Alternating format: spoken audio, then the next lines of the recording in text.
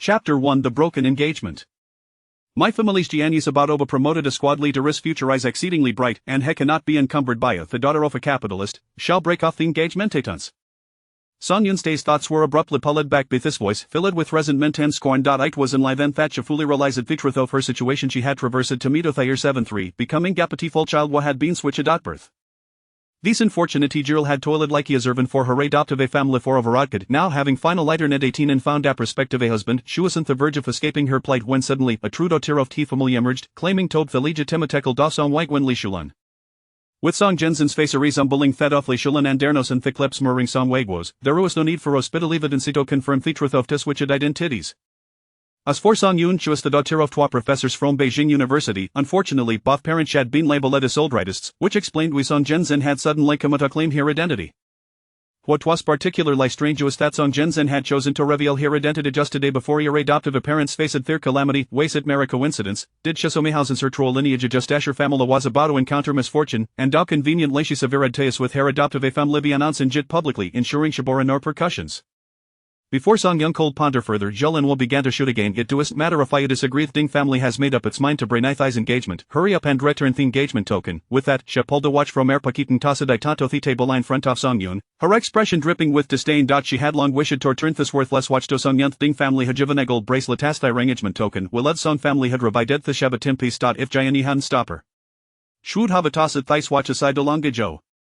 Watching from the sidelines, Song Jensen felt a jolt of desire at the sight of the old watch thrown into the but and hurriedly reached for it. But Song Yun was quicker, snatching the watch first. Is this decision yours, or does it come from Ding Jianye? From the memory of the original owner, it was clear that she had no real affection for Ding Jianye. She had only agreed to the engagement to escape it his or by to be imposed by her adoptive family. However, the matter of breaking the engagement was significant, and she needed to clarify the situation. Jalan Ho shot his head along Lensa Song Yun, filled with contempt. What did it matter if the girl was beautiful? A man might be willing to pen money and face for a pretty face, but would never ruin his future former looks. Of course, it's Jianyu's own decision. Harisa telegram he's in from Thirmiji for yourself. Jalan Ho tossed episode paper onto the table. Song Yun picked up the telegram, which bore in liaising Lin immediately break off the engagement with Song Yun. Asmerkov sarcasm filled Song Yun as hair plied coolly. I agree to the engagement's dissolution, but the token is not in my possession. You should ask Song Wigwen Li Shulanford. With that, she folded the telegram and tucked it away. A testament to their severed ties, ensuring no future reentanglement. Heiress. Seeing that Song Yun did not protest and heiress were a note of red with Zerao, Jalanwa felt perplexed. Wasn't this girl desperate to marry Jianye? Why did she seem unfazed with the announcement of their broken engagement? However, Ike would by the Aleph matter scoot bear solved simply. She snorted at Lestiana Weor place. With that, she turned and strode toward the main house, where Li Shulan was currently hiding, unbeknownst to her. Once Jolan Ho left, Song Jensen extended her hand toward Song Yun, hand over the watch. Song Yun slowly rose at her feet, her height off 1.68 meters towering over the 1.55 meter tall Song Jinjin. She looked down at her, asking, what for? Song Zin sent for Oder bro, sensing that Song Yun had suddenly changed in a way she could not articulate. She pointed at the watch at Song Yun held, demanding the watch give it home. It belongs to Song family, and have a right to keep it. She felt a strong intuition that this watch was of immense importance to her. Since her birth, her instinct shed navirald her astray, so she was determined to possess this watch. Song Yun let out a Kolskov, and instead of handing the watch over, she deliberately put it on herist, all while maintaining eye contact with Song Jinjin. In truth, the watch was quite ordinary in appearance, its trepan face worn significantly for inferior to the plumbless somewhat chattering Song Zensen's wrist. However, in Song Yun's memories, these watch ways a token of gratitude given to her by an elder liman she had helped a year prior. When Ding family present their engagement token, Song Wigwen Li Shulan had accepted it but claimed they had nothing were they to offer in return, which had greatly angered Ding's mother. Ultimately, it was Song Yun who produced this old watch, and due to consideration for Ding Jianye, Ding's mother begrudgingly accepted it. These watch was soon equivocally Song Yun's. These watch does not belong to our Song family. Furthermore, you keep insisting that I am unworthy of possessing your famous items, so let me skill what tab thething say out of from me prince. How about returning those? Song Yun challenged. Song Jensen's expression shifted, and she retorted sharply, don't nonsense, he haven't taken anything from our parents. Song Yun pointed at the clothes Saturning Song Jinjin, the polyester shirt, cashmere vest, wool coat, lambskin shoes, plum blossom watch, and event the velvet 30 on your head of very single light was provided by my parents. Song Jensen appealed her with der futy but found herself a telash for words. Indeed, she had arrived wearing these clothes along with 2 large suitcases filled with garments, shoes, daily necessities, and several pieces of valuable jewelry, all hastily moved from the house before a revolutionary committee arrived.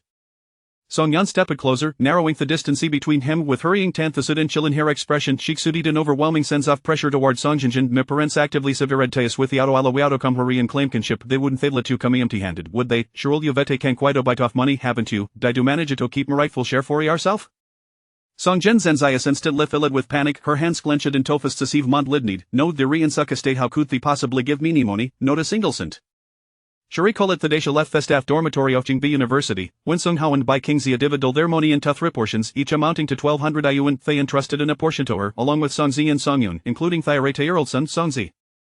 Now having rid herself of Tiber Dent that was Songzi, she possessed all 3 portions of money in her hands. These ways a secret shwould never divulge to anyone after all. It would belong before Sung Hao and Bai Kingzia succumbed to illness in the rural Kashid, calculating the time they would likely pass away within a matter of days, as long as Hepsilent, noon would averno. Theg will tetched in Song Jensen's face was unmistakable, her voice lacking conviction, and Darren tightly clutching her clothing gelof which did not escape Song Yun's notice. How could she not understand the situation? While reaping the benefits from her foster parents, she bullied their child, all while acting so self-righteous, how audacious. It mattered not whether she confessed Song Yun would uncover the truth herself, this ingrateful wretch would not escape justice. At that moment, shouts erupted from the bedroom and Sinjalan who was stormed out in a fetal fridge, cursing gas walked. If ever seen such shameless people, they can sell the engagement without returning the betrothal gifts, claiming they've lost them. How can they say such valuable items series implylist? Ho will believe a thought, but how disgraceful, just wait this matter is for from of her. Once Shalan Ho left, Song Jensen shed the pretensio of modesty and timidity she had displayed before her expression darkened, revealing a sinister cruelty. Shalan jed to snatch the watch from Song Yun's wrist, her movement harsh and aggressive, embodying the spirit of Ashru. Chapter 2 The Mysterious Watch. Song Yun was angered, swiftly seizing Song Jensen's clawing hand as it reached for her wrist. With a powerful swing she struck Song Zen's hand's cheek, the crisp sound slap and echoing in succession until it ceased, leaving Song Zen's hand seeing stars. Pushing Song Zen's hand away, Song Yun declared, "You pushed me to the corner of Tite by yesterday, and the bump on the back of me head has even subsided. You now suspect that he would tend to murder meadow appropriate possessions left to me be maybe a logical mother. Do you believe I won't report this to the palace? Everything you've done, along with our attempts to conceal the truth, will be exposed." It was hot for a callously yesterday that they'd afforded Song Yun the opportunity to traverse into this new life. Their resentment and fury in Song Jensen's eyes were instantly replaced by panic. Thought Shek would regain her composure. Shekna thought Song Yun couldn't possibly believe if the truth she must be trying to deceive her. "You're talking nonsense. If I had read this lander me gain, I'll have mo man dad throw you out." With that, Shetern Dan fled towardly Shulin's room. Song Yun rolled Harry's, dismissing Harris scoured when faced with defeater insults. Sheresser Tedo seeking her mother, how pathetic. After waiting go highly into living room without seeing Song Zenshen return with Li Shulan, Song Yun realized her adversary was indeed Philly guilty and to frightened to escalate the situation. With off, she turned and retraced her steps to a small storage room where she usually stayed.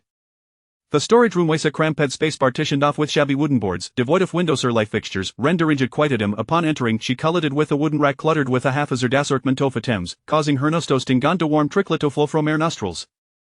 Cursing under her breath, Song Yun quickly found a handkerchief using the limited light and pressed it against her nose. Just then, a mechanical was sounded beside her. Valid DNA detected. System 1527 activated. Binding process commencing.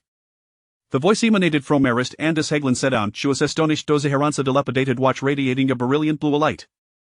Instinctively, she closed the half open door to shield herself from any prying eyes outside.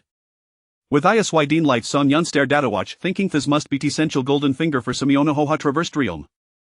The screen flickered momentarily before displaying Golin off text binding successful. "Hello, Song Yun, am the 1527 collection system. I am pleased to cooperate with you." Collection system? What on earth is that?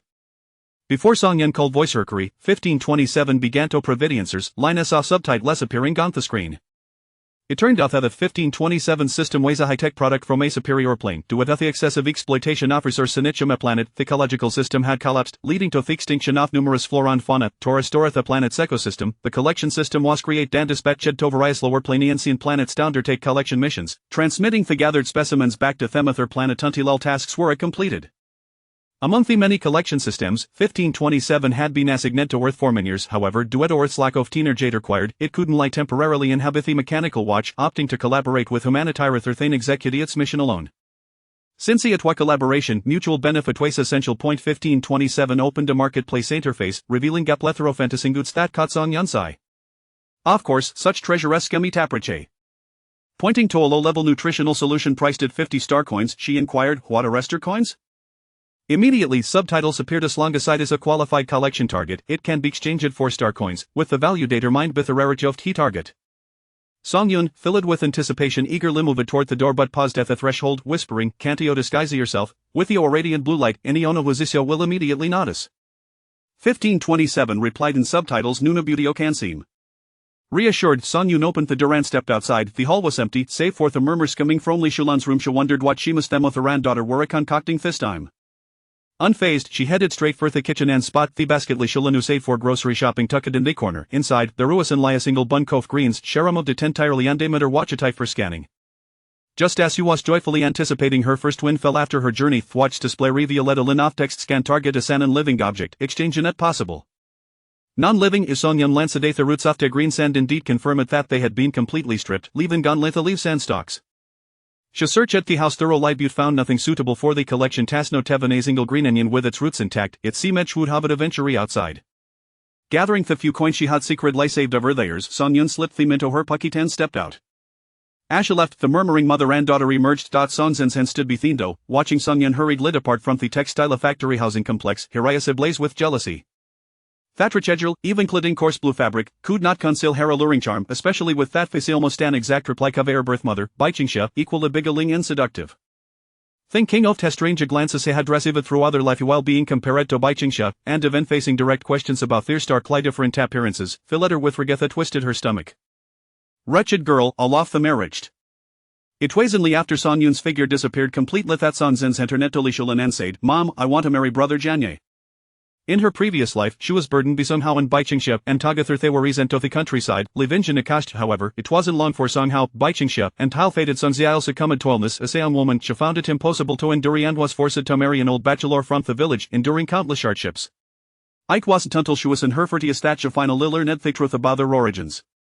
She would forever remember the day she encountered Song Waigwen Li Shulan. Song-yun, accompanied by her high-ranking husband Ding Jianye, also attended. Song-yun, in her 40s, was carefully assisted off kikar by Ding Jianye. Her face soul maintained that and Kudisa believed she was in her 20s. Ding Jianye was not unlike successful but also handsome and poised. And what about herself, worn down and made a unattractive Bethiber den so farm work on household careers, she was married to the village as Nadaraya Skundrel and had borne 5 unremarkable children. Seeing Song-yun's radiant beauty and then glancing at her own disheveled and ugly reflection, Shegasped Khan collapsed, only to awaken to find herself back in the days leading up to the incident involving Song Hao and Baichingsha. Heaven had granted her a second chance at life, and this time she would directly everything she had lost. Li Shulan looked at her daughter in astonishment, unable to believe she would utter such words. "You've been been back for a few days, and you hadn't to know what Ding Jianya looks like. How can you think of marrying him?" Song-zen stepped forward, taking Li Shulan Shandanjan Lashik and Jit while acting coy. "Mom, I'm already 18 and dun employed. I can neither marry or go to the countryside, and I certain lid Antoine to go to the countryside. Job's very hard to come a bino marriages the only way for me to stay in Thesity. Although I haven't met brother Janye, ik no wise the most promising man in our area with escape abilities. He will surely achieve great things in the military. If I can marry him, then Hungwe will also benefit from his success. Hungwe was the unjust enough Li Shulan and Song Waigwa. Their treasure darling. Chapter 3 The collection system. Song Jinjin was acutely aware of the weight of the gender bias that surrounded her mother, Song Hongwei. For the sake of her beloved son, she would go to any lengths. Indeed, as soon as Song Jinjin voiced her thoughts, Li Shulan's eyes sparkled with excitement. Yes, you're absolutely right. I think this is a great plan. Let's discuss it thoroughly. Janya will be returning from the military next month, and this presents a splendid opportunity. The initial agreement to marry Song Yun to Ding Janya was merely a means to pave the way for her precious son, and now that the Ding family intended to withdraw from the engagement, she felt an unexpected pang of reluctance. Song Yun's suggestion had truly struck a chord with her. Unbeknownst to Song Yun, Li Shulan and her daughter were scheming. Having just exited the textile factory's residential area, she stumbled upon a patch of wild grass by the roadside. Noticing no one around, she hastily scanned the grass with her wristwatch. After a flicker of blue light, transaction information appeared on the screen. Scanning target qualifies, can be exchanged for 5 star coins. Confirm exchange, cancel exchange. Song Yun's eyes brightened, and she promptly confirmed the exchange. Once the exchange was confirmed, the scanned wild grass vanished from sight. With an abundance of this particular grass before her, she felt no need to search elsewhere. Trading it would surely bring her fortune. Much to her delight, however, reality swiftly dealt her a harsh blow. When she scanned the grass again, the system screen displayed a message: the same type of product cannot be traded again. Song Yun's hopes of capitalizing on this opportunity were dashed, and she was left with no choice but to search for a different variety of wild grass in the field. After a lengthy search, she managed to find only 2 types, earning a total of 15 star coins. Never mind, perhaps I should explore other areas. I might come across more valuable plants. Recalling her memories, Song Yun resolved to visit the supply and marketing cooperative, as her recollection suggested that they occasionally sold agricultural products brought in by locals, and with a stroke of luck, she might even encounter live chickens or ducks. Unfortunately, her luck was not on her side. After circling the cooperative, she found nothing alive. Xiao Yun? Turning around, Song Yun was greeted by a face brimming with surprise. "Oh my gosh, it's really you." The girl rushed over and enveloped Song Yun in a tight embrace. At this moment, Song Yun had already unearthed the girl's identity from her memories. She was Yang Lifan, Song Yun's high school classmate and closest friend. "Lily, aren't you living in the East City? What brings you here?" The textile factory was located in the North City, quite far from Yang Lifan's home in the East City. Yang Lifan released her friend, her smile radiant. "My mother has been transferred to the street office in the North City." She then leaned closer to whisper in Song Yun's ear, "She has been promoted to director." Song Yun's smile widened. "Ah, I see. No wonder you're so happy." The two chatted outside the cooperative, and upon learning about Song Yun's current predicament, Yang Lifan was infuriated. "It's no wonder they treated you poorly, they must have discovered that you're not their biological child." "And what about Ding Jianya, what is his deal? He was so persistent in pursuing you, and now he has turned his back on you faster than flipping a page, what a scoundrel." Song Yun grasped Yang Lifan's hand tightly, forcing a smile as she shook her head. "I don't care about any of that, Lily. Could you do me a favor?" Yang Lifan nodded eagerly. "Of course, just say the word, and if it's within my power, I will help you. I want to inquire about my biological parents." If it were any other matter, Yang Lifan might have hesitated, but this was something she could certainly assist with. Her father worked at the municipal committee, and her mother served as a director at the street office, making such inquiries trivial. In fact, she wouldn't even need to approach her father. Just her mother would suffice. Yang Lifan led Song Yun to the street office where her mother worked and asked her to wait outside while she went in to seek assistance. Half an hour later, Yang Lifan emerged with a troubled expression. "What is wrong?" Song Yun rushed forward. Yang Lifan pulled Song Yun aside and divulged the information she had gathered. "Your biological parents have been sent to a small village in Heilongjiang province. I've noted down the address here," she said, handing Song Yun a slip of paper with the address written on it. "And you won't believe it, you have a younger brother." Song Yun was taken aback. "I have a brother? Song Jinjin never mentioned that." Yang Lifan had anticipated this reaction, which was why her expression was so grim. "That Song Jinjin is not a good person, she's utterly despicable. When she left your parents' home, she took your brother with her, but when she arrived at the textile factory, she was all alone." "What do you think happened?" Song Yun's expression shifted dramatically, her gaze sharpened. "My brother, what is his name, how old is he?" Yang Lifan hurriedly relayed everything she knew. "I heard from people over there that your brother's name is Song Zi. He is 8 years old and was in 2nd grade at primary school before the family crisis. His grades were excellent." Song Zi, 8 years old. Song Yun's heart raced, her hands trembling slightly. She recalled her younger brother from her past life, who also bore the name Song Zi, lively, adorable, and academically gifted, yet, due to that tragic accident, his life was forever frozen at the age of 8, a pain that she could never fully overcome. "What about my parents? What are their names?" Song Yun asked, her voice trembling. Yang Lifan tightly grasped her friend's hand, her eyes glistening with unshed tears as she thought of Song Yun's plight. "Your mother is a professor in the history department at Gingbei University, named Bai Qingxia, and your father is a professor in the foreign language department, named Song Hao. Identical names, exactly the same as her parents from her previous life, who had also perished in that tragic incident." Was this merely a coincidence? Back then, her brother was 8, and she was 15. Having studied traditional medicine under her grandfather since childhood, she had a natural talent for pharmacology. At the age of 12, she was recognized by the dean of the Traditional Medicine Academy and taken under his wing, where she was provided accommodation at the academy. On her 15th birthday, her parents and brother drove from their county to the city to celebrate with her at an amusement park. However, what she received instead was an urgent call from the traffic police. Landslides had occurred on the road from the county to the city, burying several vehicles under debris, and her parents and brother were among them. Even now, despite the passage of over a decade since that fateful day, it remained a nightmare she dared not revisit. Taking a deep breath, Song Yun wiped away the tears at the corners of her eyes and earnestly thanked Yang Lifan. "Lily, thank you. I truly appreciate your help. You've done me a great service. From now on, no matter what happens, I will do my utmost to repay you." Yang Lifan gently patted Song Yun on the shoulder, her eyes reddening. "Compared to the help you've given me in the past, this is nothing. Xiao Yun, no matter what difficulties you face, you can always come to me. Promise you will reach out." As she spoke, she reached into her pocket, intending to give Song Yun all the money she had on her.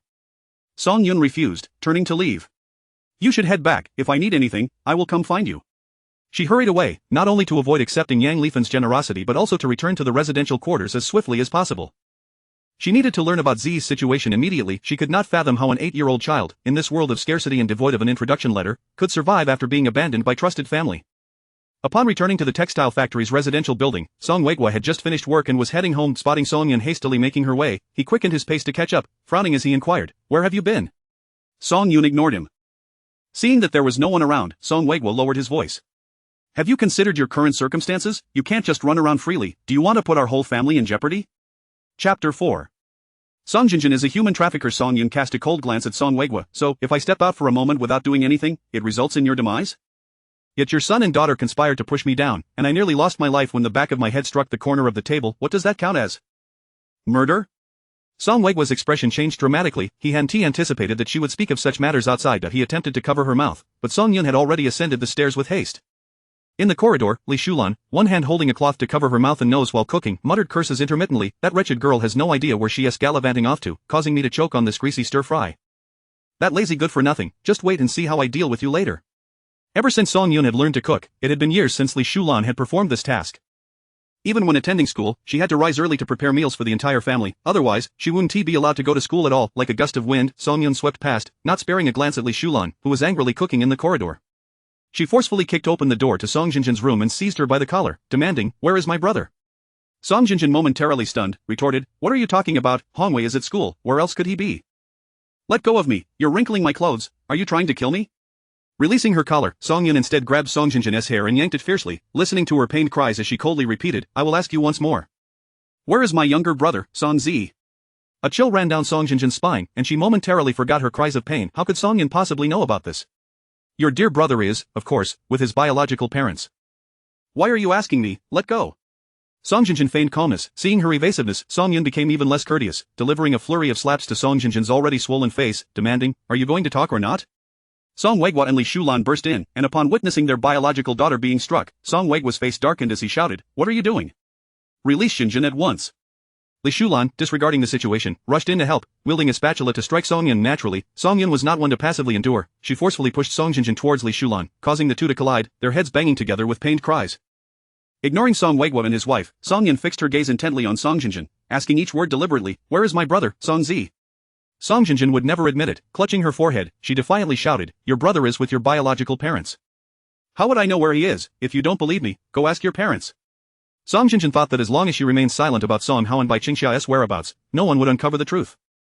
Soon, Song Hao and Bai Qingxia would perish, leaving no witnesses to challenge her. Song Yin regarded Song Jinjin coldly. "It's fine if you don't speak now, you can tell the police later. When you left the staff dormitory of Jingbei University, there were indeed witnesses. Do you think no one will know that a living person has simply vanished?" Upon finishing her statement, she feigned a departure, turning to meet Song Weigua's puzzled gaze, and sneered, "Didn't he expect this, did you? Your newly acknowledged darling daughter is actually a human trafficker. I wonder how many years she might face in prison for trafficking. Perhaps she might even face the death penalty. The Song family will surely gain notoriety at this textile factory."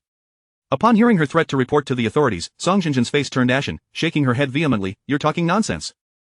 I am not a human trafficker." Song Yin stepped towards the exit. "Whether you are a trafficker or not, explain that to the police." Having lived for decades, Song Weigua recognized the panic in Song Jinjin's demeanor and realized she had committed a grave sin. The mere thought that it might involve human trafficking weighed heavily on his heart, prompting him to quickly block Song Yun's path, forcefully shutting the half-open door. Song Yun had never intended to leave. She needed to ascertain her brother's whereabouts, whether alive or dead, and reporting to the police would yield no immediate answers. If Song Jinjin remained obstinate, it could take an indeterminate amount of time before the police clarified the situation.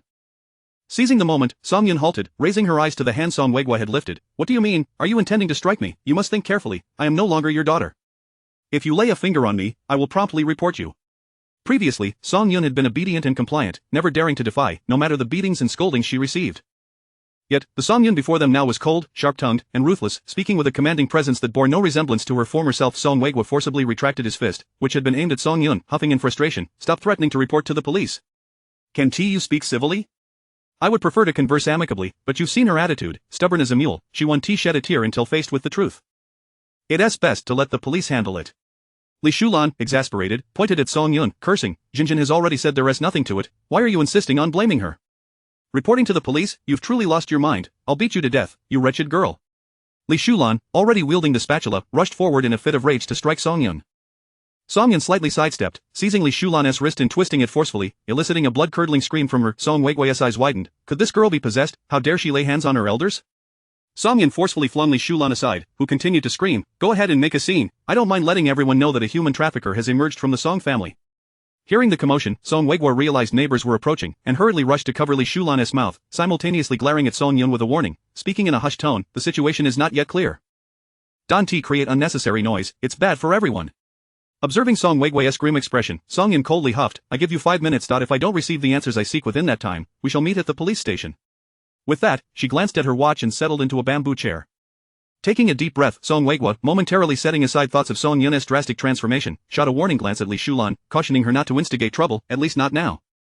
After silencing Li Shulan, he swiftly returned to the room, fixing his gaze sternly on the pale-faced Song Jinjin, and demanded in a low voice, "What on earth is going on?" Song Jinjin wished to argue, but Song Weigua interrupted her, "You'd best think carefully before you speak. If you haven't handled certain matters properly, don't harbor any illusions." Nervously twisting the hem of her garment, Song Jinjin's mind raced back to the moments when she had departed from Jingbei University. As she recalled those events, she began to remember details she hadn't paid much attention to before. In her haste to leave, she hadn't considered the need to avoid familiar faces. In fact, when she left with Song Zi, she had encountered a few acquaintances and wondered if Song Zi had intentionally greeted two of the teachers, explaining their plans. Chapter 5. Foster care. Thus, this matter remained unexamined. She now deeply regretted her decision. Had she known better, she would not have consented to let Bai Qingxia take Song Zi away for the sake of that money. "Speak up quickly," Song Weigua urged impatiently, his voice barely above a whisper yet laced with anger. Song Jinjin trembled and could only speak the truth upon learning that Song Jinjin had indeed sent Song Yun's biological brother away and that this affair had been conducted so openly that it could be easily uncovered. Song Weigua closed his eyes, his chest heaving with rage. Thinking of Song Yun waiting outside for the outcome, he hastily inquired, "Did you receive any money?" Song Jinjin shook her head. "No, that family claimed Song Zi was too old to manage and refused to take him.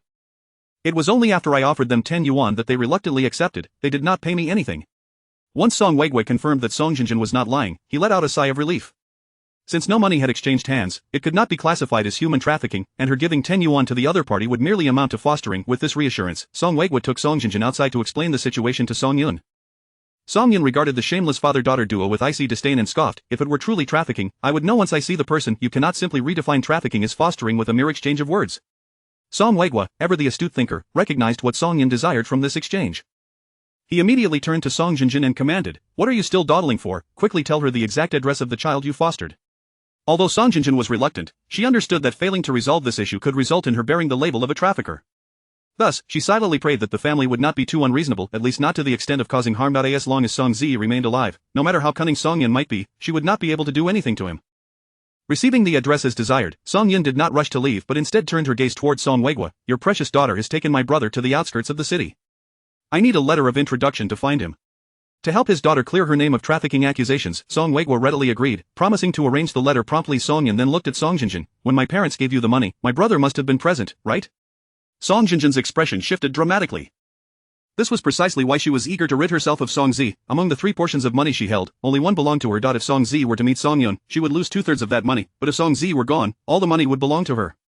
Noticing the change in Song Jinjin's demeanor, Song Yun realized her guess was correct. "Will you give it to me now, or shall I report you to the authorities once I locate Zi?"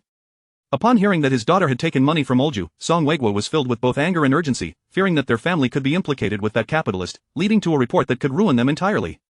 "If you truly have the money, hand it over to her immediately. How dare you accept money from such people?" Recently, the Revolutionary Committee had been arresting individuals left and right. There were cases where families were taken to the committee without any evidence, subjected to brutal beatings, and in some instances, even killed.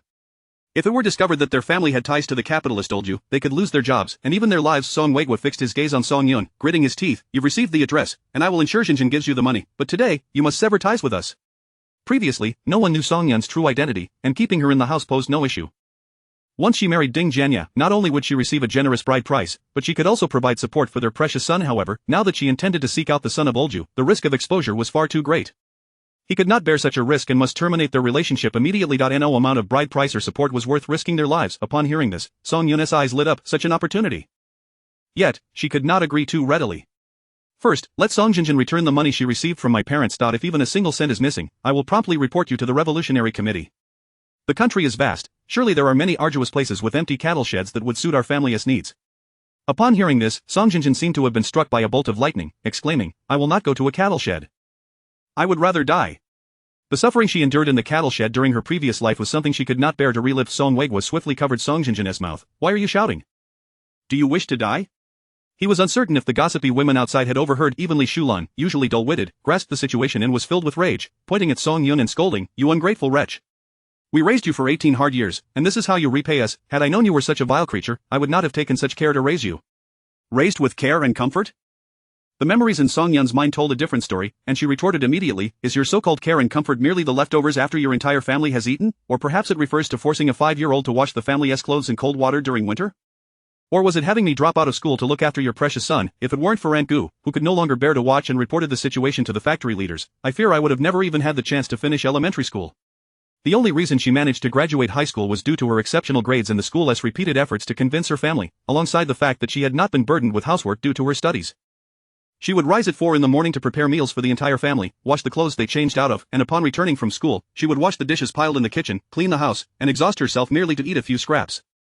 The chronic lack of sleep and malnutrition ultimately led to her untimely demise from a mere bump against a table corner. She had always suspected she was not born of this family, as her beauty was far beyond that of her parents, who possessed rather ordinary appearances. Li Shulan, in particular, could even be described as somewhat unattractive, while she had been recognized as a beauty in the textile factory's housing complex since childhood, displaying little resemblance to either Song Weiguo or Li Shulan. Coupled with the abusive treatment she received from them, she had always doubted her identity but had been powerless to uncover the truth. Faced with Song Yun's counterarguments, Li Shulan was both furious and agitated, pointing at Song Yun and berating, "Regardless of the circumstances, we raised you, who share no blood ties with us. After years of free meals, you refuse to repay us, and instead, you threaten us with reports to the authorities. Where is your conscience?" Song Yun was nearly amused by her twisted reasoning, pointing at Song Jinjin and saying, "You speak as if you were some noble figure. Has your precious daughter grown up on nothing but the north wind? Have I ever worn or possessed what she has? Open your eyes and look at her delicate hands, then compare them to my calloused ones? How dare you claim I have lived off your charity? From the moment I can remember, I have done all the household chores, I even washed your underwear, cooking for the family before I was even tall enough to reach the stove. If I were to serve as a maid or nanny, I might at least earn a meal." The more she thought about it, the angrier she became. What kind of life had she endured? No wonder she had longed to marry and escape this family. Taking a deep breath, Song Yun resolved not to waste any more time entangled in their nonsensical arguments. Coldly, she declared, "Enough with the empty words. Return the money my parents gave you. If even a single cent is missing, I will immediately send a report to the Revolutionary Committee." At this moment, Song Weiguo's eyes were fierce enough to devour a person, his fists clenched tightly, yearning to unleash a barrage of blows on this aggressive girl before him. Yet, he refrained, aware that many ears were listening outside. The nosy women's committee member lived just next door. Any act of violence would surely not remain hidden. "Give it to her," Song Weiguo barked at Song Jinjin. Chapter 6, The Severance Letter. Song Jinjin felt an overwhelming sense of reluctance, yet she was acutely aware that this was not the time for capriciousness. Should she be reported, her previous identity would be irretrievably exposed. Although she had severed ties, it remained uncertain whether the Revolutionary Committee would acknowledge this. Rumor had it that those individuals were as irrational as rabid dogs. Turning on her heel, she entered the room and shut the door behind her. From beneath the bed, she dragged out a leather suitcase and retrieved a stack of cash, 2,400 yuan, along with a collection of tickets, all prepared by Song Hao and by Qingxia. They had nearly emptied the family's coffers, dividing the total into 3 portions. This was 2 of them, the remaining portion was rightfully hers, and she would never disclose its existence, even if she were to find Song Zi. After all, when Bai Qingxia entrusted this matter to her, Song Zi had been present. With the money in hand, Song Jinjin emerged from the room, and upon seeing such a substantial sum, Song Weiguo and Li Shulan's eyes gleamed with avarice. They were oblivious to the fact that their biological daughter had brought such a fortune from her previous household. Earlier, Li Shulan had even probed Song Jinjin, who had resolutely claimed to have received merely a few dozen yuan for travel expenses, leaving them no cause for suspicion. After all, their daughter was not their biological child and would undoubtedly not part with much. In the past, even if she had suspected that Song Yun was not her true daughter, she had never given Song Yun a single cent. Song Weiguo, filled with regret, lamented the considerable amount of money. However, his regret came too late, for Song Yun swiftly reached out and snatched the money from Song Jinjin's grasp, counting it before the eyes of Song Weiguo and Li Shulan. The cash totaled 2,400 yuan, accompanied by various tickets, grain, fabric, sugar, and cotton valued at approximately 700 to 800 yuan. She meticulously inscribed the amounts onto the severance letter, ensuring they would have no opportunity to turn against her. The severance letter is prepared. Now, simply provide me with the introduction letter, and I shall sign and affix my thumbprint without delay, Song Yun stated calmly, placing the severance letter upon the table. Song Weiguo struggled to divert his gaze from the large stack of tickets in Song Yun's possession, repeatedly convincing himself that life was paramount, far more significant than money. After scrutinizing the severance letter, he shot Song Yun a venomous glance. "Wait here, I shall procure the introduction letter immediately." Once Song Weiguo departed, Song Yun ignored the now red-eyed Li Shulan, who was fixated on the money, and retreated to her dimly lit room. She hastily gathered a few articles of clothing, bundled them in an old cloth, and stashed away a handful of cash and several tickets in her pocket. The remaining money was carefully concealed within a small cloth pot she had sewn herself, which she then stitched into her garment using needle and thread, a technique she had gleaned from a film, aware that in these times, petty theft was rampant. Upon completing her preparations, she exited her room just as Song Weiguo returned, his expression grim as he handed the introduction letter to Song Yun. She promptly joined him and Li Shulan in signing the severance letter, each affixing their thumbprints, creating 3 copies, with each party retaining one while the other would be sent to the street office for record-keeping. Despite his reluctance over the money, upon receiving the severance letter, Song Weiguo felt a weight lift from his shoulders. To him, Song Yun was akin to a ticking time bomb. Only by severing ties could he find peace. "Since I am no longer a member of this family, my household registration should be transferred," Song Yun declared, to which Song Weiguo readily agreed, eager to comply. With her lack of a residence, she directly transferred her household registration and grain relationship to the street office. Ordinarily, this would have been a cumbersome task, but luck was on Song Yun's side that day, as she encountered Yang Lifan's mother, Zheng Hongmei, who recognized her daughter's dear friend and empathized with Song Yun's plight, promptly facilitating the process for her. Song Weigui cast a complex glance at the small bundle slung over Song Yun's shoulder but ultimately said nothing and took no further action before turning away. Although he coveted the money, he understood its ties to the old right, and he could not afford to meddle. Otherwise, if the matter reached the Revolutionary Committee, his fate would be sealed naturally. He was not so foolish as to report Song Yun, for that would implicate both him and the daughter he had just recognized. Moreover, he was convinced that his biological daughter would not reveal all her funds. Surely, she would retain a significant portion, which would ultimately revert to him as her father. Unaware of Song Weigui's scheming thoughts, Song Yun expressed her gratitude to Zheng Hongmei and hurried to the bus station, the clock striking 1:30.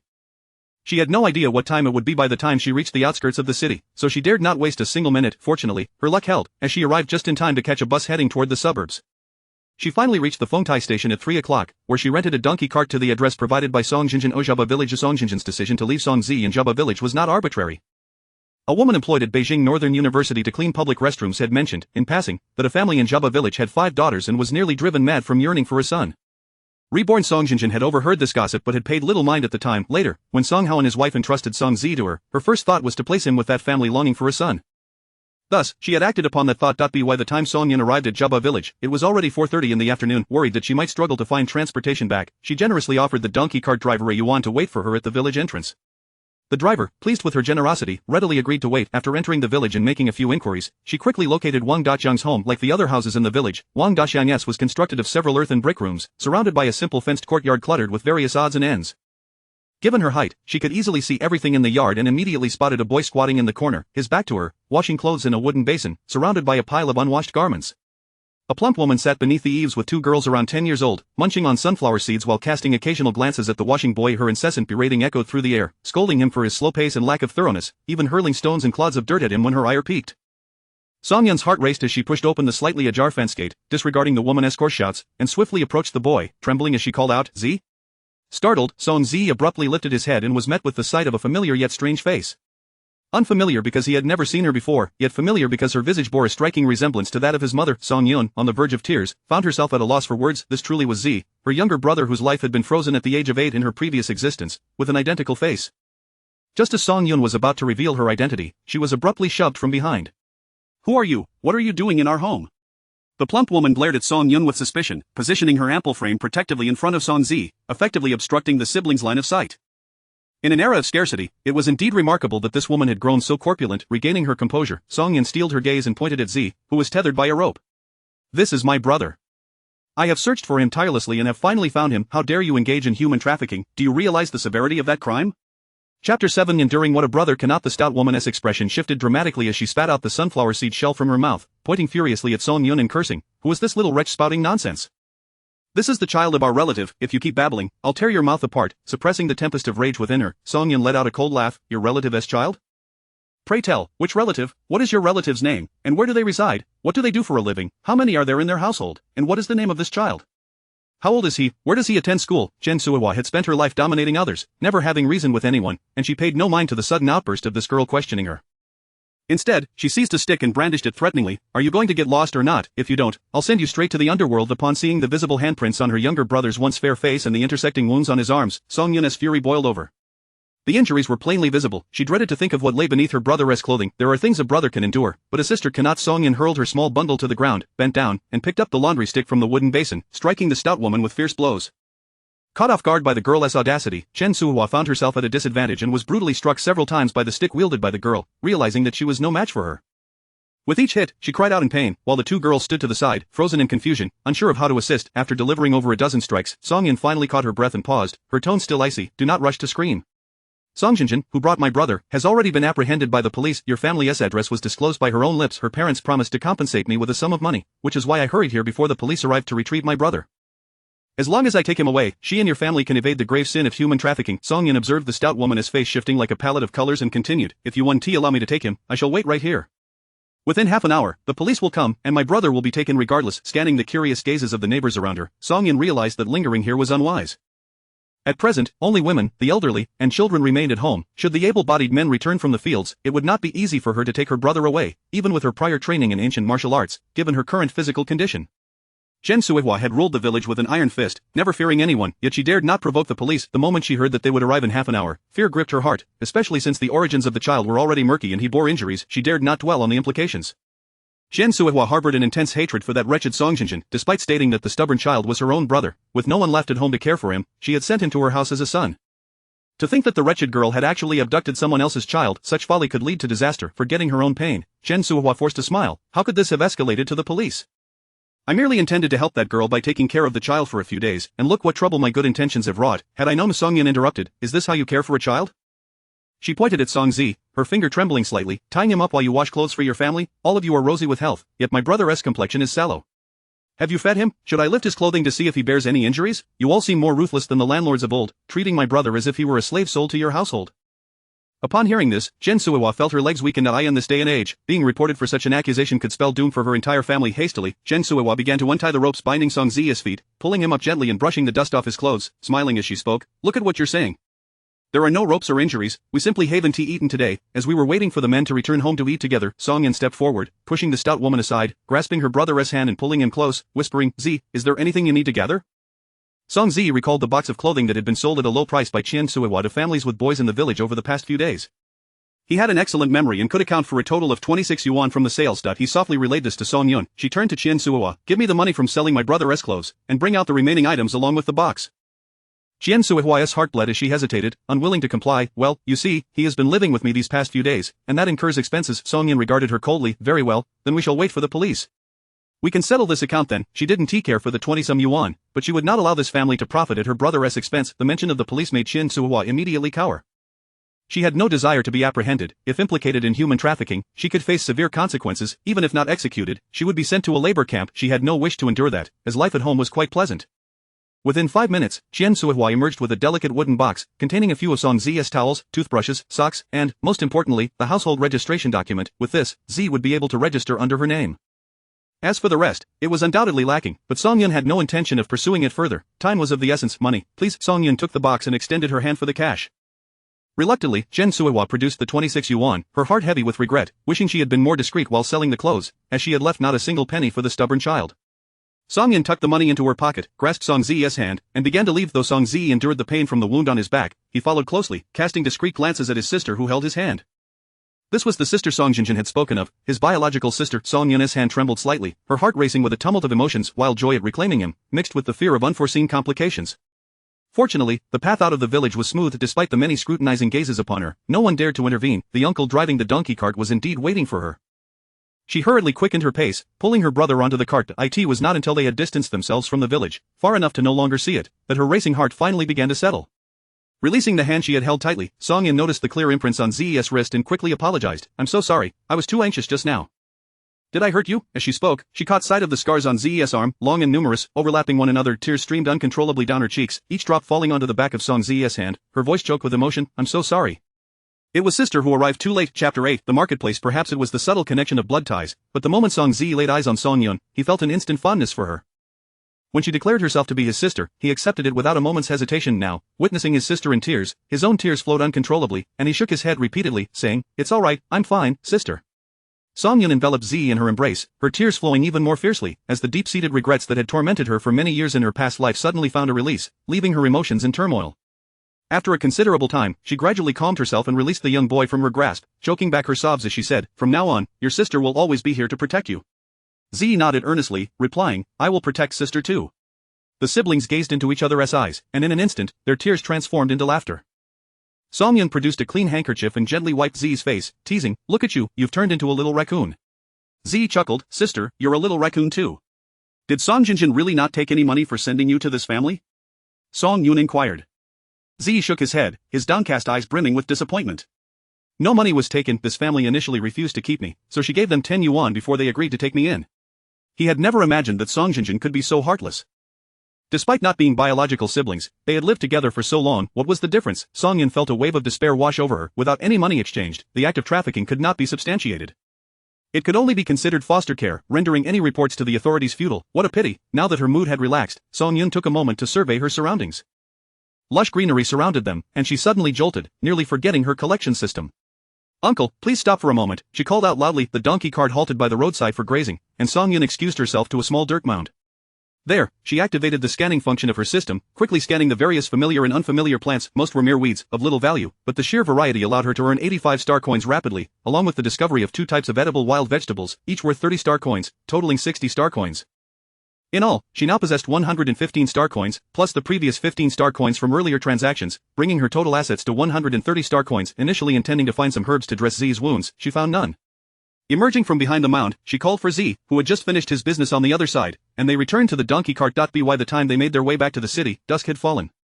After paying the agreed fare, Songyun first visited a nearby street clinic to buy a bottle of antiseptic. Given the current medical conditions and the relatively minor nature of Z's injuries, the clinic's doctor only prescribed antiseptic without any additional treatments. After applying the medicine to Z's wounds, Songyun took him to a nearby guesthouse for lodging. With a letter of introduction in hand, their check-in went smoothly. They secured a double room, furnished with 2 narrow bunk beds, a dilapidated desk, and a wooden stool. Quite basic, yet it provided a much-needed refuge for Songyun and Z.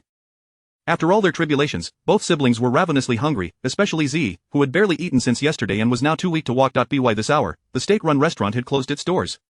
Songyun instructed the little fellow to rest while she borrowed an enamel mug from the front desk, requesting a jug of warm water. She then spent 50 star coins from her system to exchange for a 50 milliliter low-grade nutritional solution, squeezing a third of it into the mug and hiding the remainder in her pocket. She had read the instructions. This low-grade nutritional solution not only provided a sense of fullness but also enhanced the ordinary human constitution and boosted immunity. Such a valuable item was worth every bit of those 50 star coins. Z took a sip of the water, noticing its sweetness, and then drank nearly half the mug in one go. The gnawing hunger that had troubled him vanished entirely, and he felt renewed strength in his limbs. Even the pain from his injuries lessened significantly. It was hard to tell whether it was the effect of the antiseptic or the sugar water. "Sister, is this sugar water?" Z asked. Songyun nodded. "Yes, I bought some sugar. You were feeling weak because of low blood sugar." "Does the sugar water help?" Z eagerly nodded. Yes, I feel so much stronger now, and my stomach isn't hungry anymore." Songyun stroked the soft hair of the little boy, her heart swelling with guilt. "It's too late now, and there's no food available. Tomorrow morning, we'll go to the state-run restaurant for a hearty meal." Z's eyes lit up, but then dimmed as he suddenly thought of something. "I wonder how Mom and Dad are doing. Do they have food?" At 8 years old, he was no longer the innocent child he once was. Even if he hadn't fully understood the situation at first, these past few days had made everything clear. Songyun grasped the little boy's hand, reassuring him. "I already know where Mom and Dad are in a few days. I'll take you to find them." "Really, we can really go find them?" Despite his tender age, his emotions were written all over his face, and upon hearing that they could seek their parents, joy radiated from him. Songyun smiled. "Of course it's true, but you must promise me that when we get there, if there are outsiders around, you must pretend not to know them. If our relationship is exposed, it would bring immense trouble for both them and us." Z nodded vigorously. "I understand. I will listen to sister." Seeing her little brother so obedient and understanding, Songyun's heart melted. She handed him the mug again. "Drink a bit more." Z shook his head. "I'm done drinking." "You have it." He noticed that his sister's lips were cracked and dry, and he could hear the rumbling of her stomach, realizing she too was in a state of thirst and hunger. Seeing that his complexion had returned to normal, Songyun didn't press him further and finished the remaining half mug of water herself. Feeling the changes in her body, Songyun was astonished. Just a third of the nutritional solution provided such a strong sense of fullness, and her fatigue seemed to dissipate in an instant. If low-grade nutritional solutions had such potency, what about the mid-grade or high-grade ones? After the lights went out, Songyun turned away from Z, eagerly activating the collection system, and began to browse the marketplace thoroughly. Earlier, she hadn't scrutinized it closely, but now, upon closer inspection, she found that although the layout was simple, the content was comprehensive. The items were categorized, encompassing everything from clothing to food and transportation. However, some items were clearly unsuitable for this era, such as flying machines, special protective suits, and capsule houses, each priced exorbitantly, so high that Songyun didn't even wish to count the digits.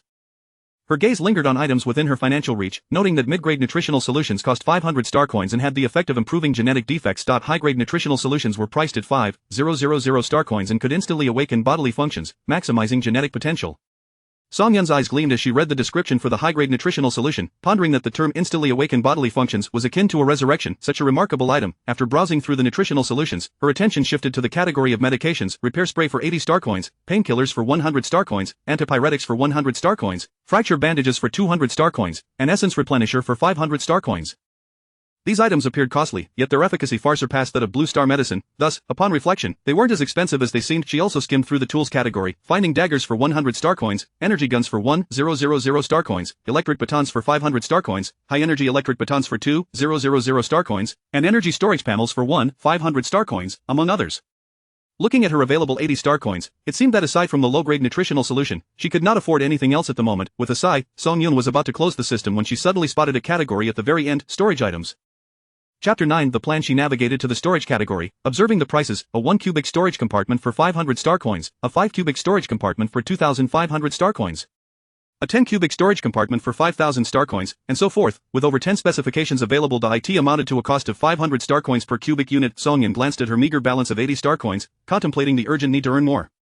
While other expenses could wait, acquiring a storage compartment was an absolute necessity. She was in dire need of one. Uncertain of when she had succumbed to slumber, she awoke to the brightness of day.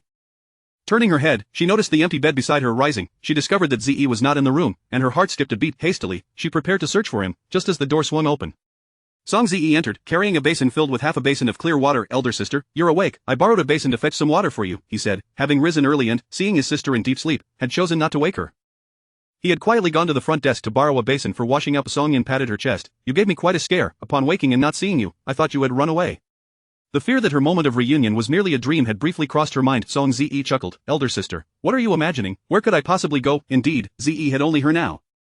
He had no place to go. Songyun stepped forward to take the basin, and after a quick wash, she led Ze to return the basin and the enamel cup, discreetly slipping a dime into the hands of the lady at the front desk as a token of gratitude for the borrowed items. The woman's smile grew even more genuine as she efficiently processed their checkout. Upon exiting the guesthouse, Songyun intended to take Song Ze to the state-run restaurant for breakfast. However, Ze seemed to recall something, grasping Songyun's hand with a sour expression. "Elder sister, all our money was taken by Songjinjin. Mother gave her 3 portions of money and tickets, each amounting to 1,200 yuan, and there were quite a few tickets as well."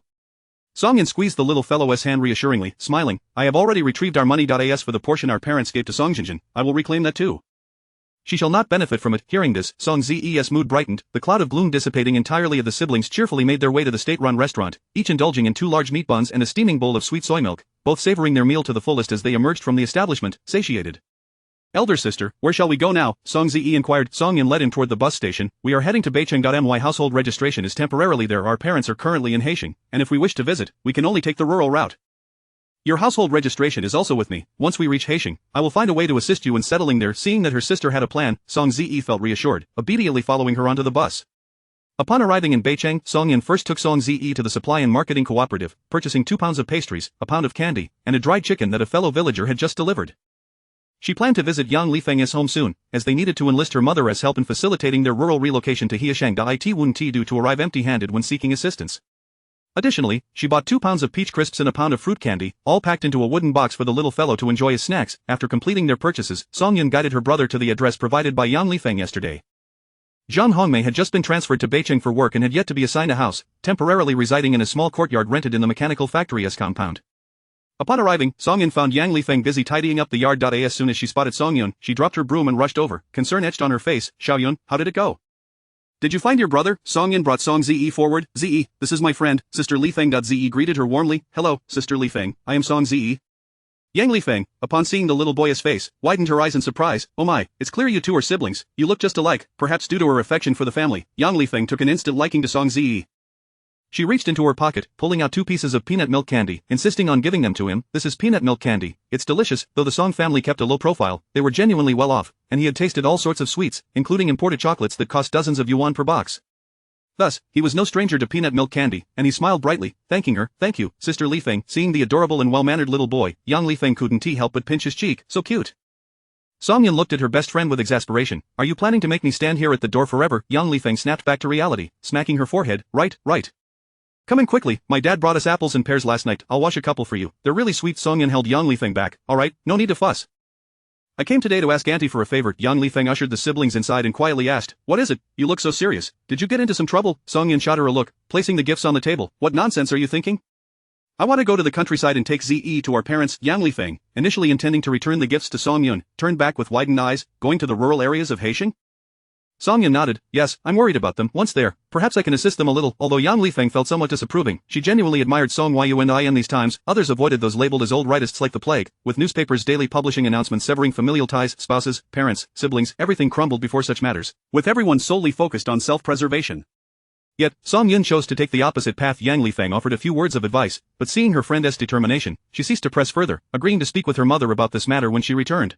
After conversing for a while and setting a time to meet the following day, Songyun took her leave with Song Ze from the mechanical factory's compound. Having grown up in Beicheng, she was well acquainted with the area and, relying on her memories, found a nearby guest house. Armed with the street-issued certificate, the female receptionist at the guest house promptly assigned them a room. The accommodations were superior to those of the previous night, featuring 2 1-meter-wide beds, a complete set of tables and chairs, and a wardrobe. Once they had settled into their room, Song Yun took Song Zi to the supply and marketing cooperative nearby to purchase daily necessities. Items such as a wash basin, toothbrush, towels, tea thermos, and lunchbox were all essential for the siblings. Fortunately, with sufficient money and tickets, they found everything they needed without delay. We'll buy these for now. Later, we can head to the department store for clothes. Although it was the height of summer in July, Haisheng would turn cooler earlier than Beijing, particularly in the area where their parents had been assigned. Song Yun speculated they were likely near Haima Mountain, where the temperature swings could be significant even in summer. It was common to wear a shirt during the day and a cotton coat at night. Having left the Song family with only 2 thin shirts for change, and with Zes autumn and winter clothing having been sold off by that family, they indeed needed to procure a considerable amount of items, but thankfully, they had ample funds and tickets. Chapter 10 Earning star coins. Song Zi naturally heeded his sister's every word. The siblings spent the entire morning wandering through a department store. Besides purchasing winter clothing for themselves, they also acquired a complete set for their parents. They bought a considerable amount of cotton fabric for inner garments. Having learned to sew from her roommate during university, Song Yun felt confident in her needlework skills and planned to make the clothes herself. Song Yun's eyes were immediately drawn to the finished cotton quilt. Although it was slightly more expensive than buying loose cotton and having someone make it, this ready-made quilt was convenient. With just some additional fabric to cover it, it could transform into a warm, thick comforter. She had witnessed an elderly professor in her department sew one during her university days, and it appeared quite simple. With so many items in tow and Z still a child, his ability to assist was limited. Ultimately, she decided against purchasing 4 quilts and settled for just 2, opting not to buy coarse fabric as such items could easily be found in local supply stores. They could procure it once they arrived at their destination. As the siblings exited the department store, arms laden with packages, Song Yun's mind busily calculated where to earn more star coins.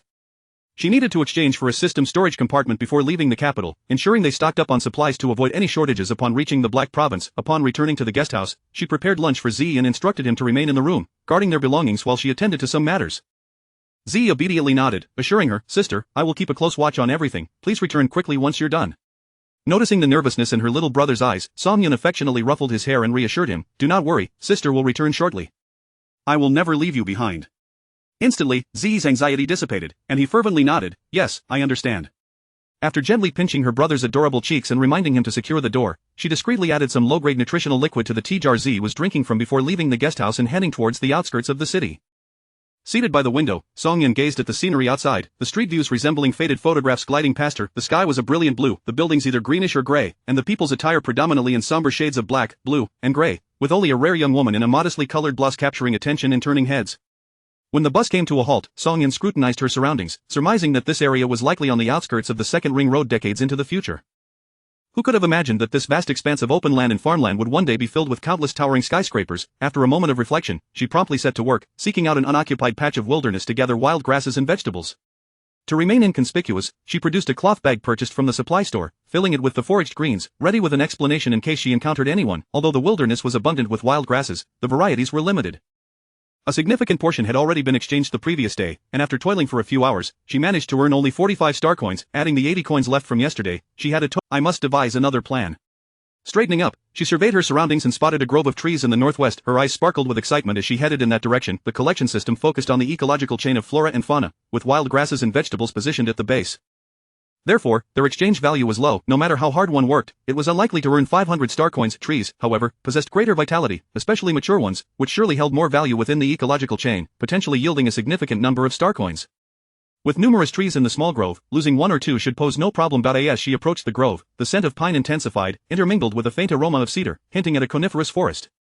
After ensuring no one was nearby, she quickened her pace and slipped into the grove. Once certain of her solitude, she raised her left hand to scan a pine tree standing 7 or 8 meters tall.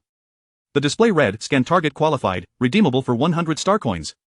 Joy surged within her, and she confirmed the exchange. In an instant, the towering pine tree vanished, leaving behind a large hole in the ground. Watching her balance change, she eagerly moved to another location to scan a similarly tall cedar tree, only to be astonished by the redemption value of 300 star coins. After some contemplation, she surmised that the high value was likely linked to the cedar tree's seeds. To validate her hypothesis, she located a patch of untraded wild grass in the grove. Based on her previous experience, this common grass should yield a maximum of 5 star coins. However, when she found a specimen with seed pods and scanned it, the redemption value skyrocketed to 30 star coins. Indeed, it is as I suspected. Song Yun resolved to seek out seed-bearing plants for future trades to maximize their value.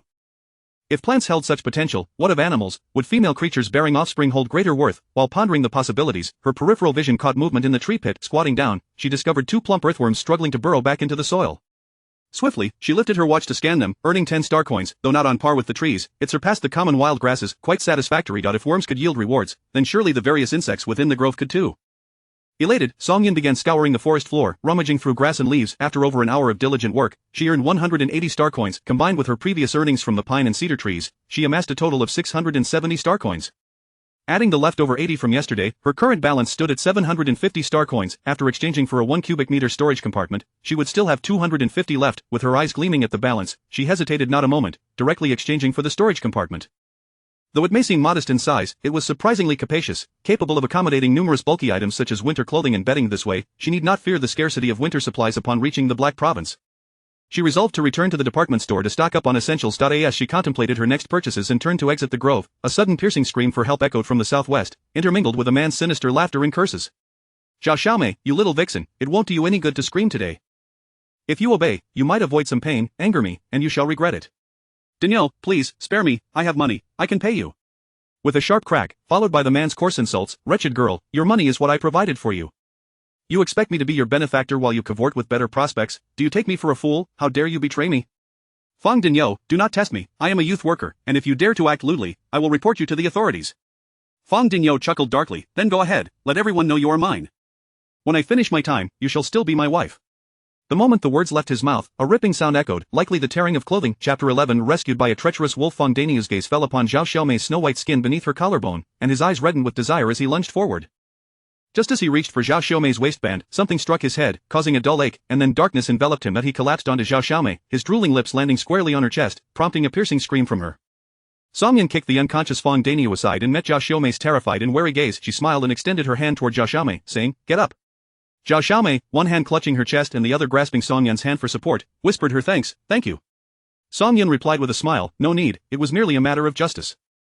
You should head back now." With that, she turned to leave. Zhao Xiaomei hurriedly blocked her path, her voice considerably louder than before. "Comrade, it's only right to see you off, could you assist me further?" Songyun raised an eyebrow, observing the girl before her, whose eyes darted around. "Oh?" Zhao Xiaomei glanced at Songyun's attire, her voice trembling, "My clothes have been torn. Returning like this will surely invite gossip, could you lend me your clothing?" It was the height of summer, and everyone wore light garments, leaving no spare clothes to borrow. Songyun regarded the scheming girl before her with a bemused smile. "You fear gossip for wearing torn clothes, but what of me? If I lend you my attire, what will happen to me? Will I not also be subject to remarks?" Zhao Xiaomei hastily clarified, "What I mean is, you could lend me your clothes, and I will return to change before coming back to return them. Just wait for me here in the woods, I promise I will be back shortly." If Songyun could not discern the ulterior motives of the woman before her, she would have lived in vain. It was clear that Zhao Xiaomei intended to use the torn clothing to trap her in the woods while she absconded, indifferent to the fate of her savior. How many treacherous wolves roam this world? Songyun pointed in a direction. "I live just over there, it's quite close, wait here for a moment, I will fetch you some clothes." Upon seeing her attempt to leave, Zhao Xiaomei grew anxious. No, just lend me your clothes. I will return quickly." Songyun smiled and inquired, "Is your name Zhao Xiaomei?" Zhao Xiaomei's expression shifted. "How do you know my name?" She had not intended to disclose. Songyun pointed to the unconscious Fang Dinyo. "Did he not just call you Zhao Xiaomei? He even insulted you as a little harlot." Zhao Xiaomei's complexion fluctuated, her mouth opening to protest, but Songyun was already turning away, disregarding her entirely. Zhao Xiaomei contemplated pursuing her, but doing so would lead her out of the small grove, where she might encounter nearby villagers. Such an appearance would be disastrous for her reputation. In her moment of hesitation, Songyun had already walked several meters away as Zhao Xiaomei called out urgently, "Comrade, I will wait here for you, please hurry with the clothes, I assure you I will express my gratitude." Songyun responded with a smile, "Rest assured, the clothes will be delivered promptly." Songyun hastened back to the city, locating the nearest police station to report the incident, recounting everything in detail, including Fang Dinyo's derogatory remarks about Zhao Xiaomei and his accusations of her manipulation. She recounted how she intervened at the critical moment to prevent Zhao Xiaomei from being harmed, rendering Fang Dinyo unconscious. The officers were momentarily stunned but quickly regained their composure. "Fang Dinyo and Zhao Xiaomei are still in that grove?" Songyun nodded. "Zhao Xiaomei's clothing has been torn. She is waiting for you to bring her some." The officers, realizing that Fang Dinyo might awaken and retaliate, rushed out of the police station, pedaling furiously towards the coniferous grove on the outskirts of town. Their commotion drew the attention of villagers working nearby, who flocked to witness the unfolding drama. Zhao Xiaomei was utterly bewildered upon seeing the police. Did that woman not claim she would fetch her clothing? Why had she summoned the authorities instead? As more villagers approached, including some familiar faces, she clutched her chest tightly, tears streaming down her face, trembling with rage. That wretched woman could have avoided all this simply by lending her clothing, yet she had not only refused but had also brought the police. Now everyone knew she had nearly been assaulted, and how could she ever face the 5-star brigade again? Would Li Cheng still be interested in her? Unbeknownst to Songyun, who had unwittingly done a good deed only to be resented for it, she had already arrived at the department store. With winter's frigid grasp approaching in the northeastern province, she intended to purchase 4 comforters, but due to insufficient cotton tickets, she ultimately settled for 2. Adjacent to the department store was a shoe shop, where she acquired 4 pairs of thick cotton shoes, size 37 for herself, size 32 for ZE, and 1 pair each in sizes 37 and 43 for her parents, recalling her past life. She did not find suitable hats, scarves, or gloves, opting to assess the situation in the northeastern province before making further purchases. After buying these items, she slipped into a secluded alley to store the goods using her watch, which scanned and organized the items into a storage compartment, optimizing space without any waste, perfectly efficient. Emerging from the alley, she returned to the department store, exchanging her previously organized grain tickets for fine grains such as rice and flour, while avoiding coarse grains to save space. She retained her national grain tickets for use in the northeastern province later. She also exchanged some nearly expired pastry tickets for ZE's favorite snacks and purchased a few cooking seasonings and oil, mindful of her limited storage space and the need for emergency supplies. As an heir to ancient medicinal practices, her true passion lay in stockpiling herbs, yet in this era, private clinics and herbal shops were non-existent. One could only obtain herbal remedies through hospitals or by foraging in the mountains. After an array of purchases, she stored her items, which automatically optimized the space, leaving half a cubic meter available. Having spent just over 100, Song Yun exited the department store, satisfied, and returned to the guest house before 5 o'clock, taking Song Ze to the state-run restaurant for a meal and packing 4 steamed buns for breakfast the following day. Song Ze, having enjoyed a comfortable life, found nothing unusual in his sister's spending. To him, it was simply the norm of that night. Once Song Ze was sound asleep, Song Yun quietly rose and peered out the window for a moment. Confirming that no one was outside, she climbed out through the window. In this era, nightlife was virtually non-existent. The path from the guest house to the textile factory's housing complex was devoid of streetlights, and not even a ghostly shadow could be seen. Song Yun moved stealthily along the wall, her footsteps light and soundless, so much so that even if someone approached from the opposite direction, they would likely remain unaware of her presence. She navigated her way to the textile factory's housing complex, climbing over the wall beside Song Weiguo's building and easily scaling the exterior wall to the second floor. The window latch of Song Weiguo's small living room had long been broken, having been repaired several times without success. They were reluctant to replace it, so it remained in its makeshift state, which now conveniently aided Song Yun. The small living room window was not large, but Song Yun's slender figure allowed her to slip inside effortlessly. Her feet touched the ground without making a sound. Chapter 12 The burglary at home. Before she donned her attire, she had followed her master, learning not only ancient medicine but also ancient martial arts. Unfortunately, her aptitude in martial arts was rather limited. Unlike her master, who could take on 10 adversaries, she could manage only 5 at most. However, given her current physical condition, even facing 3 opponents would be quite a challenge. Nevertheless, her skills in agility and the use of hidden weapons were commendable, earning her praise from her master for her innate talent in these areas. Song Yun retrieved a small vial of anesthetic, which she had exchanged for 100 star coins from the system's marketplace. Though diminutive, containing no more than 3 milliliters, this was no ordinary anesthetic. According to the product description, a mere milliliter could incapacitate an elephant, making it more than sufficient for her needs. She casually tore a piece of dried handkerchief from the clothesline, dripped 1 milliliter of the anesthetic onto it, and proceeded into the house. There, she gently pressed the handkerchief over the noses and mouths of Song Weiguo and his wife, who immediately fell into a deep slumber. Next, she approached Song Hongwei and Song Jinjin, lightly covering their faces, and they too succumbed to sleep as if struck down, impervious even to the loudest thunderclap at their ears. After stowing the handkerchief in her storage compartment, Song Yun walked directly to the bedside of the slumbering Song Jinjin, dragging out a leather suitcase hidden beneath the bed. As expected, the suitcase held little money, only 100 coins and a pitiful few tickets remained. From the memories of her previous self, she knew that Song Weiguo and Li Shulan were not particularly generous. Once they discovered Song Jinjin possessed money, they would surely devise a way to extort it from her. That they had left her 100 coins was a tremendous concession. Song Yun took all the money, leaving only a few garments in the suitcase. As she rummaged through its contents without finding anything of note, she was about to close the suitcase when she suddenly detected a faint sound, as if something within had shifted slightly. Had her senses not been so acute, she might not have noticed at all. Her eyes lit up. Clearly, this suitcase concealed more than met the eye. After a careful search, she indeed found a hidden compartment, sealed with nylon fabric.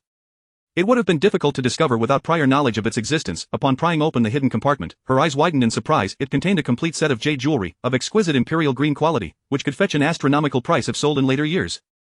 There were also several substantial gold ornaments, all of which Song Yun promptly claimed for herself. After thoroughly scouring Song Jinjin's room, Song Yun proceeded to the chamber of Song Weiguo and his wife. Having lived in this household for 18 years, she was well aware of where they stashed their money. A square tin box was cleverly concealed in a crevice beneath the wardrobe, making it quite laborious to extract and replace, which she had stumbled upon while cleaning. Upon opening the tin box, she found it indeed contained a considerable amount of cash. After counting, she discovered a total of 353 coins, most of which were evidently extorted from Song Jinjin. There was also a savings book with a balance of 900 coins. Song Yun, showing no hesitation, collected all the money and tickets, leaving even the savings book behind, which held no value for her.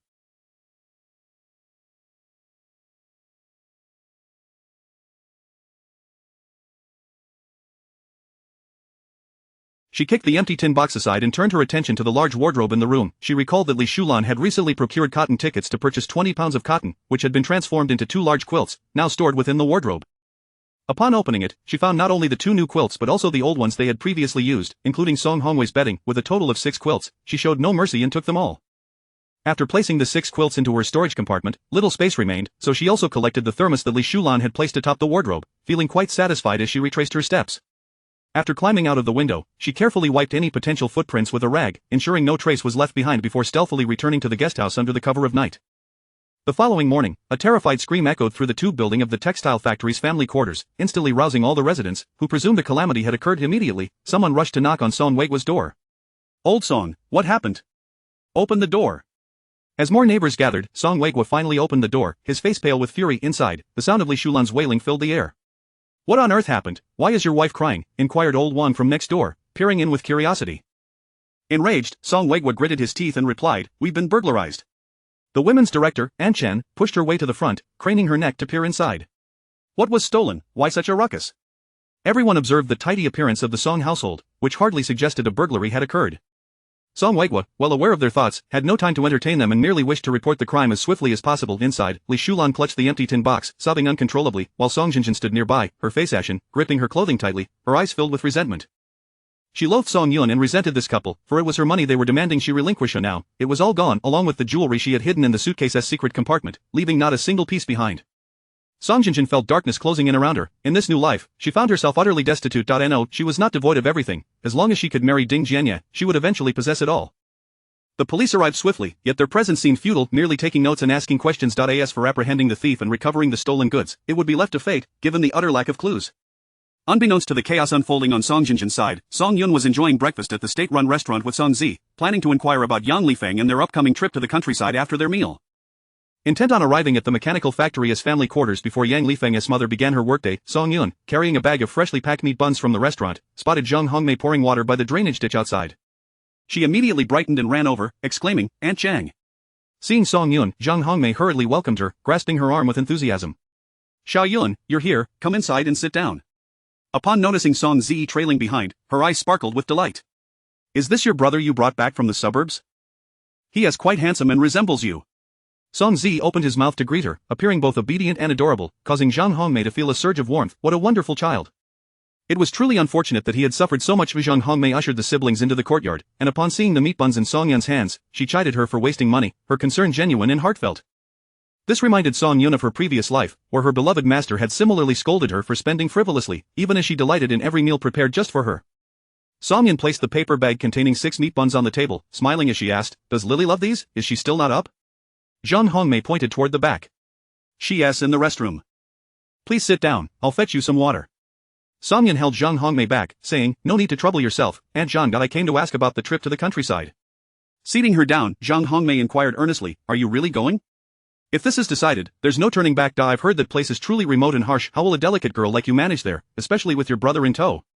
Chapter 13. Encountering a treacherous wolf in the countryside, Song Yun wished to convey that she was not at all fragile. With a beaming smile directed at Zhang Hongmei, her eyes glistened with unshed tears as her voice trembled slightly. "Aunt Zhang, I understand that your intentions are for my well-being, and I am aware that this path is fraught with challenges. However, please rest assured, Aunt Zhang, no matter how arduous the journey may be, as long as one remains grounded and is willing to endure hardships, one will inevitably persevere step by step." She cast a glance at Song Zi, whose eyes were similarly reddened, and continued, "I have severed ties with Song Weigua and Li Shulan, and I currently find myself without employment. The only avenue left is to venture into the countryside. Since I must go, why not do so to a place where I have relatives?" Zhang Hongmei's heart softened immensely. Such a wonderful child, how could Song Weigua and his wife bear to abandon her? They would surely regret their decision in the future.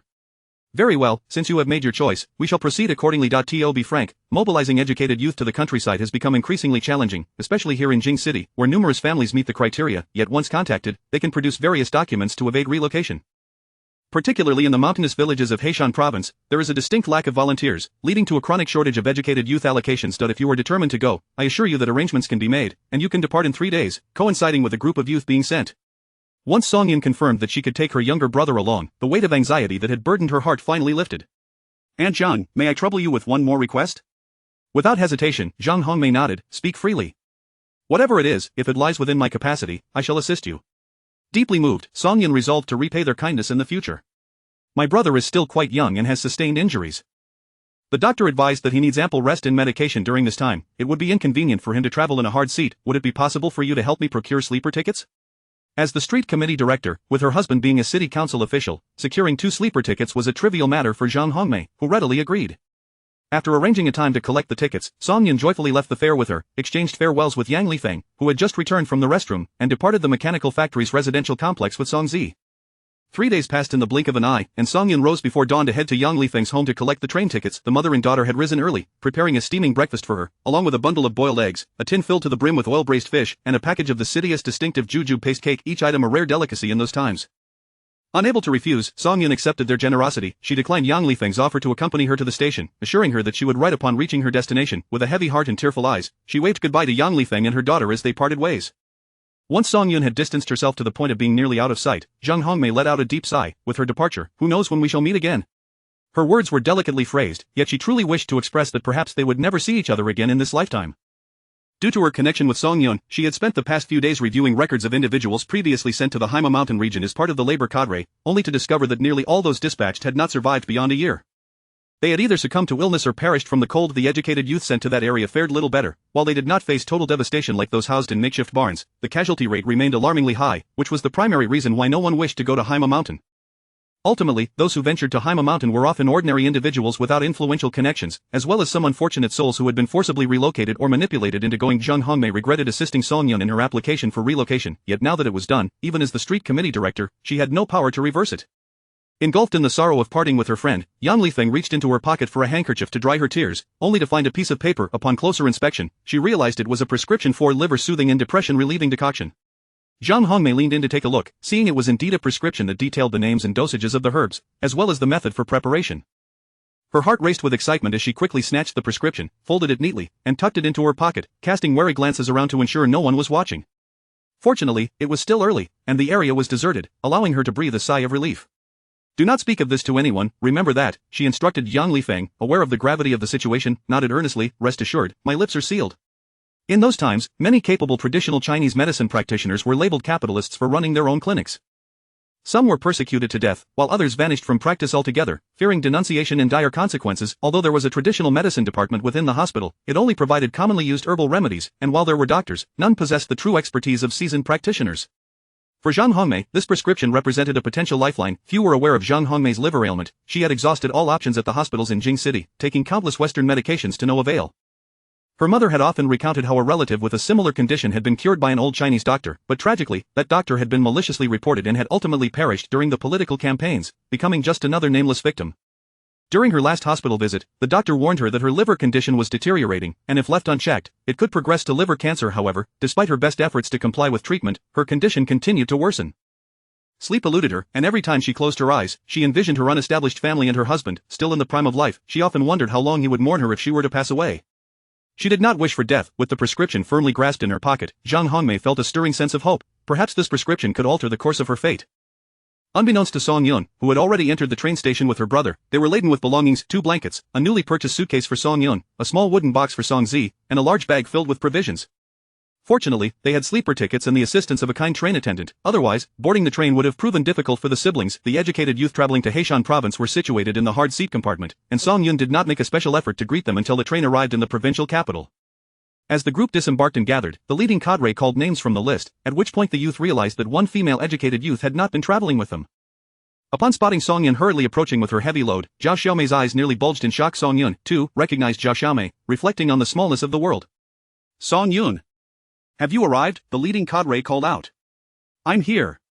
Song Yun replied loudly, rushing over, panting as she set her large bag down at her feet and turned to help Song Zi with his blanket, allowing him to carry only a small wooden box and a net bag.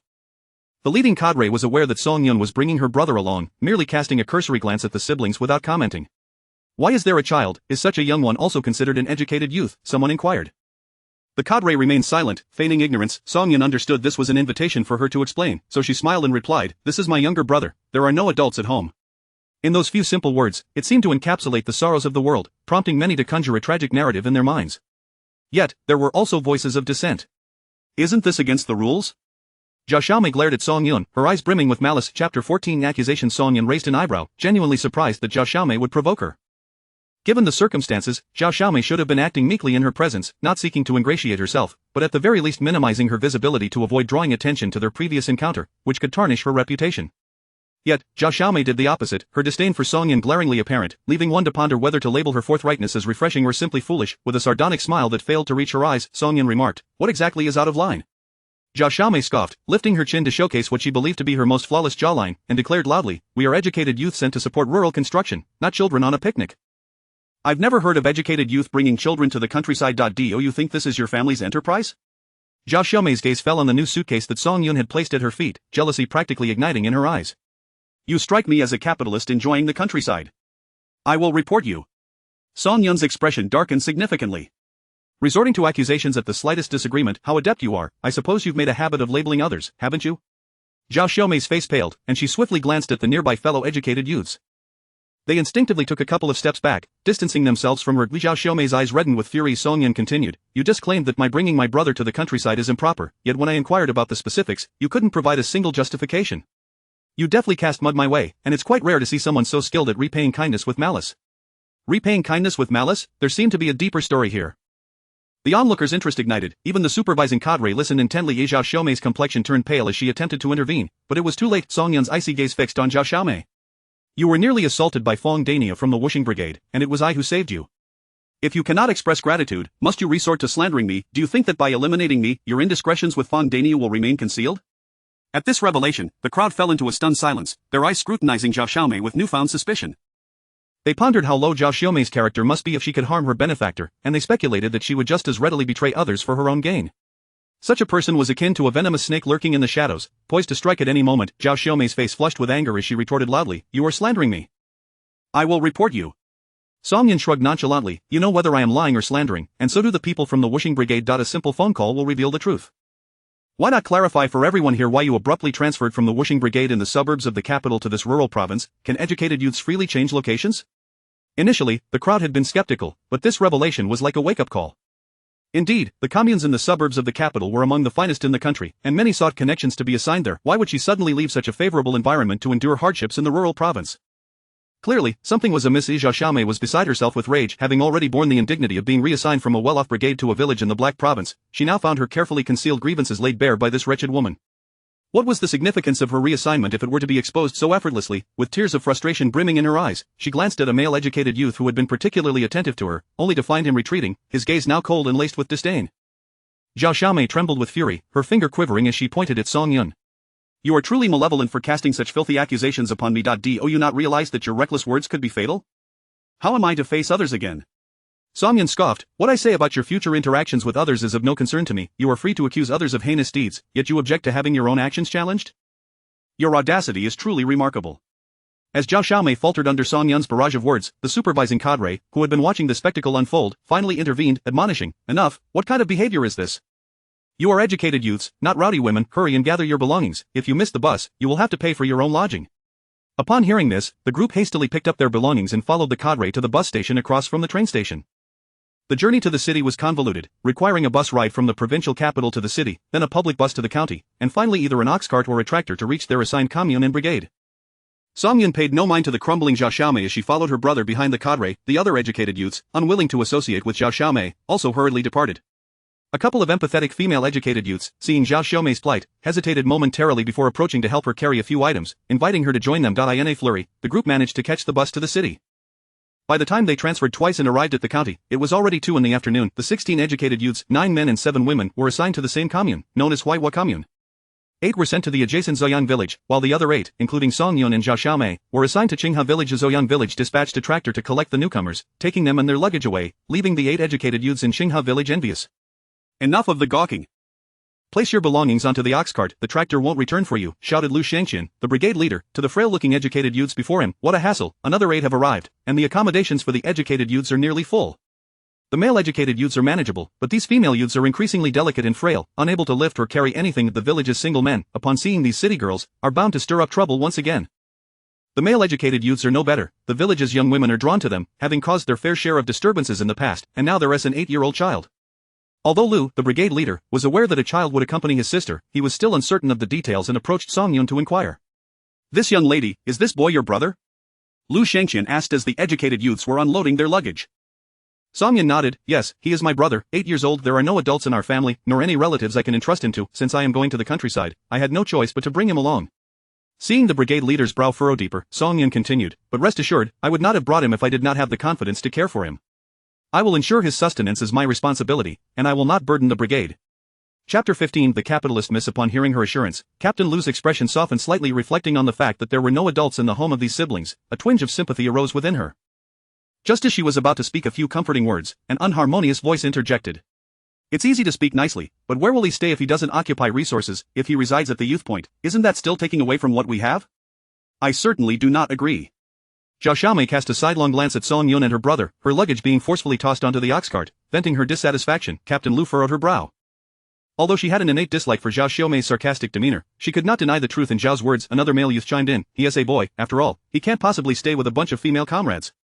If he has arranged to stay with us male comrades, will there even be enough space? Captain Lu considered the few remaining beds at the youth point. Accommodating this little one was a challenge, and even fitting the current youths in was no easy feat. Song Yun had already thought this through. With her brother Song Zi in tow and the need to secretly care for their parents, there was no way they could squeeze into the youth point. It would be utterly inconvenient. Captain Lu, I was just about to inquire about this matter. Since I am bringing my brother, it is indeed inconvenient for us to stay at the youth point. Could you see if there are any vacant houses in the village? I am willing to pay rent. Would that be acceptable? Captain Lu pondered seriously. There are indeed some, but the conditions are rather poor. Once we return to the village, I can take you to have a look. With Song Yun's words, no matter how much resentment Zhao Xiaomei felt, she could not voice it now and had to hold it in. The other youths, unfamiliar with Song Yun, felt neither fondness nor aversion towards her. However, Song Yun's natural beauty shone through even in the simplest coarse cloth shirt. Her tall and graceful figure was indeed a pleasing sight, causing several male youths to steal glances at her, yet they quickly dismissed any thoughts of pursuing her, fearing the complications that might arise from her accompanying a burden. Thus, throughout the journey, no male youth approached Song Yun, and the other female youths, having witnessed her capabilities at the train station, dared not approach her either, resulting in a tranquil atmosphere. Song Yun, uninterested in engaging with those who clearly held her in disdain, simply followed beside Captain Lu. After a brief inquiry about the Huihua commune, she grew more familiar and then produced 2 fragrant peach pastries wrapped in oiled paper used for dumplings, offering them to Captain Lu. You've traveled such a long way to greet us. You must have been waiting for quite some time without lunch. Please have a little something to tide you over. Captain Lu had indeed set out in the morning, but she was not starving. She had eaten the dry cakes brought from home for lunch. No, I had dry rations for lunch. You should take this back. Captain Lu politely declined, unwilling to take no for an answer. Song Yun insisted. Oh, it's nothing precious. Why be so courteous? Captain Lu, unable to refuse a young female comrade, accepted the pastries but did not eat them, intending to take them home for her children. As the saying goes, one who eats is at the mercy of the giver. With the 2 pastries paving the way, Captain Lu's demeanor towards Song Yun grew increasingly amiable, readily answering her inquiries. Song Yun quickly gleaned the information she sought. Qingha village lay at the foot of Haima Mountain, comprising over 100 households, making it one of the larger villages in the vicinity. It thrived due to its proximity to the resource-rich Haima Mountain and the Yuzhu mountain range. Even in the most challenging years, no one in the village had ever starved, making it one of the more prosperous villages in the area. The situation in Zoyang village was quite similar, which is why the authorities had established the youth point in these 2 villages. Song Yun hesitated to inquire directly about the cattle shed, instead subtly probing about the availability of vacant houses in the village, seeking a quiet place as far from the villagers as possible. Captain Lu thought for a moment and replied, there is indeed one, but it has fallen into disrepair and is quite dilapidated. The only thing intact is the courtyard wall. The interior is in such a state that it is uninhabitable. Song Yun asked, you just mentioned that housing is tight in the village, with few families having vacant houses to rent. How then is there an abandoned courtyard? Captain Lu glanced back at the youths trailing behind the ox cart and lowered her voice. That house has been the site of a hanging. It has been abandoned due to superstitions. Over time, it has fallen into neglect, and since it's near the cattle shed, the villagers avoid it. Thus, it has become an abandoned courtyard. Song Yun's eyes brightened at this revelation. This was precisely the kind of dream abode she sought.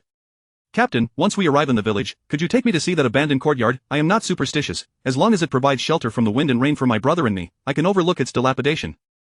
As for repairs, that can be arranged. Could you help me find villagers to assist in fixing it? I will bear the costs. Captain Lu hesitated, considering the state of the house. Repairing that house will likely require a significant amount of money. Are you certain? Song Yun acknowledged the concern. Money is not an issue. The real question is whether, if the house is repaired, anyone will try to seize it from me. Captain Lu frowned, recognizing that there were indeed some opportunistic individuals in the village who might resort to underhanded tactics. How about this? I will sign a contract with the village. I will take responsibility for the repairs, and I will have long-term rental rights to the house, while the ownership remains with the village. As long as I reside in the village, the house will be mine to rent. Upon my departure back to the city, it will revert to the village. Captain Lu found this proposal quite agreeable. The village would incur no expenses while securing a steady rental income. What is not to like? The 2 reached a pleasant agreement. Upon returning to Qingha village, Captain Lu first delivered the youth's luggage to the youth point. Eager to return the ox cart, she instructed Song Yun to unload her belongings and place them in the courtyard of the youth point. Once Captain Lu returned after returning the cart, Song Yun, accompanied by her brother Song Zi, followed her to see the abandoned courtyard. At this hour, the veteran youths at the youth point were still working in the fields, and the newly arrived youths hesitated to enter the house, waiting instead in the courtyard. As soon as Song Yun departed, Zhao Xiaomei stood up and wandered over to where Song Yun had placed her luggage, circling around and occasionally kicking the tightly bound large bundles. She could tell by touch that they contained thick quilts and similar items, her eyes particularly fixated on a large brown leather suitcase. She had seen such suitcases in department stores in Beijing, each costing 45 yuan, equivalent to over a month's wages for a worker. Still claiming to be no capitalist miss, that suitcase might very well contain gold bars. Zhao Xiaomei seethed with jealousy. The other youths, guarding their own luggage, looked at Zhao Xiaomei with disdain. Among them, the eldest female youth, Cheng Yan, bluntly addressed Zhao, "What is wrong with you? You keep spouting capitalist, do you have any evidence?" Zhao Xiaomei pointed at the suitcase on the ground, exclaiming, "What more evidence do you need? If she is not a capitalist miss, how could she afford such an expensive suitcase? Do you know how much this suitcase costs?" Cheng Yan rolled her eyes, "It's just 45 yuan. I have two at home. So, are you suggesting that anyone who can afford this suitcase is a capitalist?" Chapter 16 Acknowledgement of mistakes. A male youth from the educated youth group interjected, "I also use this kind of box." "By your reasoning, am I also a capitalist?" Cheng Yan scoffed lightly, "Precisely, just a box, is it? The things you cannot afford are only for capitalists. Such sweeping generalizations and unfounded accusations are perilous for collective solidarity. I believe you ought to undergo ideological education." Zhao Xiaomei's face turned pale in an instant. She was not new to being an educated youth and understood all too well what ideological education entailed. She immediately softened her stance, saying, "I was just joking. Why did you take it so seriously? I know Song, so I was merely jesting." Cheng Yan huffed, remaining silent but not pressing further on the matter of ideological education. The male youth, too, fell silent. Unbeknownst to Song Yun, who had arrived at the desolate courtyard at the eastern edge of the village, the situation at the educated youth point had unfolded. The courtyard was indeed abandoned. The lock on the gate, rusted from disuse, crumbled as it was pushed open, revealing an expanse of over half an acre overrun with wild grasses, some of which towered taller than Song Yun herself. Upon seeing the weeds, Song Yun's brows did not furrow even slightly. Her eyes sparkled with delight. This was a treasure trove of star coins. Although the house was as dilapidated as Captain Lu had described, Song Yun was quite satisfied. The structure was spacious, featuring two main rooms and two supplementary ones, along with a separate kitchen and a woodshed, all of considerable size, indicating that the previous owner had enjoyed a comfortable life. Both main rooms were equipped with kangs, though regrettably, they had collapsed. After surveying the premises, she noted that only the woodshed could be tidied up enough to be habitable. The rest were either in ruins or had gaping holes in the roofs, rendering them uninhabitable. Song Yun formulated a plan and addressed Captain Lu. "I would like to rent this house. I will accompany you to the brigade office shortly to sign the lease. However, I would need your assistance regarding the repairs. Please help me estimate the costs. I will entrust the entire matter to you. Would that be agreeable?" Captain Lu considered that the wheat harvest was completed, and farm work was scarce, allowing for some hands to be freed for this task. Moreover, there was monetary compensation involved, which would be a boon for those in the village struggling financially. "Very well, I shall assist you with this matter and ensure it is done beautifully, striving to have you settled into a good house as soon as possible." Captain Lu cast a glance at the overgrown courtyard and recalled the remaining few beds at the educated youth point, hesitating before speaking again. "This place is currently uninhabitable. You might not be able to stay at the educated youth point. How about this? Before the house is repaired, you and your brother can stay at my home. You can share a room with my daughter, while the young lad can sleep in my room." Song Yun felt immensely grateful. "Thank you. I appreciate your kindness, but I would prefer to stay here with CE." "How can you stay here? There isn't even a roof to shield you from the wind and rain," Captain Lu remarked disapprovingly. Song Yun pointed to the woodshed. "We can temporarily stay in that woodshed. I just checked. It is quite spacious, and the roof, doors, and windows are intact, though there is a bit of a draft. However, that's manageable. We can cope." Captain Lu had also inspected the woodshed and agreed it was indeed livable, albeit likely cold at night. Considering the siblings' luggage, which appeared substantial, it seemed they had brought quilts, and given that the weather had yet to turn truly cold, it should suffice. "All right then, you are quite resourceful. This arrangement seems satisfactory." Having settled the matter, Song Yun followed Captain Lu to the brigade office, where she signed the lease and paid the annual rent of 24 yuan in one lump sum. "Renting a room from a villager here costs 1 yuan per month. You are renting an entire courtyard, so I'll charge you 2 yuan a month," Captain Lu explained. Song Yun smiled. "I understand. For such a large courtyard, it would cost at least 5 or 6 yuan in the city." Captain Lu smiled with satisfaction and calculated the expenses required for the repairs. The blue bricks were unavailable, so they would have to use earth bricks, which every household possessed and could be exchanged for goods or money. This could be arranged later. The materials needed for repairing the roof had to be purchased from the supply and marketing cooperative. With the lengthy winters here, heavy snow would arrive, and the roof and windows must be attended to with care, requiring specialized materials. This would represent the bulk of the expenditure. Additionally, labor costs for tasks such as building the Kong would add up, totaling approximately 60 yuan in such rural areas. This was indeed a significant sum, one that most families in Qinghe village could not afford. Song Yun directly handed 60 yuan to Captain Lu. Please take this for now. If it falls short, let me know. If we can hire more people, a slightly higher expenditure is acceptable. Completing the work promptly is of utmost importance. Captain Lu accepted the money, reflecting on the fact that they had only met the previous day, yet Song Yun had entrusted him with such a considerable responsibility without so much as a flutter of her eyes. You can have complete confidence, Captain Lu assured her. Song Yun repeatedly expressed her gratitude. I must go fetch my belongings, please carry on with your duties.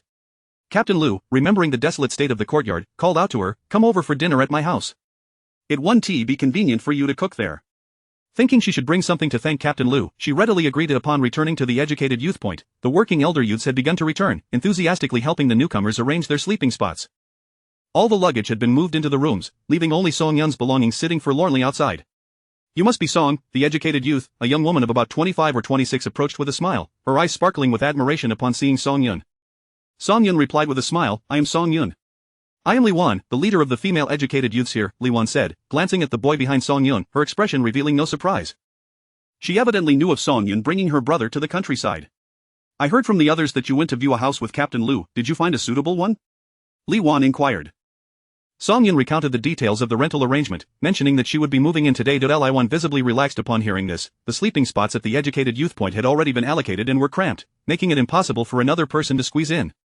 The situation among the male youths was similarly constrained. Had Song Yun not found an appropriate house and insisted on residing at the educated youth point, Li Wan would have been at a loss for solutions. Well then, I see you have quite a bit of luggage. Allow me to help you move it over, Li Wan offered, stepping forward to grab the largest bag. Song Yun did not refuse, appreciating the kindness. Thank you so much, I was worried I wouldn't be able to carry it all in one trip. No need for thanks. By the way, since today is your first day here, the educated youth point will prepare an extra couple of dishes to welcome you. Please come over after you've settled your things, Li Wan added. Recalling Zhao Xiaomei's sour expression and the distant demeanor of the other youths, Song Yun smiled and declined. I won't be able to make it. The house is far too dilapidated, and it will take quite some time to tidy up, so I may not have the opportunity to join you. Li Wan observed Song Yun closely. Though her expression was calm, her tone was serious. Remembering the attitudes of the other female educated youths when discussing Song Yun, she began to piece together the likely reasons. Even if you need to clean the house, you still have to eat, she remarked. Realizing that she could no longer conceal the matter of the repairs, Song Yun decided to be forthright with Li Wan. I have asked Captain Lu to help me find someone to renovate the house. I will be heading to his place shortly to discuss this, and I may have dinner there. Chapter 17. Were you deceived? Upon realizing that Li Wan had her plans in place, she refrained from further discussion and shifted the conversation to lighter topics. When they arrived at their destination, she was rendered speechless, exclaiming, Is this the house you rented? Song Yun entered the courtyard with her belongings and replied with a smile, What do you think?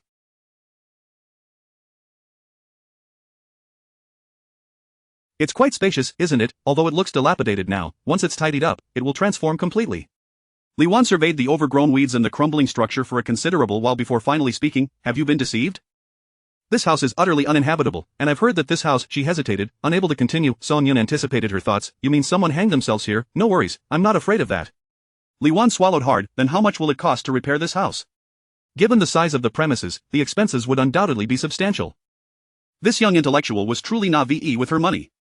Just a few dozen yuan, Song Yun replied. Li Wan shook her head in disbelief. With that amount, you could easily build a new house right here. It's simply not worth it. Song Yun sighed. I understand it's not a bargain, but we are outsiders. Even if we wish to build a new house, we wouldn't have land for it. The village won't allocate any land for us. The crux of the matter was that she didn't just need a single room. One room would be insufficient. The derelict courtyard housed 4 rooms, and spending a little extra on repairs would be worthwhile. Li Wan noted that Song Yun seemed unconcerned about the money, recognizing her favorable circumstances, and thus chose not to comment further. It was only natural for someone in her position to desire a better living situation. There was no need to endure hardships unnecessarily. After assisting Song Yun in moving her luggage into the firewood room in the back courtyard, Li Wan bid her farewell and departed. Once Li Wan left, the siblings busied themselves, meticulously cleaning and scrubbing the firewood room until dusk.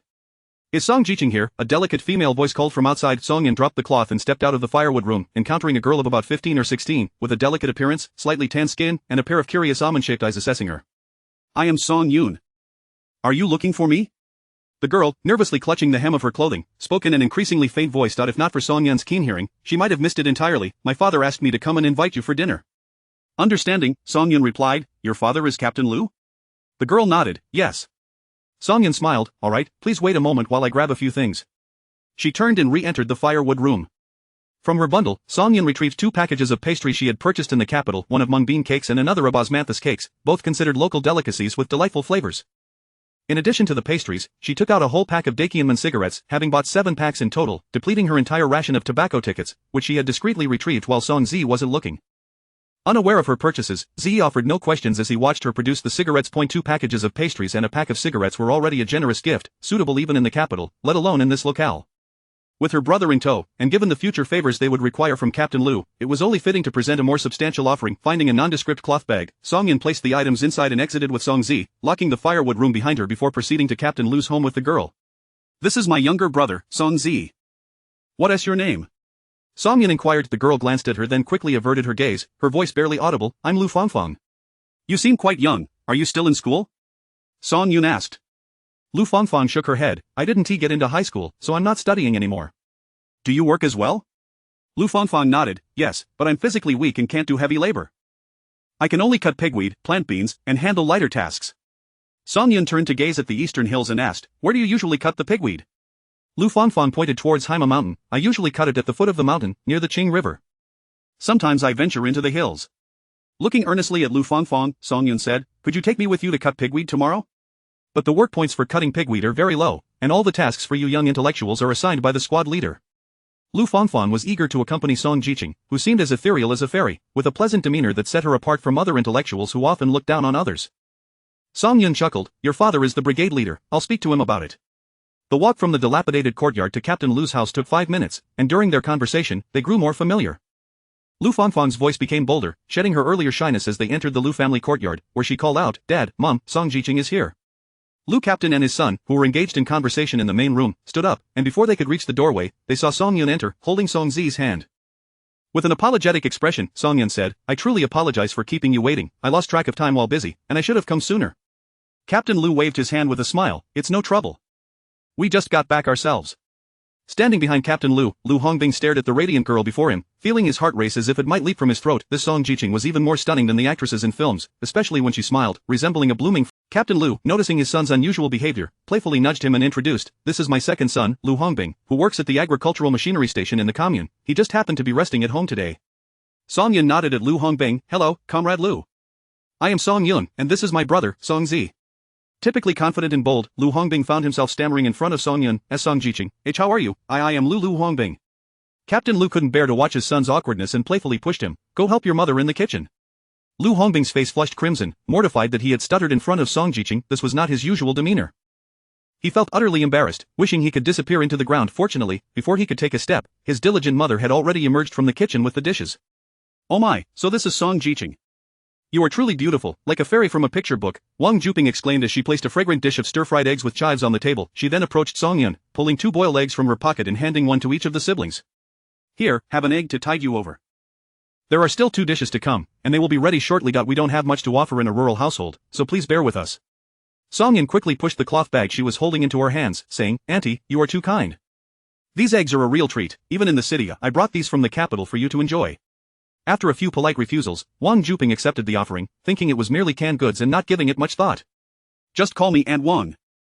I appreciate young ladies like you who are fair and lovely. If you ever have any questions, feel free to ask me." Song Yun smiled in response, genuinely appreciating the warm and sincere demeanor of the woman before her. Wang Juping took the cloth bag into the kitchen, casually placing it on the small table where they kept the dishes. As she tended to the fire in the stove, her eldest daughter-in-law quickly approached to peek inside the bag. Chapter 18 Generous Gifts. "Oh my goodness." The exclamation of the eldest daughter-in-law startled Aunt Wang, causing her to spill an extra half-spoonful of oil into the pot, which made her heart ache. She hurriedly scooped some back out with a spoon. "Why are you making such a fuss? You nearly gave me a fright," Aunt Wang complained. "Mother, did the new Song-educated youth give this?" Li Dani's eyes sparkled as she fixated on the pastries and cigarettes in the cloth bag, calculating how much she could take back to her family. Aunt Wang glanced at her daughter-in-law while adding the chopped vegetables into the pot. "Yes, it was given by the Song-educated youth. What's the matter?" Li Dani pulled out a piece of osmanthus cake wrapped in paper adorned with osmanthus patterns from the cloth bag, her mouth watering with desire. "Mother, this pastry looks delicious at first glance. May I have a taste?" Only then did Aunt Wang realize that the bag did not contain canned goods. She quickly stir-fried the vegetables a few times, set down the spatula, and briskly approached, snatching the osmanthus cake from her eldest daughter-in-law's hand. "Eat, eat, eat. All you think about is eating. Hurry and tend to the fire." This eldest daughter-in-law was both lazy and gluttonous, often pilfering from her in-laws to take things back to her own family. If Aunt Wang let her have a bite, she would surely devour more than one piece, and by morning, the leftovers might all end up at her family's home. As Aunt Wang placed the osmanthus cake back into the bag, she discovered that there was also a pack of mung bean cake and, at the bottom, a whole pack of Dacheng men cigarettes. What kind of person was this song-educated youth? Why were the gifts so extravagant? Could they even accept them? Aunt Wang did not dare to make such a decision and quickly sent Li Dainey to fetch Lu Shangqian. Before long, Captain Lu followed Li Dainey into the kitchen, a look of confusion on his face. What's going on? What happened? Aunt Wang, stirring the vegetables, pointed to the cloth bag on the small table. Take a look for yourself. The gifts from the song-educated youth are excessively generous. Captain Lu stepped forward to open the bag and, upon seeing the 2 packs of pastries, showed little reaction however, when he spotted an entire pack of Dacheng men, his eyes widened. He had smoked them before when visiting the commune cadres during the new year, managing to procure a couple of sticks from them, yet he had never bought them, as obtaining cigarette rations required tickets. Even as a captain, he could not get a hold of them. Moreover, he recalled that a pack of Dacheng men cost 4 dimes at the county supply and marketing cooperative, making this entire pack worth 4 yuan. Adding in the 2 packs of pastries, the total was at least 10 yuan. Not if one counted the tickets, the value would be even higher. Though Captain Lu craved the cigarettes, he was a man of principles and immediately took the cloth bag and left the kitchen. In the hall, a debate ensued, as Song Yun naturally refused to take them back. Uncle Lu, if you don't accept this, then I won't repair the house either. We are not related, and this is our first meeting. How can I shamelessly have you running around, managing everything and calculating expenses, and I won't eat your food either. Hua's screen is blown in by the wind, my brother and I have no face to take advantage of you. Hearing this made Captain Lu feel embarrassed. Seeing Song Yun's determination, he reluctantly accepted, his face reddening as he said, if you call me uncle, then I will shamelessly accept this, but let it be clear, this is a one-time deal. Song Yun happily agreed, increasingly feeling that Captain Lu's family was genuine, and she held them in high regard. During dinner, Fang Fang sat beside Song Yun, enthusiastically serving the best dishes, braised salted fish and scrambled eggs with chives, into the bowls of Song Yun and Song Zi. Had it been any other day, Li Dainey would have surely made a snide remark about her sister-in-law serving good food to outsiders, but today, with Song Yun bringing such generous gifts, she managed to suppress the sour remarks that almost escaped her lips. The meal was enjoyed in perfect harmony, with both hosts and guests reveling in the occasion, and Wang, being thoughtful, worried that the 2 children would return home without even a sip of water. Not only did she lend them the only thermos filled with water, but she also gave them a ceramic jar that was of no use to her, ensuring that the siblings could at least cook some porridge to drink. After dinner, they chatted for a while, and when Song Yun took her leave, Captain Lu asked his second son to see them off, feeling uneasy about letting them walk back alone to the secluded, dark courtyard. No need, no need. I already know the way, and I brought a flashlight, said Song Zi, pulling a somewhat new flashlight from his army green messenger bag. Though he had a flashlight, Captain Lu still sent Lu Hongbing to escort the siblings, instructing him to ensure they entered the courtyard safely before returning. Captain Lu's concern was merely to confirm that during the time the song-educated youths left the desolate courtyard, no unscrupulous individuals had attempted to cause trouble, especially since they were carrying so much luggage. Fortunately, everything went smoothly. Lu Hongbing returned after seeing them off and reported that all was normal in the courtyard, and the large lock on the firewood room was intact. Captain Lu felt relieved inside. Though the song-educated youth appears generous and affluent, she is also a pitiable person, coming here without parents and bringing along a younger brother, only to face exclusion from the other educated youths even before arriving at the designated spot.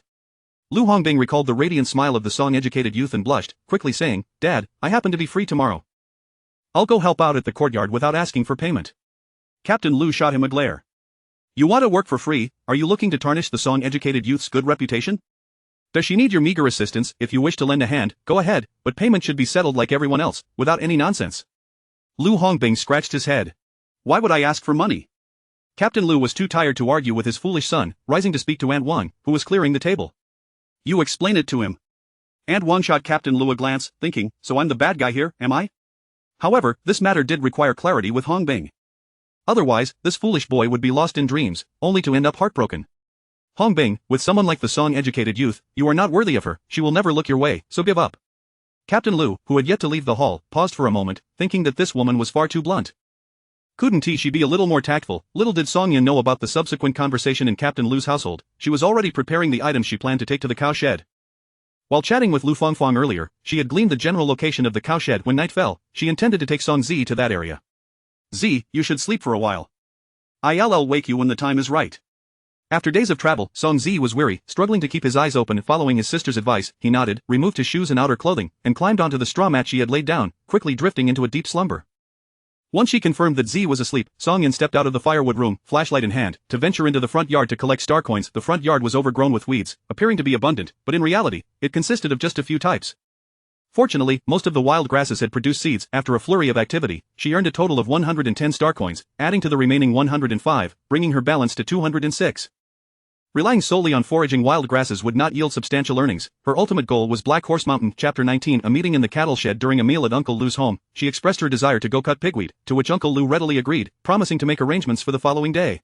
This way, she would be able to take advantage of the opportunity to venture into the mountains and earn star coins, while also discreetly observing any activities in the cattle shed. After collecting the star coins from the abandoned courtyard, it was still not yet 8 o'clock. There might still be people outside, making it inconvenient to head towards the cattle shed. Concerned that her parents in the shed might still be hungry, she could not sit still. Thus, she took a flashlight and began searching the courtyard, gathering a few stones to construct a simple outdoor stove. The firewood was readily available, and with the ceramic pot and water prepared by Aunt Wang, she cooked a pot of thick rice porridge alongside the peach crisps and mung bean cake she had just packed. She was confident that tonight's meal would be satisfying. At 11 o'clock at night, the ceramic pot containing the porridge had cooled down, yet the contents remained warm, which was just perfect. Song Yin entered the house and woke up Song Zi, procuring a larger net bag to carry the pot while asking Song Zi to handle the snacks. She also retrieved a package of candles bought earlier in the capital, along with 2 boxes of matches, placing everything into the bag containing the treats. As for other items, they would determine what was necessary after visiting the cattle shed, as they were unsure of what would be needed or what they could bring. Fortunately, the abandoned courtyard was indeed desolate, with no one residing nearby, and being deep in the night, the siblings successfully made their way to the sunlit slope where the cattle shed was located. The sunlit slope lay at the foot of Black Horse Mountain, a small desolate hill. Initially, when the cattle shed was established, the villagers were quite resistant, unwilling to allow it into the village. Eventually, they settled on this location, a bit distant from the village yet still within a manageable range, and this desolate hill was seldom visited by villagers. "Is it over there, sister?" Song Zi, having climbed for a while, was already panting, but soon, he spotted a vaguely recognizable structure resembling a grass shed in the distance. Song Yin also saw it, her brow furrowing tightly. Such a grass shed might suffice in summer, but what would happen in winter? It would collapse under the snow, rendering it uninhabitable. The siblings quickened their pace and soon arrived outside the cattle shed. The grass shed indeed appeared to be quite large, seemingly divided into several rooms, yet they had no idea how many individuals had been relocated there, nor which room their parents occupied. As Song Yin pondered how to enter and what to say if she encountered the wrong person, Song Zi had already approached one of the grass shed's doors, whispering, "Sister, Dad and Mom must be here." Song Yun, perplexed, asked, "How do you know?" Pointing to an old piece of clothing draped over the door, Song Zi replied, "That garment belongs to Dad. I've seen it before." Looking at the garment, which was indiscernible in color at night but clearly a classic-style men's shirt, Song Yun could imagine the previous living conditions and tastes of its owner. At that moment, a violent coughing fit echoed from within the shed. Song Zi grasped Song Yun's hand, his eyes welling up with tears. "It's Dad, sister, it's Dad." Song Yin nodded, and without knocking, she pushed the door open. Indeed, the door was unlocked. With their status, they were perpetually subject to education, and locking the door was simply not permitted. The siblings quickly entered and shut the door behind them. Upon hearing the commotion, a voice from within inquired with caution, "Who is it?"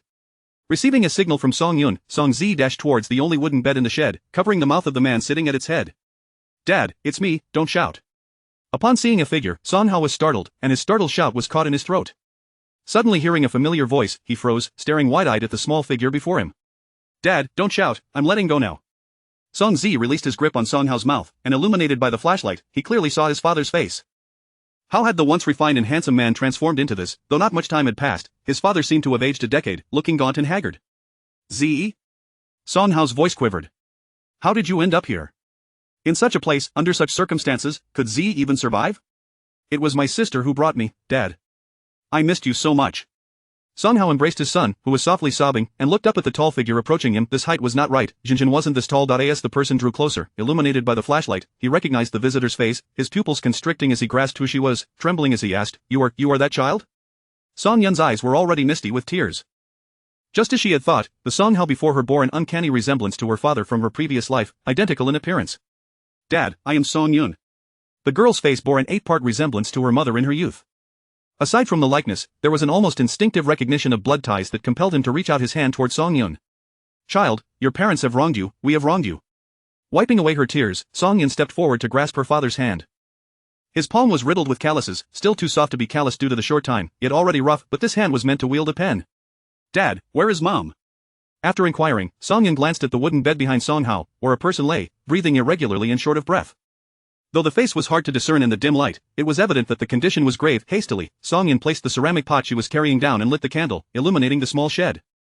She moved forward, gently squeezing between the father and son to sit at the bedside, taking a deep breath to steady her emotions, not daring to look at the face she had once remembered, instead lowering her gaze to grasp the frail wrist, her fingertips checking the pulse. Zi was puzzled by his sister's actions, casting a confused glance at Song Hao, who was equally astonished and quickly shook his head at his son, signaling him to remain silent. This daughter, whom he had never met, could actually take a pulse. Hope ignited in Song Hao's eyes as he watched his daughter's fingers delicately resting on his wife's slender wrist, his breath momentarily forgotten. After approximately half a minute, Song Yun withdrew her hand, her expression grave. "Has she been coughing and running a fever continuously?" Song Hao nodded vigorously. Yes, she was frightened while in the capital and fell ill then, coughing severely and running a high fever. Has she taken any medicine? Song Yun inquired. Song Hao affirmed, yes, I exhausted all the money I had to ask someone to help buy antipyretics, but they had no effect. Her fever only worsened for the past few days, the coughing has lessened, but she has become disoriented and cannot even get out of bed. Song Yun frowned deeply. It's pneumonia, and quite serious. She then looked at Song Hao. From the sound of your cough earlier, you likely have pneumonia as well, though your symptoms are milder than Mom's. Upon hearing the word pneumonia, Song Hao's complexion paled. Then what do we do? They won't allow her to go to the hospital for injections. What can we do? What can we do? Song Yun grasped Song Hao's trembling hand, speaking softly, Dad, don't worry, although the situation is dire, we haven't reached the point of no return. I will treat the pneumonia, there's no need to go to the hospital. Tomorrow, I will venture into the mountains to find medicine. I am certain I can heal Mom. Chapter 20 Clouds obscuring the moon. Song Yun's words largely assuaged Song Hao's anxious heart.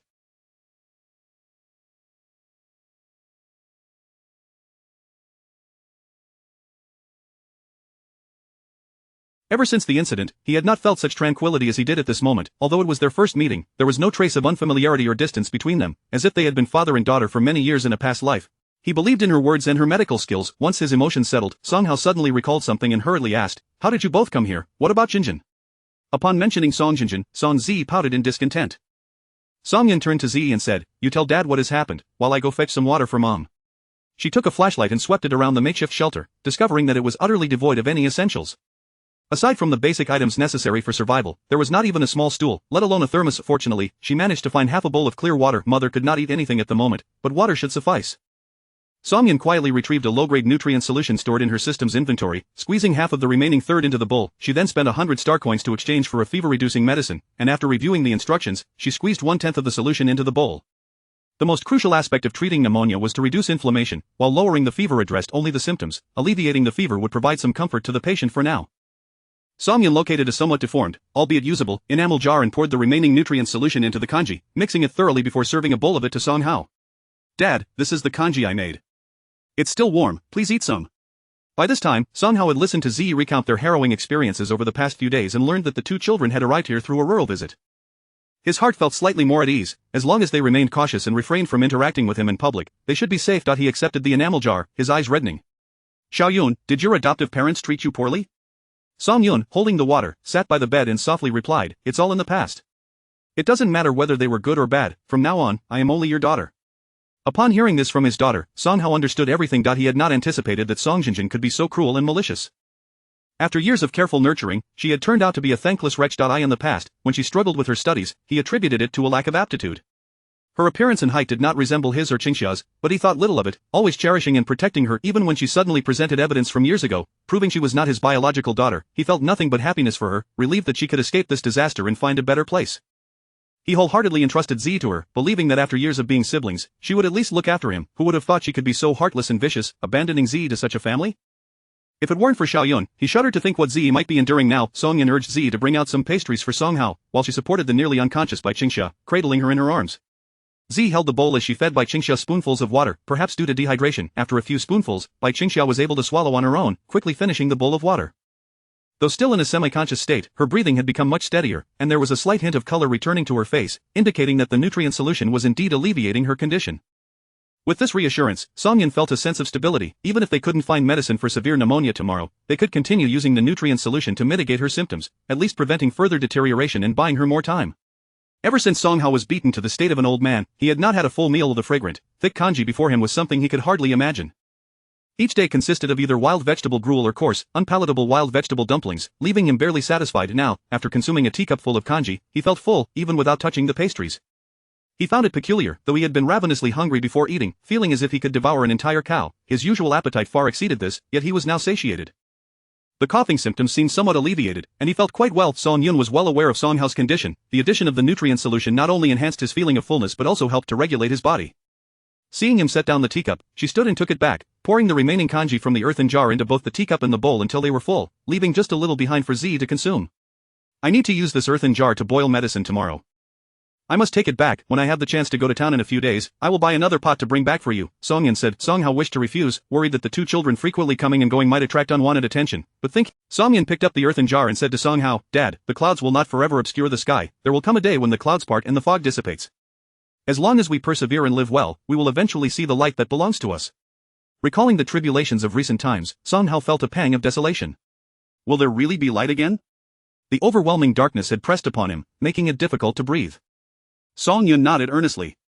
There certainly will be. We must trust in our country. The chaos we face now is merely the storm before the rainbow appears. The future will be bright.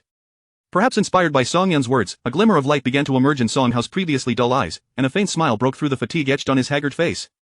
You are right. As time wore on, it was getting late, and Song Yun did not linger, knowing there would be many more opportunities for them to be together in the future. She took Z and left, standing at the door of the cattle shed, watching the siblings' figures gradually fade from view. Song Hao wiped his face and turned back inside. Bai Qingxiao was still in a deep slumber, but it seemed she was faring somewhat better than before, allowing him to finally breathe a sigh of relief.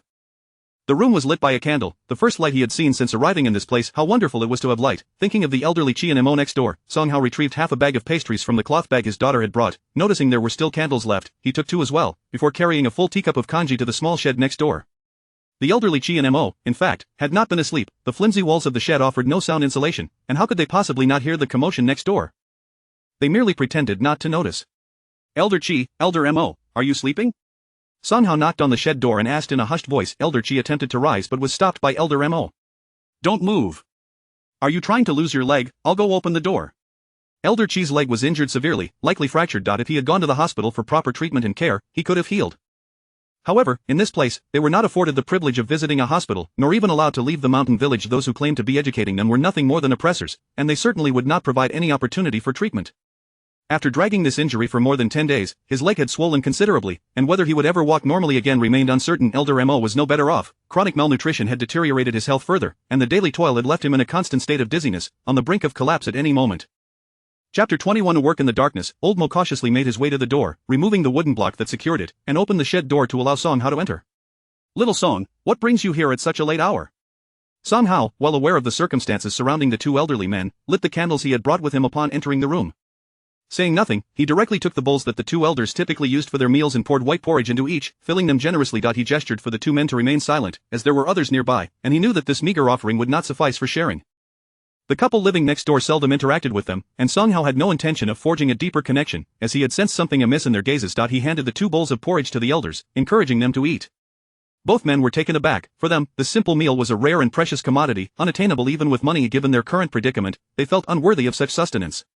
This one of them began, but Song Hao waved his hand and whispered in a hushed tone, "Hurry and eat. I have more over there, and there are also some treats. Save them for when you can't bear the hunger any longer." Without waiting for their reactions, he turned swiftly and left. As the shed door closed once more, the room remained brightly lit, not only by the flickering candles but also by a new candle placed nearby, along with half a box of matches. Old Qi and Old Mo exchanged glances but said nothing, silently lifting their bowls and savoring the porridge. Perhaps it was the harshness of their lives or the long absence of such nourishment, but they found this porridge to be the most. With each mouthful, the emptiness within them dissipated, and even the fatigue that weighed on their bodies seemed to lift, leaving them feeling considerably lighter. Old Qi even sensed a reduction in the pain in his legs, unsure if it was merely a psychological effect. The two elders were fortunate to enjoy a restful sleep that night. Similarly, Song Yun also experienced a good night's rest. Ever since her arrival in this place and learning of her parents' situation, she had not slept soundly. Today, having finally seen them, albeit in less than ideal circumstances, she felt a sense of relief. As long as she was present, things would gradually improve for them. Song Yun was awakened by her alarm clock at 6 o'clock. Having spent 28 yuan on a mechanical double bell alarm clock from the Golden Rooster brand at the department store, she regarded it as an indispensable part of her life. Even if it were expensive, she would purchase one. This type of clock was what her family had used in her childhood during the 1990s. After getting out of bed, she quickly lit the fire in the outdoor stove, poured the remaining water from the thermos into a clay pot, and took out some noodles. Song Zi rubbed his eyes as he emerged, and upon seeing him awake, Song Yun handed him both thermoses. "Zi, do you remember the way to Uncle Lu's house?" Song Zi nodded. "I remember." "Then hurry and return this green thermos to them. The red one is ours. While you're there, fill it with a pot of water." The abandoned yard had a well, but it was no longer functional. She would have to speak with Captain Lu later to request assistance in finding someone to dig a new well. The village well was too far away to be practical. It was essential to have a well on their own property. Moreover, to fetch water, they needed buckets and jars, but currently, they had nothing but a porcelain basin and a thermos to hold water. Eager to help his sister, Z dashed off with the thermos, making the round trip in just 10 minutes, even filling a pot with water at Uncle Lu's. "You were quick!" Song Yun exclaimed, taking the thermos from him and playfully pinching his adorable chubby cheeks.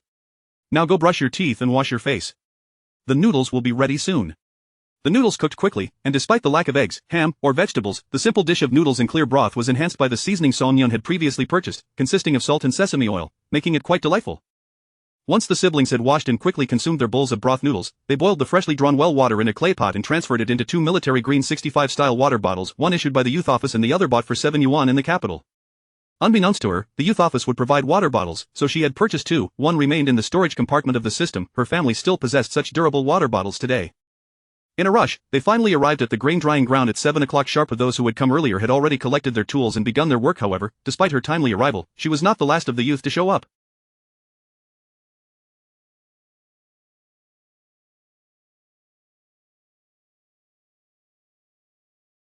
Some of the recently arrived youths from the previous day had yet to appear, and a few seasoned youths were also absent. The villagers seemed accustomed to this. Upon spotting Song Yun and her brother, Captain Lu waved her over.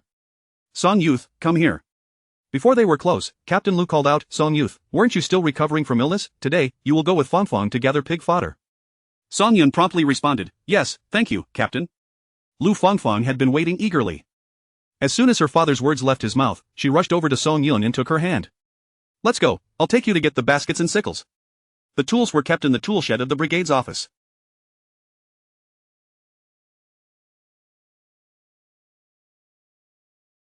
Lu Fongfong skillfully selected 2 fine sickles and fetched 2 suitable baskets for them to carry, also providing Z with a small basket meant for children to play with. This was Z's first time carrying a bamboo basket, and he was filled with curiosity and joy as he followed his sister to gather pig fodder.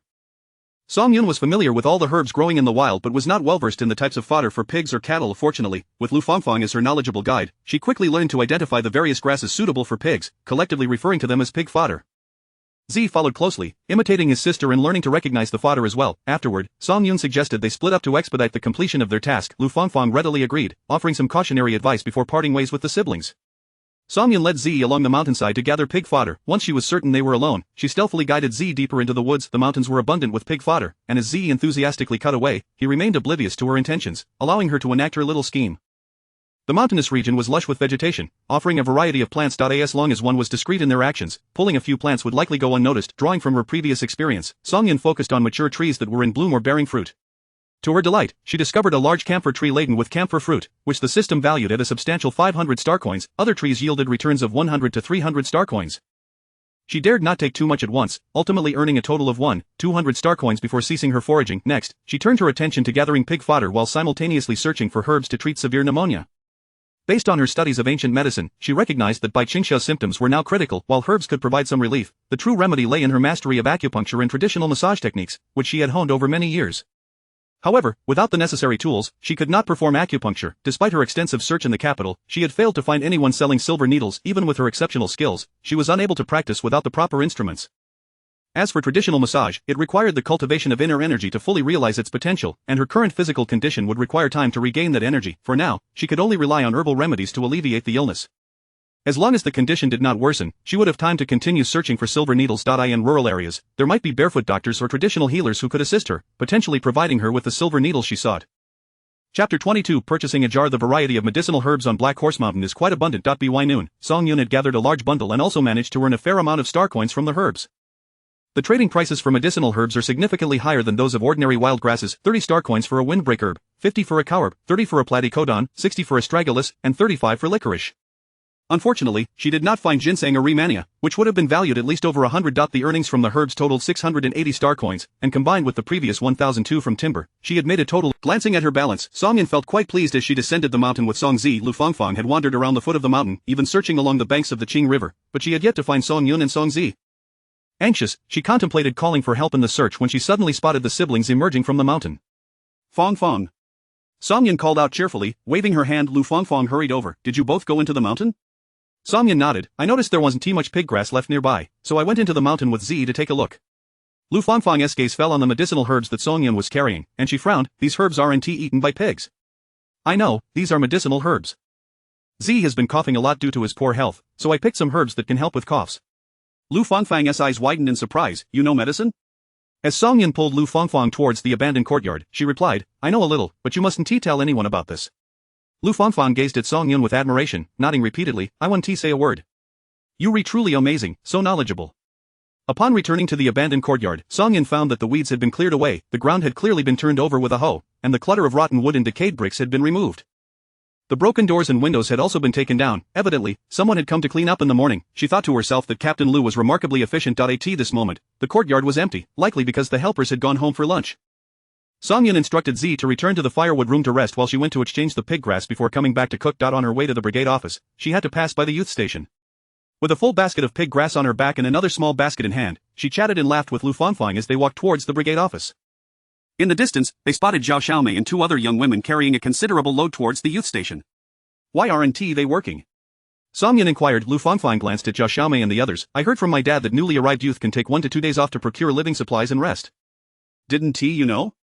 Songyun was unaware of this, which highlighted the drawbacks of being separated from the collective. However, it was never too late to learn. When she exchanged the pig grass, Songyun informed the recorder that she wouldn't be working in the afternoon as she needed to buy some items. The recorder, seeing that she had delivered so much pig grass on her first day, more than Lu Fangfang, did not press further and simply recorded her 2 work points. Exiting the brigade office, she happened to encounter Captain Lu returning from inspecting the fields. Songyun quickly inquired about the house repairs.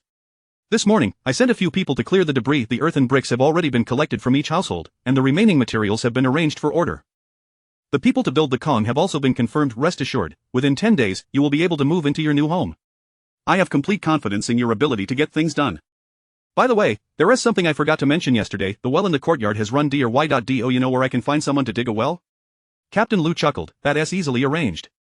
My cousin specializes in well digging and is in Gizi village. I'll have someone send him a message, and he'll come over with tools and helpers when he has the time. Your well will be easy to fix."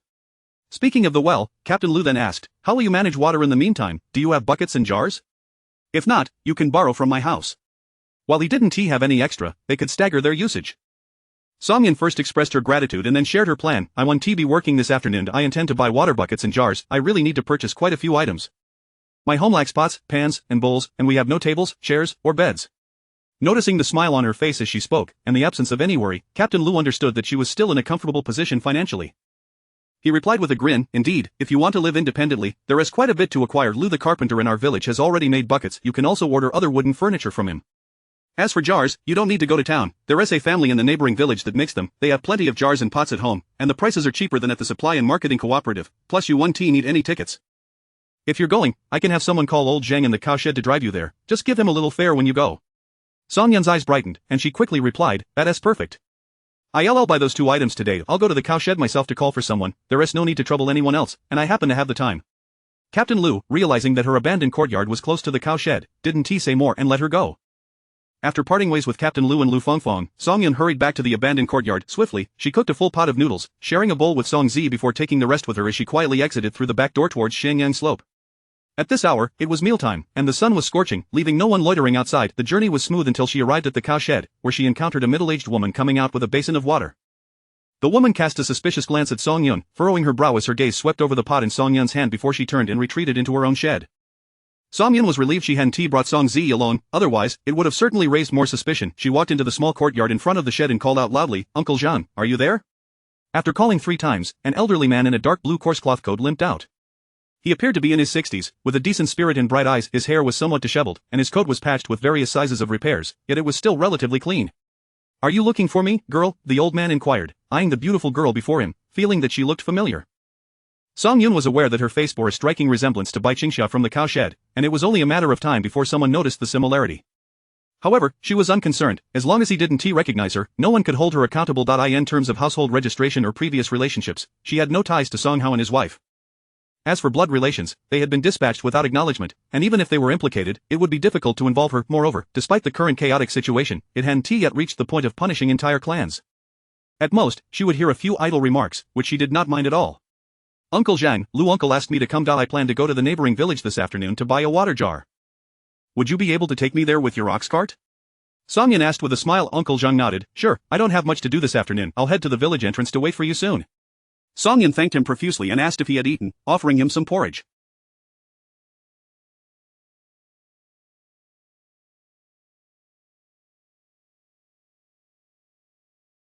Uncle Zhang was too embarrassed to accept food from the young girl, waving his hands. No, I've already prepared my own meal. You should hurry back and eat." After Uncle Zhang went to the kitchen, Songyun immediately made her way to her parents' shed. Chapter 23 Incompetent Parents in the Shed. Song Hao was feeding the already conscious but still very weak Bai Qingxia some water. As soon as Songyun entered, Bai Qingxia immediately lifted her gaze, and indeed, just as her husband had said, this was her own flesh and blood. The resemblance was striking, bearing a resemblance of at least 80% to her youthful self. The unique connection shared between mother and daughter made her eyes well up with tears at the mere sight of her. Choked with emotion, she could not utter a word, only gazing at her daughter through misty eyes, her heart aching profoundly. Her daughter, who should have been enveloped in parental love, enjoying a life of abundance and growing up joyfully, had instead suffered tremendously due to her parents' negligence and carelessness. Having never tasted the life of a capitalist's daughter, she was now bearing the consequences meant for one to now. She had forsaken the comforts of city life to endure hardships in this remote mountain valley, all because of her incompetent parents. The pain was like a knife twisting in her heart. Mom, Song-yeon called softly, her eyes equally misty. This word, Mom, had been uttered in her dreams countless times. She longed for it not to be a dream, wishing that upon waking, her parents and younger brother would be safe by her side. Now, as her dream materialized, her tears were those of regained joy and happiness. How wonderful it was! Their family of four was reunited once more. Oh, my dear child, it is I who have wronged you, Bai Qingxia said, yearning to embrace her daughter. However, recalling that she was afflicted with pneumonia, which was said to be contagious, she suppressed her impulse and refrained from reaching out, even asking Song-yeon to stand a little further away to avoid spreading her illness. Yet, Song-yeon was unconcerned. She handed the earthen pot to Song-hao, saying, Dad, there are still some noodles in here, they must have clumped together by now, hurry and take them out. She took the bowl from Song-hao's hands, declaring, I will feed Mom some water. Originally, Song-hao had planned to cook some wild vegetables into a porridge-like soup, but upon receiving food from his daughter, he felt elated and hurriedly took the earthen pot to the side to prepare it. Song-yeon glanced at the bowl, pretending that it contained something dirty, and quietly walked away from Bai Qingxia to discreetly pour a little of the low-grade nutritional liquid she had just exchanged into the bowl. She did not pour too much, fearing that the sweetness might be too pronounced and raise suspicions, especially since she had just received the bowl empty-handed. As Bai Qingxia drank the water fed to her by her daughter, she noticed it tasted sweeter than when her husband had fed her. Assuming it was merely a psychological effect, she did not think much of it. Once Song-hao had sorted out the earthen pot, Song-yeon had also finished feeding a bowl of water, and in a hushed tone, she asked, Dad, what is the situation in this cattle shed?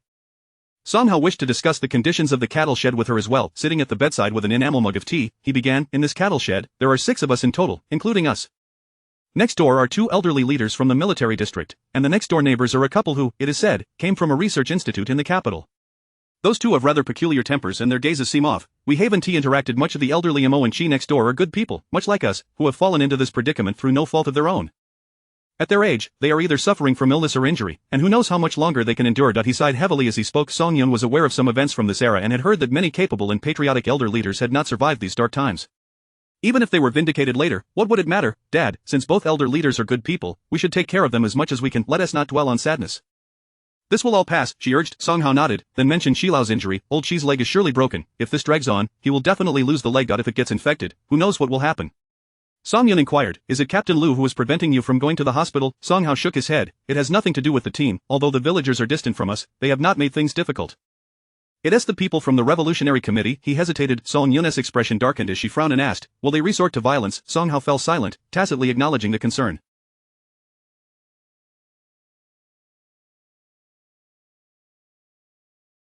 Fearing her daughter would become anxious, Bai Qingxia hurriedly interjected, it's nothing, they are merely venting their frustrations on us, they wouldn't dare to do anything serious, if we endure a bit longer, it will pass. Song-yeon clenched her fists, feeling a rising agitation within her. Alright, weren't you just telling Uncle Zhang that you were going to buy a barrel? Hurry along, Uncle Zhang will be leaving soon, and we shouldn't keep him waiting. He is a good man and has looked after us well. Song-yeon nodded, then I'll take my leave first, I'll come by again in the evening, you two should eat quickly. With that, Song-yeon hurriedly left with the earthen pot, and the couple began their lunch of the plain noodles, clumped together, were a far cry from a feast, yet Song-hao savored them with gusto. After Bai Qingxia finished her water, her appetite diminished, and she only ate a little, leaving more than half a bowl. Song-hao covered the remaining food, saving it for dinner. Next door, Elder Chi and Elder Mo were also having their lunch, which was the usual watery vegetable porridge. However, today they enjoyed some mung bean cake and peach crisp, leaving them feeling more satisfied than the usual meager 3/10 full.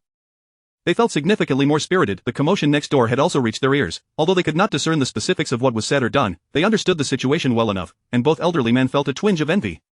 However, if given a choice, they would still prefer their current solitary state, regardless of their family's thoughts and feelings. They did not wish to involve them in their troubles.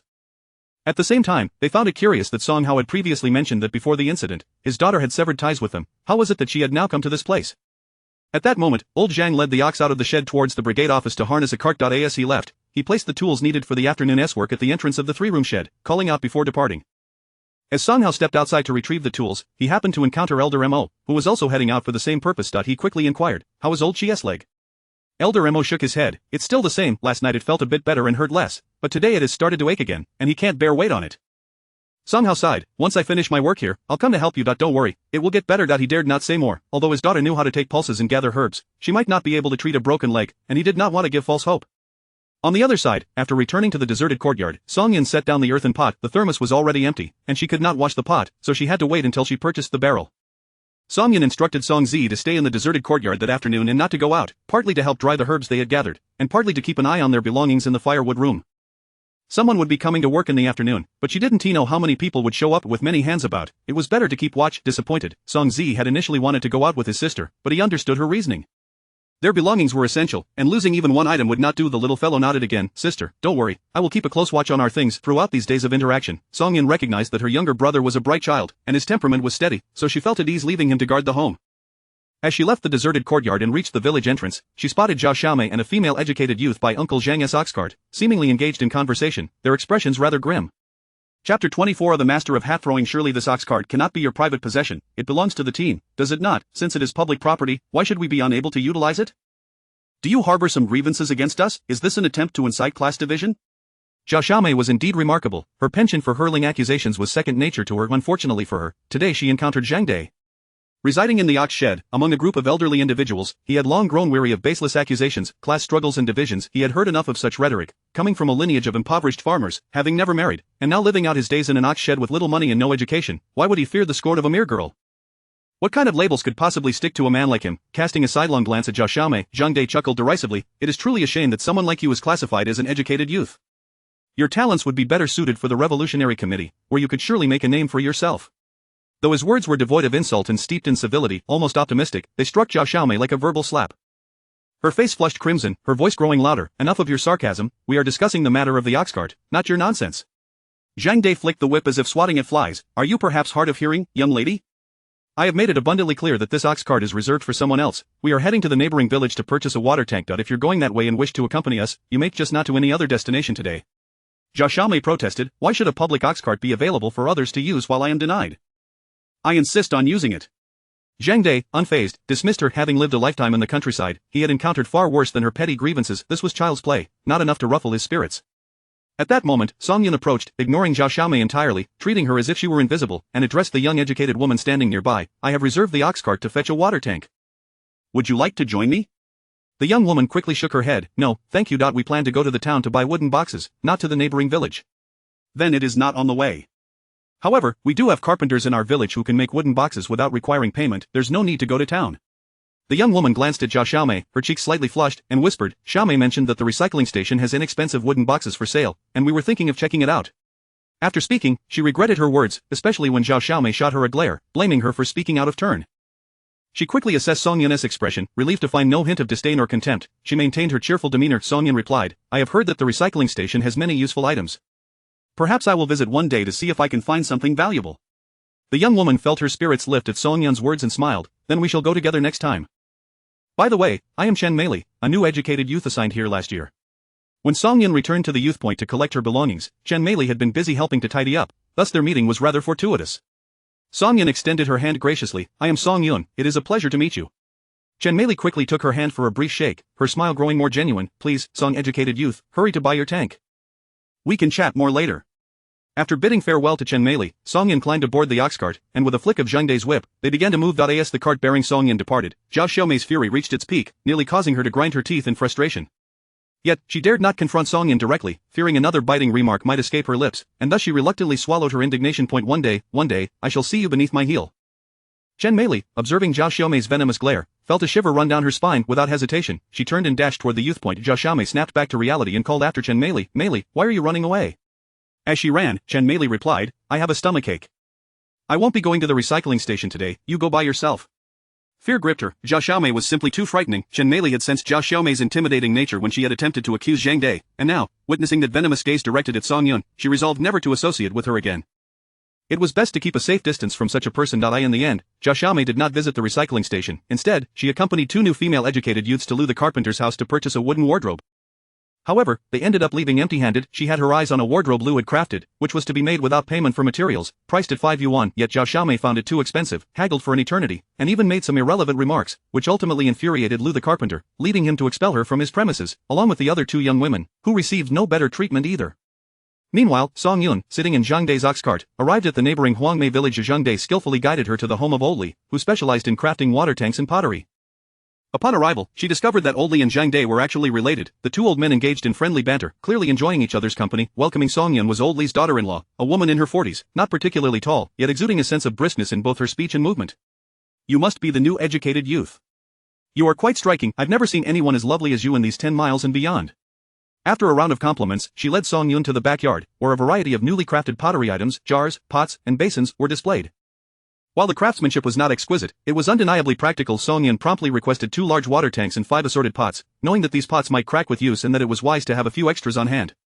She also took 20 each of bowls and plates, 2 basins, and several jars for pickling vegetables in the winter. Seeing Song Yun's substantial purchase, Old Li's daughter-in-law beamed with delight, ultimately charging her 29 yuan, and generously offering a teapot she had hidden away, a new style crafted by her father-in-law, albeit with a slight flaw.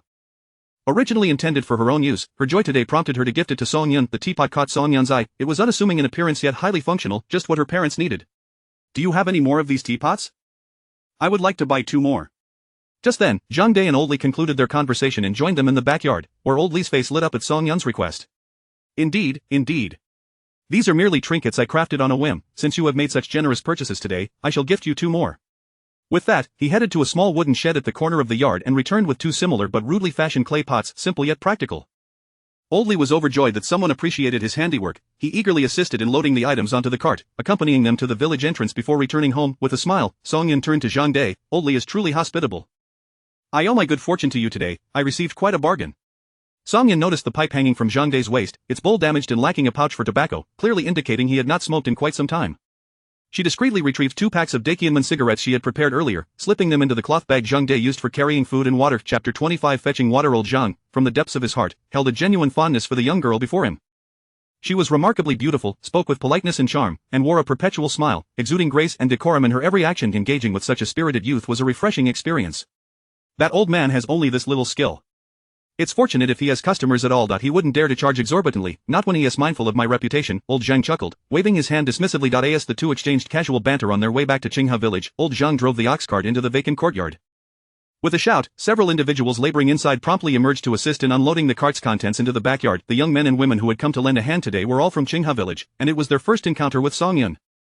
Each of them craned their necks to steal glances at her. A girl as radiant as a flower was a rarity in the 10 li radius, far surpassing the beauty of the female educated youth who had previously visited. Yet, her delicate and fragile appearance raised doubts about her ability to do farm work, especially since she had a younger brother in tow. One could only wonder what her life would be like in the future. Song Yun remained unfazed by their scrutinizing gazes, greeting everyone with a smile and expressing her gratitude. Once the unloading was complete, she stepped forward to apologize. I initially intended to provide a meal for everyone who came to help, but I currently have nothing to offer, not even a drop of water. I can only promise to treat you all to a good meal when the house is finished as a token of appreciation.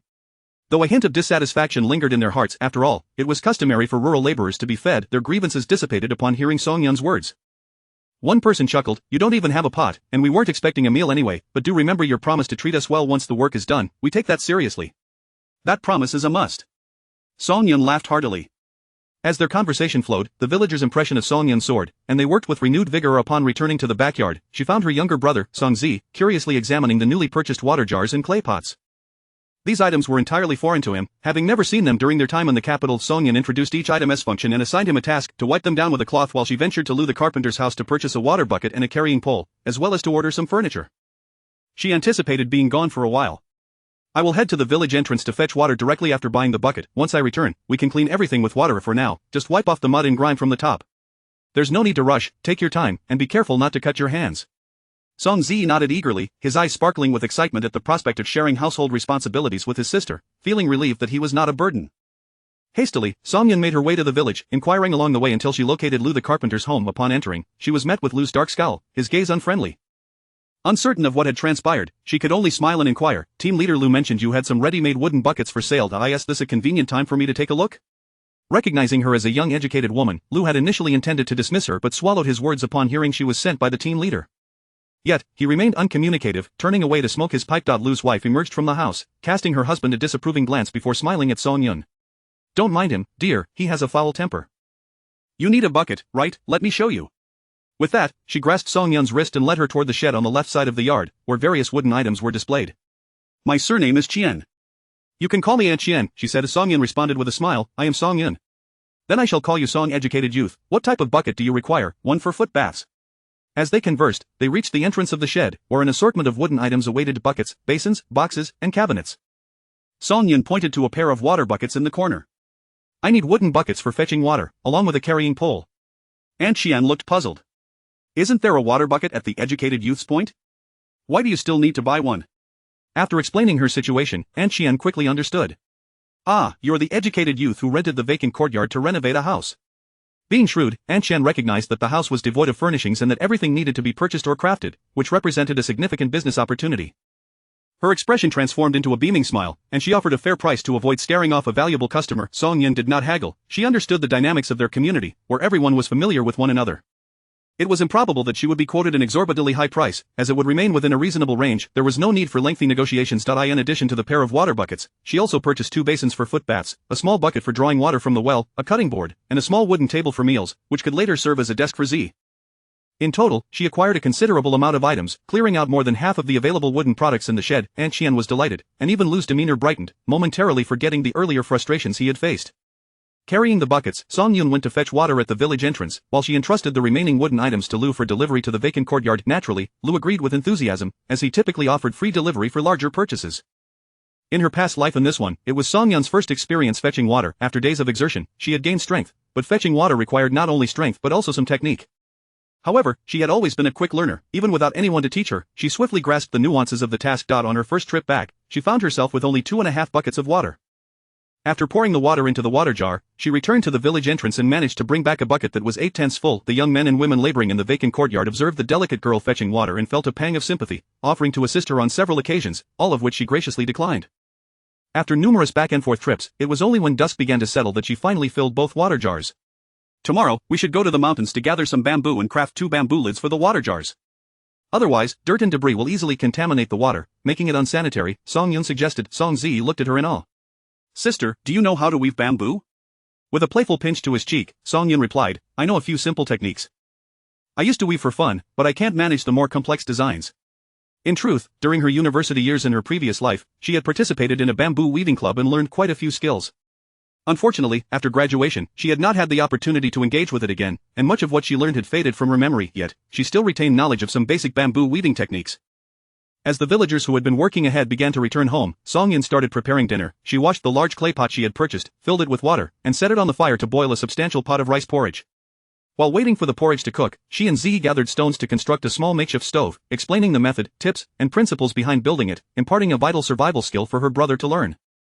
After cleaning a small clay pot, she filled it with a third of water and selected several herbs that had dried in the sun all afternoon, washing them thoroughly before placing them into the pot for simmering. Chapter 26 Old cheese leg. Upon catching a whiff of the medicinal aroma, Song Zi inquired of Song Yun, is this the medicine you prepared for our mother? Song Yun nodded, yes, our mother is quite ill.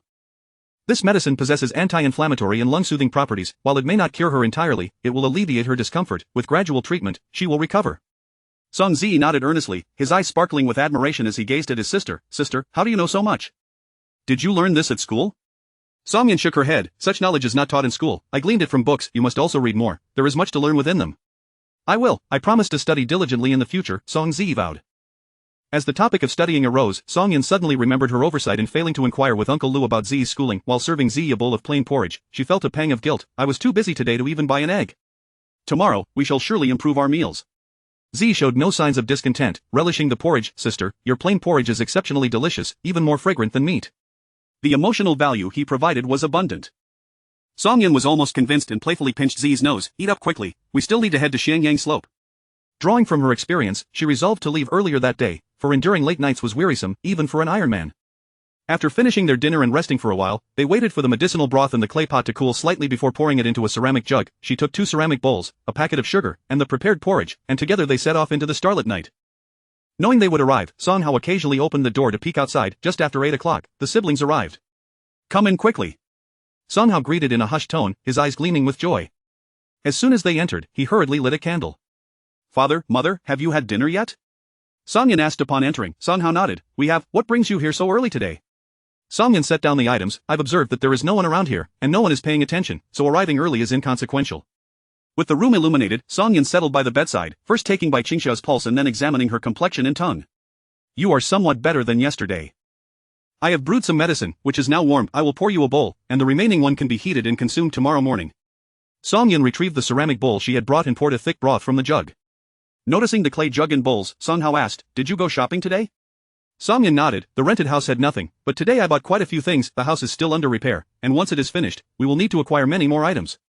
Bai Qingxia received the bowl of medicine from her daughter and gently asked, "Is the money and ticket sufficient?" Although she had learned from her son that Song Yun had retrieved money from Song Jinjin, parents always worry that their children may not have enough, as if it were instinctual. "It is adequate. I still have plenty of money on hand," Song Yun replied, scooping a spoonful of sugar and, as soon as Bai Qingxia finished the medicine, promptly offering the sugar, quickly eat the sugar to counter the bitterness. Bai Qingxia had always detested bitter tastes, and consuming medicine invariably required the accompaniment of sweets or preserves. Arriving in this place, she had not expected such thoughtfulness from her daughter. Savoring the sugar, she felt sweetness both in her mouth and heart, reminiscing about the days spent with Song Jinjin, who seemed to be inherently selfish, disinterested in studies, fond of vanity, and spent money frivolously. Even when their parents fell ill, she never cared to inquire about their well-being, only taking and never giving. In their previous roles as parents, there had been a natural inclination towards indulgence, never keeping score, and always imparting gentle guidance. Now, in contrast, they recognized the inherent flaws in human nature. Some individuals were born to be bad seeds, and no amount of love could reform them. While Song Yun and Bai Qingxia shared intimate conversation, Song Zi was animatedly recounting the events of the day to Song Hao, eliciting feelings of both pride and sorrow in him. Especially upon learning that his frail daughter had bravely carried 2 large barrels of water, he felt a deep sense of guilt. If not for their failings as parents, little Yun would not have had to endure such hardship. He could scarcely bear to imagine the burden on her slender shoulders, nor did he have the courage to look. He felt utterly powerless. After a while, Song Hao hesitated before speaking. "Little Yun, do you know how to set bones?" Song Yun recalled Song Hao's earlier mention of the elderly Mr. Chi next door and pointed in that direction. "Are you asking if I could assist the old man Chi next door with his leg?" Song Hao was impressed by his daughter's quick wit, which mirrored his own. "When we first arrived, Mr. Chi and Mr.Mo helped us immensely. Without their support, those rascals would have tormented us further. I thought, if you could set bones, it would be a great help. Those studying traditional medicine invariably possess knowledge of bone setting, but it is prudent to assess the situation first. Then I shall take a look." "I know a little," Song Yun replied, rising to her feet. Song Hao was elated and instructed Zi to stay with their mother while he took Song Yun next door. In the neighboring house, one elder was suffering from leg pain, while the other could not sleep due to back pain, tossing and turning restlessly when they heard Song Hao's knock. Mr.Mo, thinking Song Hao had come to deliver food again, felt guilty and rose to open the door, muttering, "We are not hungry. Really, there is no need to bring us anything." As the door opened, Song Hao entered empty-handed with Song Yun. Noticing the dimness of the room, he asked, "Why is it so dark? Did I not leave you candles yesterday?" Mr.Mo smiled wryly. "It is of no consequence, lighting a candle wastes wax." Saying this, he turned to light the candle. As the room brightened, Mr.Mo finally noticed that Song Hao had brought a young and beautiful girl with him, who bore some resemblance to Bai Qingxia, and he quickly deduced her identity. Song Hao directly stated, "This is Song Jiqing. I have heard she possesses some medical knowledge, so I invited her to examine old Chi's leg." Upon hearing Song Hao refer to his daughter as Song Jiqing, the 2 elders understood his desire to keep their relationship discreet and feigned ignorance, greeting Song Yun with smiles. Song Yun sweetly greeted Grandpa Chi and Grandpa Mo before approaching the bedside, instructing old Chi to lie down so she could examine his injured leg thoroughly. "It is a fracture. Without timely treatment, it has become infected." Song Yun succinctly explained the situation. Mr.Mo anxiously inquired, "What can be done? Those people will not agree to let him go to the hospital for treatment." It was not merely a matter of money. Those rascals found amusement in their suffering and would never allow them to receive proper care. Song Yun stood and calmly reassured Mr. Mo, "Do not worry, the injury is still manageable. Tomorrow, I will venture into the mountains to gather some herbs for reducing inflammation and swelling, and by noon, we can use them. In the evening, I will set the bones. It is not complicated, and I can certainly heal him." Seeing her speak so casually, as if treating a minor cold, both elders felt their worries dissipate, expressing their heartfelt gratitude. "No need for thanks. In these trying times, we must support each other and weather the storm together. A bright future awaits us, we must hold on." The 2 elders, possessing inherently resolute spirits, felt encouraged by Song Yun's words and developed a deep fondness for this kind-hearted and capable young girl. Chapter 27 of the Big Head Carp. Upon returning to their humble abode, Song Yun glanced at the time and said, "Father, it's getting late. I will take Zi home first. I have purchased several earthen pots. You may keep them for your use." With a heart heavy with mixed emotions, Song Hao bid farewell to his children. Watching their figures gradually fade into the distance, he quietly wiped away a tear before turning back inside. Bai Qingxia had already lain down, her frail body had exhausted her, and being able to converse with her children for so long was beyond her usual capacity now. Her eyelids felt too heavy to keep open, and she drifted into a deep slumber.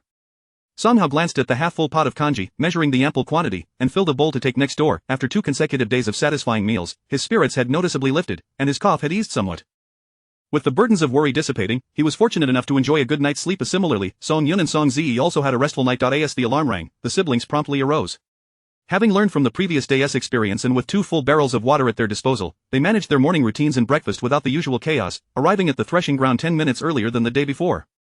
After searching for a while and not finding Lu Fengfeng, Song Yun inquired of Captain Lu, "Uncle Lu, where is Fengfeng? Why hasn't she come to work?" Captain Lu's expression was troubled. "Fengfeng has a fever this morning and will not be working today." In a flurry, Song Yun asked, "What caused her fever? Did she catch a chill?"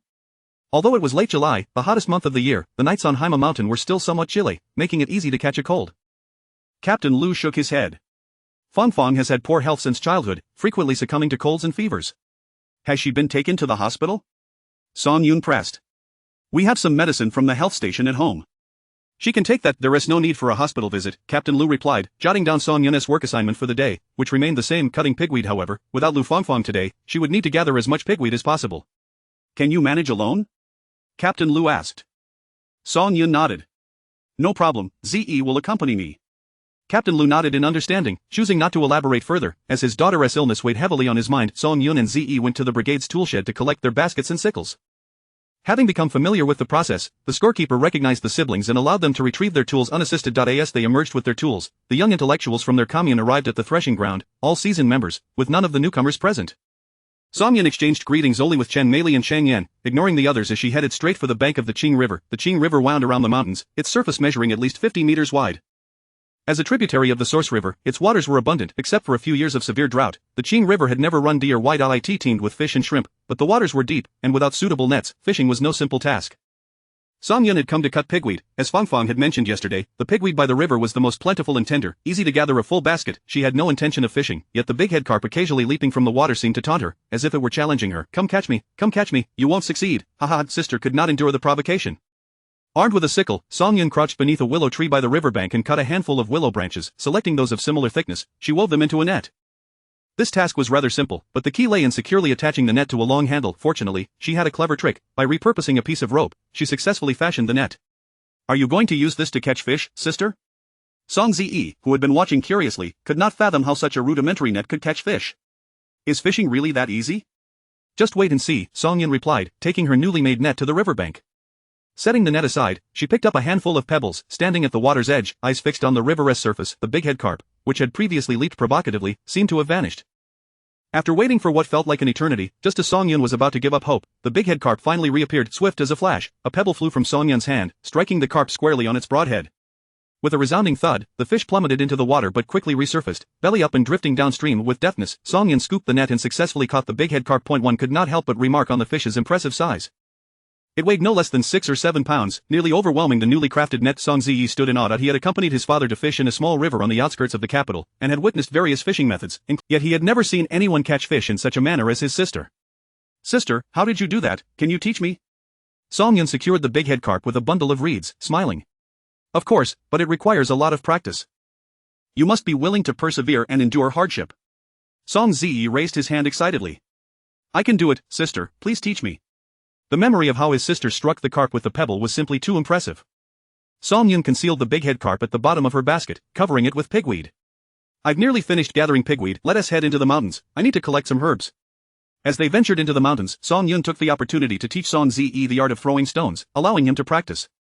Thus, he became completely engrossed in honing his stone-throwing skills, showing promising potential. While foraging for herbs, Song Yun also earned some star coins, discovering several varieties she had not encountered the previous day, netting her 180 star coins. With the balance from yesterday, she now had 2,350 star coins. Reflecting on old Chi's leg injury, she realized that applying herbs, setting the bone, and casting a plaster could indeed lead to recovery. However, the process would take time, and given old Chi's current circumstances, the ruffians around him would undoubtedly impede his rest for 2 to 3 months. If they continued to harass him, the treatment would be in vain. Opening the system's pharmacy category, she found that a roll of bone-setting bandage cost 200 star coins and would accelerate the healing of fractures. Though not inexpensive, Song Yun ultimately decided to purchase the bone. After completing these tasks, she noticed that Ze was diligently practicing his stone throwing and chose not to interrupt him. Instead, she gathered a bundle of pigweed and dug up some wild scallions and garlic to take home for cooking the fish. Noticing it was nearly noon, she finally called Ze to descend the mountain together. Song Yun instructed Song Ze to carry the big head carp through the back door to their dilapidated yard. Although the fish and shrimp from the river belonged to whoever caught them, and one fish was not a significant amount, as a newcomer to the commune, she was cautious. It would be prudent to avoid drawing unnecessary attention to herself by partaking in the collective catch before others had a chance. Chapter 28. A friend Song Yun went to gather pigweed. Upon seeing her arrive with 2 large baskets, one big and one small, as well as a bundle in her hands, the scorekeeper was astonished. Well, I never would have guessed, Comrade Song, with your delicate appearance, that you would be such a capable worker. Song Yun waved her hand dismissively. It wasn't just me, my brother helped cut it, and we fortuitously found a dense patch of pigweed by the river, which is why we brought back so much. The scorekeeper awarded her 3 points and informed her that the pigweed was sufficient for the day, allowing her the freedom to work or not in the afternoon.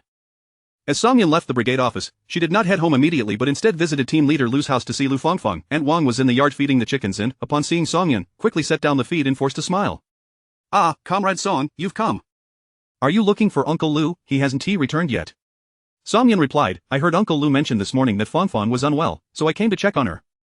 Aunt Wang's face softened with emotion. "Fongfong was just talking about you this morning, saying she couldn't work today and was worried you might not find your way around." In the village, Fongfong had no friends. Her peers shunned her, thinking her frail and unwell, unfit for play, and thus, she had grown up without a confidant. Song Yun's visit would surely bring her joy. Aunt Wang led Song Yun to Lu Fongfong's room, where Fongfong, who had initially been lying down, was now sitting up upon hearing Song Yun's voice, though still unable to get out of bed. Aunt Wang rushed over, firmly pressing her daughter back down. "What are you doing getting out of bed? You'll only feel dizzy and risk falling." Fongfong indeed felt a bit lightheaded, and with her mother's strong grip, she had no choice but to lie back down. Song Yun approached Fongfong's bedside and sat down. "What's wrong? Where do you feel unwell?" As she spoke, she took Fongfong's hand, her fingers resting on her wrist to check her pulse. Fongfong noticed that Song Yun seemed to be taking her pulse and, recalling Song Yun's promise of confidentiality, quickly called out to her mother, "Mom, hurry and fetch some water for Comrade Song." Aunt Wang, perceptive as she was and wholly focused on her daughter, had already sensed that Song Yun's grip on Fongfong's hand was reminiscent of the old doctor who had previously examined her. Aunt Wang glanced at her daughter and smiled as she turned to leave. "I'll go get the water, you two can have a little private chat." Once Aunt Wang exited, Song Yun withdrew her hand and gently inquired, "Did you catch a chill from the evening breeze?" Fongfong, feeling a tad embarrassed, admitted, "I had a stomach upset yesterday and got up several times during the night. I was lazy and didn't put on an extra layer before heading out." Song Yun reached out to feel Fongfong's forehead and noticed she had a slight fever. "Your frailty is something you've carried since birth, hasn't it? You must have endured much suffering since childhood." Fongfong sighed, "Indeed, I can't even recall how many bitter medicines I've drunk or how many times I've been to the hospital.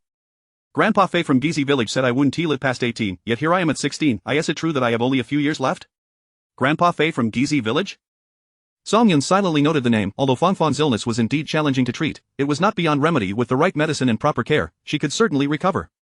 "That won't happen," Song Yun assured her, grasping Fongfong's hand. "While I'm here, you shall not come to harm. I can cure your congenital weakness, ensuring that you not only surpass 18 but live to the age of 99. Fongfong laughed. "Well, then I believe you." Just then, Aunt Wang returned to the doorway, having overheard their conversation, her eyes misting with emotion, nearly bringing her to tears. Though she was skeptical of Song Yun's abilities, it was a relief to see her daughter so uplifted. As Song Yun departed from the Lu household, she pondered the appropriate prescription for Fongfong on her way back to the barren courtyard. By the time she arrived, she had formulated a remedy and retrieved paper and pen from the woodshed to jot it down. The prescription included common herbs, with ginseng being the only exception. When combined, they would yield remarkable effects, showcasing the beauty of ancient medicine. "Big sister, how are we going to prepare the big-head carp?" Song Zi, upon her return, scampered into the woodshed, eager to know how to cook the fish, his mouth watering at the thought of meat. Song Yun tucked the prescription away. "We'll make fish soup, given our current conditions, frying or steaming isn't feasible. We'll have to boil it." Song Zi was not picky about how food was prepared. As long as there was fish to eat, he was content. He promptly searched for the largest clay pot, washed it thoroughly, and kindled the fire as instructed by his sister. With a 6 or 7 pound big-head carp, even the largest pot could not accommodate it whole, so they had to cut it in half, using a smaller pot for the other half. Once both pots were heated, Song Yun poured oil into them and seared the fish until golden brown on both sides before adding hot water from the thermos and letting it simmer over medium heat. Just before extinguishing the flame, she added the clean wild amaranth to the fish soup for both aesthetic and culinary appeal. Despite the 2 pots of fish soup appearing plentiful, with the number of people to feed, including herself and Z, as well as portions for their parents and some for Lu Fongfong, she ensured that there was enough for everyone, aiming for at least a generous bowl for each. While the fish soup was cooking, Song Yun mashed the herbs she had gathered earlier into a paste and placed it in a clay bowl, intending to take it along with the soup to Xiangyang Slope. Once the fish soup was ready, she allowed Song Zi to serve himself first, then filled a large clay jar with a generous portion of fish soup and meat before heading back to the Lu household. As she arrived, the Lu family was just about to have their meal. Upon seeing Song Yun's offering of fish soup, with its ample chunks of fish, they were all pleasantly surprised. Team leader Lu inquired, "Where did you get this fish? I thought you were working today." "I found it while gathering pigweed by the Qinghe River. The fish was belly up in the water, and since it still seemed alive, I scooped it up," Song Yun replied, half-truthfully. Li Dania's eyes sparkled with excitement as she stared at Song Yun. "Where did you find it? Take me there this afternoon. I want to catch a couple, too." If she could catch a big-head carp, she could send some home for her parents to enjoy. Aunt Wang rolled her eyes. "Don't listen to her. She has got a screw loose. If catching fish were that easy, who would bother working? You'd make a fortune just by fishing." Song Yun chuckled. "I'll go have a word with Fongfong." When Song Yun entered Fongfong's room, she handed her the written prescription. "If you trust me, ask your parents to gather these herbs and prepare them as indicated. Try it for 7 days and see how it works."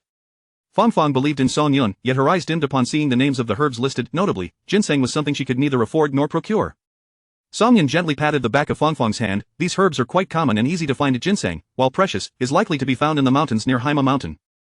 Someone might have struck luck and dug some up. If you inquire diligently, you'll surely locate some. By the way, about Grandpa Fei from Gizi village, he is a traditional Chinese medicine practitioner, right?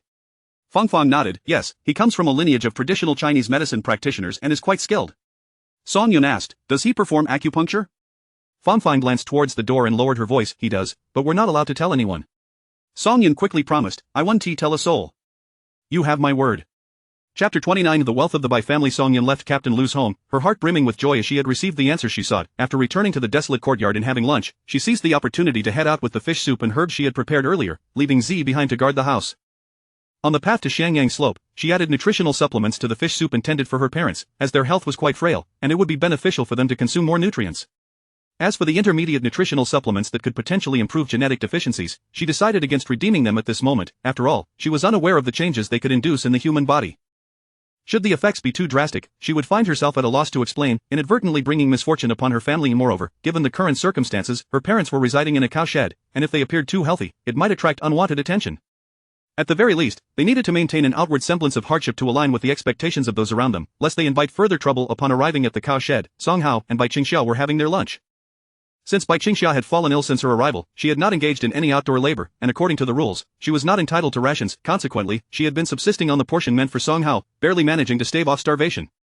Her prolonged illness had taken a toll on her health, exacerbated by insufficient nourishment. Today, their meal consisted once again of a thin soup made from wild vegetables and corn, but with the snacks left by Song Yun, they no longer feared hunger. Just as the couple had taken a few bites, the door of the shed was pushed open, startling them. They initially feared it was those scoundrels until they realized it was their daughter, at which point their hearts began to settle. Dad, Mom, I caught a fish today and made fish soup. Hurry and have some, it's delicious. Song Yun efficiently retrieved the earthen pot from her bag and placed it on the small table made of stone slabs. Noticing that Bai Qingxia's complexion had improved somewhat, allowing her to rise from bed for meals, Song Yun felt a wave of happiness. She first checked her pulse. Much better. Let us continue with the medicine, and I'll bring more tonight. Hearing his daughter speak of his wife's improved condition lifted Song Hao's spirits. He eagerly took his wife's bowl, which contained the wild vegetable porridge, and poured it into his own, filling her bowl generously with fish soup and meat. You're weak, you need to eat more fish soup to regain your strength and recover faster. Bai Qingxia felt deeply moved by the care shown by her husband and daughter. You should eat as well. Look at how thin you've become. Bai Qingxia felt a pang of guilt. Their exile here was primarily due to her overseas background, her mother and two brothers residing abroad. Initially, it was of no consequence, but through the machinations of ill-intentioned individuals, the situation had taken a turn for the worse. Song Hao, unwilling to let her suffer alone, steadfastly remained by her side, enduring this hardship together. As Bai Qingxia savored the fragrant fish soup, a mixture of emotion swirled within her. Yet she understood that weakness and tears would not suffice. She needed to live, to endure the suffering, so that those who loved her could find peace. She had never disclosed the true wealth of the Bai family to anyone, not even to her husband or the ever-present Bai Jinjin and Song Zi. As long as she could return to the capital and reclaim her rightful possessions, she could secure a bright future for her husband and children. Song Yun filled a teacup with fish soup and meat from Song Hao's usual enamel cup and brought it next door. The elderly couple next door had already finished their lunch and were delighted to see Song Yun. She placed the cup down, saying, I caught a fish today and made some soup. There are no seasonings, so it's rather plain, please don't mind it. Mr.Mo was not one to be polite, chuckling as he teased, I have tasted your cooking before, even ordinary rice porridge takes on an extraordinary flavor in your hands, so the fish soup must be delightful. Flattered by the appreciation for her culinary skills, Song Yun beamed, but she did not linger on the conversation. She took out the herbal paste she had prepared, first washing old cheese leg with water, then evenly applying the herbal mixture and wrapping it with strips of white cotton cloth she had cut the night before. I'll return tonight. If the swelling has gone down, we can set the bone. If not, we'll have to wait until tomorrow, she stated. She felt an indescribable gratitude in his heart. Here was a young girl, unbothered by his dirty and smelly condition, diligently cleaning. All he could offer in return was a dry thank you. Unable to bear the sight of the old man's teary eyes, Song Yun hurriedly excused herself. Although there was no work in the afternoon, she had no intention of idling about. With a stove now available at home, she could prepare proper meals, but there were no ingredients. It wouldn't do to have Z continually eating plain porridge and broth. There were several other patients in the cowshed, all awaiting improvements in their diets for better health. After tidying up at the desolate courtyard, Song Yun noticed that the villagers had begun to arrive to repair the house. She locked the firewood room and took Z out through the back door, once again venturing into the mountains. This time, her goal was to hunt some game to bring back and to collect a few bamboo stalks, rather than focusing on earning star coins. Though they carried no basket, Song Yun brought a cloth bag, pausing to gather any edible wild vegetables she encountered and picking up useful stones to tuck into her pockets for Z. Unbeknownst to them, the siblings wandered deeper into the forest, where the underbrush thickened, and the path became less defined, indicating few had ventured into this area. Fong had warned her the previous day about the presence of wolves, wild boars, and bears in the mountains. It was a perilous place, and the villagers only dared to roam the outskirts. Only those with hunting rifles would venture further in, leaving ordinary villagers wary of the inner woods. Consequently, the wild vegetables were more abundant and lush within, and the siblings quickly filled a large bag. Song discovered a patch of wild amaranth. She and Z joyfully gathered it. Suddenly, a faint rustling from the nearby bushes caught her attention. Instinctively, she reached into her pocket for 2 stones. As the sound echoed once more, she flicked her wrist, sending the stones flying, and with a couple of sharp thuds, accompanied by some struggling sounds, silence fell again. Approaching the bushes, Song pulled out 2 plump gray rabbits, each weighing around 4 to 5 pounds. Z looked on in astonishment as the rabbits lay still, having met their end from well-placed strikes to their heads. "Sister, you're incredible. You didn't even see the rabbits, yet you hit them perfectly. How did you do that?" With a smile, Song stuffed the 2 rabbits into her cloth bag. "If you practice diligently, you too can become skilled like your sister." She had yet to regain her inner energy. Otherwise, that strike would have been enough to shatter the rabbits' heads. Having caught 2 rabbits, Song decided against pursuing other game, as they would have more than enough to eat, and without a refrigerator or even a well, it would spoil within a day. Gathering more wild vegetables posed no issue, as any surplus could be dry for winter storage. With their bags now full, the siblings made their way towards the bamboo forest. Lacking a machete, Song quietly exchanged for a dagger in the system shop. Chapter 30 Slicing through iron like mud. Song Z's eyes widened in astonishment as he beheld the exquisitely crafted dagger. "Sister, where did this knife come from? I've never seen it before." Song Yun, employing her skills of persuasion once more, replied, "I purchased it from the black market in the capital." "You mustn't tell anyone. If anyone inquires, simply say it's a family heirloom passed down through generations." Though young, Song Zi was aware of the illegality of the black market, and he nodded in understanding. "I understand. This is our family treasure." Indeed, the dagger produced from the high-dimensional planetary realm did not disappoint Song Yun. The phrase "slicing through iron like mud" from the novel was vividly realized. This dagger truly could slice through iron as if it were mere clay. Though effective, it also posed dangers. Song Yun resolved to store it in the system's storage compartment when not in use, ensuring that no one, not even Z, could access it. Easily chopping 2 bamboo stalks and trimming the branches, the siblings worked together to carry them down the mountain. It was still before the end of the workday, and the villagers repairing their homes were busy patching walls, with materials for roofing already in place. Everyone was engaged in their tasks with fervor when they suddenly noticed the Song siblings returning with the bamboo, sparking their curiosity. "Song Jiqing, what do you need bamboo for?" As Song Yun dragged the bamboo into the courtyard, she smiled and replied, "I've learned bamboo weaving, and we're lacking many items at home. We can't afford to buy a basket, bamboo curtain, or bed mat, so I thought since there is bamboo readily available on the mountain, I might as well weave them myself." Upon hearing that she intended to weave baskets and mats, the villagers quickly lost interest. Such crafts were simple to make, and many in the village could do it. They had expected something more extraordinary from this city girl. Song Jiqing. Song Yun proceeded to the backyard, sorting out the wild vegetables for dinner while spreading the rest on a dilapidated door plank to dry. She also needed to weave a few round winnowing baskets for drying items, as it would become inconvenient if she had too many things to dry later on. With nimble hands, she prepared the bamboo, soaking it in water. Taking advantage of the early hour in the absence of anyone by the river, she hurriedly carried 2 wild rabbits to the riverside for processing. The fur could be kept for making gloves, although she was unfamiliar with the tanning process. She would ask Uncle Lu about it later. With the assistance of the system's dagger, handling her catch became immensely enjoyable. Each slice was remarkably smooth, and one could easily imagine the stress relief of cutting through rabbit meat and bones. As she returned after processing the rabbits, she noticed people finishing work in the fields and heading back toward the village. Villagers from the abandoned courtyard were also hurrying home, so Song Yun tread lightly, using the cover of the grass to conceal the rabbits in her hands, successfully slipping through the back door into the abandoned courtyard. Once the villagers had departed, she began preparing dinner. It was not out of stinginess, there were simply too many workers present. If she were to cook meat dishes in front of them without offering any, it would be rather inappropriate. If she were to offer, there would not be enough rabbit meat to go around. The abandoned courtyard was a considerable distance from the village. As long as no one came by deliberately, no one would know what she was doing there. This was one of the reasons she chose this place. Such freedom. She decided to braise one rabbit while stewing the other. Given that she and Z preferred stronger flavors, they naturally opted for the braised one, while their parents, being unwell, could only have the clear stew. She planned to take a bowl to Fong Fong later. Much like the fish at noon, there seemed to be plenty. 2 large pots, but after dividing it, not a morsel was left. Nevertheless, they relished this hearty meal, both siblings thoroughly satisfied. "What a pity there are no steamed buns. Otherwise, I could dip them in the broth," lamented Song Zi, his expression one of regret. Song Yun ladled the broth into a small bowl, saying, "We'll use this broth to braise noodles tomorrow morning. Given our current circumstances, we can't make steamed buns. Once the house is repaired, I promise to make you steamed buns, meat buns, flour rolls, shao mai, and fried dough cakes." Despite Zi's usual composure, he was still a child, and upon hearing his sister's words, he nearly drooled with anticipation. "Sister, you are my goddess. You are simply the best." Song Yun chuckled at the little fellow's enthusiasm, ruffling his hair playfully. "Enough of that, help me tidy up the pots and bowls while I take some stewed rabbit meat to Fong Fong." Zi had become quite proficient at these chores. He filled a wooden basin with the pots and bowls to be washed, then made his way to the small ditch dug by his sister to clean them. After washing, he placed them in another clean wooden basin to air dry. Confident in her brother's abilities, Song-Yun entrusted him with these household tasks while she carried the ceramic bowl of stewed rabbit meat to Captain Lu's home. At this hour, Captain Lu's family had not yet begun dinner. Aunt Wang was busy cooking in the kitchen. Song-Yun bypassed the main room, heading directly to the kitchen. Aunt Wang's face lit up upon seeing Song-Yun. She abandoned her cooking duties, instructing Li Daini to take over. Accepting the bowl of rabbit meat from Song-Yun, she marveled at the generous portion, thinking to herself how honest and kind this girl was. Without hesitation, Aunt Wang poured the rabbit meat into her own basin, telling Li Daini to finish cooking and wash Song-Yun's bowl afterward. Meanwhile, she took the bowl of rabbit meat and led Song-Yun to Lu Fangfang's room. Li Daini, initially delighted at the prospect of having rabbit meat for dinner, suddenly found herself disheartened when her mother whisked away the entire bowl, leaving her with nothing. Frustrated, she felt like smashing that ceramic bowl, though she dared not do so. In Lu Fangfang's room, Aunt Wang firmly closed the door, placing the rabbit meat on the table beneath the window, then quickly shut the window as well. She pulled Song-Yun over to sit beside Lu Fangfang's bed. Lu Fangfang, having been asleep, awoke to the commotion. Upon opening her eyes, she was met with her mother's anxious expression, who spoke in a hushed tone. Xiaoyun, tell me the truth from the bottom of your heart. Does the prescription you gave Fangfang truly have the power to cure her illness? Aunt Wang clutched Song-Yun's hand tightly, the grip revealing her nervousness. Song-Yun nodded earnestly. As long as the herbs are gathered according to the prescription, it will definitely be effective. The specific results will depend on the actual situation, and subsequent treatments will need to be adjusted based on her body's reactions. In any case, it will certainly work. Aunt Wang finally relaxed her grip, placing a hand on her chest, her eyes glistening with tears. That's wonderful, that's wonderful. I trust you, I trust you. Over the years, she had exhausted the family's savings seeking medical help for Fangfang, incurring the ire of her in-laws and elder daughter-in-law, yet she had never given up, nor could she afford to.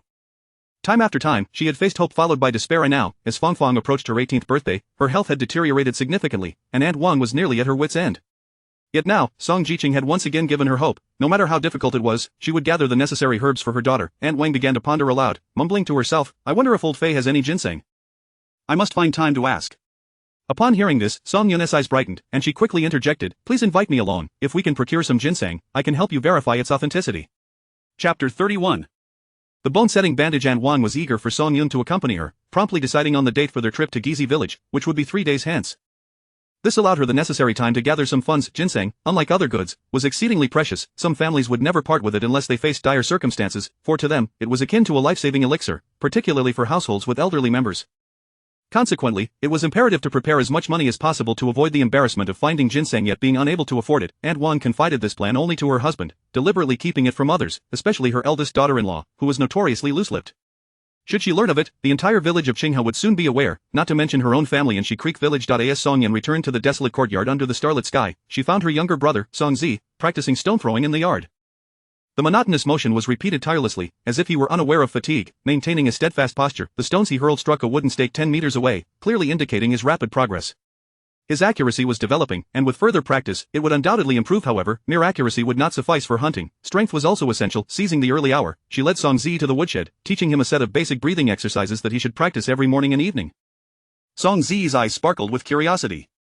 Sister, is this the same qigong you practice before sleeping every night? Previously, he had inquired about her nightly meditative routine, to which she had vaguely replied that it was qigong. Indeed, it is a form of qigong. If you master it, you will be able to harness energy when you throw stones in the future. Song-Zi, ever quick to draw connections, asked, when you use stones to catch big-head fish and rabbits, was it with this energy? Precisely. That is indeed the energy I employed, and it is merely the most fundamental level. If you practice diligently, your power will grow, and you will be able to take down not just small rabbits and fish, but even wild boars with a single strike. Filled with aspirations, Song-Zi vowed, I will practice hard. Yes, I believe in you. However, you must remember that this is a secret just between us siblings, no one else can know. Song-Zi raised his finger in oath. I swear, Song-Yun interrupted him, there's no need for oaths. I trust you. After practicing together for a while, they decided it was time to head to the sunlit slope, carrying a ceramic pot filled with stewed rabbit meat. On the slope, old Zhang had visited old Li's home for a meal and returned a bit later. From a distance, he spotted a tall and a small figure entering the cattle shed. Quickening his pace, he saw them enter Song Haobai's and Bai Qingshe's dwelling, recognizing the slender silhouette as Song Jiqing. Suddenly, he recalled something. Upon first encountering Song Jiqing, he found her visage oddly familiar. It had not struck him then, but he now realized that her familiarity stemmed from Bai Qingshe. Song Hao, Song Yun, Song Zi, and their striking resemblance clearly marked them as a family. Old Zheng patted the large front pocket of his coat, deciding to feign ignorance. Having lived to this age, he had his own sense of discernment regarding good and evil, and needed no one to teach him. In his heart, Song Hao and Bai Qingxiao were not bad people, they were educators. Likewise, Old Qi and Old Mo were not the villains others claimed, they were heroes. As for Song Yun, she was a younger generation he genuinely admired, not only for her beauty and kindness but also for her filial piety, a rarity in these times, where few children would go to such lengths for their parents. Quietly, old Zhang returned to his room, savoring the satisfaction of his own thoughts. Inside the small shed, Song Yun stood at the door, listening for a moment to ensure old Zhang had returned to his own quarters before feeling relieved. Song Hao lit a candle. Old Zhang is a good man, you need not worry. Song Yun nodded, retrieving the ceramic pot and medicinal jar from the net bag, placing the other cleaned pot in a corner of the shed. Song Hao, gazing at the rabbit meat, swallowed hard but still said, "You need not bring us food every day, just some cornmeal will suffice, we can cook for ourselves." His primary concern was the frequency of their daughter's visits, which could attract unwanted attention. Given their current circumstances, should someone report them, it mattered little, they could hardly sink lower. However, their daughter was different, her clean background must be preserved at all costs. "It's alright, our place is quite close to here, distanced from the village. The villagers seldom come this way, so no one will see," Song Yun assured, deftly pouring out the medicinal concoction prepared for Bai Qingxia. "Mother, it's time for your medicine." She then pulled out a handful of fruit candies, having forgotten about them until Song Zi had offered the remainder upon their return, claiming they were tastier than regular sugar, and suggesting that mother use them as a treat with her medicine. At the sight of the candies, Bai Qingxia recognized them as her son's favorites, smiling as she waved her hand. "I don't care much for sweets, just save a few for the medicine, and let Zi have the rest." Zi quickly protested, "I don't eat sweets. I'm a boy, and I don't like them." Song Yun laughed, tucking the candies into Bai Qingxiao's pocket. "I've saved them, once they're finished, we can buy more. We're not lacking in funds." Song Hao chuckled, "Little Yun is right. It's just a few candies, after all, we can certainly afford that." Bai Qingxia refrained from further protest and began to sip the warm medicinal concoction. The brew, infused with ample licorice, was not excessively bitter, but it was undeniably unpalatable. As she finished the bowl, Song Zi hurriedly presented a small piece of candy, unwrapped, to her lips. Bai Qingxia accepted it with gratitude, her face alight with contentment. She could sense that Zi was quite fond of and relied on little Yun. In the brief time they had been apart, Zi seemed to have matured and grown more understanding. After exchanging a few words, Song Yun rose to attend to old Qi's leg next door, with Song Hao following suit, leaving Zi to keep Bai Qingxia company. Next door, old Qi and old Mo had been eagerly awaiting the sounds from Song Hao's side, and their anticipation was finally rewarded. As soon as Song Yun entered, old Qi exclaimed with excitement, "Girl, your herbs have truly worked wonders. The swelling has diminished, and the pain is hardly noticeable." Song Yun turned on a flashlight, asking Song Hao to hold it up, as she began to unwrap the bandages and clean the medicinal paste. The previously swollen leg had indeed reduced considerably. The results are promising. This level is suitable for realigning the bone, though it may be quite painful, so you must endure it. You can proceed without concern. Back in the day on the battlefield, when our commander dug bullets out of my shoulder with a knife, I didn't utter a single cry. Though there were anesthetics available in the systems shop, Song Yun hesitated to use them, unable to provide an explanation. Fortunately, the pain from realigning the bone was temporary. True to his word, old Qi only grunted a few times, even as beads of cold sweat appeared on his forehead. He did not cry out in pain nor move about restlessly. Song Yun retrieved the bone-setting bandage she had exchanged from the systems shop. It appeared quite ordinary, resembling white gauze smeared with dark ointment. "What is this dark stuff?" Old Mo inquired. Chapter 32. The man fetches water. Song Yun skillfully wrapped the bandage around Grandpa Qi's injured leg, saying, "This is my unique remedy, which is highly effective for healing broken bones." Upon hearing the term unique remedy, the two elderly men ceased their inquiries. After finishing the bandaging, Song Yun went outside to fetch 2 wooden planks, which she skillfully shaped with a dagger to secure Grandpa Qi's injured leg. The makeshift splint appeared rudimentary, yet it provided ample protection for the injured limb, eliciting no complaints. Once her work was completed, Song Yun inquired, "Grandpa Qi, how are you feeling now?" Grandpa Qi chuckled, "I feel great, not a bit of pain, truly." While it was impossible for him to be entirely pain-free, the discomfort he experienced had become negligible. Since the accident, this was the most comfortable he had felt. "Very well, focus on your recovery, and be sure to take care, we must avoid any further injury." Grandpa Qi had no objections, but his heart was heavy with sorrow. Those scoundrels had not shown up for several days, and he suspected they would soon return, uncertain of how they would torment him. He could not guarantee that his leg would remain unharmed. Unaware of Grandpa Qi's inner turmoil, Song Yun bid him farewell and departed. After Song Yun and Song Zi left, Song Hao dutifully distributed some stewed rabbit meat to the 2 elderly men. Aside from the fish and meat they had for lunch, it had been ages since they had tasted genuine meat. The stewed rabbit was so fragrant that they could hardly resist, and they sat by the bed enjoying a meal, marveling at how life had improved to the point where they could savor meat again. In recent days, Song Hao and Bai Qingxia had been consuming food enriched with nutritional supplements, resulting in visible improvements in their health. Particularly for Song Hao, his coughing had nearly ceased, and he felt as robust as he had during his time in the capital. Although Bai Qingxia had managed to stabilize her condition, her illness persisted, leaving her still frail. Nonetheless, she was significantly better, able to eat and sleep well. Upon returning to the desolate courtyard, Song Yun began boiling water, first allowing Song Zi to bathe in a large wooden basin while she took a hot bath in a newly purchased tub. It must be said that boiling water for bathing consumed a considerable amount of firewood. The pot was too small, requiring multiple batches, nearly depleting their firewood supply. We must make time tomorrow to gather some firewood from the mountains, Song Yun remarked, sitting on the newly acquired bench, twisting her hair while observing Song Zi, who was diligently practicing throwing stones. After tossing the last stone, Song Zi turned to Song Yun and asked, "Sister, does Lu the carpenter have a smaller water bucket?" Curious, Song Yun replied, "What do you need a smaller water bucket for?" Glancing at the empty water vat, Song Zi explained, "The vat is empty, and I want to fetch some water." He had noticed during the day that the men in the village were responsible for fetching water. There were no women doing so. As a boy, it was his duty to carry water for the household. However, he had tried, and the buckets were too large for him to manage. Song Yun chuckled heartily, rising to approach Song Zi with both hands. She pinched his chubby cheeks affectionately, exclaiming, "Oh my, our little man is quite impressive, but for now, you needn't worry about fetching water. Once you grow taller and stronger, the responsibility of carrying water will fall to you, alright?" Though Song Zi had no grounds to disagree, he remained silent and retreated to the firewood shed, sitting cross-legged on the bed to practice the breathing exercises his sister had taught him. After a while, Song Yun also entered the room, sitting beside the little fellow to practice together. The following morning, as they prepared for work, Lu Fangfang still had not arrived, nor was Captain Lu present. The squad leader assigned the task of cutting pigweed to Zhao Xiaomei. Song Yun raised an eyebrow, noticing the squad leader's flushed face and the shy glances he occasionally cast toward Zhao Xiaomei. Ah, indeed, it was Zhao Xiaomei. Her talent for attracting men was exceptional. Within just a few days, she had captivated the young man to the point of distraction from his work, his heart fluttering.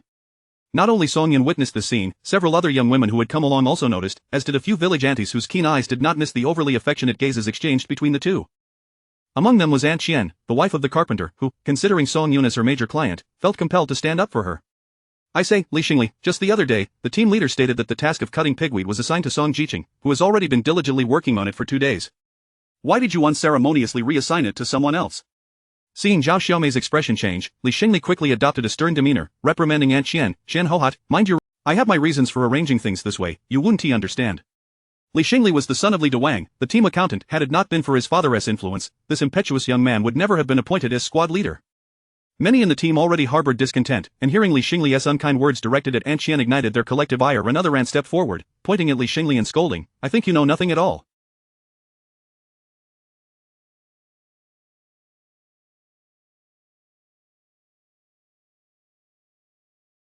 Just because someone threw you a flirtatious glance, you've lost your wits." Eagerly fawning over her, "Have you taken a moment to reflect on your own appearance? Do you honestly believe a city girl would be interested in someone like you?" Li Xingli, as if stepping on a painful toe, nearly overturned the table in outrage. "What is wrong with my appearance? Why wouldn't a city girl be interested in me?" Zhao Xiaomei was infuriated, wishing she could find a hole to hide in. Had she known Li Xingli was so inept and careless with his words, she would have chosen someone else. She had no desire for the task of cutting pigweed. The work points were too low, and it was better to work in the fields. She could simply feign weakness and toss a flirtatious glance, and there would be plenty of people willing to help her, earning her more work points. As Zhao Xiaomei prepared to speak, she overheard the aunt exclaiming loudly, "Oh, you're quite confident, aren't you? Why don't we ask this young woman directly if she is interested in a relationship with you? If she is, I will apologize to you in front of the entire team right now, and if she isn't, you should resign as squad leader and work for my family as Zhuangzi instead. How about that?" Though brash, Li Xingli was not entirely foolish. He realized Aunt Neo was trying to pressure him and wanted her son to take over as squad leader. However, it did not matter. Even if he lost the bet, she could not take the squad leader position from him. At the same time, he was curious to see if Zhao Jiqing truly desired a relationship with him.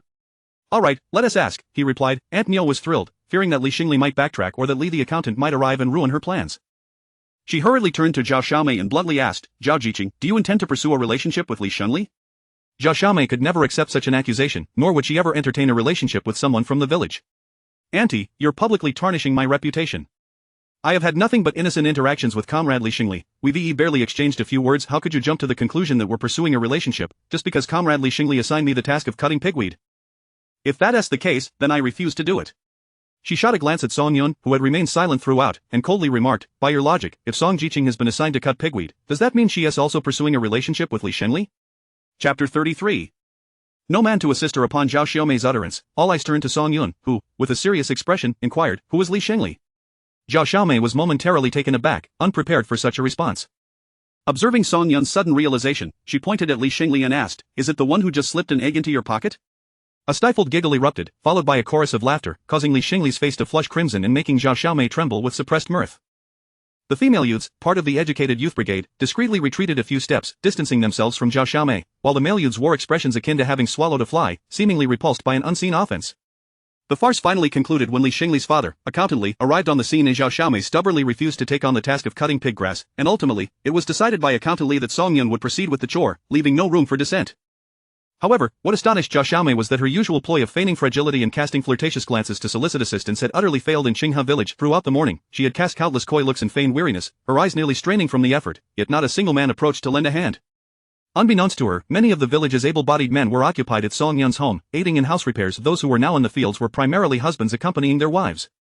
With the presence of their partners, no man dared to cast even a glance at the female-educated youth, lest they invite trouble, especially since Zhao Xiaomei was a prime target of scrutiny for the aunts and sisters-in-law, who strictly forbade their men or sons from approaching the patch of land where she toiled. Consequently, Zhao Xiaomei failed to complete her assigned agricultural tasks, earning a mere 2 work points after an exhausting day. In stark contrast, Song Yun, accompanied by her brother, effortlessly earned 4 work points in the same span, and enjoyed a leisurely afternoon crafting bamboo baskets at home. As time passed, it was soon the moment agreed upon with Aunt Wang to venture to Gizi village. Lu Fangfang's health had significantly improved, and she insisted on accompanying them to Gizi village. Aunt Wang, concerned for her daughter and fearing that the exertion might jeopardize her recent recovery, sought out Uncle Zhang in the cattle shed to rent a bullock cart. Renting a bullock cart for a day typically cost 1 yuan, but this fee was not for Uncle Zhang. It was to be paid to the collective, as both the ox and cart were communal property. Additionally, a small gratuity of 20 cents was usually given to Uncle Zhang, either in cash or kind. Upon seeing Song Yun accompany Aunt Wang, Uncle Zhang was delighted and refused the 20 cents offered by Aunt Wang, instead producing 2 dimes from his own pocket to give to Song Yun. "Do you still have any de Qianmen?" he inquired. Song Yun returned the money. "Yes, I do." She retrieved a package of de Qianmen from her shoulder bag and handed it to Uncle Zhang. He gratefully accepted the de Qianmen and insisted on returning the 2 dimes, displaying considerable persistence. With no choice, Song Yun accepted them. The bullock cart swayed its way to Gizi village, where Aunt Wang instructed Uncle Zhang to wait at the village entrance while she led Song Yun and Lu Fangfang into the village. Lu Fangfang's cousin had married into Gizi village, and Song Yun had met them before. They were currently engaged in digging a well in Qinghe village. The couple were diligent and earnest people, opting to undertake the well digging themselves without hiring outsiders. The work was meticulous and slow, and despite having labored for 2 days, they had yet to complete it, though they assured that they would finish today. In Gizi village, acquaintances of Aunt Wang approached from afar to greet her, their eyes frequently darting towards Song Yun. "Which family does this girl belong to?" "I haven't seen her before. Is she from your Qinghe village?" one woman inquired. Sensing that Aunt Wang was about to leave, Aunt Wang smiled. "This is our village's new educated youth, Song. She is not working today. She is just accompanying me for a visit." Upon learning that she was an educated youth, the woman's eyes lit up. "So she is an educated youth, no wonder her skin is so fair and she is so striking. Does she have a partner?" Aunt Wang's demeanor darkened. "Is it customary to pry into others' private matters upon first meeting? What does it matter whether Song has a partner or not? Now, if you'll excuse us, we have matters to attend to." The woman, clearly unwilling to relent, trailed behind Song Yun, bombarding her with questions, but Song Yun pretended not to hear, eventually being scolded away by Aunt Wang. Once the woman departed, Aunt Wang lowered her voice. "Xiao Yun, that woman is not to be trifled with. Her son is a ne'er-do-well, capable of anything. Be sure to avoid conversing with her, and take her words with a grain of salt. Keep your distance." Song Yun nodded in acknowledgement. "I understand, thank you, Aunt."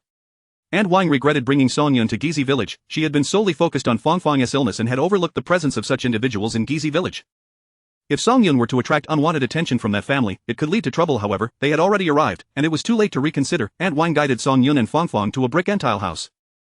Throughout their journey, this was the first brick and tile house Song Yun had seen outside of the Qinghe village's team headquarters. After knocking a few times, someone quickly opened the door. The door was opened by a young woman who, upon recognizing Aunt Wang, did not ask many questions and directly led them inside. Once the courtyard door closed behind them, the young woman escorted the trio to the back courtyard. The courtyard was modestly adorned yet had a certain elegance. An elderly man with grey hair sat at a stone table in the back courtyard, sipping tea. Besides his tea bowl, there was an old-looking book on the table. Upon seeing his granddaughter-in-law arrive with guests, he hurriedly closed the book and stowed it away in a nearby wooden box. "Who is unwell?" Elder Fei inquired directly. Aunt Wang approached the elder and lowered her voice. "Old master, I'm not here for a consultation today, I've come to purchase medicine." Elder Fei glanced at Aunt Wang and asked, "What medicine do you need?" Aunt Wang promptly produced the prescription. "I'd like to purchase everything on this list." Elder Fei took the prescription, casually glancing over it at first, but his expression shifted as he read through the entire document. He donned his reading glasses and meticulously re-examined the prescription, muttering to himself, "Remarkable, truly remarkable, this prescription is extraordinarily clever." Aunt Wang, feeling anxious, interrupted his soliloquy. "Old master, do you have all these medicines?" Elder Fei shook his head. "First, tell me where you obtained this prescription." Aunt Wang looked to Song Yun, who gave a subtle nod. Encouraged by the affirmation, Aunt Wang spoke. "This prescription was provided by Song, who claims it can treat my daughter Fangfang's congenital weakness." Elder Fei adjusted his glasses, gazing intently at Song Yun.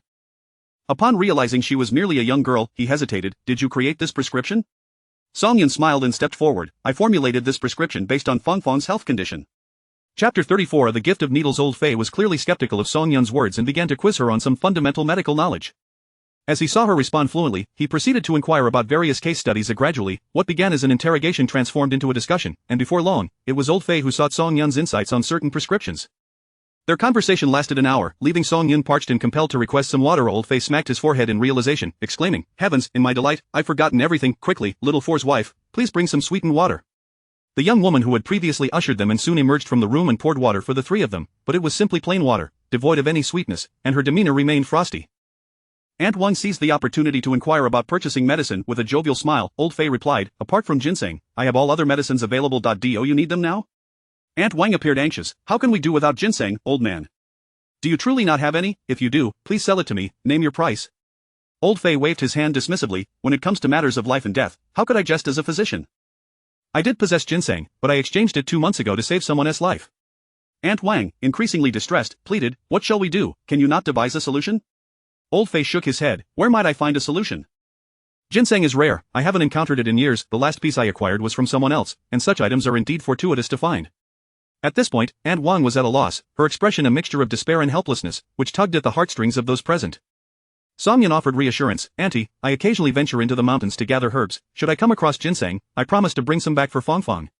Aunt Wang nodded, managing a strained smile. "Thank you, dear. I truly appreciate your kindness." Aware that ginseng is not easily found, she did not place all her hopes on Song Yun and began contemplating other avenues to seek information on ginseng. Noticing Aunt Wang's silence, Song Yun leaned closer to Old Fei and quietly inquired, "I have heard you are skilled in acupuncture. Might you possess any spare silver needles? I am willing to purchase them. If none are available, could I perhaps borrow your silver needles for a time?" Had anyone else posed such a question, Old Fei would have surely chased them away. However, since it was Song Yun asking, he cheerfully dashed into the room and returned with a blue cloth pouch, revealing a gleaming set of silver needles. "These were passed down to me by my master and have not been used for many years. I have another set that I am accustomed to using. This set is yours." Overjoyed, Song Yun accepted the pouch and counted the needles, 19 in total, not a complete set but sufficient for her purposes. "Thank you, I am truly grateful." With these needles, she could apply the ancient technique of lung acupuncture on her mother, effectively eradicating the root of her affliction and ensuring her complete recovery. Cherishing the gift, Song Yun stowed the needle pouch in her satchel and, retrieving the 50 yuan she had on her, said, "Old Fei, I understand that this set holds special significance to you. It is worth any price. I only have this much today, and if it falls short, I shall bring you more another day." Old Fei firmly pushed her hand back. No, this set is a gift to you. As long as you utilize it well and continue the legacy of our traditional medicine, that is sufficient." Song Yun was resolute. "That is not acceptable. This set is your cherished possession, and I cannot accept it without compensation." Old Fei waved his hand. "You have not taken it for free. I have taken note of that prescription on the table. Such a valuable remedy is worth its weight in gold. Not only that, but our recent exchange has been immensely beneficial to me. Its value cannot be measured in currency. A mere set of needles is a trifling matter for you to bear. Moreover, left to gather dust here, they serve no purpose. In your hands, they can truly fulfill their potential." Old Fei regarded the young lady with growing fondness, pondering why none of his own grandchildren resembled her. The thought of their clumsy attempts at pharmacology made him inwardly scold them. Unable to decline any further, Song Yun accepted the needles, vowing to remember this kindness and to repay it in the future. Having declined Old Fei's warm invitation to stay for a meal, Song Yun and the others boarded the ox cart back to Qinghe village. On the journey home, noticing Aunt Wang's somber demeanor, Song Yun smiled and reassured her, "Auntie, I have always had good fortune. Perhaps one day I will stumble upon ginseng in the mountains, and I will certainly bring it to Fong Fong." Aunt Wang patted Song Yun's hand and replied with a wry smile, "Ginseng is not so easily unearthed, but I appreciate your sentiment." Before she could finish her thought, the ox cart came to an abrupt halt, causing all 3 passengers to jolt forward. Thankfully, the cart was not moving quickly, or they would have surely been thrown out. What happened? Aunt Wang stood up, only to see 2 unruly youths blocking their path, their leering gazes fixated on the cart. Instantly recognizing the nature of the situation, she pressed the 2 young women down and frowned. "Who are you rascals? Why are you stopping our cart?" The youth with a cigarette dangling from his lips chuckled, "Auntie, we are not stopping your cart, we merely happened to wander in front of it, an unfortunate mistake." As he spoke, he sidestepped the ox and approached the cart. "You aren't from Gizi village, are you?" Recognizing his intentions, Aunt Wang did not engage him further. "I am from the village chief's family in Qinghe. I brought 2 young ladies to visit relatives today." "What, are you checking our household registration?" By now, the youth had noticed Song Yun, his eyes lighting up, the cigarette falling from his mouth as he stared unabashedly at her, his gaze almost drooling. Such a beautiful girl he had never encountered before, more enchanting than the fairies in picture books. Indeed, his mother had not deceived him. Aunt Wang shifted slightly to block the youth's gaze, sternly admonishing, "What do you mean by staring at the young lady in such a manner? Are you planning to act indecently? I must inform you that not long ago, a scoundrel from Shi Creek village attempted to harass a female youth and ended up with a bullet." The youth was well aware of this incident. He knew the scoundrel and had often engaged in petty theft alongside him, even having shared a bed with the same widow. Learning that the fellow had been shot over a woman had indeed startled him, prompting him to temper his behavior momentarily. "Auntie, you misinterpret my intentions. I merely noticed her unfamiliar face and glanced a bit longer. How could that be construed as indecency? I haven't even touched her finger." He rubbed his hands together, feigning regret, which only served to disgust Aunt Wang further. "Enough. If there is nothing else, be on your way." The old gentleman also disapproved of the youth's demeanor, but since he had not committed any overt offense, he refrained from taking action.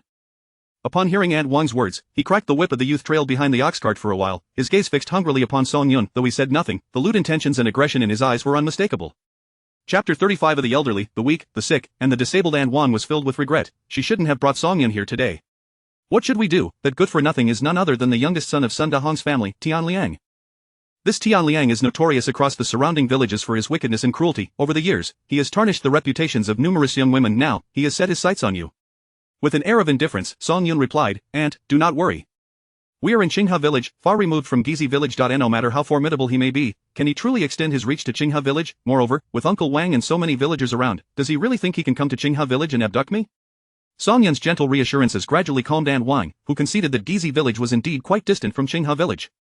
No matter how capable that rascal was, could he truly reach Qinghe village? The ox cart swayed gently as it returned to Qinghe village, and upon arriving at the commune's headquarters, they spotted Captain Lu hurriedly emerging. "Uncle Lu, where are you off to in such a rush?" Song Yun greeted him with a smile. Seeing Song Yun, Captain Lu paused to exchange a few words. "It's those ruffians again. I've heard that 4 of them have come today, and it seems they are about to make trouble. I need to intervene. They are all elderly and frail, and I fear that if they act recklessly, it could lead to a tragedy." The smile faded from Song Yun's face, and she pointed towards the direction of Shangyang Slope. "Are there people coming from the cowshed? From the Revolutionary Committee?" Captain Lu nodded. "Who else could it be? All right, you should hurry back and stay inside. Those people are not to be trifled with." Captain Lu rushed away, leaving Song Yun in a state of turmoil. She waved a hasty farewell to Aunt Wang and Fong Fong before hastening towards the abandoned courtyard. Aunt Wang, lost in her own thoughts, failed to notice the change in Song Yun's demeanor, but Fong Fong observed keenly, sensing that the young educated woman seemed somewhat out of sorts. Upon returning to the abandoned courtyard, Song Yun changed into a set of dark, coarse clothes in the woodshed, tucked a piece of blue cloth into her satchel, and offered a few words of advice to Z, who was practicing tossing stones, before slipping out through the back door. She took a narrow path, circumventing the woods behind Shangyang Slope, unable to appear directly at the cowshed, yet eager to ascertain the current situation within. She climbed a sturdy tree, perching on a branch to peer into the cowshed. From her elevated vantage point, she could clearly observe the scene in the small yard of the cowshed. Though she could not hear the sounds, her gaze quickly fell upon her father, who stood protectively in front of her mother. His back bore evident signs of having been struck by something, with a long tear in his clothing stained with blood, crisscrossing in patterns. At that moment, Captain Lu was attempting to placate a group of arrogant men, smiling and making small talk as he distributed cigarettes. One among them, visibly displeased with Captain Lu's interference in their assault on the so-called stinking old nine, pushed him aside while cursing. After venting his frustrations, he raised his whip and lashed out at Song Hao, who already bore numerous scars on his back, delivering 2 more blows before relenting. The others were not idle either. They unleashed a torrent of insults upon the already seated and similarly scarred Elder Chi and Elder Mo, with 2 of them even spitting on the elderly men. After a tirade that lasted 7 or 8 minutes, seemingly exhausted from their verbal onslaught, they finally ceased. Captain Lu, brimming with suppressed anger, once again approached with a forced smile, offering cigarettes and sweet words, until those men finally swaggered out of the cowshed. To Song Yun's dismay, Captain Lu did not follow them out. Instead, he remained behind with Elder Zhang, helping to escort her parents and the 2 elders back into the shelter. Quickly descending from the tree, Song Yun picked up a few stones and trailed the despicable men from a distance. When they reached the steepest point of Shangyang Slope, she launched her stones in unison, causing all 4 to buckle at the knees and collapse uncontrollably. Among them, 2 who had been wielding whips found their wrists struck by the stones, the intense pain propelling them forward uncontrollably. However, they were on a steep slope, and as they knelt and toppled, the scene of their simultaneous descent was quite dramatic, punctuated by their cries of agony. Song Yun did not need to approach to gauge the damage. The stone she had thrown had surely broken bones, and after such a fall, even if they escaped paralysis, they would likely be confined to bed rest for at least 6 months. It was a pity that the little bit of internal energy she had just cultivated was squandered on these rascals. Opting not to return to the cowshed or the abandoned courtyard, she chose a different path towards Haima Mountain. Just as she departed, a tall figure emerged from behind an ancient camphor tree. The man bore a stern and resolute countenance, clad in military attire, and wielding a wooden stick. Moments ago, Ji Monin had witnessed the humiliation of his grandfather. Though he had been mentally prepared, witnessing it firsthand nearly sent him into a frenzy. Had his grandfather not previously threatened his life, he would have undoubtedly charged in without a second thought. Finally, when the ruffians emerged, he picked up a wooden stick, ready to seize the opportunity to retaliate against those scoundrels. To his surprise, a girl beat him to it, her precision in hurling stones leaving him in awe. He had seen it clearly. The stone she flung struck the knees of all 4 men and 2 of their wrists almost simultaneously, resulting in their collective tumble down the steep slope. Who was that girl? Unbeknownst to Song Yun, her recent actions against those vile dogs had been witnessed, and she believed her disguise had concealed her identity well. Her parents and the two elders bore lash wounds. While these injuries would not incapacitate them, they were sure to be painfully annoying. If left untreated, there was a risk of infection, which could complicate matters. Song Yun, wary of Captain Lu still being at the cowshed, delayed her visit after gathering herbs, opting to return to the abandoned courtyard to prepare a medicinal paste before cutting strips from a piece of white cotton cloth for bandaging. "Sister, what are you doing?" Z inquired. Song Yun withheld the details of the recent events to spare Z from worrying unnecessarily, as there was little he could do. "I'm preparing medicine for Grandpa Chia. Z, would you mind if we have wild vegetable and egg pancakes for lunch?" She had little appetite for cooking and preferred a simple meal. Z nodded. "Sure, I can make the batter."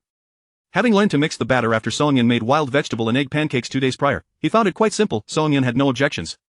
It was indeed beneficial for boys to learn household chores, especially since they would be living here for an extended period. With such a large house, there would be numerous tasks, and it was unrealistic to expect her to handle everything alone. Z's willingness to share the burden was a positive development. When Song Yun finished preparing the medicine and returned to check on Z's batter, she was pleasantly surprised to find that he possessed a natural talent for cooking. The batter he prepared was no less skillful than hers, achieving the perfect consistency and seasoning. Song Yun gave Z a thumbs up. "Impressive, from now on, this task of mixing batter shall be yours." Z beamed with pride, feeling validated by his sister's recognition. Song Yun shaped the batter into round pancakes, folding them into triangles for easier handling. With a large bowl of egg and wild vegetable batter, she managed to make over 20 pancakes, which, when paired with some bean sauce for dipping, were simply delightful. After consuming 2 pancakes, Song Yun felt satisfied, leaving 5 for Z and packing the remaining 10 into 2 aluminum containers along with the medicinal paste before heading towards Xianyang Slope.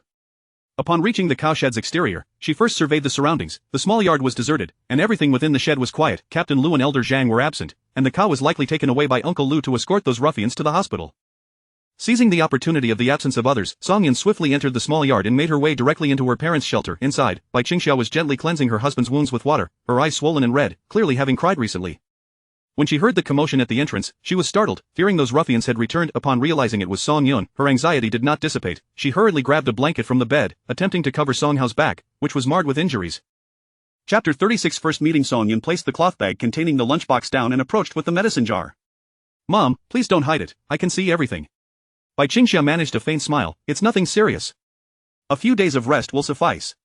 Song Hao chimed in. "Xiaoyun, do not fret, your father is tough, he merely received a few blows to his back, it doesn't hurt, and he'll be fine in a few days." Suppressing her tears, Song Yun opened the medicine jar. "I just prepared this medicine. Applying it will hasten your recovery." Bai Qingxiao reached out for the medicine jar. "Let me tend to it." But Song Yun insisted. "I'll handle it, Mom, there are egg pancakes in the lunchbox over there, made with the batter Z prepared. They're quite delicious, you should eat first, I'm more adept at applying the medicine than you are." Seeing her determination, Bai Qingxiao refrained from further protest, coughed lightly into her hand, and went to wash up for lunch. Song Yun gently lifted the blanket covering her father, revealing the myriad of old and new scars crisscrossing his once fair and smooth back, indicating that he had endured such beatings before. She regretted her earlier hesitation. She should not have merely incapacitated one leg and one arm, she ought to have rendered them entirely useless. The dark green medicinal paste was applied to the wounds, and Song Hao felt the intense pain dissipate instantly, replaced by a soothing coolness. "What kind of medicine is this? It doesn't hurt at all once it's applied, it's remarkable." Song Hao exclaimed in astonishment. "Just some ordinary herbs," Song Yun replied as she finished applying the medicine and wrapped a white cotton cloth around it. "All done. You can get up now." Song Hao's spirits visibly lifted. Previously, the pain had left him disinclined to move and robbed him of his appetite. Now that the pain in his back had subsided, he felt hungry. "Are these egg pancakes truly made from Z's batter?" Song Yun smiled and replied, "Z is quite capable. He has been a great help to me and hasn't neglected his studies. I've already spoken with Captain Lu and arranged for him to join the community elementary school after the summer break." Song Hao was pleased with this arrangement. He should definitely go to school. No matter how difficult it gets, one must never cease the pursuit of knowledge. Song Yun wholeheartedly agreed and, seeing the two of them enjoying their meal, she picked up the remaining medicinal paste. "I'll go tend to Grandpa Chi and Grandpa Mo." Song Hao quickly handed her another untouched aluminum lunchbox. "Take this with you. Your mother and I have enough with this one." Inside the lunchbox were 8 triangular wild vegetable egg pancakes, each sizable enough. While her father had a hearty appetite, her mother's was modest. The two of them would be satisfied with 8, and the 2 elderly men could each have 4 as well. Song Yun took the medicine jar and lunchbox to the adjacent room, knocking on the door as usual. However, this time, a young man dressed in military uniform answered, his expression stern, and evident confusion flickered in his eyes upon seeing her. "Is that you, Xiaoyun? Come in," came Grandpa Mo's voice from within. The young man stepped aside, and once Song Yun entered, he promptly shut the door behind her. The 2 elderly men, now covered with a blanket, had a basin of water on the floor, the cloth within stained with droplets of blood. It appeared that this young man had just assisted them in cleaning their wounds. Grandpa Chi hastily introduced, "Xiaoyun, this is my grandson, Chi Monin." Song Yun noticed a large military backpack in the corner of the makeshift room, and observing the young man's weary appearance, it was clear he had traveled from afar. Monin, this is the Song Yun I mentioned earlier. I owe her for my leg, otherwise, it would have been a disaster. Chi Monin's previously cold demeanor softened slightly as he quietly expressed his gratitude to Song Yun. Thank you. Placing the lunchbox down, Song Yun smiled, no need for thanks. The two elders have assisted my parents as well. It's all about mutual support in tough times. She approached the bed with the medicine jar. Grandpa Chi, Grandpa Mo, I brought some herbal medicine. It is quite effective for whip wounds. I will tend to your injuries first, and after that, you can enjoy lunch. I made wild vegetable egg pancakes today. The two elderly men were about to decline her offer, suggesting that Chi Monin should help since they were currently without shirts. However, before they could voice their thoughts, Song Yun had already lifted the blanket covering them, revealing the numerous whip marks on their bodies, not much lighter than those on Song Hao. It was evident how cruel those people were, even inflicting such harm on elderly individuals. Did they not have any elders in their family? Song Yun meticulously examined the wounds, confirming that they had been cleaned adequately, before proceeding to apply the medicine. The wounds have been well attended to. As the medicinal paste touched the wounds, Grandpa Chi felt a wave of comfort wash over him, regaining his energy to speak. My grandson is a soldier. He often gets injured, so cleaning wounds is second nature to him. Song Yun naturally held a fondness for soldiers and nodded in agreement. Indeed, being a soldier is arduous and perilous. After applying the medicine to Grandpa Chi, Song Yun shifted her focus to Grandpa Mo. Upon experiencing her medicine for the first time, he yelped, "Oh my, what kind of medicine is this? It feels cool as soon as it's applied. I can't feel any pain at all." Grandpa Chi shot him a glare. What are you asking for? This must be Xiaoyun's secret formula, don't go spreading it around. Grandpa Mo retorted, where would I spread it? Do you think I'm the kind of person who doesn't know any better? The two elderly men bantered, clearly in much higher spirits than before. Chi Monin breathed a sigh of relief, his gaze returning to Song Yun. This girl was extraordinary. Despite her youth, she possessed remarkable skills and a keen understanding of medicine, and judging by her proficiency, her medical knowledge was impressive. What kind of family could nurture such an outstanding young woman? Unaware of Chi Monin's thoughts, Song Yun finished applying the medicine and produced a large roll of white cotton cloth, handing it to Chi Monin. Comrade Chi, you know how to bandage, right? Chi Monin accepted the cloth. I do. His eyes fell to the fabric in his hands. It was not the standard gauze used in hospitals but the fine cotton sold at the supply store. Just this roll alone must measure several feet, not to mention the bandaging of the wounds on Grandpa Chi's legs, along with her specially concocted medicine and invaluable medical expertise. He owed this comrade Song a great deal. Then I'll leave it to you. I must take my leave now, there are matters at home to attend to. After bidding farewell to the two elderly men, Song Yun exited the makeshift room, not lingering at her parents' side either, fearing that Captain Lu might return and find out. At least for now, it was best he remained unaware of the situation. Future matters could be addressed later. Once Song Yun departed, Chi Monin began wrapping bandages around the two elders, who felt as though they had been revived. The searing pain that had plagued them had not completely vanished but had become trivial, and their stomachs began to grumble in response. Quick, let us see what delicious food Xiaoyun brought. Grandpa Chi instructed his grandson. Chapter 37. How remarkable is my daughter. Chi Monin first carried the basin outside to pour out the water, washed his hands thoroughly, and then picked up the aluminum lunchbox resting on the stone table. Upon opening the lid, he was greeted by a delightful sight. The box was brimming with golden egg pancakes interspersed with vibrant green wild vegetables, each pancake elegantly folded into a unique triangular shape, both visually appealing and easy to handle. Raising an eyebrow, Chi Monin presented the lunchbox before the two elderly gentlemen. Old Chi, unable to contain his eagerness, seized a piece and took a bite. Delicious, this contains quite a few eggs, far tastier than the pancakes made by Little Kai. Little Kai was the caretaker assigned to him during his time in the military district, whose cooking was passable, yet it paled in comparison to the culinary skills of Xiaoyun. Although Old Chi outwardly grumbled about his grandson traveling such a great distance to visit, wishing he could send him away to avoid any misfortune, he inwardly felt a deep sense of concern and was touched by his grandson's filial piety. Have a piece, Old Chi insisted, offering a pancake to Chi Monin. Chi Monin declined, saying, I've eaten already and I'm not hungry. Please, you enjoy it. Old Chi, unconvinced, retorted, you must be joking, your stomach has been growling incessantly. Do you think I'm deaf? Take it, there is no more, just this one piece for you. Once you finish, you can leave and don't come back.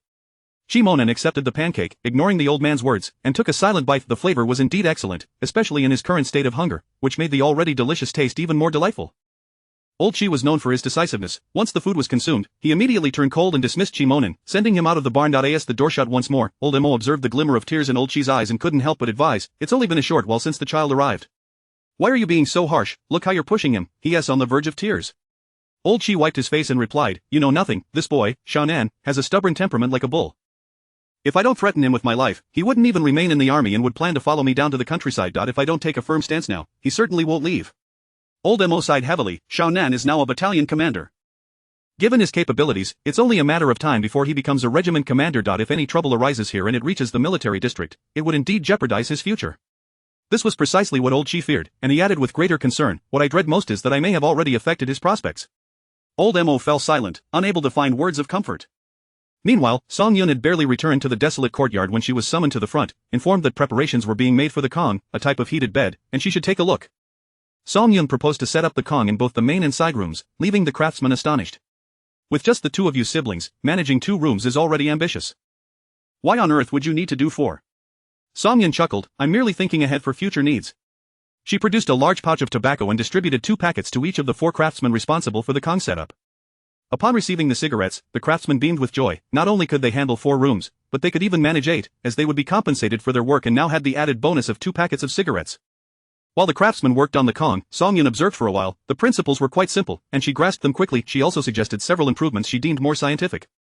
Having just received their cigarettes, the craftsmen were eager to comply. Following her instructions to the letter, the house was nearly completed, and the well had been successfully dug today. The doors, windows, and roof, including the kitchen, were all finished. What remained was the furniture, and they still needed a large pot. Once the Kong was ready, they could move into the new home. Song Yun planned to take another day off tomorrow to visit the town for essential supplies, as they still lacked many items for the kitchen. Proper knives and pots were nowhere to be found. Thinking of her trip to the town the next day, Song Yun hurried back to the firewood room to fetch paper and pen to write a letter. Since arriving in Qinghe village, she had been so busy that she hadn't had the chance to visit the town, nor to write to Yang Lifeng, and she saw this as the perfect opportunity to send a letter.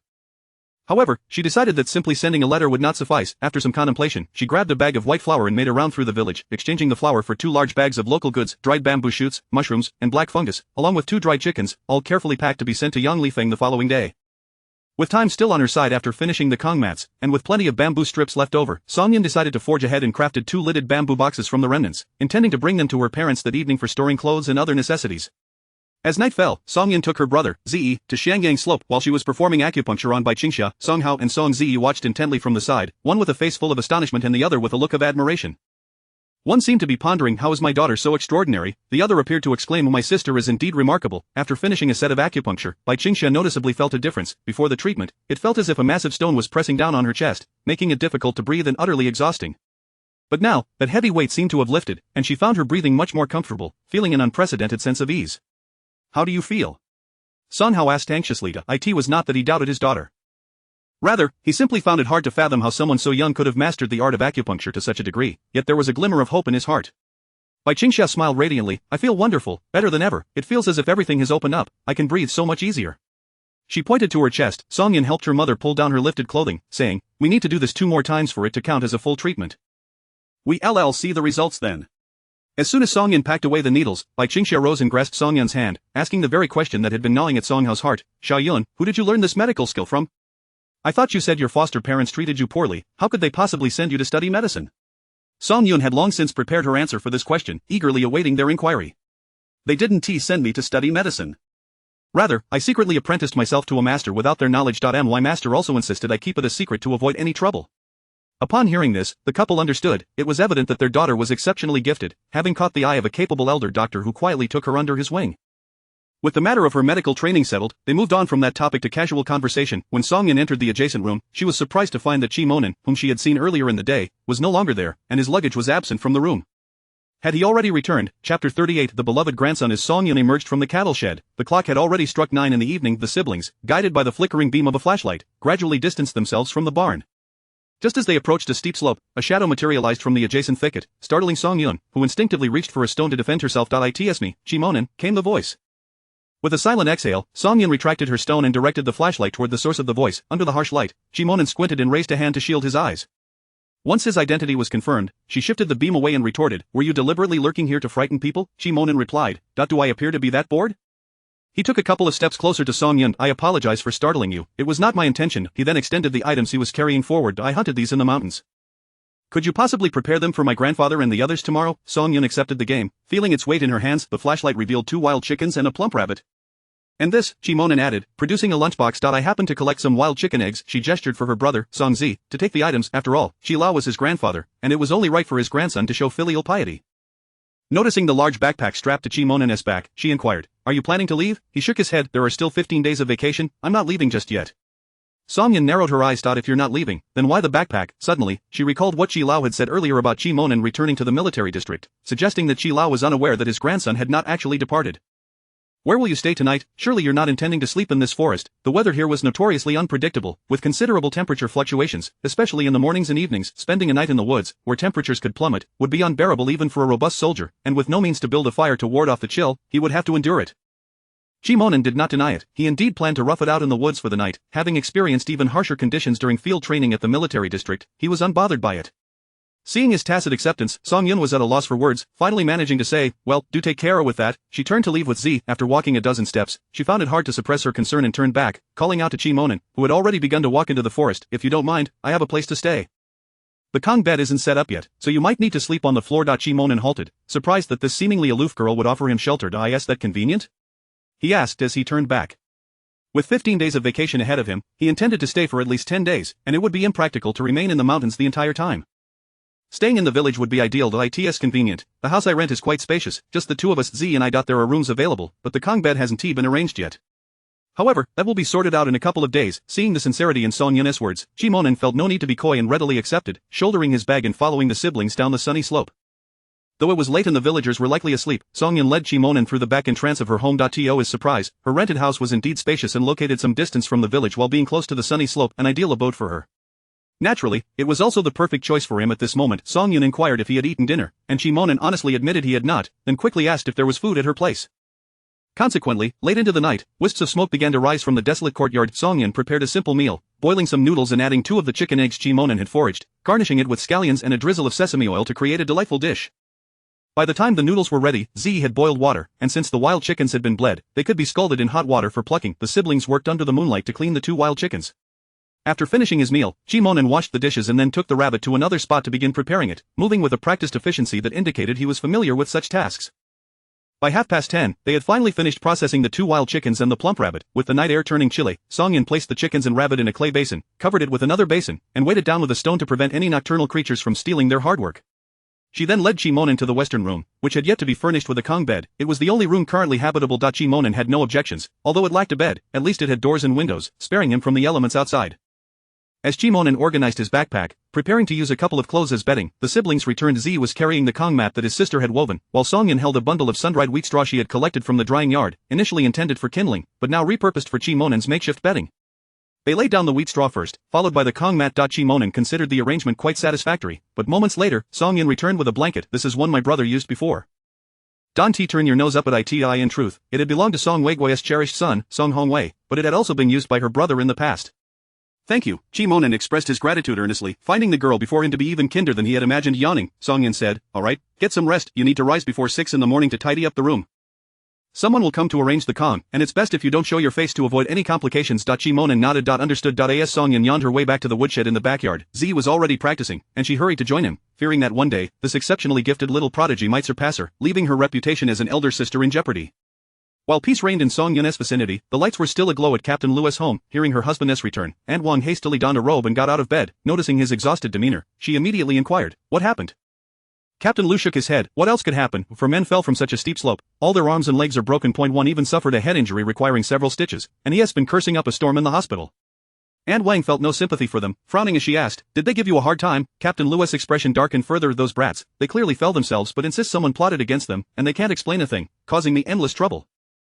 Thankfully, the leaders who arrived later were somewhat reasonable and didn't make it too difficult for me." Not too difficult meant they had indeed made it difficult at some point. Aunt Wang cursed, "Those bastards, why didn't they just die from the fall?" Captain Lu pondered, "It's quite a strange matter." "What is strange about it?" Aunt Wang was intrigued. "All 4 of them broke their legs in the same spot." He pointed to the crease of his right knee, all at the same location. If it weren't for the fact that the positions of their broken arms differed, I'd suspect it was some supernatural occurrence. Aunt Wang looked on in fascination, then scoffed, "They must have done too many wicked deeds. Karma has come back to bite them." Captain Lu remained non-committal to her statement, rubbing his stomach as he asked, "Is there anything to eat?" "I've been hungry for nearly a day." Thus, late into the night, wisps of smoke also began to rise from Captain Lu's home. Chapter 39 A visit from your relatives. The alarm clock chimed promptly at 6 o'clock, prompting the siblings to rise in unison, swiftly donning their garments. One kindled the fire, while the other kneaded the dough. Today, having taken a day off from labor, Song Yun intended to accompany her younger brother, Ze, to the town for a leisurely stroll, allowing ample time for breakfast. She would knead the dough to prepare hand-cut noodles. Halfway through her dough kneading, she suddenly recalled that there seemed to be an additional person in the household. She hastily urged Ze, who was washing up, to check if GMO Nan was still asleep. If so, he should rouse him quickly, as the master of the Kong would soon arrive, and it would be best not to let him be caught unawares. Ze hastily wiped his face and dashed to the front, returning shortly with a puzzled expression. "Sister, he is not here." "Not here? What about his luggage?" Song Yun inquired. Ze shook his head. "It's not here either. The bedding has been tidied away." At that moment, the siblings noticed some items by the woodshed, wheat straw mats and a quilt, neatly arranged on the ground outside. He must have risen early, likely to avoid causing us any trouble by retreating into the forest. Song Yun expressed her approval of Chimo-nan's considerate actions. He was indeed a perceptive and sensible individual. However, before Ze could gather the bedding from the woodshed, they heard the voice of Lu Sigüe, who lived at the village entrance. Lu Sigüe had been frequenting their home to help with repairs, a garrulous man who could strike up a conversation with anyone. His warm-hearted nature left a favorable impression on Song Yun, and she easily recognized his voice. Song Ji-chang, are you awake? You have a guest. A guest. Song Yun and Ze exchanged glances, both perplexed. Few knew of their arrival in the countryside, only Yang Li-fun and her daughter, while their relatives abroad were of no concern, and the distant cousins seldom visited. The relatives from Song Hao's side had severed ties with him long ago when he decided to stand with Bai Qingxia, showing no interest in his children, fearing even the slightest connection. Even if such relatives were aware of the siblings' arrival, it was improbable they would travel such a distance to see them. So who could this guest be? With their minds swirling with questions, the siblings set aside their tasks and hurried to the front yard. To their astonishment, the guest Lu Sigüe had brought was none other than Chimo-nan. Observing the siblings' wide-eyed and incredulous expressions, Lu Sigüe was taken aback. Aren't you two related? Chimo-nan, eager to clarify, quickly interjected, I wouldn't call us relatives. I used to live next door to their family, our elders were good friends, and we grew up together. Having returned from the military, I heard that they were here in the countryside, so I came to visit. Seeing that Song Yun and her brother made no objection, Lu Sigüe concluded that this was indeed the case, a knowing smile creeping onto his face. Neighbors, family friends, having grown up together, wasn't this a quintessential tale of childhood sweethearts? Realizing Lu Sigüe's gaze towards her and Chimo-nan was becoming increasingly suggestive, Song Yun hastily cleared her throat and spoke up, you could have at least given us a heads up about your visit. You startled me, we weren't prepared at all, and there is not even a room for you to stay in. Lu Sigüe gestured towards the house behind her, how can you say that? There are several rooms, the Kong can be ready by today, and after airing it out for a few days, it will be suitable for sleeping. Young men have plenty of vigor. Sleeping on the ground for a couple of days is no trouble at all. Chimo-nan chimed in with a smile, indeed, I'm perfectly fine sleeping on the ground. Song Yun was utterly speechless. This fellow was certainly making himself at home. Thank you, Uncle Lu, have you eaten yet? I'm in the midst of preparing breakfast, would you care to join us? Song Yun inquired politely. Lu Sigüe quickly waved his hands, no, I've already eaten. You two hurry along with your tasks, I have matters to attend to at home. Lu Sigüe hurriedly departed, but not to return home. Instead, he would spread the word throughout Qinghe village about Song Ji-chang's childhood sweetheart arriving from afar. Leading Chimo-nan to the backyard, Song Yun found the water in the pot had just begun to boil. She picked up the dough and utilized the well-prepared knife to cut the noodles. Chimo-nan noticed the knife in her hand. It was exquisitely crafted, its lines flowing seamlessly. Though its appearance was quite simple, it exuded a unique elegance, especially the blade's sheen, which was something he had never encountered as an aficionado of fine cutlery. As Song Yun focused on cutting the noodles, she remained oblivious to Chimo-nan's intense gaze fixated on the knife she wielded. She casually remarked, you can set your things down. We'll be dining soon. Since he was already here, she didn't wish to say much else, just a matter of adding a pair of chopsticks, considering he was skilled in hunting and not exactly idle. After we finish eating, Ze and I plan to head to the town to purchase some daily necessities. What are your plans? Song Yun asked. Chimo-nan was aware that his grandfather would be working in the morning, having injured his leg and unable to perform many tasks. However, he wouldn't be left idle. He was expected to spend the morning twisting hemp rope in the cattle shed, with occasional visits from others needing items. Thus, he had no intention of going to the shed that morning. I have no particular plans. I'll accompany you. I also have some things to buy. Having withdrawn his savings accumulated over several years, he brought along the tickets he had saved, intending to purchase various items. He couldn't simply mooch off them. Song Yun made no objections, finding it acceptable. An extra pair of hands would be beneficial for carrying items. After all, by the time Chimo-nan had settled his belongings and re-emerged, Song Yun had finished cutting the noodles. His gaze swept around, but he could not find the knife, concluding that Song Yun must have put it away, feeling a twinge of regret as he had wished to examine it more closely. Unbeknownst to him, Song Yun had discreetly stored the knife in her system as storage space after using it, ensuring no one else could touch it. While waiting for the noodles to cook, Song Yun went to wash up by the well, while Ze tended to the fire, adding the chopped scallions into the seasoned broth. As the noodles neared completion, he cracked 3 wild chicken eggs into the pot, the last of their supply. Once Song Yun completed her washing, 3 large bowls of hand-cut noodles emerged from the pot, drizzled with sesame oil, their aroma enticing. The noodles were delightfully smooth and chewy, and the 3 of them relished the meal with fervor. The morning chill quickly dissipated by the steaming bowls of noodles. Today marked the village's weekly market day, and Grandpa Zhang's ox cart would arrive early at the village entrance, waiting until 7:30 for those wishing to travel to town. The fare was 5 cents each way, with no charge for the return journey. Song Yun and Ze boarded the ox cart, while Chimo-nan opted not to, preferring to walk since he knew the way, primarily finding the cart too slow. Fortunately, despite it being market day, there weren't many passengers, and 5 cents was still money. Every bit saved counted, and it was merely 10 miles, a pleasant walk would suffice. Aside from the Song siblings, only 2 women wearing headscarves occupied the cart. Though Song Yun was not familiar with these two, thanks to Lu Fongfong, she knew their names and their notorious reputation. In short, they were two women known for their petty behavior and incessant gossip, the kind that caused distress to all who crossed their paths. As Song Yun faced the penetrating gazes of the two troublesome women while climbing onto the cart, she settled at the far end with her brother, attempting to distance themselves from the two gossips as much as possible. Chapter 40 The Art of Creating Something from Nothing. Isn't that Song Zh taking another day off today? Anting Hong, her round face adorned with a pair of triangular eyes, remarked with a smile that did not quite reach her eyes. Song Yun expressed her dissatisfaction with the word again that Anting Hong had used. Anting Hong, I have been working since my first day in Qinghe village. I have saved the 2 days of rest allocated to new arrivals and have never taken any additional leave, nor have I delayed any production work. Of course, Anting Hong was well aware of this. She simply couldn't resist the urge to poke fun at this young intellectual, as it was in her nature. Another woman, An Shui Lian, who sported a sharp face reminiscent of a monkey, chimed in cheerfully, who can deny it?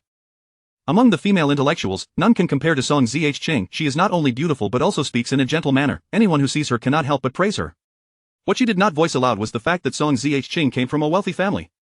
Wealth can indeed mask many flaws. After showering her with compliments, An Shui Lian swiftly changed the subject. Song Zh, you were 18 this year, right? I heard you just graduated from high school? Yes, Song Yun replied coolly. With confirmation of her age, An Shui Lian's eyes sparkled with interest. You aren't seeing anyone yet, are you? Allow me to introduce you to someone. I guarantee you will be pleased. When Song Zh first arrived, the villagers learned that she had no elders at home and, out of necessity, had brought her younger brother to the countryside. She appeared delicate and fragile, leading many to believe that her future would be bleak and fraught with hardship. Despite her beauty, no one dared to approach her, for she had two burdens to bear. Who could afford to take that on? However, as the days passed, it became evident that Song Zh was thriving. She had rented a spacious house, investing considerable sums to renovate it tastefully. It was rumored that she intended to send her brother to school, indicating that she had ample spare funds. Furthermore, she worked diligently and was not the spoiled child they had imagined. Marrying her would not only bring wealth but also a grand residence. As for the younger brother, he could easily be sent off with a few snacks and even assist with household chores. She was indeed the perfect candidate for a daughter-in-law. It was not just An Shui Lian who entertained such thoughts. Many in the village were contemplating the same thing, though none had the audacity to propose it so directly. The calculating glimmer in An Shui Lian's eyes was evident, yet Song Yun, perceptive as she was, remained unfazed, maintaining her composure. I am still quite young. I have no plans to seek a romantic partner. 18 is hardly too young. My daughter was married at 17, and some are already having children by 18, she said, inching closer to Song Yun. My son is 20 this year, handsome and diligent. You two would make a splendid match. With that, she boldly seized Song Yun's hand. Tomorrow, I will kill a chicken, come over for dinner, and you two can get to know each other. There is an auspicious date next month for a wedding. Seeing her become increasingly outrageous, Song Yun's expression turned cold as she interrupted. An Shui Lian, I respect your age and call you aunt, but that does not grant you the liberty to speak so recklessly. Let me reiterate, I am not interested in a relationship and will not entertain any romantic gestures. You would do well not to spread baseless rumors that could tarnish my reputation. Otherwise, I assure you, I will not let it slide. Song Ziyi's fists clenched in response. An Shui Lian felt the sting of Song Yun's words and was displeased but hesitated to retaliate. Having heard about this young woman's penchant for accusing others, the ability to fabricate stories was indeed formidable. Should she lodge a complaint with the commune leader, it would spell trouble. An Shui Lian had initially intended to inquire further about Zhao Xiaomei, as her son had a penchant for attractive young women. Naturally, she wanted to assist him in his pursuits. Zhao Xiaomei was considered quite lovely among the female intellectuals, otherwise, the village boys would not be so eager to assist her. However, at that moment, An Shui Lian abandoned that thought entirely. She dared not engage with a woman known for her malicious gossip and predatory tendencies. She feared that if she brought her home, an unhappy moment might result in a vial of poison that could doom the entire family. Who would she turn to for justice?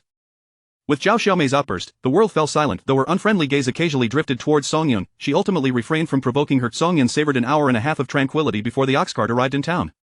Old Zhang paid no attention to anyone else, only addressing Song Yun. Song Zh, after you finish your shopping, come find me at the third state-run restaurant. I will be waiting there.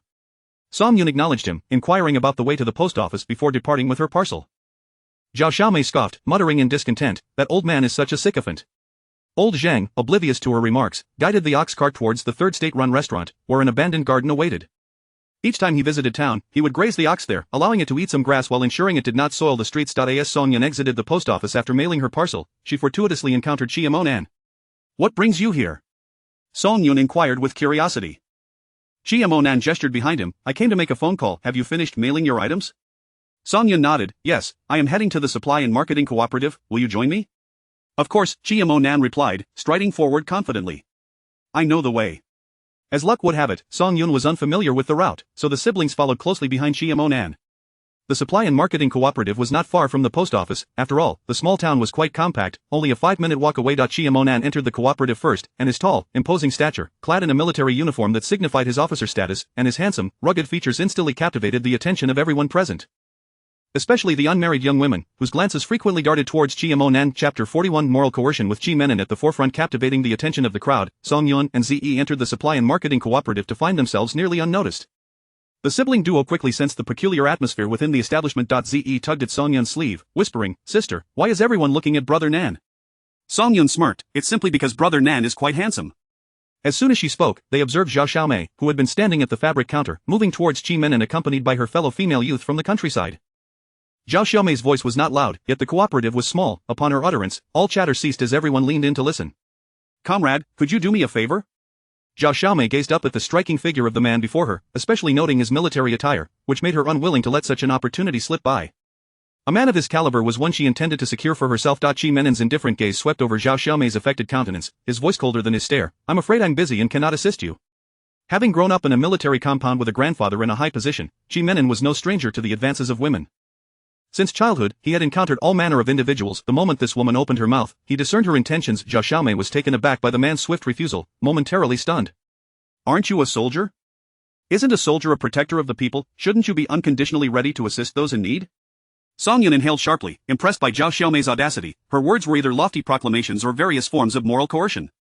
A hint of mockery flickered in Chi Menon's eyes as he queried, "A soldier has his duties: to obey orders without question, to heed the call to battle at any moment, and to sacrifice for the country without hesitation. Pray tell, what is it that you require of me, comrade?" With Chi Menon's preceding remarks, even the thick-skinned Zhao Xiaomei could not bring herself to request something as humiliating as asking him to measure her height and weight. Seeing Zhao Xiaomei rendered speechless, Chi Menon turned to leave, not even casting her a glance. The remaining spectators, whether out of curiosity or envy, quickly averted their eyes, realizing they were not to provoke him. Song Yun relished the unfolding drama and, taking Ze by the hand, made her way to the kitchenware counter, requesting the salesgirl to present 2 knives from the display for her inspection. The salesgirl, a young woman, remained unmoved by Song Yun's request, coldly retorting, "If you're going to buy, then buy. What's so interesting about kitchen knives? They're not clothing or shoes. 7 yuan each, 1 industrial ticket." Such a sales attitude could indeed be considered a hallmark of the era, one that would be hard to witness in later years. Unfazed, Song Yun neither confirmed nor denied her intention to purchase, leading Ze to the adjacent iron pot counter, where she promptly provided the dimensions of their stove. She cheerfully spent 9 yuan and an industrial ticket on a large iron pot, followed by the purchase of 2 smaller pots, spatulas, ladles, and other essentials, spending money with abandon. After acquiring the kitchenware, she set the items aside for Ze to guard. Before heading to the grain and oil counter, with the recent completion of the Kong work, she was determined to fulfill her promise of treating all the villagers who had assisted in repairing her house to a hearty meal. She planned to steam buns as the main dish, and there was still a substantial amount of flour left in her storage compartment from her previous purchases in the capital. She intended to reserve that for emergencies, purchasing flour for the feast from the cooperative, while seeking to trade for cornmeal and buckwheat flour in the village to make mixed buns, as pure white flour was beyond her means. Just as she was about to call for the salesgirl, she noticed the grain and oil counter salesgirl emerging from the back storage area, carrying an unopened 30-kilogram bag of flour, which she directly handed to Chi Menon. Song Yun was astonished. "Why are you buying so much flour?" Chi Menon presented the money and tickets to the salesgirl, which comprised nearly all of his grain tickets, leaving only a few for his journey back to the army. "To eat," Chi Menon replied succinctly.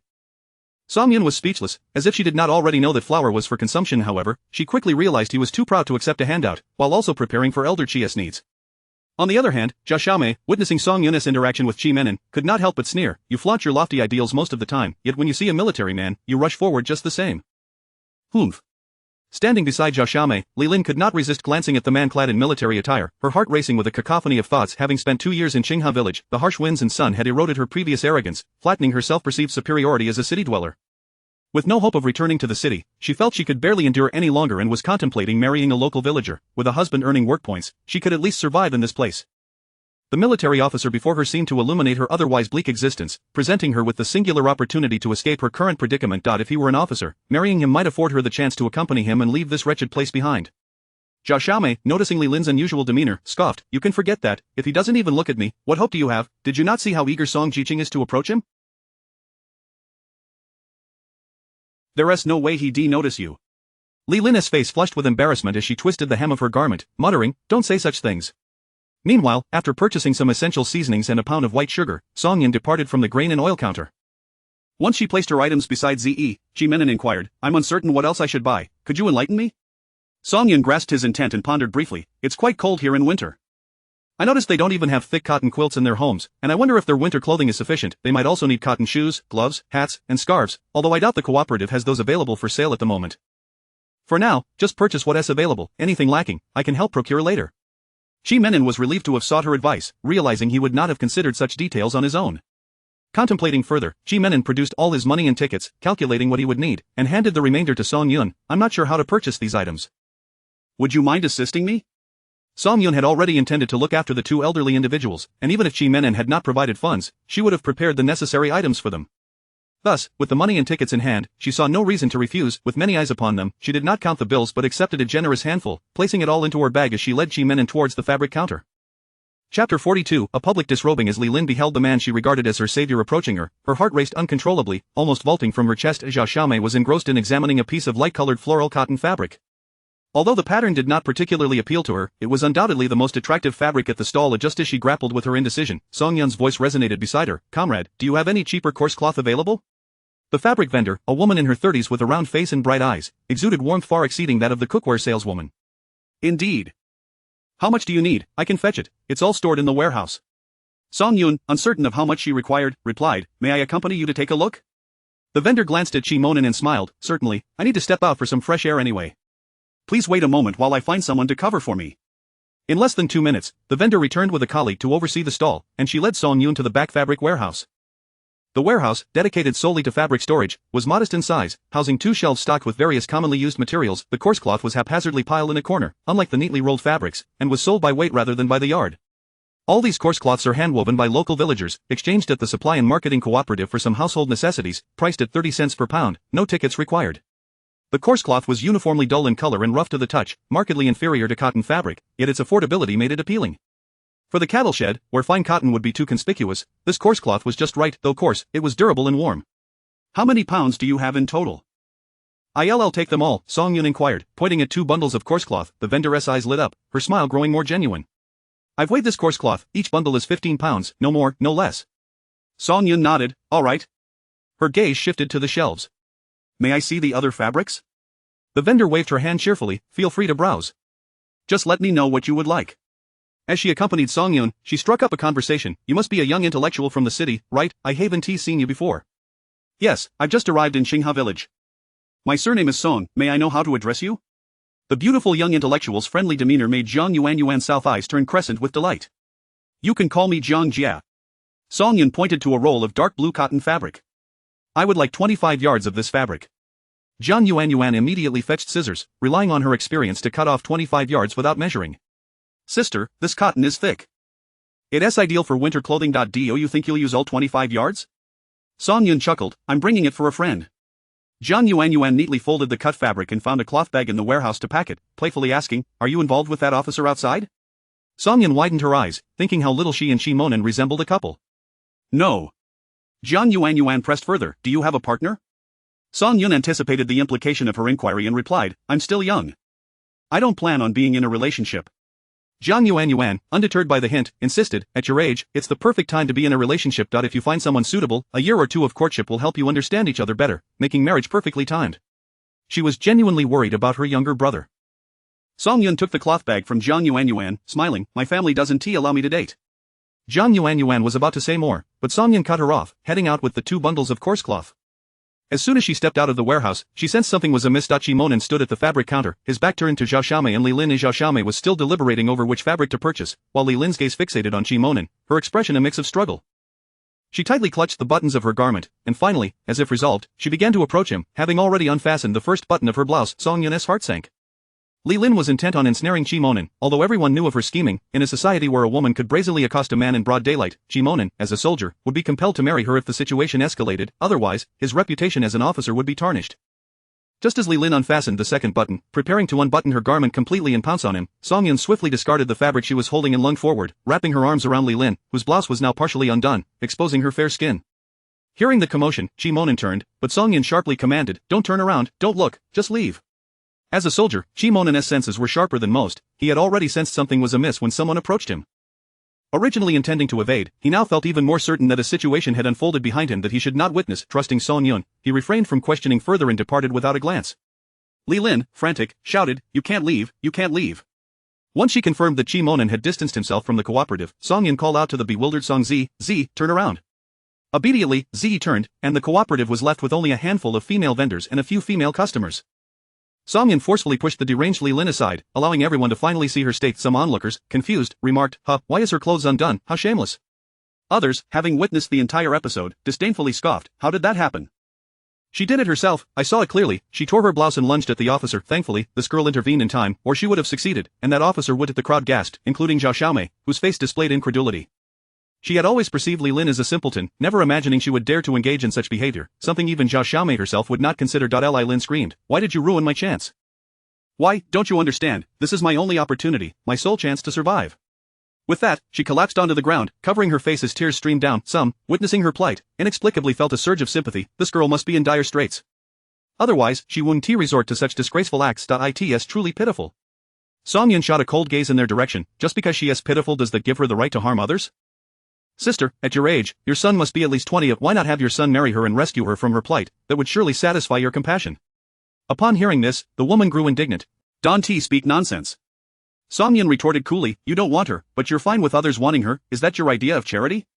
The woman, left speechless by Song Yun's rebuttal, flushed with embarrassment and departed in haste.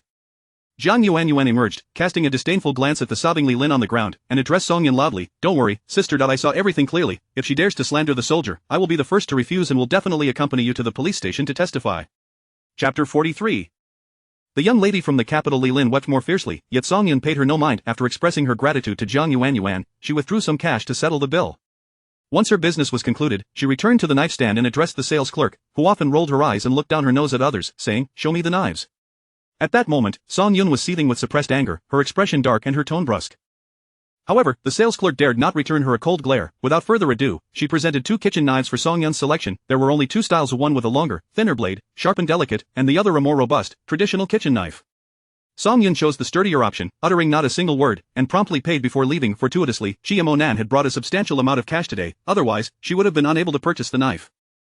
Not sparing a glance at Zhao Xiaomei or the still sobbing Li Lin, Song Yun hefted her purchases and exited the supply and marketing cooperative. The load was too heavy for her to carry alone, so she made several trips to transfer everything to the entrance, leaving her belongings in the care of Song Zi while she went to summon Uncle Zhang from the state-run restaurant. When Song Yun returned with Uncle Zhang, Zhao Xiaomei and the now composed Li Lin emerged as well. Upon seeing the ox cart, they refused to leave and climbed aboard. Uncle Zhang assisted the siblings in loading their goods onto the cart. "Why have you bought so much flour?" he inquired. Song Yun replied, "The house is about to be finished, and I mentioned that I would treat everyone to a meal." Uncle Zhang understood, "But there is no need to buy so much flour. Just a few pounds would suffice. You can add some cornmeal to stretch it further, which is both filling and economical." "I know, but with so many people, even with a bit of cornmeal mixed in, it will still amount to quite a bit." Song Yun smiled, appreciating Uncle Zhang's genuine concern and recognizing that he regarded her as a younger generation deserving of his advice.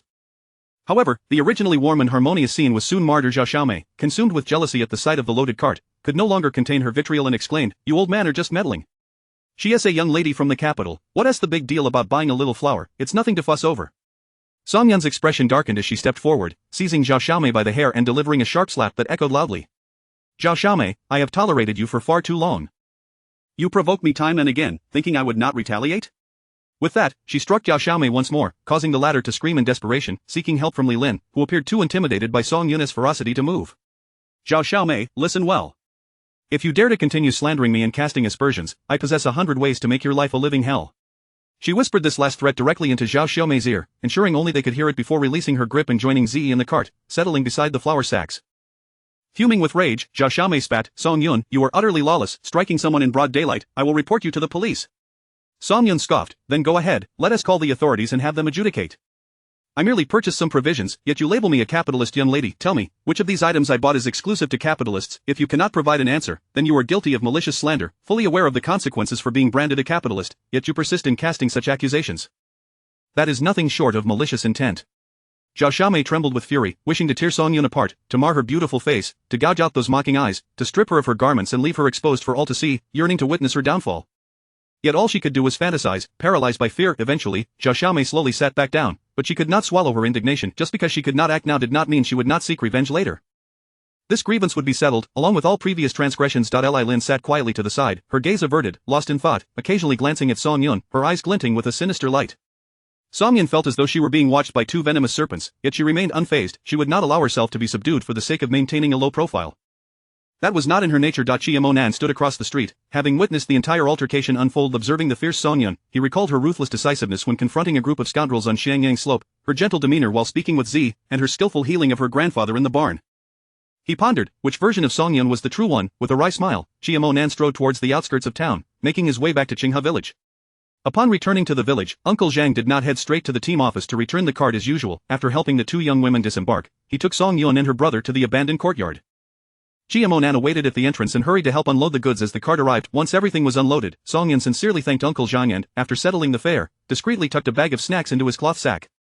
After Uncle Zhang departed, Song Yun went to inspect the progress of the earthen column. 2 rooms had already been completed, and the remaining 2 were underway. At their current pace, they would be finished by tomorrow morning. That being said, she would need to host a meal. However, aside from staple foods, there was nothing in the house. Buying meat and vegetables was not only impractical but also prohibitively expensive. Song Yun resolved to venture into the mountains in the afternoon to secure the meat needed for the following day's feast, while she could easily barter for vegetables from the villagers, as each household cultivated their own gardens. In the back courtyard, she found Chiamo Nan busy in the kitchen, diligently working on the stove. The size was just right, and once it was set in place, they would need to seal the edges. Although Chiamo Nan had never done this before, he was quick-witted and grasped what needed to be done at a glance. Song Yun did not interrupt him. Exiting the kitchen, she noticed that both large water jars in the yard were full. Although they no longer needed to fetch water from the village well, filling those jars from the well still required considerable effort, especially given the small buckets they were using. Not only were the jars filled, but she also noticed that the bamboo in the corner had been neatly cut and stacked. Clearly, this fellow had not paused since his return, and Song Yun felt quite satisfied with his industriousness. As the construction workers took their lunch break, Song Yun began preparing the meal. She cooked 2 wild chickens, one braised and the other stewed, while the wild rabbit was diced into pieces and spiced with the seasoning she had bought today, creating a fragrant and spicy rabbit dish. She had longed for this flavor, and the aroma had her salivating. The staple food was simple. She quickly cooked some flatbreads, which she rolled around the rabbit or chicken meat, creating a delightful meal. Additionally, she prepared a cold dish of potatoes sent by Aunt Wang, slicing them into fine shreds, blanching them, and tossing them with seasonings for a delicious accompaniment. The ingredients available now were far superior to what she had encountered in her previous life, bursting with flavor. Song Yun was cooking on both stoves simultaneously, significantly reducing the time required. Just as Chiamo Nan finished setting up the kitchen, he arrived just in time to see the potato shreds ready for serving.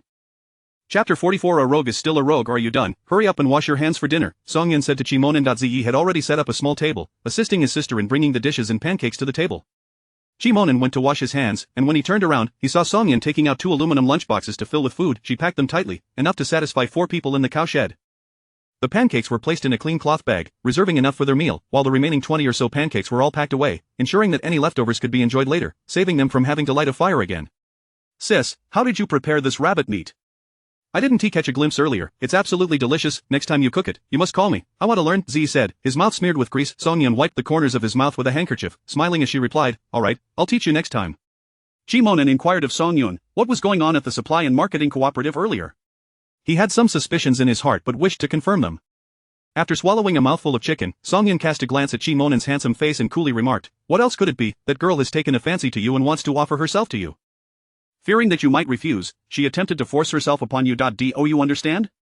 Chiamo Nan was utterly speechless, his appetite greatly diminished. He bit down hard on a piece of pancake, exclaiming, what a thick skin. Seeing his reaction, Song Yun asked with a smile, let me ask you, if I hadn't managed to rescue you in time today and that woman had indeed stripped you of your clothes and embraced you, what would you have done? Chiamo Nan looked as if he had heard something exceedingly revolting, his scalp tingling, and replied with utmost seriousness, is there even a need to say? I would report it to the police. Song Yun pressed further, and how would you report it to the police? I would state the facts, I was molested, and surely one can seek justice for oneself? A female rogue is still a rogue. Song Yun was astonished by Chiamo Nan's unique reasoning but simultaneously had to concede that he was absolutely correct. Li Lin's actions were indeed that of a rogue, and a public one at that.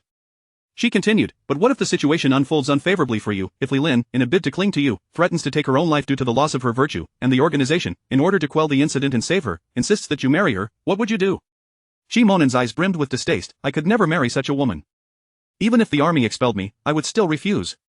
The more resolute Chiamo Nan became, even at the cost of sacrificing a promising future, the more Song Yun felt that Li Lin was truly despicable, willing to ruin others for her selfish desires. Contemplating Chiamo Nan's striking military uniform and his captivating visage, she kindly warned, the young women in the village have it tough, they yearn to escape their plight, and your presence is akin to that of a savior. I believe it's not just Li Lin who thinks this way, the village girls feel the same. Any chance to associate with you could mean a leap in social status. Who would willingly pass up such an opportunity? Therefore, I intend to offer you a few pieces of advice. Chiamo Nan became intrigued, adopting an attentive demeanor. Song Yun beckoned Ze to join them, as the skill of discerning tea would surely serve him well in the future. First, do not accept invitations from anyone, and refrain from consuming any beverages that haven't been prepared by your own hands or are out of your sight. Second, avoid all activities near rivers or ponds. Keep your distance, keep your distance, keep your distance. This is crucial, so I'll say it 3 times. Third, do not let your sympathy overflow. Do not follow a woman simply because she cries or pleads. You cannot know whether that woman is human, a ghost, or a spider spirit. At this point, Ji Monin could no longer contain himself and burst into laughter. Song Yun wore a serious expression. What are you laughing at? Do I appear to be joking? Ji Monin covered his mouth, gesturing for her to continue, his slightly curved brows still gleaming with mirth. Fourth, do not assume that the elderly villagers are inherently simple and weak. They may very well be wolves aiding their daughters in the hunt. Fifth, Song Yun pondered for a moment but couldn't come up with anything. Forget it, let us leave it at that for now. I'll mention more if I think of them. Suppressing his laughter, Ji Monin asked Song Yun, I can grasp everything else, but what is the reasoning behind the second point, to avoid approaching water sources? Song Yun rolled her eyes. I was just about to commend your intelligence. Think about today's experience. Should that woman pull at your clothes and lean against you, you'd be ensnared. Of course, this is a last resort. Li Lin likely acted impulsively, not considering better alternatives, which led to such behavior. Now, imagine if you were by the river and a woman fell into the water, whether it was an accident or a deliberate act, you, as a soldier, would you save her or not? Ji Monin's smile faded. If he were to encounter someone drowning, he would naturally save them, yet, in doing so, that woman could easily entrap him. What began as a good deed could ultimately turn into a dagger aimed at his own heart. Seeing that Ji Monin had grasped the implications, Song Yun ceased her elaborations. Remember what I've said, stay vigilant. After their discussion, Song Yun instructed Zi to keep watch over their home while she and Ji Monin carried their food to Shangyang Slope. Old Zhang was busy tidying up in the small yard of the cowshed. Upon catching sight of Song Yun and Ji Monin from a distance, he quickly retreated into his own shed, conveniently pretending he hadn't seen anything. Upon reaching the cowshed, Ji Monin first accompanied Song Yun to greet Song Hao and his companions in their quarters before heading over to his grandfather's side. As expected, Song Yun soon heard Chi's grandfather's furious low growl from next door. It was unclear what Ji Monin had said, but his grandfather's reprimands swiftly dissipated. What happened? Song Hao inquired. Song Yun explained, Chi's grandfather likely wishes to avoid impacting Ji Monin's future, so he tried to push him away, but initially, Song Hao regarded Ji Monin as a devoted and filial young man, but upon hearing that Ji Monin had moved into the room she rented, he began to feel uneasy. You two, being a man and a woman, how can you live under the same roof? That simply won't do. Song Yun chuckled, but Zi is here too. How can we be considered a solitary man and woman? Besides, we can't just let him endure the elements in the woods, can we? Song Hao remained dissatisfied. Then why don't you help him rent a room at a villager's house temporarily? There's no need to bring him home. Song Yun shook her head. That won't do. You have no idea how desirable Ji Monin is. He is like Tang Seng entering the kingdom of women. Every female youth who sees him turns green with envy. If he truly moves into the village, it will undoubtedly cause trouble. Song Yun then recounted the events that had transpired at the supply and marketing cooperative that morning. Both Song Hao and Bai Qingxia, being highly educated individuals, were left speechless by the tale. With this backdrop, even if Song Hao still felt uneasy, he could hardly voice further objections, opting instead to repeatedly caution her to remain vigilant against the advances of men, advising her not to fall for their sweet talk, as if to say that all men were fickle-hearted scoundrels. Chapter 45 of The Mushroom-Picking Girl. After Song Yun emerged from the shed, she refrained from calling out to Ji Monin. She placed the empty lunchbox at the entrance of Chi Lao's shed and ventured alone into the mountains. With the meat dishes for tomorrow's feast still unaccounted for, she felt compelled to search the woods. It would be splendid if she could hunt down a sizable creature. When Ji Monin stepped outside and noticed the lunchbox at the door, he thought little of it. He picked it up and returned to the desolate courtyard, where Zi inquired why his sister had not accompanied him. Ji Monin furrowed his brow slightly, then maintained his composure as he replied, Your sister had some matters to attend to and asked me to bring back the lunchbox. After washing the lunchbox by the well, he turned to find Song Zi practicing his stone throwing. You throw quite accurately. Did your sister teach you? Ji Monin inquired, moving closer to Zi. Although Zi harbored a fondness for this older brother in military garb, he remained guarded. His sister had instructed him that aside from oneself and close kin, trust should be sparingly bestowed, and secrets should never be divulged lightly. I'm just practicing for fun, Zi replied dismissively. Ji Monin, perceiving the boy's wariness, merely chuckled and refrained from further questioning. He then entered the woodshed, retrieved a dagger from his pack, and selected the largest backpack from the yard, addressing Zi, I shall take a stroll in the mountains. You stay at home and do not wander out. Zi's eyes sparkled with envy. He too wished to explore the mountains. His sister had mentioned that he had made some progress in his stone-throwing skills, and he longed to test his abilities in the woods. However, his sister had also instructed him to guard the home, so he reluctantly set aside his desire. With the backpack slung over his shoulder, Ji Monin did not meander along the mountain's periphery but ventured directly into its depths. At this moment, Song Yun was also deep within the mountains, having discovered a patch of hazelnut mushrooms, plump, large, and abundant. Much to her delight. To her astonishment, the trading price for hazelnut mushrooms was 80 star coins each, considerably more than medicinal herbs. Unfortunately, the buyer only desired one, otherwise, the entire bounty would have been worth a fortune. Disregarding the system's limits, she collected a full bag, weighing no less than 20 pounds, and, seeing that many remained, decided to store the entire sack in her storage compartment. She then produced a larger cloth bag and continued her mushroom foraging, knowing that no quantity would be excessive. Aside from tomorrow's usage, the surplus could be dried for winter consumption. After gathering over a dozen pounds and clearing the vicinity of larger mushrooms, she paused. In addition to the hazelnut mushrooms, she had also caught 2 plump rabbits, though she had not spotted any wild chickens. Naturally, this haul was still insufficient. She pressed further into the mountains, stopping to scan any untraded plants she encountered, and collected a substantial amount of wild vegetables, filling her 30-pound bag. It was no wonder that during the Great Famine years, the people in this region had not starved. With such resource-rich woodlands, survival was assured. Just as Song Yun prepared to store her filled bag in the system's compartment, a sudden snorting sound emanated from the left front. She halted her actions and looked over. A mature wild boar, covered in thick black fur with curved tusks, emerged from behind a large tree. The boar locked eyes with her, emitting an unwelcoming grunt. To her surprise, another wild boar followed, even larger in stature, with tusks that were longer and more pronounced, easily weighing at least 300 pounds, while the first boar was about 200. Song Yun's eyes gleamed. This was an abundance of meat. Tomorrow's feast was assured, and any excess could be cured into smoked or dried meat. She set the bag aside and retrieved some stones from her storage compartment, stones she had collected along the way for emergencies. After weighing one in her hand, she opted for a heavier piece. The smaller wild boar suddenly charged at her with a bellow, followed closely by the larger beast. Without hesitation, Song Yun swung the stone with all her might, striking the boar squarely on the head. The impact shattered its skull, blood splattering as the boar stumbled forward, convulsed, and soon lay still. The larger boar, momentarily stunned by the sudden fall of its companion, regained its composure and charged at her. With quick precision, Song Yun hurled the heavier stone, landing another decisive blow to the boar's skull, causing it to cave in and blood to spray. For Song Yun, hunting had always been a straightforward endeavor.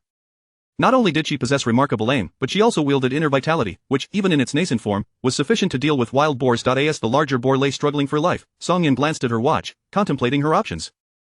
Perhaps it was best to retreat. Star coins could be earned later, and with the abundance of wildlife in this forest, it was unlikely she would not encounter more wild boars, as they were social creatures often found in groups. However, she now faced a dilemma. How to transport these two wild boars back. Utilizing her storage compartment might necessitate additional exchanges. Just as Song Yun pondered this, footsteps approached from behind, and she turned to find Chi Monin.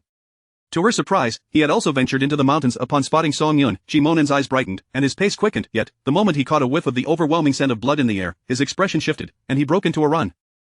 He reached Song Yun and, seeing her unharmed, let out a quiet sigh of relief. However, upon noticing the two wild boars lying on the ground, he was momentarily at a loss for words. Hunting wild boars was not beyond his capabilities, yet he was baffled by how a young girl could possess such strength to crush the heads of these beasts, causing them to die from a single blow, something even he, a seasoned soldier, could not achieve. You arrived just in time. I was pondering how to take them back, Song Yun said. The smaller boar she could drag, while the larger one could be entrusted to Chi Monin, an ideal solution. Noticing Chi Monin's backpack was filled with items, she lifted the wild vegetables to reveal two large, brightly colored wild chickens beneath. Ah, you had good fortune, Song Yun remarked cheerfully. Chi Monin glanced at the wild boars on the ground. Not as fortunate as you. Both of them possessed considerable strength, and traversing the mountains with the wild boars was not overly strenuous, though the uneven terrain impeded their speed. As they walked, Song Yun fantasized about the various dishes she could prepare with the wild boar meat. Besides tomorrow's feast, she envisioned making cured meats, jerky, and meat sauces. Chi Monin, reluctant to shatter her dreams but feeling it necessary to speak, cautiously inquired, is it permissible for villagers in Qinghe to keep wild boars such as these? This question rendered Song Yun momentarily speechless. Could she indeed keep them? These were wild boars, weighing hundreds of pounds, not like the few pounds of wild chickens or rabbits. All her fantasies crumbled in an instant. If she had held on to a flicker of hope after encountering the children gathering firewood at the mountain's edge, that glimmer extinguished entirely. The children, upon seeing the two fearsome wild boars, showed no fear. Instead, they erupted with excitement, bouncing around the boars and shouting, "We have meat, we have meat, our village will be sharing pork." Chapter 46. Dividing the pork. Chi Monin couldn't help but chuckle at Song Yun's despondent expression. Captain Lu and a group of villagers rushed over upon hearing the news, and upon sighting the two large wild boars, their faces beamed with joy. Who wouldn't be thrilled? According to tradition, small game such as wild chickens and hares hunted in the mountains could be kept by the individual hunter, since the meager amount of meat wouldn't yield much when divided. However, for substantial creatures like wild boars, the catch would be confiscated for communal distribution, with the hunter receiving a larger share. These were unwritten rules that had long been practiced in the village. Captain Lu rubbed his hands together, his eyes sparkling as he gazed at Chi Monin. Did you hunt both of these pigs? Though he posed the question, everyone implicitly accepted the answer. Who would associate the delicate Song Jiqing with the act of hunting wild boars? Absolutely inconceivable. Song Yun immediately nodded. Indeed, they were both hunted by Monin. It was quite an ordeal, and I nearly met a glorious end. Uncle Lu, how much do you think we can get? Captain Lu, recalling the dangers Chi Monin faced while hunting the boars, waved his hand grandly. I'll give you 20 jin. Typically, a hunter could expect no more than 10 jin for a wild boar, so offering 20 for two was quite generous. Song Yun was somewhat satisfied but still put forth her small request. Uncle Lu, my family is hosting guests tomorrow, and as you know there will be quite a few of them. Could I possibly purchase a little extra? Captain Lu hesitated. While the boars appeared sizable, the villagers were numerous, and each household would receive only a meager portion. Sensing his dilemma, Song Yun quickly added, I'll buy any excess after the division. If there's no meat left, bones would suffice for making soup. If she couldn't acquire meat, she would settle for bones. After all, one must seize every opportunity. Upon hearing her request for bones, Captain Lu's expression softened, and he readily agreed. The other villagers also found no issue with this, and they joyfully transported the 2 wild boars to the brigade headquarters, taking advantage of the fresh kill to bleed the animals promptly. Song Yun need not involve herself in the ensuing tasks. Instead, Chi Monin was called to assist. As he walked away, Lu Yun reminded him, "Remember the advice I gave you earlier?" Chi Monin chuckled, removing the burden from his back and handing it to her. "Understood. You should hurry home, Zi must be waiting anxiously." Song Yun donned his burden and lifted the large bag filled with hazelnuts, turning towards the desolate courtyard. Indeed, Song Zi was growing impatient, peering out the front gate one moment and then the back gate the next, his anticipation palpable. After waiting through the afternoon, when his sister finally returned, a radiant smile illuminated his face, only to freeze upon noticing the bag of mushrooms she carried. The little fellow's display of disappointment was nothing short of exemplary. "Sister, why didn't you call me to go up the mountain with you?" Song Zi exclaimed, visibly upset. Feeling a bit guilty, Song Yun offered a sheepish smile.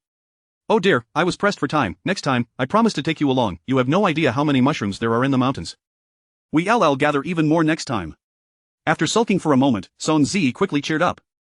"Alright, but you mustn't deceive me this time. You must take me with you next time." He was eager to hunt wild chickens and hares. Upon returning to the courtyard, Song Yun noticed 2 bundles of firewood stacked in the back. Where did this firewood come from? Zi helped his sister pour the contents of the large bag into a big round sieve. "I saw some village children collecting firewood by the mountainside, so I joined them and brought some back."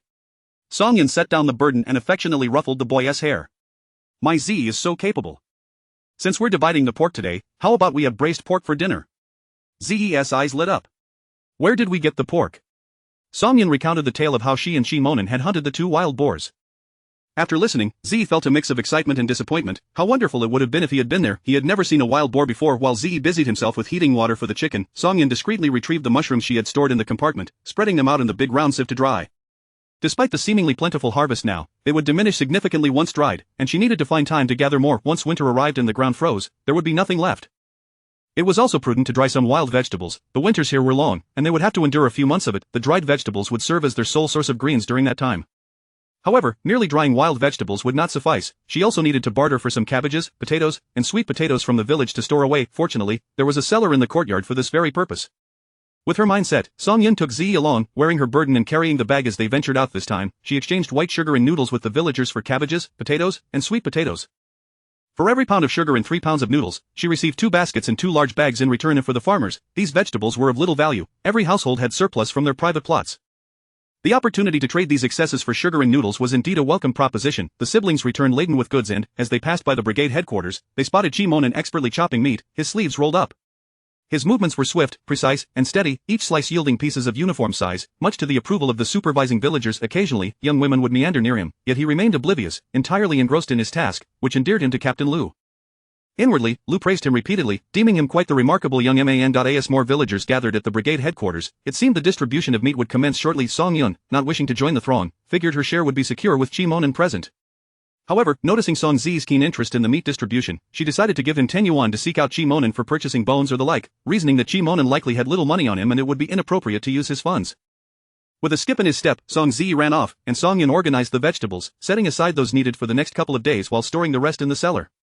After completing her tasks, she sat on a bench to rest and hydrate, recalling the substantial sum of money and tickets Chi Monin had given her during their time in town. Having not examined them closely at the time, she decided to count them now. Initially, she assumed it would amount to around 1,000, but to her astonishment, she counted over 3,000 yuan, primarily in large denominations that appeared quite new, likely just withdrawn from the bank, tightly bundled with rubber bands. Could this be all of Chi Monin's savings? She also discovered a scattering of tickets, presumably accumulated during his time in the military, and her eyes brightened upon spotting a bicycle ticket. This fellow was indeed generous. Such a valuable ticket was simply given away. She had heard that it could fetch 100 or 200 yuan on the black market. Later, she resolved to inquire with Chi Monin about it. If he agreed, she could purchase a bicycle, which would make future trips much more convenient, sparing her the discomfort of jostling on a bullock cart. After all, it was far too slow and wasted precious time. Chapter 47. I must eat meat today. On the other side, shortly after Song Yun led Zi past the brigade office, the educated youth from the youth point arrived, lured by the news. In these times, who wouldn't crave meat? Even if the wild boar meat was not particularly palatable, it was still meat. Most of the educated youth who were able to come here to join the farming brigade came from modest backgrounds, rarely having the opportunity to enjoy meat while in the city, and in the countryside, it was even more scarce. Upon hearing that the brigade was distributing wild boar meat today, they were all elated and rushed towards the brigade office. The villagers, upon seeing the educated youth approach, displayed expressions of disdain. How could they not feel that way? The meat was supposed to be allocated to the villagers, but now the educated youth, having settled here, would naturally receive a portion, which meant the villagers would have to share less. Zhao Xiaomei and Li Lin also arrived, and when they spotted Qi Monin standing out like a crane among chickens, their eyes widened in disbelief. They had thought that after their encounter in town, they would never see this man again, yet here he was so soon. Zhao Xiaomei grabbed an auntie to inquire, which family does that man belong to? It was clear he was helping to distribute the pork, indicating he must be a local of the aunt. Noticing Zhao Xiaomei's interest, shot her a sidelong glance and retorted sarcastically, that Song's childhood friend, come all the way from afar to see Song. Don't even think about it, you can't compare to Song. Don't be a toad dreaming of eating swan meat. Li Lin's eyes flickered, so he had come to find Song, which meant he would be staying in the village? Did she still have a chance? Enraged, Zhao Xiaomei pointed at the aunt and scolded, who are you calling a toad? The aunt spat disdainfully, whoever responds is the toad, shameless, spit. It wasn't merely the aunt's baseless contempt for Zhao Xiaomei. It was because her son had become infatuated with this little vixen, constantly hovering around her, doing chores, and neglecting his own work points. How could she not be furious? She dreamed of throttling this little harlot. Just as Zhao Xiaomei was about to retaliate, Captain Lu struck a gong, calling for the meat distribution to commence and urging everyone to line up. One person per household to queue up, no pushing. Everyone is the same, keep an eye on the children, don't let them get stepped on. Line up, no queue, no meat, hurry up. Captain Lu shouted, and each household began to send representatives to line up. Upon seeing the educated youth, Captain Lu called out again, the youth point sends the team leader to queue. A male youth received 2 jin, female youth also received 2 jin. Zhao Xiaomei was displeased upon hearing it was only 2 jin. There are over 10 female educated youths. How can 2 jin be enough? Before Captain Lu could respond, an aunt immediately retorted, not enough, why don't you just fly to the sky, our family of over 10 can't even get 2 jin. Who do you think you are, pretending here? If you want to eat, eat, if not, scram, do you think we owe you? Li Wan, the small team leader for the female educated youths, hurriedly stepped in to mediate, auntie, don't be angry. Xiaomei is just a little greedy for meat, she means no harm. 2 jin is quite sufficient, we are all very satisfied. Several aunties recognized Li Wan, viewing her as a diligent and capable young woman, thus willing to give her face. This Xiao youth's thinking is problematic. As the team leader, you must manage her well. Yes, I will certainly speak to her. Aunties, please don't be upset. Li Wan smiled apologetically. The distribution of pork proceeded fervently, with everyone wearing radiant smiles, arriving joyfully and leaving jubilantly. The children were particularly exuberant, chattering excitedly about the meat dishes they would enjoy that evening. My mom said we're having sauerkraut stew tonight. My mom said we're having stir-fried pork strips. Listen to me, my mom makes braised pork that tastes even better than the state-run restaurants. The adults listened to the children's innocent banter and couldn't help but laugh heartily. When it came time for the educated youth to receive their meat, Zhao Xiaomei initially intended to rush alongside Li Wan, but was shoved aside by Li Lin, who squeezed her way forward. Qi Monin handed the cut 2 jin of meat to Li Wan, and Li Lin reached out eagerly to take it, her eyes red as she looked at Qi Monin. Comrade, I wish to apologize for my behavior today. Qi Monin looked puzzled. Apologize? Do we know each other? Li Lin's face froze, filled with embarrassment and regret. He actually didn't remember her. Put.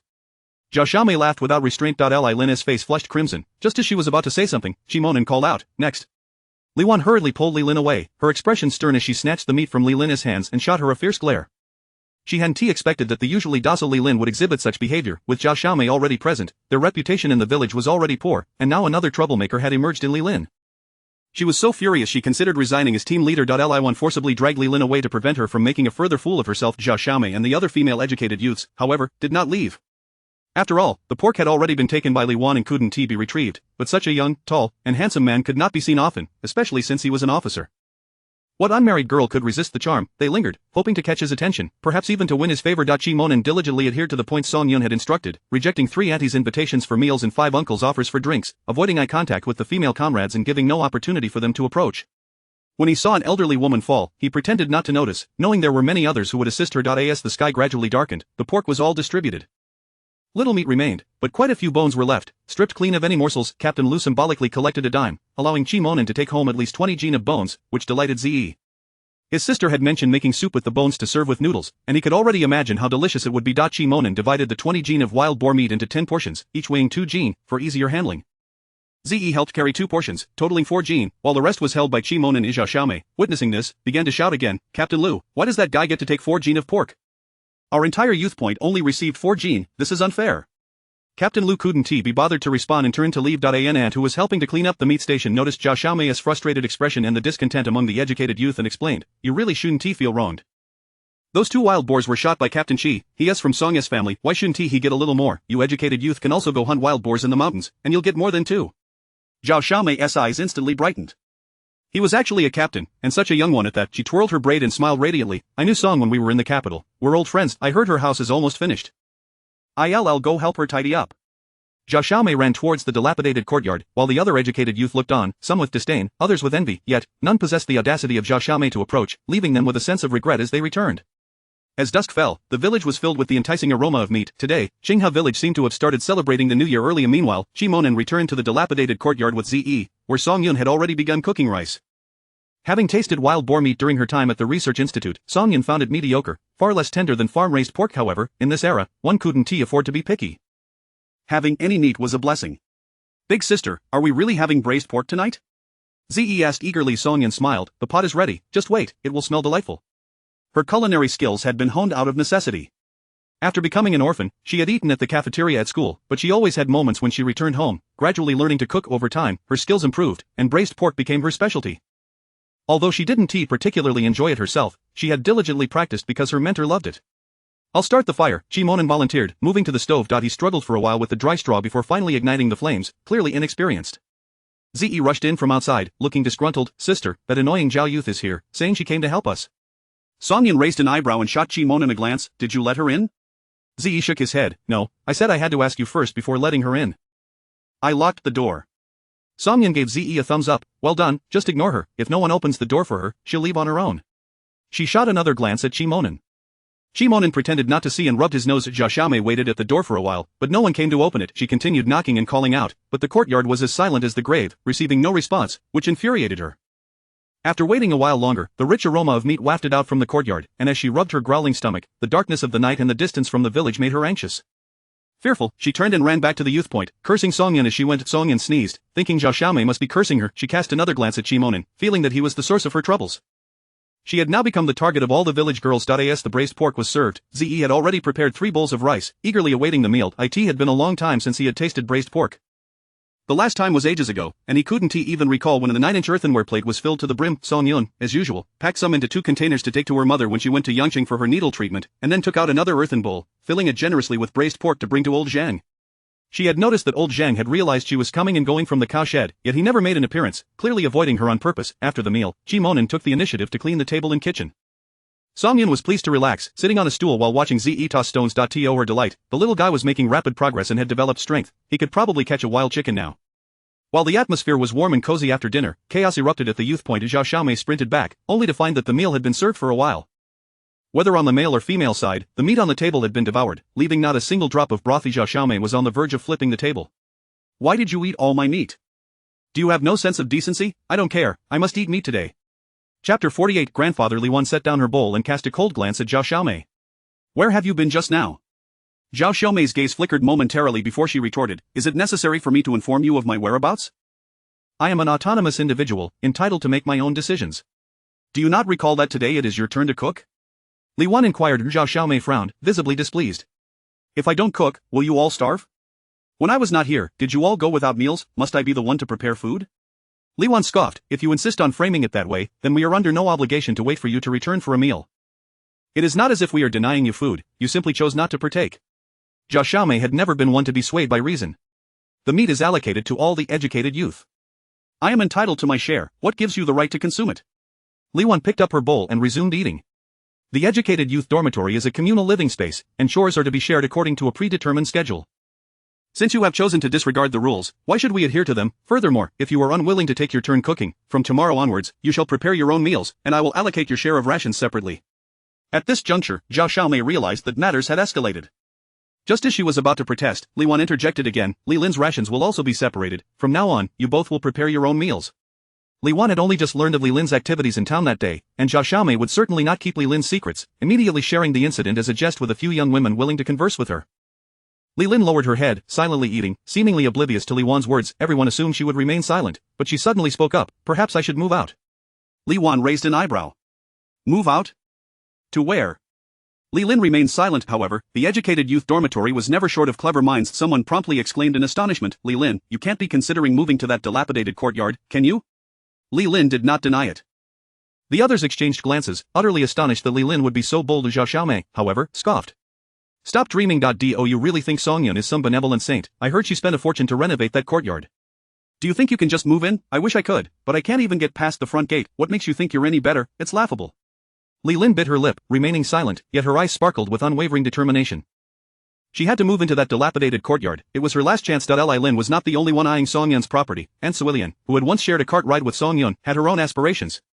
Unbeknownst to Song Yun, who had just completed renovations on her courtyard, others were already coveting it. She was currently leading Ze and Chi Monin up Shangyang Slope. Song Hao and his wife, along with Old Chi and Old Mo, had long since finished their dinner, saving the red braised meat that Song Yun had brought for the next day's meal. Song Yun instructed Ze to deliver the specially prepared red braised meat to Old Zhang's hut, delighting Old Zhang immensely. Although he had a small portion of pork, his culinary skills were lacking, and with the conditions here being rudimentary, he had only boiled it, bland and tasteless. The aroma of the red braised meat was enticing. "Mom, how are you feeling today?" Song Yun inquired as she took her pulse, as was her custom.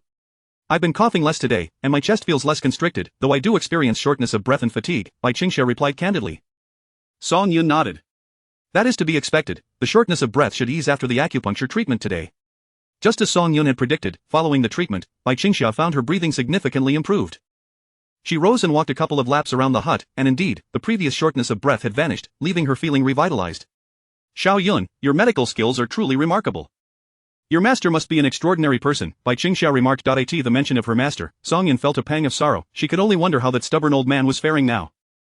Learning of her demise in the laboratory would surely sadden him. She lowered her gaze to conceal the myriad of thoughts swirling in her mind, meticulously putting away her acupuncture kit and retrieving the medicine jar to reapply ointment to Song Hao's back injury. In the adjacent hut belonging to Old Chi, Chi Monin was also tending to the two elders, applying fresh bandages. The wound should be healing nicely. There is no need for such a cumbersome application of medicine anymore. "It is a waste of so much cotton," Old Chi grumbled. Chi Monin continued his task undeterred. "Using it on you both is no waste." Old Chi shot his grandson a glare and huffed, before inquiring, "Is it convenient living over at Xiao Yun's?" "She is just a young girl, you should help out more." "I know," Chi Monin replied tersely. Old Mo, eyeing the handsome and upright Chi Monin, asked with a smile, "Xiaonan, have you found a girlfriend in the army?" At this, Old Chi perked up his ears. "No." Old Mo pressed on, "With your attributes, I'm sure many girls would be interested in you." Chi Monin did not even raise an eyebrow. "No." Old Mo found himself increasingly pleased with Chi Monin.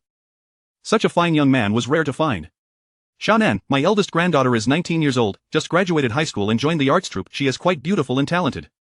"You Old Chi," interrupted Old Mo sharply.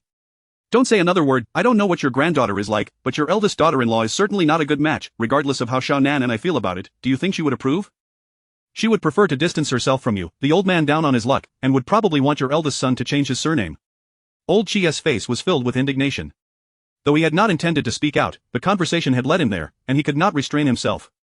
"Had we not fallen on hard times, with your daughter-in-law's snobbishness, this might have been possible. Now that we are in this situation, would she even look at my Xiaonan?" His words struck a chord with Old Mo. Yet the truth was undeniable, and he had no retort. He did not care for that eldest daughter-in-law either, but his granddaughter was a fine match. If only she could be with Xiaonan. Never mind, he shook his head, as Old Chi said, with her pretentious mother around, such an alliance was utterly impossible. Having not given the matter much thought before, Old Chi seemed to have had a switch flipped, his eyes lighting up as he lowered his voice and asked Chi Monin, "Xiaonan, what do you think of Xiao Yun?" Chi Monin halted his movements, lifting his gaze to the old man. "What do you mean by what do you think?" Old Chi smacked him lightly. "Are you genuinely oblivious or merely pretending? How old are you? You encounter such a beautiful and capable young lady, and you aren't the least bit moved. Are you still a man? Surely, you don't have any shortcomings?" Old Chi's gaze scrutinized a certain area of Chi Monin's body with disdain. Chi Monin was left utterly speechless. Was this really his grandfather? Did grandfathers speak to their grandsons like this? "I'm asking you a question. Quickly, tell me, what do you think of Xiao Yun?" Old Chi pressed, while Old Mo regarded him with keen curiosity. Just as Chi Monin was about to respond, there was a knock on the hut's door. "It's me, may I come in?" Song Yun's voice echoed from outside. Chi Monin pulled the door open, and Old Chi hissed, "You clumsy boy, can't you be more gentle?" Chapter 49. "Where are my parents, and where am I?" Upon entering the shed, Song Yun noticed the peculiar gaze with which her parents regarded her. "What is the matter?" she inquired, touching her face. "Is there something on my face?" "No," Chi Monin replied, "they were just discussing the banquet you're hosting tomorrow when you walked in." "Quite a coincidence." He shot a warning glance at Elder Chi, signaling him to refrain from speaking out of turn. Elder Chi, with a twinkle in his eye, chuckled, "Indeed, I heard you're preparing a feast. Have all the arrangements been made?" "Everything is ready. I might not have time to come by tomorrow afternoon, but I'll bring you some delicacies in the evening," Song Yun said with a smile, checking the welts on her parents' bodies. "You're recovering quite well." Chi Monin continued to tend to Elder Mo's wounds while Song Yun examined Elder Chi's injured leg, asking a few questions. After listening, she felt confident that he could attempt to stand and walk a little. "I'll support you as you try to take a few steps," she offered. Elder Chi had long wished to try. Over the past few days, he had sensed significant improvement in his injured leg. There was no pain at all, and even with larger movements, he felt no discomfort, though the bandages and splints made movement cumbersome. With Song Yun's assistance, Elder Chi stood up, carefully following her guidance on how to distribute his weight and articulate his sensations. Aside from the inconvenience of bending, I feel no discomfort whatsoever. I believe my leg is nearly healed, Elder Chi stated earnestly. Can these splints and bandages be removed? According to the instructions for the bone-setting bandages, 3 days were sufficient for the bones to heal, and given that 10 days had already passed, it was undoubtedly time for them to come off. Very well, I shall remove them for you now, Song Yun replied readily. By the time Chi Monin finished administering medicine to Elder Mo, Song Yun had successfully taken off Elder Chi's splints and bandages. With the dried remnants of medication still on his leg, Elder Chi eagerly began to walk around the room. It doesn't hurt at all, not in the slightest. I can move freely, and it feels even better than before.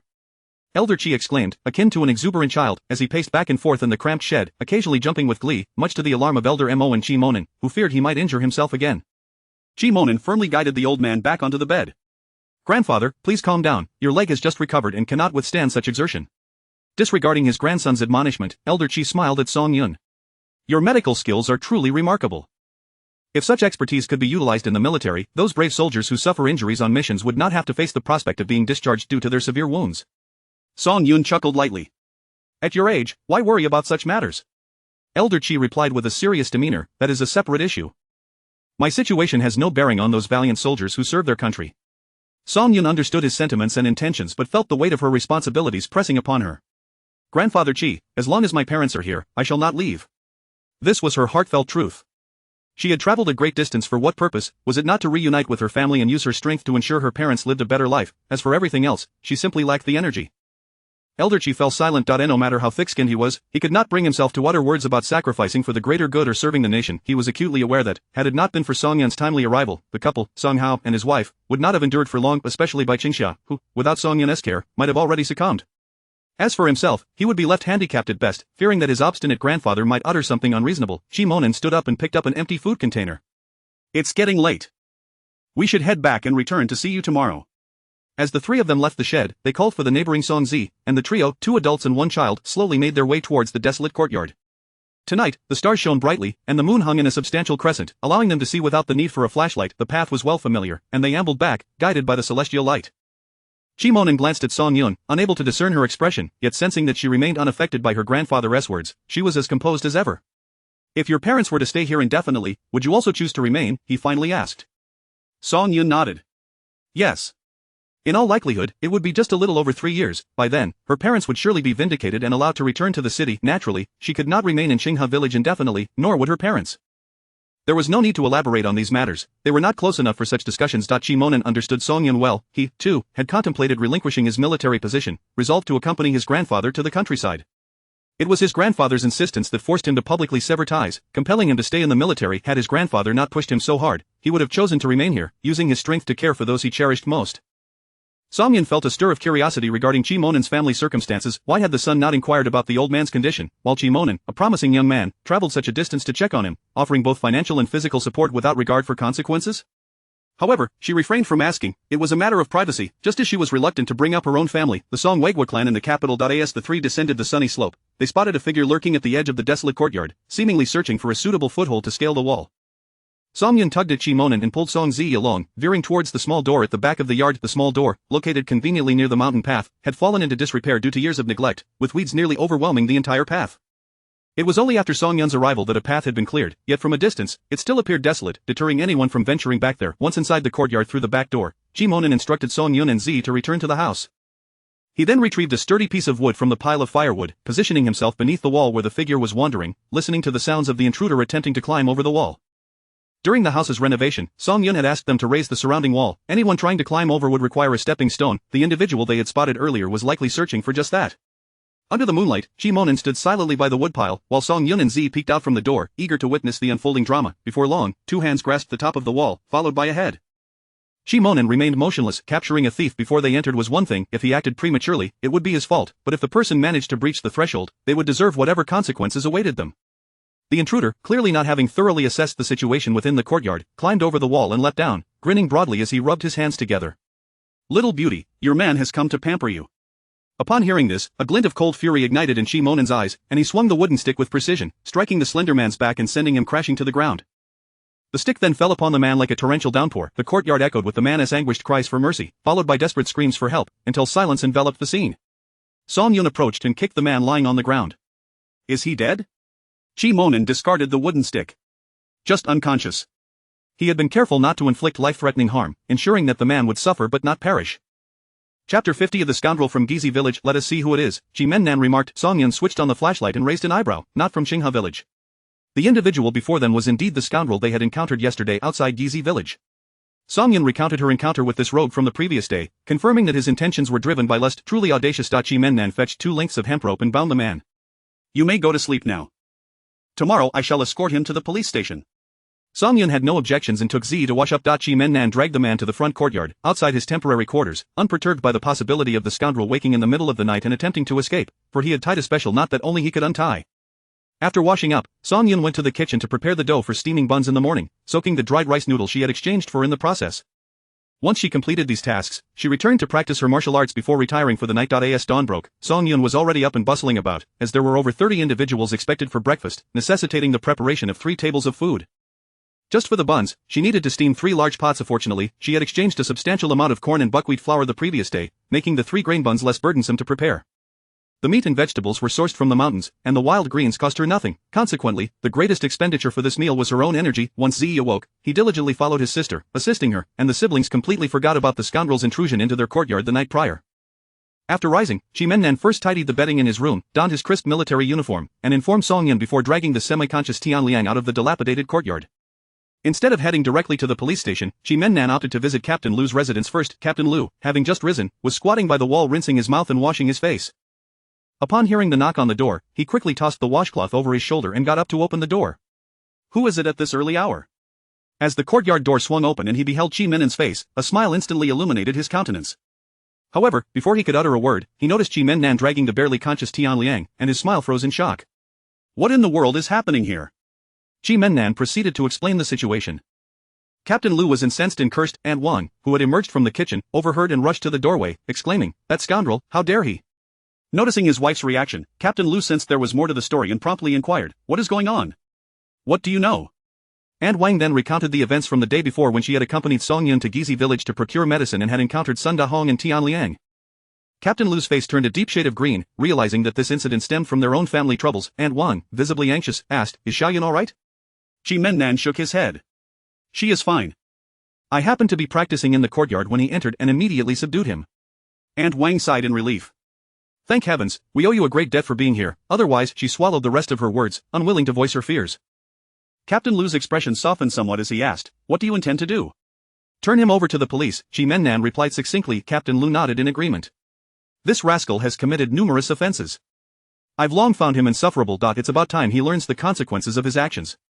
Scaling the wall of a women's compound in the dead of night is a crime. Even if it does not result in severe repercussions, it remains a transgression. Even if he evades a bullet, he could still end up in prison or sent to a labor farm. There would be no easy way out for him. Wait a moment, let me change into another outfit and I will accompany you." Chi Mennan had intended to convey just this to Captain Lu, as he was not a local and felt that having a local with some authority present would be advantageous when reporting such an incident. He declined the suggestion of using an ox cart to transport the man, as it would be far too slow. He preferred to walk, carrying the over 100 pounds of weight without issue. Captain Lu's household possessed a bicycle, but it could only accommodate one man, so he would ride ahead to the town's police station to file the report. As the sun rose higher, the villagers began to stir, some washing. The industrious ones had even ventured outside for a stroll. Word of Chi Mennan's capture of the scoundrel had spread rapidly. Some clapped in approval, noting that Tian Liang had long relied on his uncle, the deputy chief of the county police station, to bully and harass women in the area, causing distress to many young women. Finally, someone had taken action against him, and the villagers welcomed this development. Conversely, others distorted the facts, failing to discern right from wrong. Isn't it that Song Jiqing who flaunts herself outside all day, attracting scoundrels to the village? Otherwise, why would he single her out? She looks like a vixen. Some bystanders could not tolerate such slander. What nonsense are you spouting? Is it a crime for a young woman to be attractive? I find that Song Jiqing is quite principled. She seldom engages with the men in the village and barely acknowledges the male youth. She always brings her brother along when she works. How is that flaunting? Exactly. Song Jiqing is beautiful and wealthy, and she is kind-hearted. Does she need to show off in front of a notorious scoundrel? It is clear that he harbored malicious intentions simply because of her looks. How can you fail to distinguish right from wrong? If your daughter were targeted by a scoundrel, would you still say it was her fault? A lively debate ensued, with voices rising in fervor. However, the majority stood in defense of Song Yun, as many had previously assisted her in repairing her home and had received invitations to today's feast. Furthermore, despite her rare interactions with them, Song Jiqing always greeted them with a smile and had her brother deliver sweet soup to them, occasionally even handing out cigarettes. A beautiful heart and generous spirit rendered her beyond reproach. As they recalled how Song Jiqing had recently acquired 20 pounds of pork, anticipation for the midday feast began to mount. Unbeknownst to her, Song Yun remained engrossed in her preparations amidst the hustle and bustle. Aunt Wang, aware that Song Yun would be overwhelmed with guests, had come over with Lu Fangfang to lend a hand after breakfast. Upon entering the courtyard, they were greeted by the delightful aroma of steaming buns. Aunt Wang turned to Fangfang, saying, "Song Jiqing's culinary skills are truly remarkable. The dishes she sent us, whether braised fish or rabbit stew, were utterly delectable, generously seasoned with oil. Today's buns will surely be just as good. The scent is simply irresistible." The mother and daughter surveyed the transformed courtyard. The previously overgrown yard was now neatly tended, making it convenient for growing vegetables or engaging in other activities. Besides the main house, there were 4 additional rooms, all with new windows, bright and inviting, more appealing than their own home. In the back courtyard, Aunt Wang and Lu Fangfang headed straight for the kitchen, where they found Song Yun packing freshly steamed buns into a bamboo basket lined with white cloth, suggesting she was on her second batch. "Aunt, you've come. And Fangfang too, have you eaten? The buns have just come out of the steamer, would you like to sample them?" Song Yun offered them 2 buns, Aunt Wang accepted only 1. "We just had breakfast and cannot eat so much. 1 will suffice." Song Yun did not press further and continued with her task. Aunt Wang took a bite of the fluffy bun and, after swallowing, gave Song Yun a thumbs up. "Delicious. This is clearly made from 3-grain flour. I often make such buns, but they have never tasted this good." Just as Song Yun was about to share some of her fermentation tips, Ziyi rushed in, visibly upset. "Sister, that shamelessly Jiqing has come to our house with his luggage." Chapter 51. This Neil Song Yun's expression darkened as she swiftly packed the steamed buns into the bamboo basket and set down the steamer. Exiting the kitchen, Aunt Wang and Lu Fangfang exchanged glances, hurriedly stuffing the last mouthful of bun into their mouths before trailing behind Song Yun out of the kitchen. The courtyard had been wide open during the day due to construction, and it was only in the evening, once the laborers had departed, that Song Yun would secure the gate. Today, not only was there a craftsman working on the Kong bed, but with guests expected for lunch, Song Yun had opened the gate early, unwittingly granting easy access to those with ulterior motives. At this moment, Li Lin had already made her way to the back courtyard, having overheard the craftsman mention that Song Yun was in the kitchen. Upon seeing Song Yun, she wasted no time and, with a thud, knelt on the ground. "Song Zhang, I beg you to help me. I've been expelled from the youth station and have nowhere to go now." Song Yun stood there, devoid of any intention to assist her. If she wished to kneel, so be it. It was not her knees that would suffer nor her face that would be tarnished.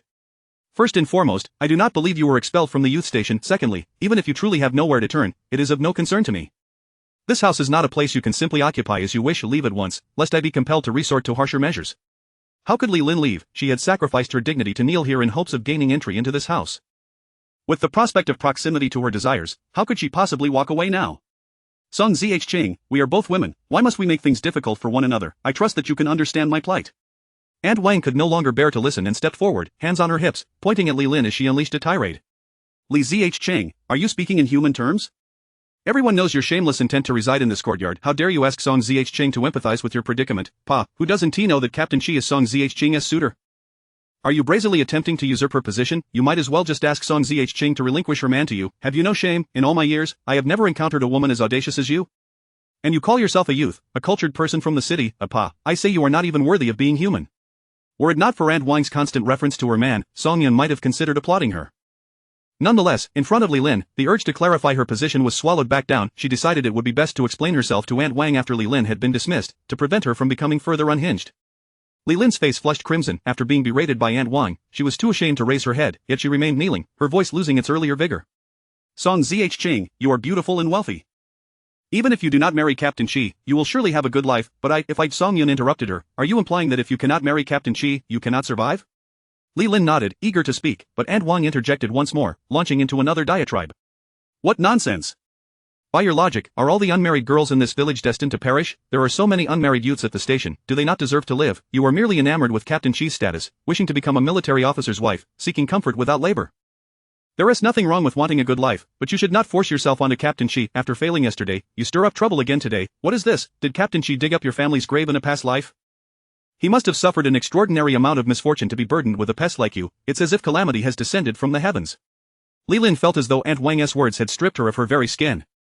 Anger welled up inside her, and with reddened eyes, she glared at Aunt Wang. "This is between me and Song Zhang. What does it have to do with you? Do you need to voice your opinions here?" Aunt Wang raised her chin defiantly. "How can it not concern me? My husband is the village head, he is not here, so I am merely speaking a few words of justice on his behalf." Li Lin trembled with rage, yet she found herself powerless against Aunt Wang, biting her lip to swallow her indignation.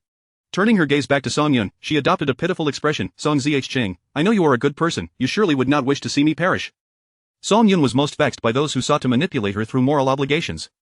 Your life or death is of no concern to me, but please do not die in my home. Once you leave my house, you are free to choose your fate as you wish. By this point, Li Lin's knees were aching from kneeling, yet no one came to her aid, and she felt it was inappropriate to simply rise. Gritting her teeth, she persevered. If you do not agree, then I shall kneel here until I die. Song Yun dismissed her with indifference. Suit yourself. With that, she turned and returned to the kitchen, finding the entire affair a tiresome inconvenience.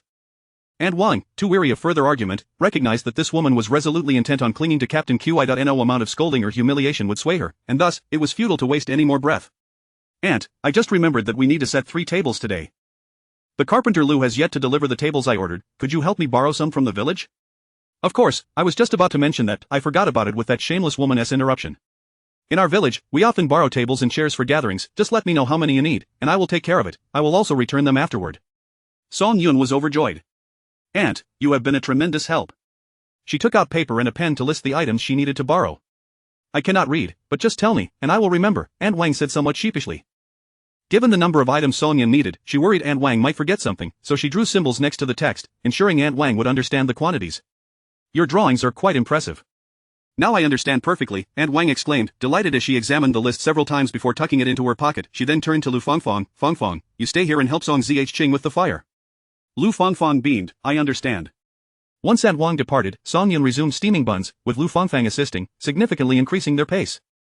After placing the buns in the steamer, Song Yun instructed Z to light the 2 outdoor stoves while she prepared some bones she had retrieved yesterday, rinsing them twice before placing them in the pot to simmer for soup.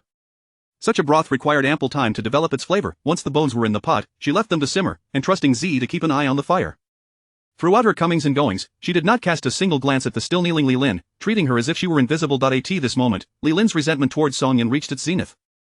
She thought to herself that once she dealt with Qi Maonan, she would ensure that Song Yun would pay dearly for her actions today. Chapter 52 The Nature of Sacrifice. When Aunt Wang borrowed the items that Song Yun required, the steamed buns had long been completed, and the pot was already simmering with wild chicken and mushrooms, the aroma so enticing that even the chefs were distracted from their work. The 2 wild chickens that Qi Maonan had caught the day before were completely stewed, and with an abundance of mushrooms added, even without any seasoning, the dish was irresistibly fragrant. Upon seeing Fangfang's eager gulp, Song Yun took an additional bowl when the wild chicken and mushrooms were ready and served half a bowl to Fangfang to satisfy her cravings. No, I'm quite full, I can't eat anymore. Lu Fangfang quickly waved her hands in refusal. Without allowing her to protest, Song Yun insisted on placing the bowl in her hands. If you can't finish it, just share some with Aunt Wang. Consider it a favor to help me taste the flavor. Just then, Aunt Wang entered and, upon hearing this, chuckled. Fangfang, you should eat. Xiao Yun doesn't regard you as an outsider, so don't be polite, just enjoy it like sisters do. Song Yun nodded in agreement. That's the way it should be. She genuinely cherished Fangfang, a girl of sincere heart. Fangfang felt a bit shy, but the moment the first piece of chicken touched her tongue, all embarrassment vanished. It was simply too delicious. After the wild chicken and mushrooms had been served, the pot was set to stew sauerkraut, vermicelli, and pork, with plentiful sauerkraut and vermicelli, and a generous amount of meat. She had borrowed 3 oversized ceramic bowls from Aunt Wang, filling them to the brim, ensuring everyone could eat their fill. As the sun grew fiercer, Li Lin knelt under its glare, her face flushed crimson, her knees aching painfully. She could only shift her position now and then to alleviate the discomfort, otherwise, she would have long succumbed to the agony. Aside from Renee pain, the overwhelming aroma of meat wafting through the yard was a torment in itself, leaving her unaware of how many times she had swallowed her saliva. Fortunately, after enduring such hardship, she finally awaited the arrival of Captain Qi. As soon as Qi Maonan stepped into the yard, he spotted Li Lin kneeling beneath the sun, his brow furrowed, yet he did not halt his steps. Immediately, Li Lin adopted a feeble and collapsing demeanor, but Qi Maonan didn't approach her at all. He merely cast her a cursory glance before heading straight toward the kitchen. Upon entering the kitchen and inquiring about the situation, he learned it was due to his own actions, yet he held no intention of addressing Li Lin, opting instead to avoid her. However, just as he exited the kitchen and had yet to walk away, Li Lin suddenly pulled out a folding knife from her pocket, its blade glinting in the sunlight as it pressed against her neck, her expression one of defiance. Captain Qi, I have no way out. Could you persuade Song Jiqing for me? I simply wish for a place to stay. Can she truly not tolerate me? What nonsense was this? Song Yin felt a wave of nausea rising within her. She stepped out of the kitchen, clutching a pebble, her gaze icy. I've said it before, if you wish to die, go die elsewhere, not here. I owe you nothing, do you understand? Fool. Li Lin's eyes, already frantic, feigned innocence as she fixated on Qi Maonan, as if to suggest that should he refuse her plea, she would resort to self-sacrifice. But what was this so-called sacrifice? Qi Maonan didn't even know her name, nor did he wish to. All he felt was disgust. Li Lin had ceased to place her hopes on Song Yun. Her attention was solely on Qi Maonan as she pleaded once more. Captain Qi, I truly am at my wit's end. Have some compassion and allow me to stay. Aunt Wang was nearly beside herself with fury, pointing at Li Lin and scolding, Li Jiqing, do you even comprehend what you're saying? What do you mean by being at your wit's end? Is someone bullying you in the youth commune? Have we villagers of Qinghe mistreated you? Are you starving? Or do you have a terminal illness without funds for treatment? What exactly constitutes your desperation, if you cannot articulate a clear point, merely seeking a better life by clinging to a man and spouting nonsense? Then I'll tell you this matter is far from over. A flicker of guilt crossed Li Lin's eyes. She merely wished to appear more pitiable, to evoke sympathy from the men. If pressed for the truth, she had none to offer. No one bullied her at the youth commune, the villagers did not torment her, and she was neither ill nor destitute. She had food and shelter, yet she felt exhausted, her heart heavy with bitterness at 20, unwilling to squander her days toiling in the fields any longer. But now, the situation had escalated to this point. There was no turning back, and she had to see this through. Li Lin pretended not to hear Aunt Wang's accusations, crawling a few steps towards Qin Huanan, her demeanor even more fragile, yet her words struck cold. Captain Qi, you are an officer with a bright future. Surely, you wouldn't want to see it all ruined, would you? If I were to die here today, what do you think the consequences would be? Soft persuasion failing, was she now resorting to threats? Qi Moinen's gaze had turned frigid enough to freeze. He turned his attention to Song Yun. To his astonishment, she instantly grasped his intent. How did he know she had a pebble ready? But Song Yun did not move. Instead, she called out loudly to Z beside her, Z, disarm Li Jiqing and send her off to die elsewhere. I want to have her soil my space. Song Z's eyes lit up as he promptly agreed, reaching into his pocket for a stone. Li Lin, unsure of Song Yun's intentions, pressed the folding knife closer to her neck, shouting, don't come any closer. If anyone dares approach, I'll end it right here. If I die, you'll all be murderers, every single one of you. Song Yun rolled her eyes, nearly to the heavens, unfazed by Li Lin's threats. Song Zi hurled his stone as soon as it was in his grasp. Concurrently, Song Yun threw her own, a mere distraction, with the knife's blade pressed against Li Lin's neck. A careless move could sever an artery, and she certainly wouldn't gamble with Z's safety for practice. Li Lin could perish, but not within her home, and certainly not in a way that would implicate Z. Song Yun's stone struck Li Lin first, landing swiftly and accurately on the tendons of her hand, causing her grip to loosen and the folding knife to drop. Simultaneously, Song Zi's stone arrived, hitting a different spot on her hand. Li Lin felt a sharp pain, her hand going numb, and as Aunt Wang rushed forward, she kicked the fallen knife away and seized Li Lin by the hair, dragging her out while berating her. Li Lin stood no chance against Aunt Wang, and with her hair firmly in grasp, she was helplessly pulled from the desolate courtyard all the way to the youth commune. The commotion drew the attention of several villagers, who gathered to witness the spectacle. Aunt Wang had no intention of shielding someone like Li Lin. She openly declared to everyone that Li Lin had just engaged in disgraceful behavior at Song Yun's place. Upon hearing this, the villagers were utterly astonished. The urban female intellectuals typically looked down on them, regarding themselves as superior while scoffing at the rural folk, yet it turned out there was such a shameless side to them as well. Someone went to fetch the already working team leader. Li Wan returned with two female intellectuals, drenched in sweat, panting heavily, and unable to clean the dirt from their hands. What has happened? She gasped upon seeing the crowd surrounding the youth commune, taken aback. Chapter 53. The true dead end. At this moment, Aunt Wang still had a firm grip on Li Lin's hair, her hand aching from the strain, yet she dared not release her hold. This deranged woman had become utterly frenzied. Who could predict what self-destructive act she might undertake the moment she was freed? While Li Lin's self-harm was of little concern, Aunt Wang feared that the blame might be cast upon Xiao Yun and Captain Qi, which would indeed be a stroke of ill fortune. With one hand clutching Li Lin's hair and the other restraining Li Lin's attempt to claw at her face, she glared at Li Wan and demanded, Li Wan, I ask you. Li Lin claims she has nowhere to go, that she is at a dead end and can only survive by taking refuge in Song Yun's house. Tell me, is it true that the intellectual youth dormitory has no room for her, and that she is being oppressed? Li Wan was nearly beside herself with indignation. That is utterly unfounded. I merely suggested that she and Xiaoxiao may eat separately from us. There is nothing else to it. It was she who harbored ulterior motives and insisted on moving out. This has nothing to do with us. Her bed remains unoccupied. The two other female intellectuals nodded in agreement, affirming that Li Wan spoke the truth. Aunt Wang was not surprised by this response and pressed further. She claims to have no means of survival. Is there someone bullying her, regardless of who it is, whether from the intellectual youth dormitory or our village? Speak up now. I have the authority to address this matter seriously. Whoever has bullied Li Jiqing and forced her into such despair shall face my wrath. One could not deny that Aunt Wang, as the wife of the team leader, carried herself with a certain authority, her words logical and her presence commanding. Li Wan quickly waved her hands. No, our intellectual youth dormitory has always been friendly and harmonious. There has never been any bullying. If you don't believe me, just ask Li Lin to speak for herself. Yet, Li Lin was at a loss for words, as there was simply nothing to say. When have I ever claimed that someone was bullying me? I have never said such a thing. Li Lin, caught by her hair, was in agony, crying out for help, yet no one paid her any mind, leaving her in a most pitiable state. Aunt Wang fixed a cold stare upon Li Lin. So there is no one bullying you, you have food and shelter, and you are not afflicted with any terminal illness. What do you mean by stating that you have no means of survival? What do you mean by being at a dead end? I lack education and do not comprehend these terms. You, as an educated youth from the city, enlighten me. Li Lin could offer no explanation, reduced to weeping and wailing in a feeble attempt to elicit sympathy. Aunt Wang's hand was sore from the strain, yet she dared not loosen her grip, inwardly cursing her husband for not yet returning, especially since Captain Qi had already made his appearance. What is everyone doing crowded around here? Is there no work to be done in the fields? Disperse.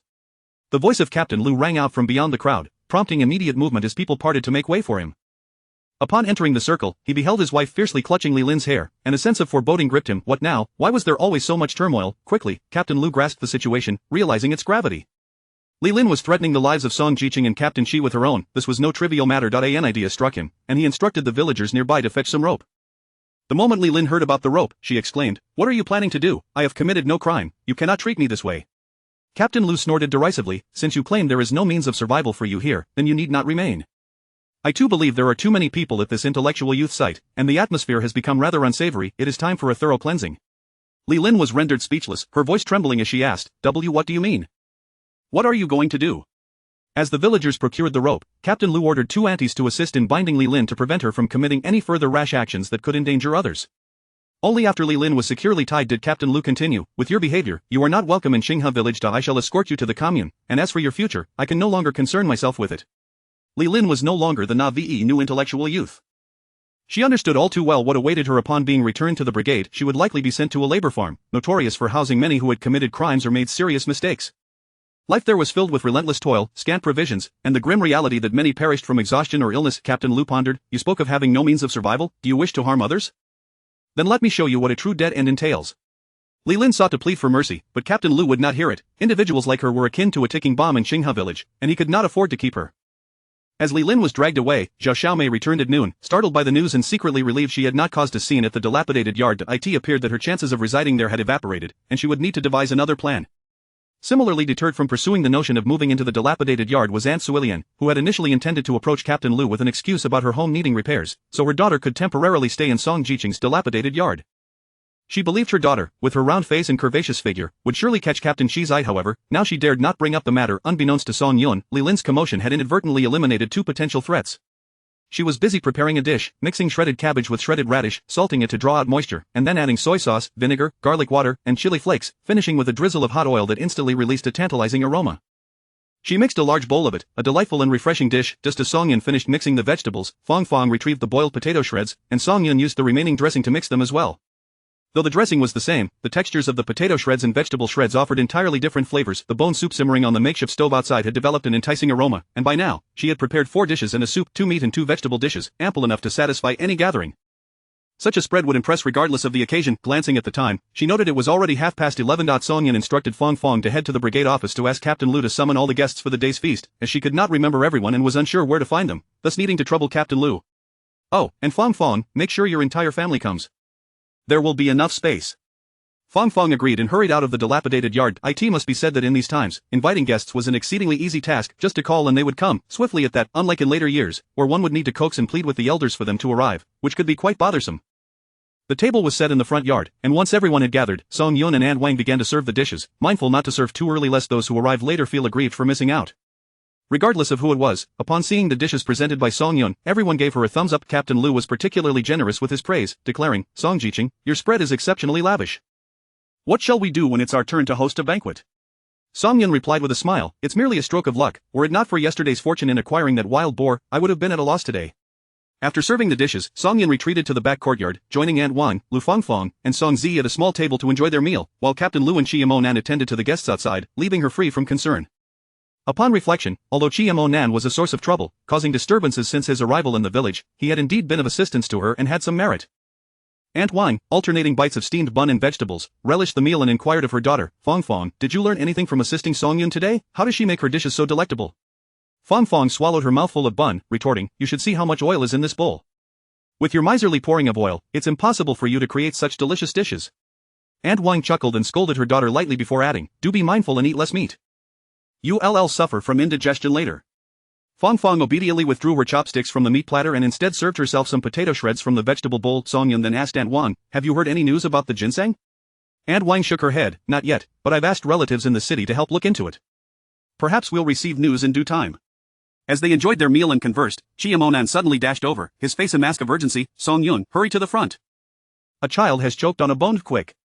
Chapter 54. In unpleasant interlude. Upon tossing aside her chopsticks, Song Yun quickly darted forward, perplexed as to why there were children present when she had invited only adults today. There had been no sign of any children during her earlier trip to serve the dishes. Before she could reach the front, she heard a woman's frantic cries, "De Bao, please don't frighten your mother. Quickly, spit out the bone, hurry." Song Yun hastened her steps, commanding, "Everyone, step aside."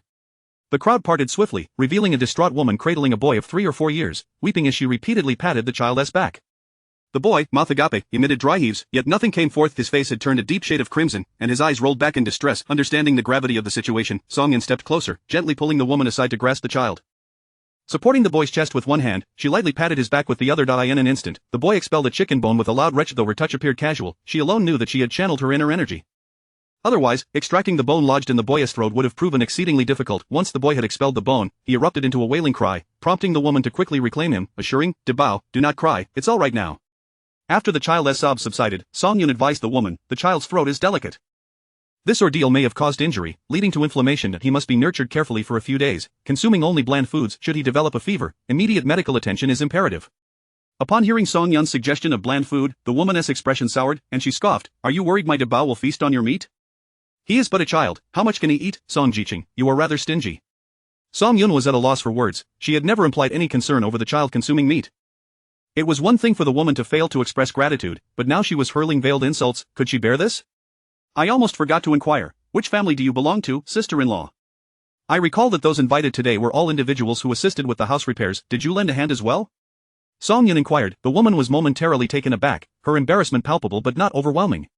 "My husband worked for you for 10 days. What is wrong with me bringing Debao for a meal? Am I going to impoverish you?" When confronted with unreasonable individuals, one must respond with equal fervor. Aunt Wang could no longer contain herself, exclaiming, "Lu Er's family, are you speaking rationally? What did Song Jiqing say? If you wish to eat, do so with humility. Must you insult her while holding a bowl? Were it not for Song Jiqing, would your Debao be in good health today? Not only did she save him, but you also have the audacity to complain." Indeed, Aunt Wang was the perfect match for dealing with such individuals, yet her tirade was far from over, as she pointed at Lu Er, who was obliviously devouring his meal, and chastised, "You don't control your wife, who behaves scandalously, dining at one house after another during mealtimes. Is it that you, Lu Er, cannot support your wife and child? If you cannot afford it, divorce her and let her find someone who can day in and day out. You bring shame upon yourself. Look around, who among these people brought their wives and children?" Even someone as thick-skinned as Lu Er felt the heat of Aunt Wang's words. Rendered speechless, however, his wife was no pushover. Otherwise, she would not have acted so brazenly. "Aunt Wang, your words are excessive. When have I ever begged for food from your home? What gives you the right to accuse me?" Aunt Wang scoffed. "What gives me the right? Simply the fact that those you've bothered for food have come to me to complain. Out of consideration for your dignity, I refrained from addressing this sooner, yet here you are, shameless as ever. In these times, who among us isn't tightening our belts? What makes you think you can receive free rations?" At this juncture, even Captain Lu felt compelled to interject. "Lu Er, what is truly going on in your household? I recall you have separated, you earn your own rations and should not be lacking. Why do you persist in seeking sustenance from others?" Lu Er's indignation flared, as he shot a furious glance at his disgraceful wife. What else could it be? She has taken all our grain to her mother's home, leaving us with nothing to eat. Ah, a self-inflicted plight. The assembly felt a mix of sympathy and incredulity. How could one be so foolish to deplete their own resources while seeking handouts, all the while bringing shame upon themselves? "Are you not leaving?" Lu Er bellowed, his face aflame with embarrassment. His wife hesitated, reluctant to part with the lavish spread of meat before her, yet, recognizing her husband's fury, she dared not defy him, for the consequence would surely be a beating later that evening. Reluctantly, Lu Er's wife departed, cradling their wailing child who clamored for meat. Bringing the farce to a close, Lu Er offered an apology to Song Yun. "Song Jiqing, I sincerely apologize. My wife lacks education and does not know how to speak properly. Please do not take offense." Song Yun smiled gently. "It's quite all right, please enjoy your meal." With that, she led Aunt Wang and Fong Fong back to the yard. It was impossible for nothing to arise from this incident. Henceforth, Lu Er would no longer be summoned for any work. While it was true that today's debacle stemmed from his wife's lack of decorum, Lu Er bore some responsibility as well. As the saying goes, those not of one family do not enter one door. Indeed, she resolved to distance herself from such ungrateful individuals, as far as possible. Despite the unpleasant interlude during the meal, the gathering ultimately proved delightful, with the typically kitchen-averse men stepping up to assist with the cleanup, wiping tables, and fetching water. They even took it upon themselves to return borrowed items, alleviating some of the burden from Song Yun and Aunt Wang. Song Yun filled a bowl with a hearty stew from Aunt Wang's home to send back for her evening meal, while Fong Fong called for her entire family to join for lunch. Ultimately, only Captain Lu appeared, with Fong Fong explaining that Aunt Wang had advised against inviting more. The dishes were just enough to bring back for Fong Fong's older brother and sister-in-law to sample. Once all had departed and the kitchen was tidied, Song Yun finally had the opportunity to inspect the newly arranged con with the fire con, reminiscent of those from her past life, retained a similar structure, albeit lacking the aesthetic embellishments, appearing rather drab. However, this was easily remedied. She planned to acquire suitable fabric to create a Kong skirt for a more pleasing appearance. Recalling the instructions from the Kong construction master, Song Yun instructed Chi Monin and Z to gather firewood, as the freshly constructed Kong required initial firing to dry out before being left to air dry for a couple of days before use. She also checked the flue to ensure it was functioning correctly, wary of any potential smoke issues that might necessitate adjustments. Before long, all 4 rooms were ablaze, and once the fires had burned out, they would be left to dry in the current weather, likely ready for use in a couple of days. The 3 of them spent the afternoon tidying up the 4 rooms, eager for the arrival of the custom furniture from Lou the carpenter, which would allow them to settle into proper living quarters. Chapter 55. My family's Tian Liang is a good person. The following morning, Song Yun rose early to prepare for her labor. Chi Manan accompanied her as she stepped outside. Curiously, she inquired, "Where are you headed?" "I heard from Z that you were specifically tasked with cutting pig grass." "If you gather enough, you won't have to work in the afternoon. I'll assist you," he replied. Cutting pig grass was a simple task. With Z's help and her own efficiency, she could typically complete a day's work by noon. Now that Chi Manan offered to lend a hand, she could easily rest. However, resting was not an option. Taking advantage of the free assistance, she could finish the pig grass task early and then venture into the mountains to forage for mushrooms. At this time of year, the mountains were abundant with mushrooms, seemingly endless. Yesterday, Fong Fong mentioned that the production team would grant a few days off, allowing villagers to gather mushrooms and wild vegetables in groups. She needed to collect some before the larger crowd headed into the mountains. To avoid the ensuing rush, the mountains posed dangers. Apart from the dedicated hunters, very few dared to venture alone. During the harvest season, the production team would send militia to accompany villagers into the mountains, both to protect those foraging for autumn goods and to scout for potential game. Gathering mushrooms and wild vegetables was merely a minor task. A 2-day holiday was the utmost they could expect. As autumn approached, with chestnuts, walnuts, and pine nuts ripening, they would be granted at least a week off. Once harvested, these goods would need to be processed and dried. Aside from personal consumption, any surplus could be sold to the supply and marketing cooperative, providing a significant income that invigorated the villagers. In addition to these dried goods, the mountains were rich with wild fruit trees, though one needed to venture deeper into the forest to find them. Without the militia's protection, villagers were generally hesitant to explore further, for past hunters had recounted tales of wild boars and black bears drawn to the fruit, occasionally seen rummaging around the trees. Thus, despite their cravings, no one dared to risk their lives for a taste. In summary, while the mountains were abundant in resources, one had to possess the skill to retrieve them. Song Yun instructed Z to take Chi Manan to the bank of the Qing River while she went to collect her task, avoiding any envious glances. At the grain drying yard, she encountered Lu Fongfong, who, having recently regained her strength and tired of staying idle, had come to take on the pig grass task as well. Captain Lu, concerned for his daughter's health, warned Song Yun to keep an eye on her, emphasizing that whether or not she cut the grass was inconsequential. Their family did not lack for her modest labor points. Captain Lu spoke without reservation, and many young women in the village cast envious glances, lamenting the disparity in their fates. While they toiled endlessly for their points, their own families often chastised them as burdens, despite their contributions being no less significant than those of their brothers. Fortunate was Song Yun. Shortly after she and Lu Fongfong departed, Sun Dahong from Gizi village burst into the drying yard, wailing and lamenting. Oblivious to the company around her, she collapsed to the ground, beating her thighs in despair, resembling a performer in a tragic play. Someone recognized Sun Dahong and whispered to those nearby, "Isn't that the mother of that good-for-nothing from Gizi village?" Word quickly spread among the villagers present, and they speculated that she had come to confront Song Jiqing. Captain Lu hurried over from the village office, feeling a headache coming on at the sight of Sun Dahong's antics. These women were all equally adept at creating a scene, driving him to distraction. However, as the captain, he bore responsibility for her son's predicament and had to address her. "Sun Dahong, what is all this commotion?"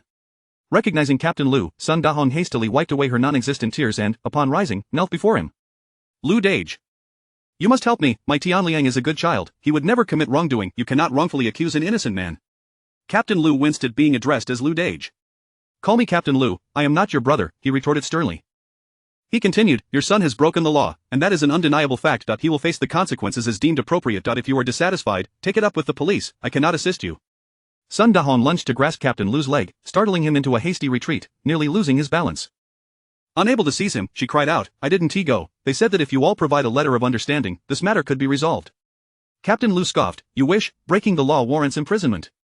If offenses like climbing over walls could be easily pardoned, the cost of crime would plummet, leading to a society where increasing numbers disregarded the law, believing they could escape punishment simply by sending their mothers to plead for mercy. Such chaos would ensue. My Tian Liang is a good person, he would never engage in such underhanded acts. It was that Song Jiqing who lured him over here, and now she twists the narrative to blame him. Captain Lu, my Tian Liang has been beaten so severely, even if he is at fault, shouldn't we settle this amicably?" Before coming, her eldest brother had mentioned that the matter could escalate or diminish. If they could secure the letter of understanding, ideally, the case would be dismissed, allowing Liangzi to return home swiftly. However, if they failed to obtain the letter and the other party refused to drop the case, the situation would become dire. Even with her uncle, the deputy director, mediating, a minimum sentence of 3 years of hard labor would be inevitable. Thus, securing that letter was paramount, regardless of the means. Unbeknownst to Captain Lu, Song Yun was engrossed alongside Fongfong, Chi Manan, and Z in cutting pig grass. After finishing at the riverbank, they found a lush patch of pig grass by the mountainside. Without needing to relocate, the 4 of them worked tirelessly for an hour, filling all 4 baskets they had brought, 3 large and 1 small, with grass. Chi Manan even carried an additional large bundle. Is this enough? He asked, noticing that Song Yun had already put down her sickle and was sitting under a tree drinking water with Lu Fangfang. After quenching her thirst, Song Yun replied, yes, this is sufficient. Each of us, including Fangfang, will earn 3 labor points from this, there is no need to cut anymore. Qi Maonan settled down beside her. Noticing he hadn't brought a water bottle, Song Yun offered, would you like some water? He hesitated, recalling she had just drunk from the bottle, and his rational mind urged him to decline, yet his hand reached out instinctively. However, Song Yun swiftly retracted her water bottle. I've already drunk from this one, I almost forgot, you can have Z's instead. With that, she retrieved the water bottle from Z and handed it to Qi Maonan. Chapter 56 Understanding, Withdrawal of Case. Qi Maonan picked up the water kettle, yet his gaze drifted over to the kettle in Song Yun's hand. Fangfang, are you joining us to the mountains to forage for mushrooms and wild vegetables later? Song Yun inquired. Lu Fangfang nodded enthusiastically, yes, my parents mentioned last night that the mushrooms you stew with chicken are particularly tender. I'll gather some today as well, so we can make dumplings filled with mushroom and pork tonight. Alright, let us first deliver these pig feed, and you can return home to inform Uncle Lu and Auntie, so they won't worry. When they returned to deliver the pig feed, Sun Dahong had already been sent away by Captain Lu. Naturally, she had gone to the abandoned courtyard, but alas, after knocking for quite some time, no one answered. Knowing they had gone to work, she could not afford to wait any longer. Her son had been beaten and was swollen all over, constantly crying out in pain. She needed to fetch some medicine for him and bring him food, so she would have to come back tomorrow. Naturally, someone relayed this matter to Song Yun, recounting everything Sun Dahong had said and done, which made Song Yun's fists clench with anger. They claimed Tian Liang was a good person, never engaging in illegal activities, which must be a misunderstanding, or perhaps she, Song Yun, had entangled herself with Tian Liang only to be accused in return? How absurd! It was no wonder she could raise a scoundrel like Tian Liang. A mother with such distorted values and malicious intentions could hardly produce an upright son. Tian Liang's current predicament was largely attributable to his mother, Sun Dahong. Ignore it. As long as you don't relent, no one can shield him, Qi Maonan stated. Lu Fangfang's expression turned worried. You don't understand. The reason that scoundrel Tian Liang is so audacious is that he is backing. The deputy chief of the county police station is his uncle. He has committed offenses before, but they were all smoothed over by his uncle. He has never faced consequences. Qi Maonan replied, do not fret. Regarding this incident, not even a deputy chief of the county police station, nor a chief from the province, can evade the law. There will be no tolerance for wrongdoing. Upon hearing this, Song Yun realized Qi Maonan had exerted considerable effort in this matter. No wonder Sun Dahong had ventured to Qinghe village. It was likely that the deputy chief had advised her that if they could obtain a letter of understanding or directly withdraw the case, the matter could be downplayed. Thank you so much. I am fortunate to have you here, Song Yun expressed her heartfelt gratitude. With your capabilities, even if I were not present, he could not harm you, Qi Maonan affirmed her abilities highly. Song Yun smiled, but without you, he would likely be released from the police station very quickly. This was indeed true, and Qi Maonan did not deny it. After pondering for a moment, he half-jokingly said, if you truly wish to thank me, send me some delicious food when I return to the army. Sure, that's no trouble at all. I can make meat sauce. I happen to have some meat left at home, and with this weather, it won't keep. I'll prepare it tonight so you can take it with you when you leave. Actually, I prefer beef sauce. In a few days, I have to go to the county for some business. I'll see if I can procure some beef then. What he desired was not merely 2 jars of meat sauce to take with him, but rather a reason to correspond with her. Song Yun did not think much of it. She liked beef sauce as well, and obtaining beef would be ideal. The group chatted casually, laughing as they entered the mountains. Although Song Yun had experience foraging for mushrooms previously, she still lagged behind Lu Fangfang, a local. In truth, mushrooms tend to appear in similar locations each year. I know where to find them. Lu Fangfang readily shared her usual mushroom picking spots, conveniently close to where Song Yun had foraged last time, with an even greater abundance of mushrooms. Seeing Song Yun's excited expression, Lu Fangfang could not help but laugh. The mushrooms we collect can be dried and sold at the Supply and Marketing Cooperative. Fresh hazel mushrooms fetch 1 dime per pound, while dried ones go for 5 dimes. Every year, people can earn a good 10 or so bucks just from mushroom foraging. This was merely from mushrooms. Within a month or two, the mountains would also yield chestnuts, walnuts, and pine nuts, which could translate to further income. Diligent families could earn several tens, while even the less industrious could make at least 10. I want to sell them, I'll keep them for myself, Song Yun declared as she and Lu Fangfang began picking mushrooms, which felt akin to gathering treasures, seemingly endless. Qi Maonan had been foraging nearby, but upon noticing Z chasing a rabbit, he hurriedly followed after him. Song Yun also observed Z running off but, seeing Qi Maonan follow, continued her mushroom gathering.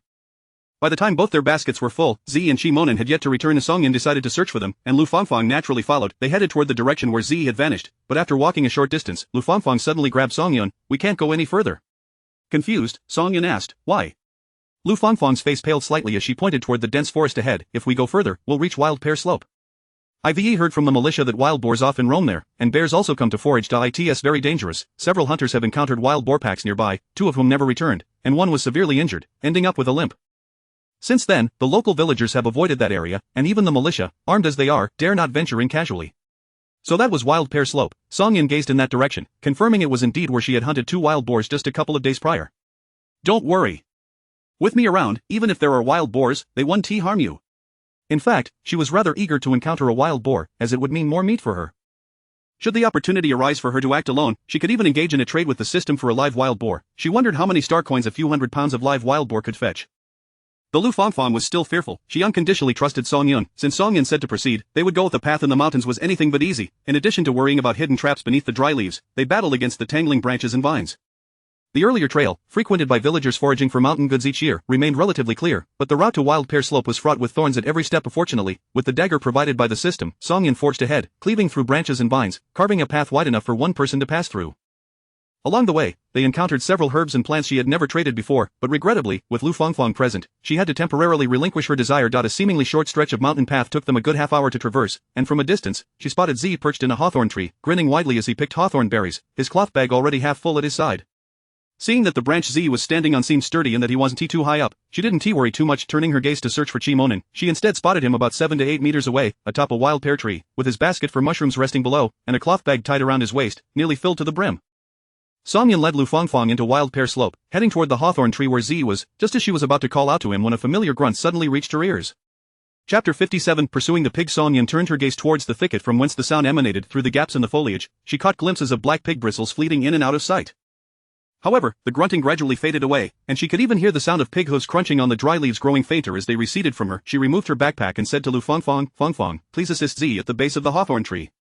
I will investigate over there and return shortly." Though Lu Fangfang harbored concerns for Song Yun, she understood her friend's resolute nature. Once she set her mind to something, there was no dissuading her. "Alright, just be careful and come back quickly." Watching Lu Fangfang make her way to the hawthorn tree, Song Yun promptly turned and pursued the direction in which the wild boar had vanished. Meanwhile, Chi Monin, perched atop a wild pear tree, observed Song Yun's sudden and hurried departure. As if she were in pursuit of something. Feeling uneasy, he descended from the tree, placing his nearly full sack of wild pears alongside Song Yun's backpack. He called out to Song Z and Lu Fangfang, "I will follow Song Yun, you two stay here and do not wander off. If there is any danger, climb the trees and shout. I will come immediately." Both Song Z and Lu Fangfang acknowledged his words, and only then did Chi Monin draw his dagger and set off in the direction Song Yun had taken. Following the tracks in the dry leaves for about 7 or 8 minutes, he encountered Song Yun returning empty-handed, and he could not help but express his surprise. "Did you not catch up?" "What did I not catch?" Song Yun feigned ignorance. Chi Monin pointed at the tracks on the ground. "The wild boar, were you not chasing after it?" He had long noticed that Song Yun's footprints had been following a series of wild boar prints. Song Yun thought to herself that it was fortunate he had arrived 2 minutes late, otherwise, she would have had to explain herself. "Yes, it got away. It must have fled to another planet, transforming into 500 star coins. How delightful." Chi Monin did not dwell on it. Wild boars were notoriously swift, especially in such mountainous terrain, making them difficult to catch. If it has escaped, so be it, let us hasten back. Song Yun, concerned for her younger brother, immediately ran back to the Wild Pear Slope alongside Chi Monin. Fortunately, nothing seemed amiss. Z had already descended and was busy wiping the hawthorn fruit with his clothing, ready to take a bite, his face contorting at the sharp sourness. "So sour. How can one eat this?" Song Yun extracted a hawthorn from the sack, pulled out a handkerchief from her pocket to clean it, took a bite, and indeed, it was quite tart. If made into candied hawthorn, it should be more palatable. Furthermore, this wild hawthorn can also be used for medicinal purposes, aiding in digestion, invigorating the qi, and alleviating stagnation. When combined with other herbs, it can treat diarrhea and dysentery, and it possesses notable efficacy for certain gynecological ailments. In short, it is a marvelous find. Well done. Flattered by his sister's praise, Z beamed with delight and hastily made a request. "Then I want candied hawthorn, sister, can you make it?" Lu Fangfang inhaled sharply, thinking to herself how much sugar would be required to make candied hawthorn. Surely Sister Yun would not agree. To her surprise, Song Yun not only agreed but did so with enthusiasm. "Certainly, I will make you 10 skewers."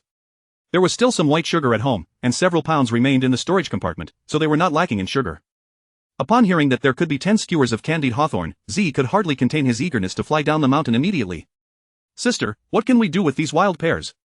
Song Yun took a wild pear, wiped it clean, and tasted it. The flavor was quite decent, albeit smaller in size and less juicy than the improved varieties in later times. Nevertheless, it was still satisfactory. Suddenly, an idea struck her, and her eyes lit up. These wild pears can be made into pear syrup. The weather will soon turn cold, and during the seasonal transition, it is easy to develop a cough. Consuming this syrup would be quite beneficial. Chi Monin recalled how his father would incessantly cough during the autumn and winter months. "Then I shall pick some more to take back and make extra syrup. I will also bring some for my grandfather." Song Yun, well aware of his intentions, nodded in agreement. "Alright, I see there is another wild pear tree over there bearing a good number of fruits. I shall go pick there. Z, you can gather from the tree beside me, and Fangfang can collect the ones that fall below." The ground beneath the trees was carpeted with dried leaves, ensuring that the pears would not be damaged when they fell, thus enhancing efficiency. She pretended to rummage through the bottom of her backpack but was actually retrieving two 30-pound sacks from the storage compartment, which she had purchased as a reserve while in the capital, with still a dozen remaining. The four of them sprang into action, and indeed, following Song Yun's plan, their pace in harvesting wild pears significantly quickened. Within half an hour, the two 30-pound sacks were filled to the brim.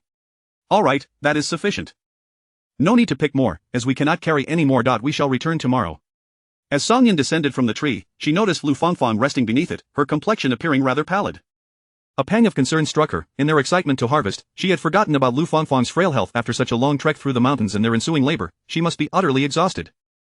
Hastily, she retrieved Lu Fangfang's water flask from her backpack, discreetly added a few drops of low-grade nutrient solution, and turned to offer it to Lu Fangfang. You must be worn out. Please drink some water. Lu Fangfang, her face pale, accepted the water from Song Yun, forcing a smile. It is my own fault, my body is uncooperative. Drink up, Song Yun urged, supporting Lu Fangfang as she pressed and kneaded several acupressure points on her back.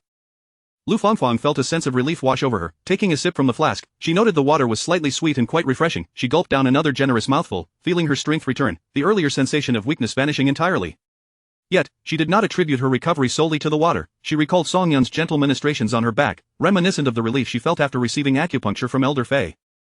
Noticing Lu Fangfang's curious gaze, Song Yun felt compelled to explain, I know a few acupressure techniques, but while they can alleviate your discomfort, proper medication is still necessary for your recovery. Upon hearing about medication, Lu Fangfang's previously sparkling eyes dimmed. Ginseng must be quite expensive. She had overheard her sister-in-law complaining about their parents seeking help to procure ginseng, and sometimes she thought to herself that with her condition, living in this world only burdens her family. Perhaps it would be better to simply end it all, yet, she could not bear to leave behind her loving parents. Song Yun patted her hand reassuringly. Silly girl, no matter how costly ginseng may be, it cannot compare to the value of your life. Money can always be earned again, but once a life is lost, nothing remains. Do not entertain such thoughts. Your parents care deeply for you. You will earn great wealth in the future to support them. Lu Fangfang was amused by her words. With someone like me, how could I ever earn great wealth? You always know how to make me smile. Seeing Lu Fangfang regaining her spirit, Song Yun pulled her to her feet. Alright, let us hurry back, your parents must be worried. On the way back, Song Yun had Lu Fangfang carry Zi's smaller backpack, which was lighter. Although Zi was still short, since training with her, he had gained considerable strength, rivaling that of an adult. Fangfang's backpack was somewhat smaller than the norm, classified as a medium-sized one, making it manageable for him to carry. Chi Monen, burdened with a large sack of mushrooms, had his hands full, holding the two heaviest sacks of wild pears, while Song Yun carried one sack of hawthorn and a substantial portion of wild pears. By the time the four reached the foot of the mountain, it was already evening, and they coincidentally encountered Captain Lu and Lu Fangfang's elder brother, Lu Hongbing, who were preparing to venture into the mountains in search of them. Chapter 58. Reflect on your own behavior. Since Lu Hongbing last encountered Song Yun at home, he was promptly sent back to the machinery station by his mother the following day and had not returned to the village since. Today marked his second meeting with Song Yun, and the moment their eyes met, his face flushed, and he began to stammer, Sister, why are you back so late? Captain Lu shot a disapproving glance at his ineffectual son and hurried to take the small basket off Lu Fangfang's back. He noticed that Fangfang's basket was the tiniest, even smaller than that of 8-year-old Song Zi, not to mention Chi Monen and Song Yun, who not only carried large baskets on their backs but also had items in their hands that appeared quite substantial. It was evident that Song Yun had taken good care of Fangfang. At least Fangfang's complexion looked satisfactory, unlike the frailty he had imagined. How are you? Are you tired? Captain Lu inquired gently. Fangfang smiled and shook her head. Not at all, really, I'm not tired. Seeing her father and brother come to pick her up warmed her heart, reminding her of what Sister Yun had said. Only by living can one have hope and repay familial kindness. She wanted to live well, and earn plenty of money in the future. Song Yun addressed Captain Lu, please come to my home. These items we collected include a share for Fangfang. We can divide them at our place. Captain Lu quickly waved his hand. This basket is more than sufficient. Fangfang surely caused you some trouble. He was astonished that his daughter could bring back these mushrooms. He felt it was inappropriate to ask for more, not wanting to take advantage of the educated youth from Song's family. Song Yun smiled. That won't do. Fangfang has worked quite hard. How about you take this bag of wild pears home? As she spoke, she handed over a sizable bag of wild pears to Captain Lu. Upon seeing the wild pears, Captain Lu's expression changed. Did you go to the wild pear slope? He then cast a stern look at Lu Fangfang, who quickly lowered her head. Song Yun hurried to explain, it's not Fangfang's fault. She informed me about the presence of wild boars and brown bears in that area. We chose to go ourselves, and only ventured there with Chi Monen accompanying us. We were hoping, if luck was on our side, to bring back a couple of wild boars today. Hearing Song Yun's explanation, Captain Lu's expression softened slightly, but he still cautioned her seriously, do not go to that place again, especially now that the mountain fruits are ripe. Wild boars and brown bears frequent the area. If you encounter them, it could be disastrous. Song Yun nodded repeatedly. Understood, I won't go again. Though she thought otherwise, she pushed the bag forward. Uncle Lu, please take this. I'll open the bag so you can add some hawthorn fruits. They can be dried and brewed into tea at home, which would be delightful. With no other choice, Captain Lu accepted the bag, allowing Song Yun to pour in about 2 kilograms of hawthorn fruit before quickly closing the bag. This is sufficient.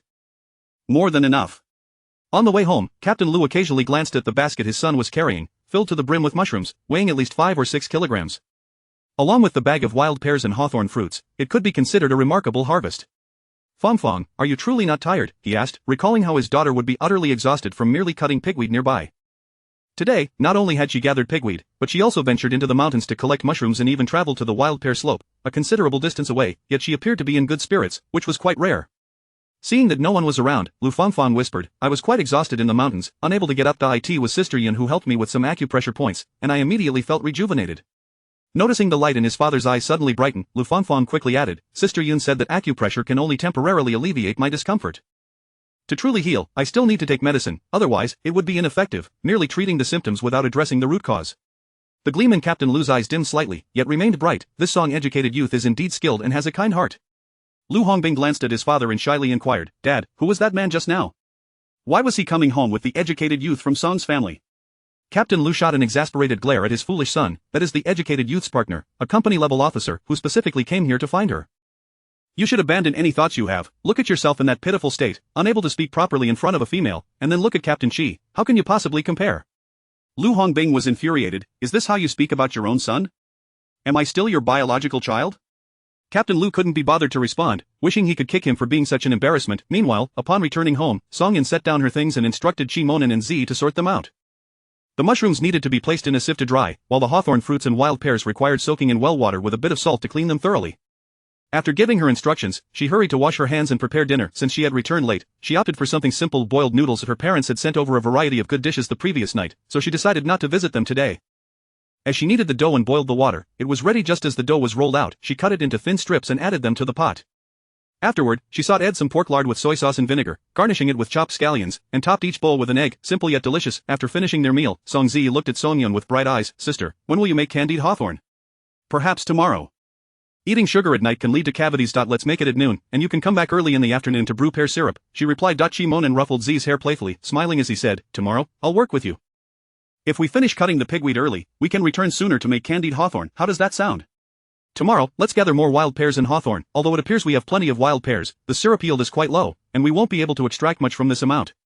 Furthermore, we need to gather some jars for storing the pear syrup. Let's buy some jars, we can finish the canned food we have, and then we'll have empty jars for the pear syrup, suggested Song Zi. It was clear he was eager for canned food. Song Yun, well aware of the little one's thoughts, smiled and tapped his nose. Just say it. What canned food do you want? I want canned oranges and peaches. If those aren't available, canned pears will do, he replied. Song Yun turned to Chi Monin. Did you hear that? We've got our orders. Chi Monin chuckled. Alright, I'll go buy them tomorrow afternoon. I noticed Uncle Lu has a bicycle. Can you borrow it from him to go to town? It will save time instead of walking back and forth, Song Yun suggested, recalling Chi Monin's bicycle ticket. She hesitated. May I discuss something with you? Go ahead, Chi Monin said, turning to her. Under the moonlight, Song Yun looked ethereal. I noticed there's a bicycle ticket among the ones you gave me. Could I borrow it for a while? I wish to buy a bicycle. You know how slow the ox cart is, and walking takes too much time, making it quite inconvenient. Chapter 59. The muscle showed its solitude. Then I shall purchase a bicycle tomorrow. No need to borrow Captain Lu's vehicle. I will simply buy one and ride it back, Chi Monin stated, unaware that among the tickets were those for a bicycle. As long as it served its purpose, that sufficed. Having settled this, they each retreated to rest as the hour grew late.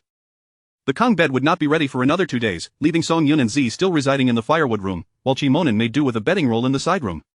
At the break of dawn the following day, before Song Yun's alarm had a chance to ring, a vehement knocking echoed from the front yard, accompanied by the lamentations of a woman. Upon waking and listening for a moment, Song Yun immediately recognized the source. Chi Monin, who had been engaged in morning exercises in the courtyard, his brow glistening with sweat, was interrupted by the raucous knocking and crying. Upon hearing the content of the cries, he discerned that it was the mother of that scoundrel from Gizi village. As the door to the firewood room swung open, Song Yun emerged, yawning, and upon seeing Chi Monin, who was drenched in perspiration, she froze momentarily, her mouth agape from the yawn slowly closing, an air of mild embarrassment surrounding her. Exercising? She inquired, her hair unkempt. After speaking, she yawned again, this time civilized enough to cover her mouth with her hand. Chi Monin merely grunted in response, gesturing towards the front yard. Shall we let her in? No, let her cry. We will exit through the back door in a moment, she replied. It was not fear of that woman but rather a sheer annoyance. Engaging with someone so unreasonable was simply a waste of breath. Chi Monin nodded and turned to fetch a towel, heading to the well to wash up. The mountain village in the early morning was quite cool, likely no more than a dozen degrees. Song Yun donned an extra layer upon stepping outside, while Chi Monin, clad only in a tank top, displayed a sheen of sweat on his exposed skin, a testament to the intensity of his workout. Observing that Z was still fast asleep, Song Yun felt a pang of envy. Children had it easy, able to eat and sleep with boundless energy. As Chi Monin attended to his ablutions, Song Yun took a comb and stood in the yard to style her hair. Once her tresses were smoothed out, she plaited them into two thick braids. Although she preferred a ponytail for its convenience and coolness, it did not conform to the era's aesthetic. After rinsing his mouth, Chi Monin used his towel to dry off, needing to remove the sweat from his body before changing clothes, lest he feel discomfort. While wiping himself down, he cast a sidelong glance at Song Yun, expecting her to be watching him, only to find her completely absorbed in her braiding, never sparing him a glance. Well, it seemed his muscles displayed their might in vain. "Are you not finished yet?" Song Yun asked as she returned indoors to put away her comb. When she emerged again, Chi Monin was still by the well. He turned to meet her clear, water-like gaze and felt as though, in her eyes, he was no more than a mere individual, devoid of gender distinction. Seizing the early hour, Song Yun aimed to swiftly complete her washing and attend to the remaining wild boar meat, intending to cure half of it while mincing the other half for pork sauce. It had been suspended in the well for preservation, but such a method could not last indefinitely. If she did not process it today, it would surely spoil, a waste indeed. "I'll be done shortly," Chi Monin replied, silently withdrawing his gaze and focusing on the reflection in the basin, questioning his own appearance for the first time in his life. As he carried the basin away, Song Yun promptly took his place, finishing her washing in haste before returning to the kitchen to marinate the portion meat, placing it into a small jar. She then sliced the remaining piece into smaller chunks before mincing it. Chi Monin, who had been tidying up the yard's corners, heard the sound of chopping and immediately abandoned his task, washing his hands before entering the kitchen. "Let me handle it," he offered.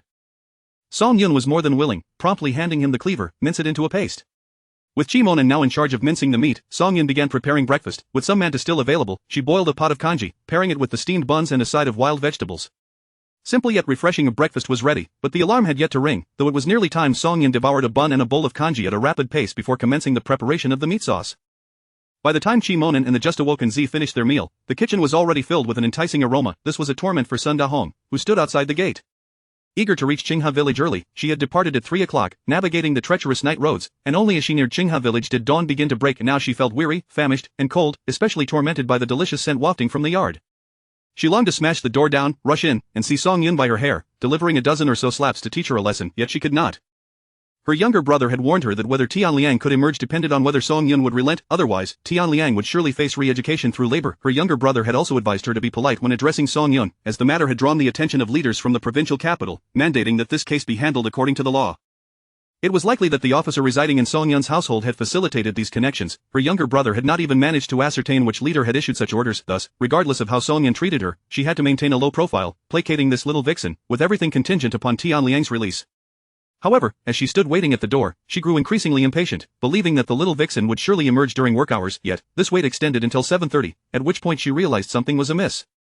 She hurried to the sun-drying field to inquire, only to discover that the little vixen had already completed her tasks and departed. Sun Da-hong nearly fainted from rage. She had endured the cold and hunger for so long, only to see no sign of anyone. She inquired among the villagers where Song Yun typically cut pig fodder, determined to find her today. If not, Tianliang would suffer another day in custody. The villagers, of course, did not divulge Song Yun's whereabouts, deliberately directing her toward the opposite direction. As a result, Sun Da-hong spent 2 hours searching, traversing several miles, and ultimately encountered no one. Tianliang awaited her to deliver food, and she herself was dizzy from hunger.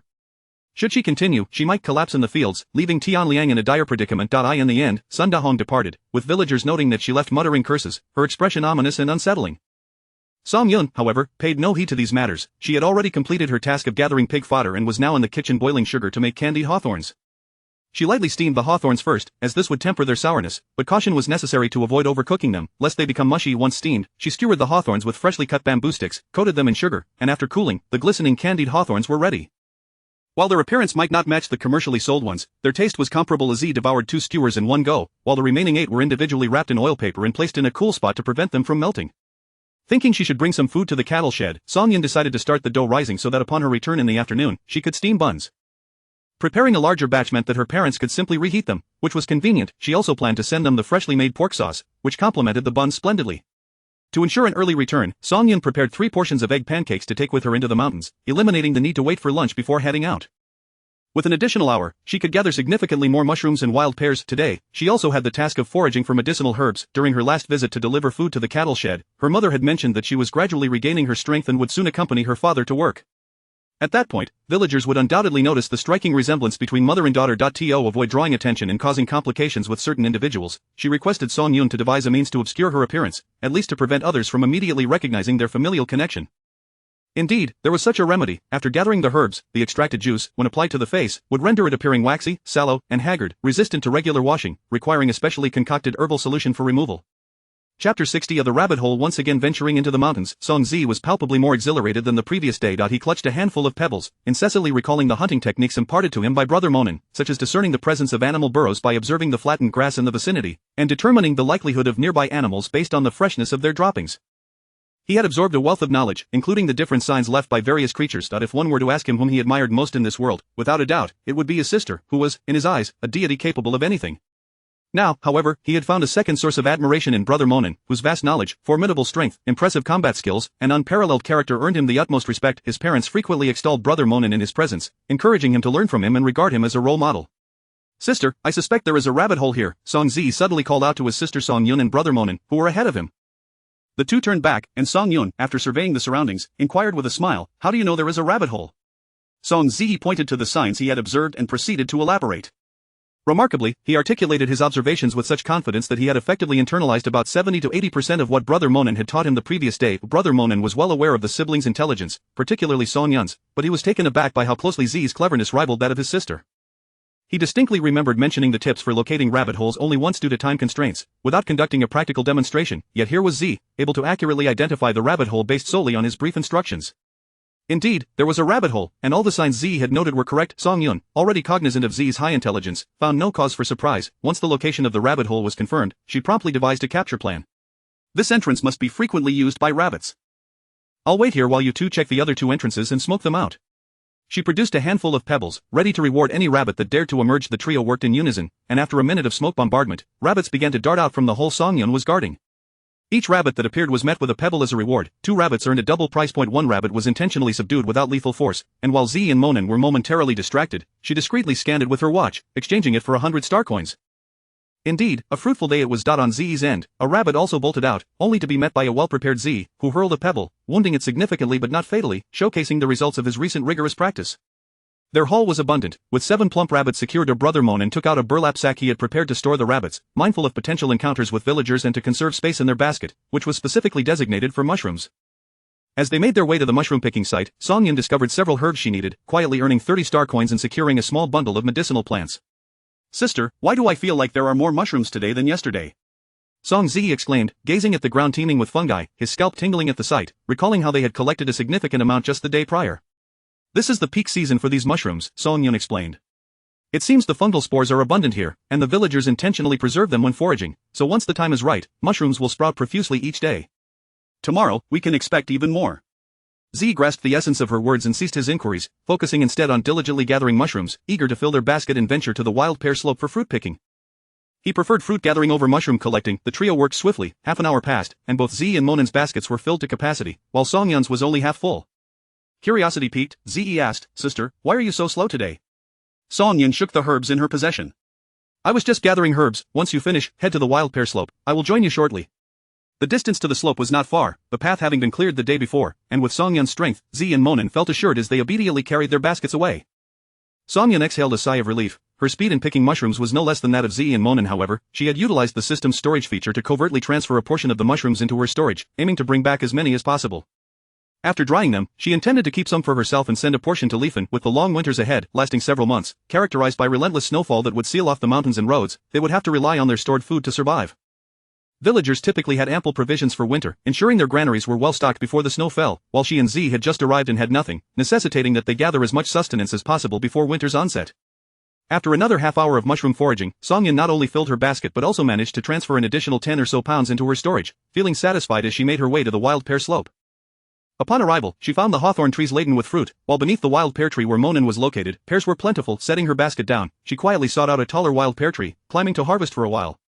As she stretched her neck and looked up, she spotted a tree in the distance bearing red fruit. Although too far to discern clearly, she speculated it might be a wild apple tree based on its color and shape, resolving to investigate further. Regardless of the type of fruit, if it was edible, she intended to harvest it to bring back, even if it meant drying it for winter. Having gathered a sufficient amount of wild pears, Song Yun descended, filling a bag while leaving dozens on the ground for the mountain animals. Zi and Monin had already begun filling a second bag, and Song Yun brought her bag of wild pears over, placing it beside Monin. "I just saw what looked like an apple tree over there. I'm going to check it out." Monin glanced in the direction she indicated, noting that the trees there appeared denser than their current location, and anything visible from the tree was likely a considerable distance away. A hint of concern crept into his mind. Let us go together. Z, too, was intrigued, having never tasted wild apples before. Songyun's plan for solitary exploration was thwarted, but faced with Z's sparkling eyes, she found it difficult to refuse. Then let's go together. She assisted Z and Monin in collecting the wild pears and hawthorns from the ground into their bags. With some space still available, they decided to carry all their harvests to prevent any wild beasts from spoiling their hard work. Monin tied 2 full bags of wild pears together, while he combined a bag of hawthorn fruits with half a bag of wild pears, securing the rabbits with rope to carry on his back. He carried 2 bags in one hand, while Songyun only needed to manage 1.5 bags of hawthorn fruits. The herbs were placed in the basket, with Z simply carrying his basket, as Songyun led the way, one hand on the bag and the other wielding a dagger to clear their path.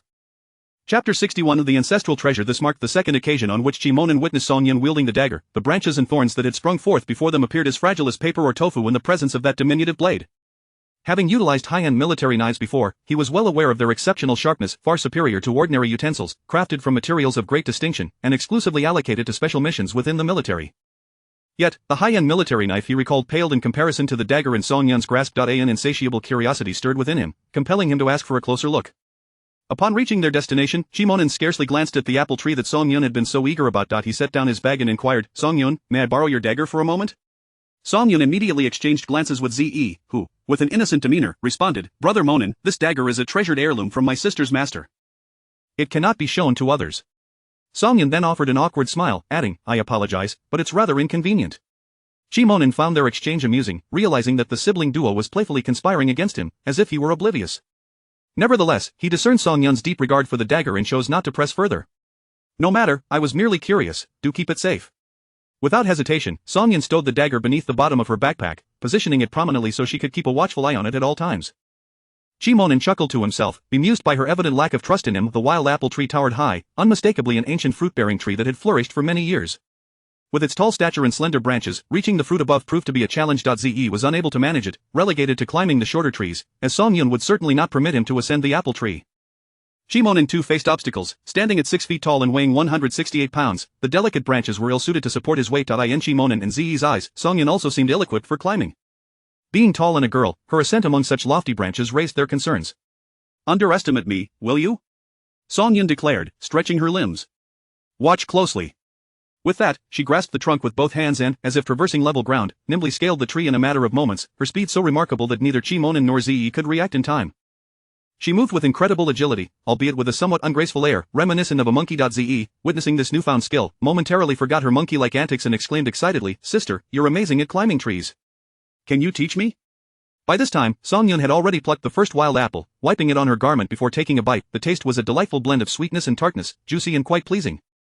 The apple was small, and after a couple of bites, she began tossing the fruit down. Her throws were deliberate, aimed carefully at the thick bed of fallen leaves, ensuring the apples landed intact.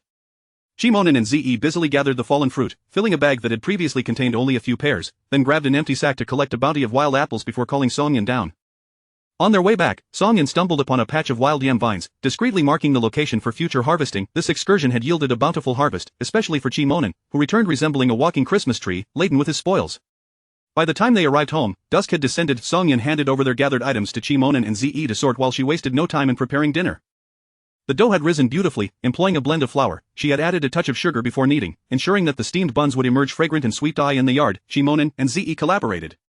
Ze took charge of cleaning the mushrooms and fruit, while Monin handled the wild rabbits. Halfway through washing, the enticing aroma of steaming buns wafted through the air, prompting both of their stomachs to growl in unison. Having only consumed egg rice for lunch and engaged in labor, they were now famished. 3 steamer trays of buns were prepared, each containing around 20, all packed into a bamboo basket lined with white cotton cloth. Eating only buns would not suffice, thus, Songyun crafted a pot of appetizing hot and sour soup with the available ingredients. "Are you done yet? Dinner is ready," she called out. Ze had completed his tasks and was squatting beside Monin, assisting him while learning how to skin a rabbit, a skill that would prove invaluable come winter, as rabbit pelts served as excellent insulators against the cold. Glancing at his bloodied hands, Ze turned to Songyun and shouted, "Sister, I'll be finished shortly, feel free to eat without waiting for us." Songyun approached to inspect, the beam of her flashlight illuminating a crimson mess, the air heavy with the metallic scent of blood. Thankfully, the yard was spacious enough. Monin had chosen a corner shielded from the wind, preventing the odor from permeating the kitchen. With the last rabbit nearly done, it seemed they would wrap up within 20 minutes. "All right, then I'll fry a few eggs. Come eat when you're finished." The eggs had been bartered during their recent trip to the village, trading 3 from one household and 5 from another, ultimately acquiring over 30. Now, only 11 remained, so Song-Yun decided to fry them all, ensuring each of them would enjoy one, with the remaining 8 destined for the cattle shed, allowing their parents and Grandpa Chi to each receive 2. Once the eggs were fried, Chimonin and Ze completed their tasks as well. Chimonin carried a full basin of wild rabbits into the kitchen, leaving the pelts to air out in the yard. What should we do with the inedible entrails? Chimonin inquired. After contemplating, Song-Yun realized the yard, combined with the front area, amounted to nearly an acre, and these spaces needed to be utilized for planting vegetables. To enrich the soil, she was reluctant to resort to manure and considered experimenting with a fermentation pit. The entrails, along with organic waste generated in the kitchen, could be composted there. She recalled seeing a segment on an agricultural program, which had indicated that such fermented organic fertilizer was suitable for various crops and was just as effective as chemical fertilizers.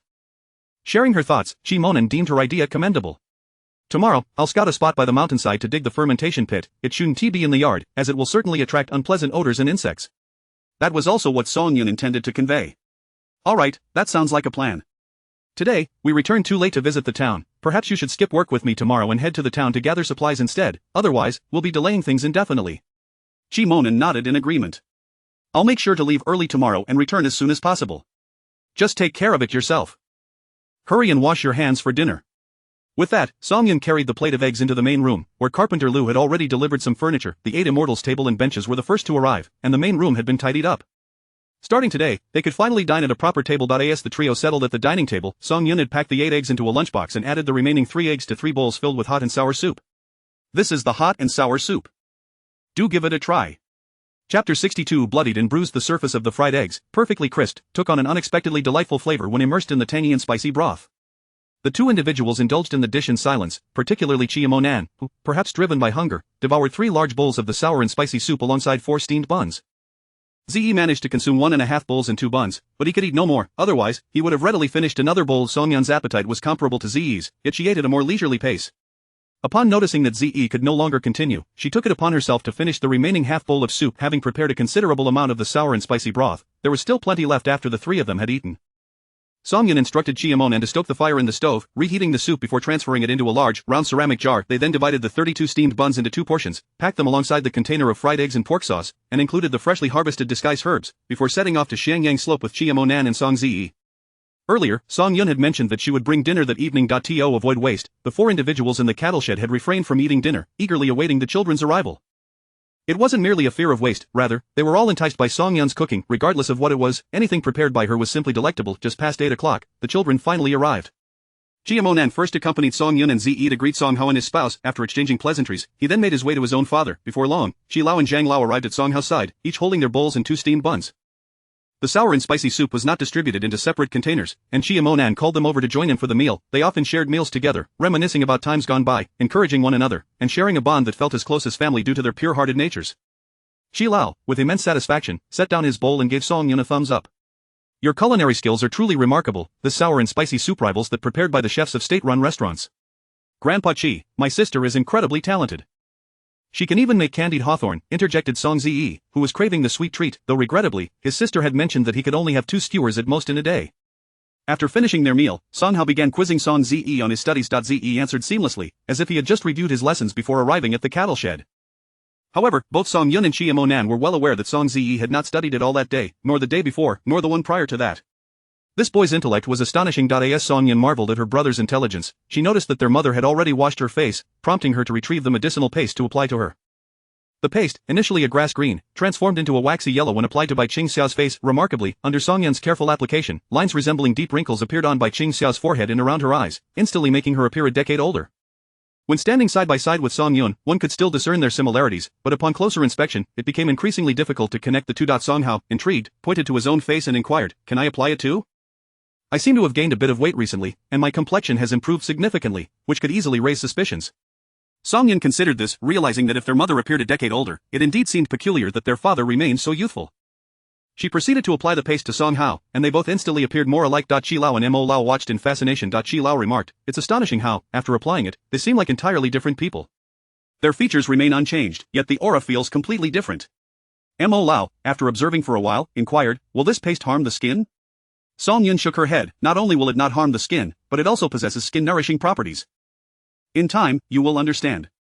As the conversation meandered, they eventually touched upon the Revolutionary Committee. Chi Lao glanced at his already healed leg and expressed concern, "Those people will likely come around in the next few days.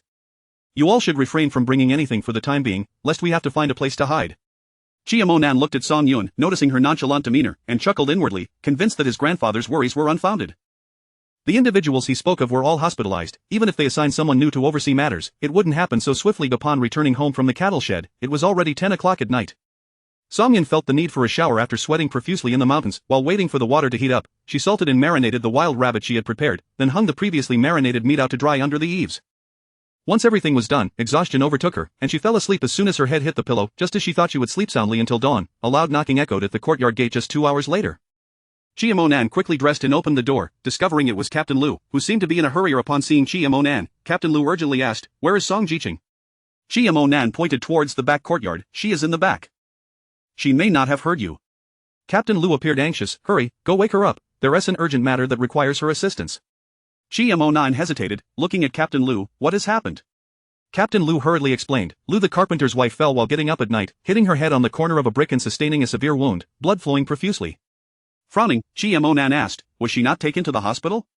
Captain Lu replied, "She was taken to the commune health station, but Dr. Chen there said her injuries were too severe for the township health clinic to handle. She will likely need to be sent to the county hospital, but if the bleeding doesn't stop, she may not make it halfway there." At that moment, Song Yun approached from the back, having overheard Captain Lu's words. She quickly returned to grab her satchel, leaving a note for ZYI.in. Truth, her satchel contained little of significance. Her silver needles and other valuable items were securely stored in the system's storage compartment, and she merely used the satchel to conceal her access to those items. As Song Yun went to retrieve her belongings, Chiamonan quietly asked, "Uncle Lu, Song Yun often tends to injuries and illnesses, but I'm concerned that doing a good deed might bring unnecessary trouble. Can we truly rely on them?" Many traditional Chinese medicine practitioners had been reported over the years, all for the sake of a meager consultation fee. The darkness of human nature is not easily articulated. Captain Lu understood Chiamonan's concerns and reassured him, "Rest assured, I can vouch for this. Lu the carpenter and his wife are honest people. They would never do such a thing.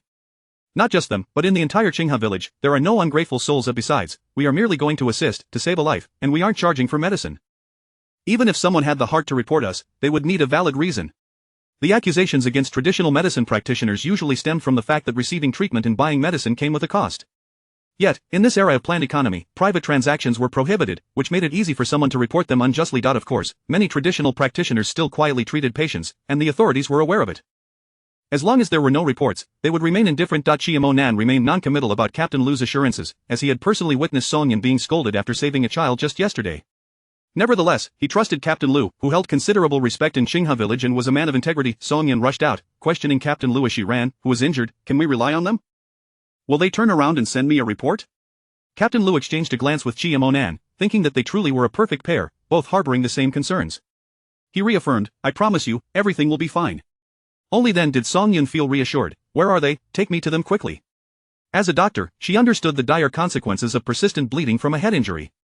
If the wound was substantial, the resources at the commune health station would likely be insufficient to stop the bleeding. If they delayed, it could cost a life. "I'll ride my bike to take you there," Chiamonan offered, spotting the bicycle outside. "Do you know the way?" Captain Lu inquired. Chiamonan nodded. "Yes, I passed by the health station on my way to town." Captain Lu was elated. "Great, then you can ride Song Jiqing there." After all the commotion, his limbs felt a bit weak, and he feared he wouldn't be able to keep up with Song Jiqing and risk her falling into a ditch. Song Yun addressed Captain Lu, "I'll go to stop the bleeding. You hurry to the cattle shed and ask Uncle Zhang to harness the cart to rush to the health station. Once the bleeding is controlled, we need to send her straight to the hospital." Captain Lu nodded vigorously. "Yes, yes.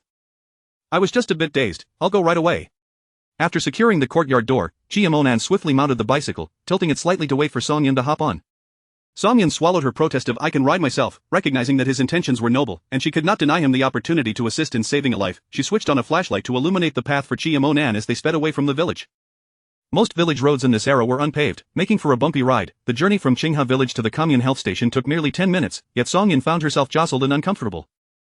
Upon arrival, she immediately dismounted, disregarding her discomfort, and hurried into the health station. Though referred to as a health station, it was merely a spacious single-story building, where lights illuminated the interior. Lu the carpenter was kneeling before a female doctor, pleading for her assistance to save his wife. Chapter 63. The female doctor Song Yun's gaze shifted to the only hospital bed in the modest dwelling. Yesterday, Aunt Qian had been lively and spirited, but now she lay motionless on the bed, her head and face smeared with blood. A gauze bandage pressed against the wound on her forehead, yet it was of little use, as blood continued to seep out. At this rate, if the bleeding was not stopped soon, her life would be in grave danger.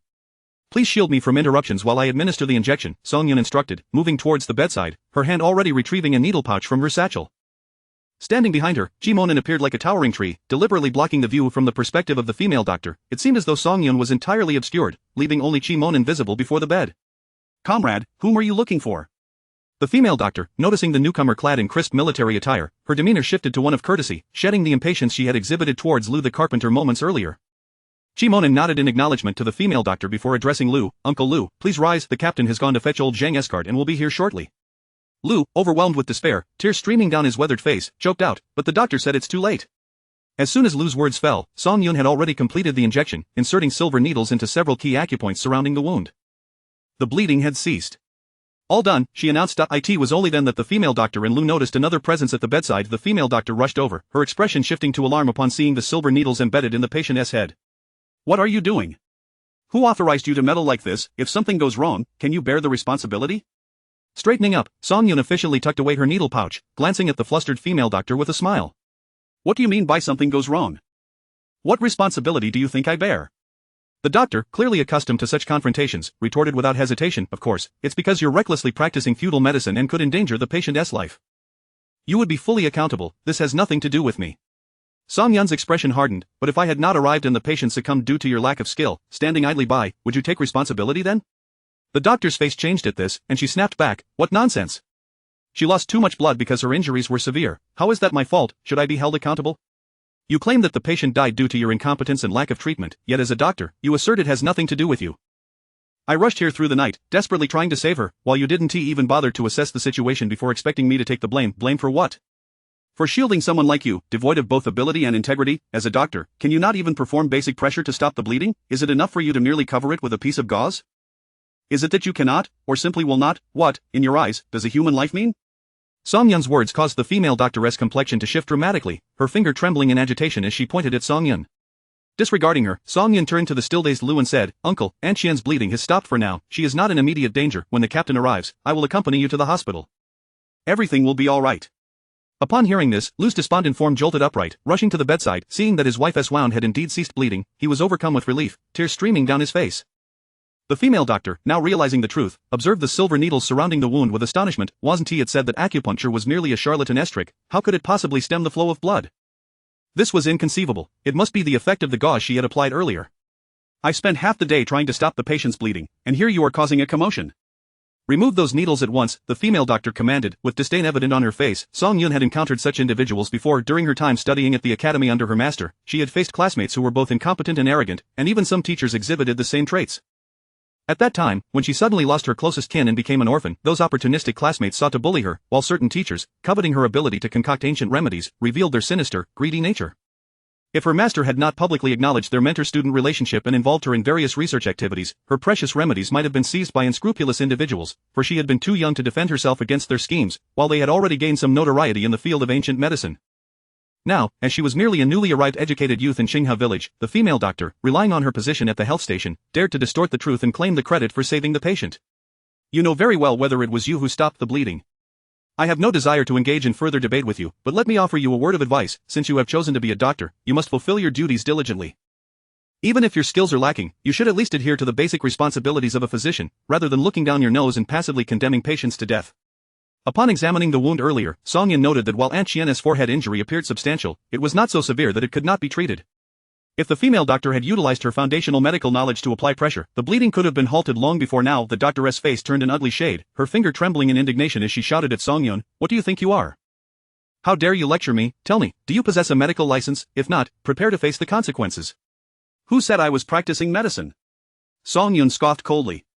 "This is my aunt. She has suffered a head injury, and as her niece, I happen to know a thing or two about stopping bleeding. What is wrong with aiding my aunt? Is there a law that states only doctors can assist the injured?" Indeed, no such law existed. The female doctoress' face flushed with rage. She had never encountered such defiance, especially since taking her position at the health station, where she was accustomed to basking in the flattery of others. Lu, regaining his senses, hastily nodded in agreement. Yes, this is my niece. She is here to assist her aunt. Dr. Chen, please do not speak carelessly." At that moment, Captain Lu and old Zhang arrived with the ox cart. Ji-monin carefully lifted Aunt Chen onto the cart and covered her with a blanket borrowed from Captain Lu. As they hurried towards the town's health clinic, having staunched the bleeding, they intended to first consult the town clinic, and if they deemed it beyond their capabilities, they would consider transferring her to the county hospital. On the way to the town, Song Yun inquired about the health station's circumstances from Captain Lu. Noticing the doctor's peculiar demeanor, Captain Lu remarked, "You mean Dr. Chen? She is the daughter of Chen Yue, the deputy secretary of the commune. She studied at a health school for 2 years and initially worked at the county hospital, but somehow ended up at our health station."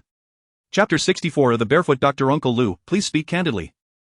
How would you assess Dr. Chen's medical skills? Song Yun inquired. Captain Lu wore an expression of deep contemplation. To be honest, Dr. Chen's medical expertise is rather mediocre. There are many ailments she cannot accurately diagnose. Initially, the villagers placed their trust in her. For minor ailments, they eagerly sought her assistance. However, over time, it became evident that her approach to medicine was quite perfunctory. There were instances when she exhibited impatience, neglecting to take the temperature of feverish patients and hastily prescribing antipyretics, nearly resulting in several grave incidents. Eventually, people became reluctant to visit the health station, preferring to traverse greater distances to the town health clinic. Her station has since become nearly deserted, and had it not been for her father, the deputy secretary, Captain Lu left the thought unfinished. Those who understood it. Had it not been for the urgency of the situation today, they would not have brought someone here. Song Yun recounted the events that transpired at the health station, emphasizing the part where Dr. Chen threatened her regarding her lack of medical qualifications. Captain Lu's expression darkened. Song Jiqing, rest assured, we have neither violated any regulations nor committed any crimes. She has no grounds to act maliciously. However, should she dare to exploit her connection with Deputy Secretary Chen, know that I, as the captain, am not one to be trifled with. The commune is not solely under the influence of Deputy Secretary Chen. He lacks the power to dominate entirely. Song Yun nodded with a smile. Alright, that puts my mind at ease. At this juncture, Captain Lu broached another matter. Song Jiqing, have you ever considered obtaining a medical qualification certificate as a barefoot doctor? Captain Lu's words sparked interest in Song Yun. What is the process for acquiring a barefoot doctor's medical qualification certificate? Captain Lu was well informed. Once we arrive at the town health clinic and after attending to Aunt Qian's matter, I will introduce you to someone. He is responsible for training and certifying barefoot doctors. Given your capabilities, you would not require any training. You could be assessed directly should you pass. You could obtain the certificate today. Song Yun felt elated. This trip would not be in vain. Uncle Lu, if I obtain the barefoot doctor qualification certificate, would that exempt me from labor? Song Yun posed her most pressing question. Captain Lu replied, according to regulations, barefoot doctors cannot be full-time. They must participate in production labor alongside the commune members and can only practice medicine during their free time or in emergencies, and there is no salary. As he continued, his voice dwindled, betraying a hint of unease. Song Yun's heart sank. It was no wonder there were no barefoot doctors in the village. There was no incentive, and who would willingly take on such a role? Noticing Song Yun's expression dim, Captain Lu felt a pang of urgency and hastily attempted to persuade her. Rules are rigid, but people are adaptable. Does a doctor not require medicine? How can one collect herbs if they are laboring daily? Here's an idea. If you obtain the certificate, I will grant you special permission to refrain from labor, allowing you to gather and prepare medicine for the villagers.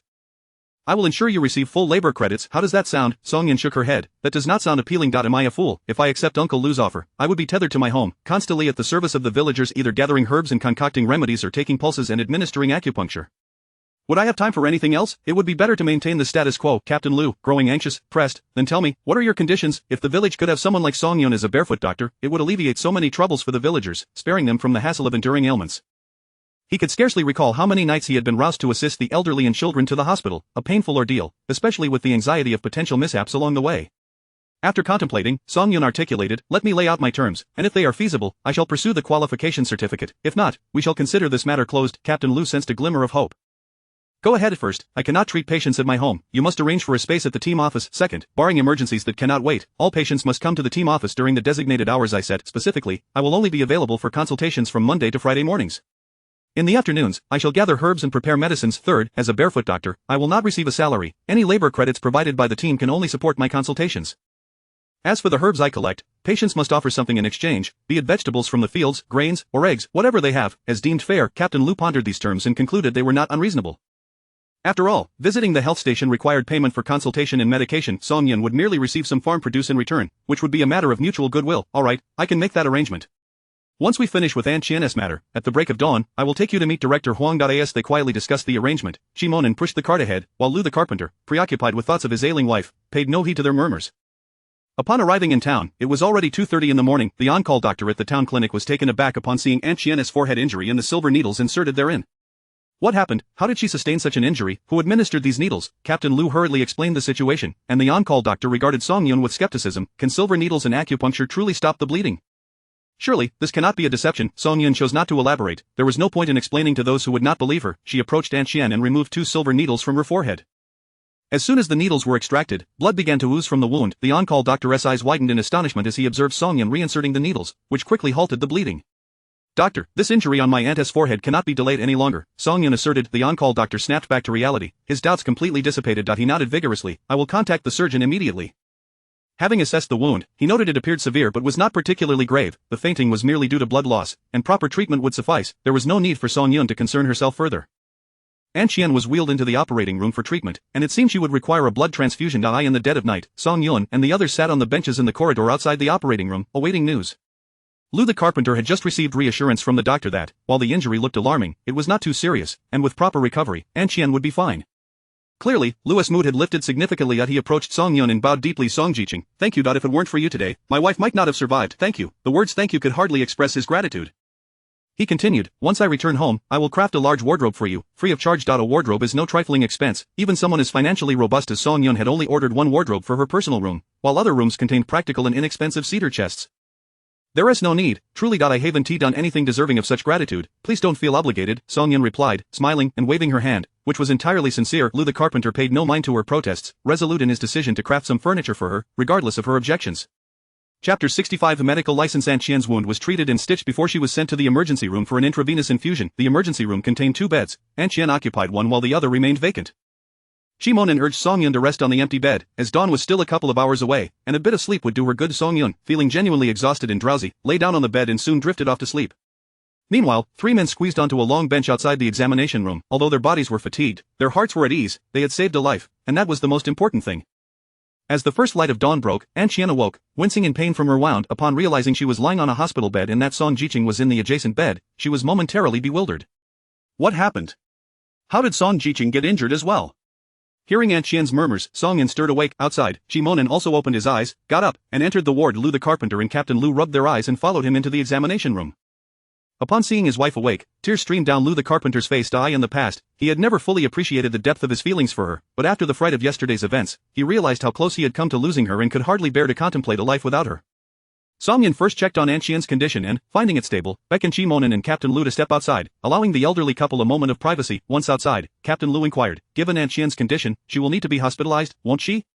Song Yun nodded, she certainly needs to be observed for a couple of days and will require further anti-inflammatory injections. Otherwise, the wound could easily become infected, which would complicate matters.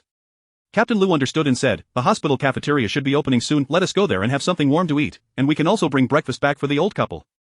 Afterward, I will take you to meet Director Huang. You can handle the assessment on your own, as I need to return to the team. Once you finish, you can come back. True to his reputation, the captain had everything meticulously planned. Song Yun replied, alright, I will follow your lead. However, could you please inform Z at my home? I worry he might be anxious. Captain Lu promptly agreed, sure, I will tell him when I return. You need not worry about his breakfast, I will take him home to eat. Song Yun waved her hand, that's unnecessary, I steamed buns last night, so there's food at home. Z can take care of himself. Just let him know I'm alright. After settling this matter, the 3 of them headed to the cafeteria, ordering bowls of hot noodle soup to fend off the morning chill. The weather is getting colder. Song Jiqing, have you prepared your winter clothes and blankets? At this, Song Yun immediately asked, Uncle Lu, you saw the bundle I brought with me. I did bring some winter clothing and quilts, but I fear it may not be sufficient. Do you know where I can purchase cotton? I want to prepare winter garments and bedding before it gets too cold. While there were quilts in the storage compartment, they could not be used as is.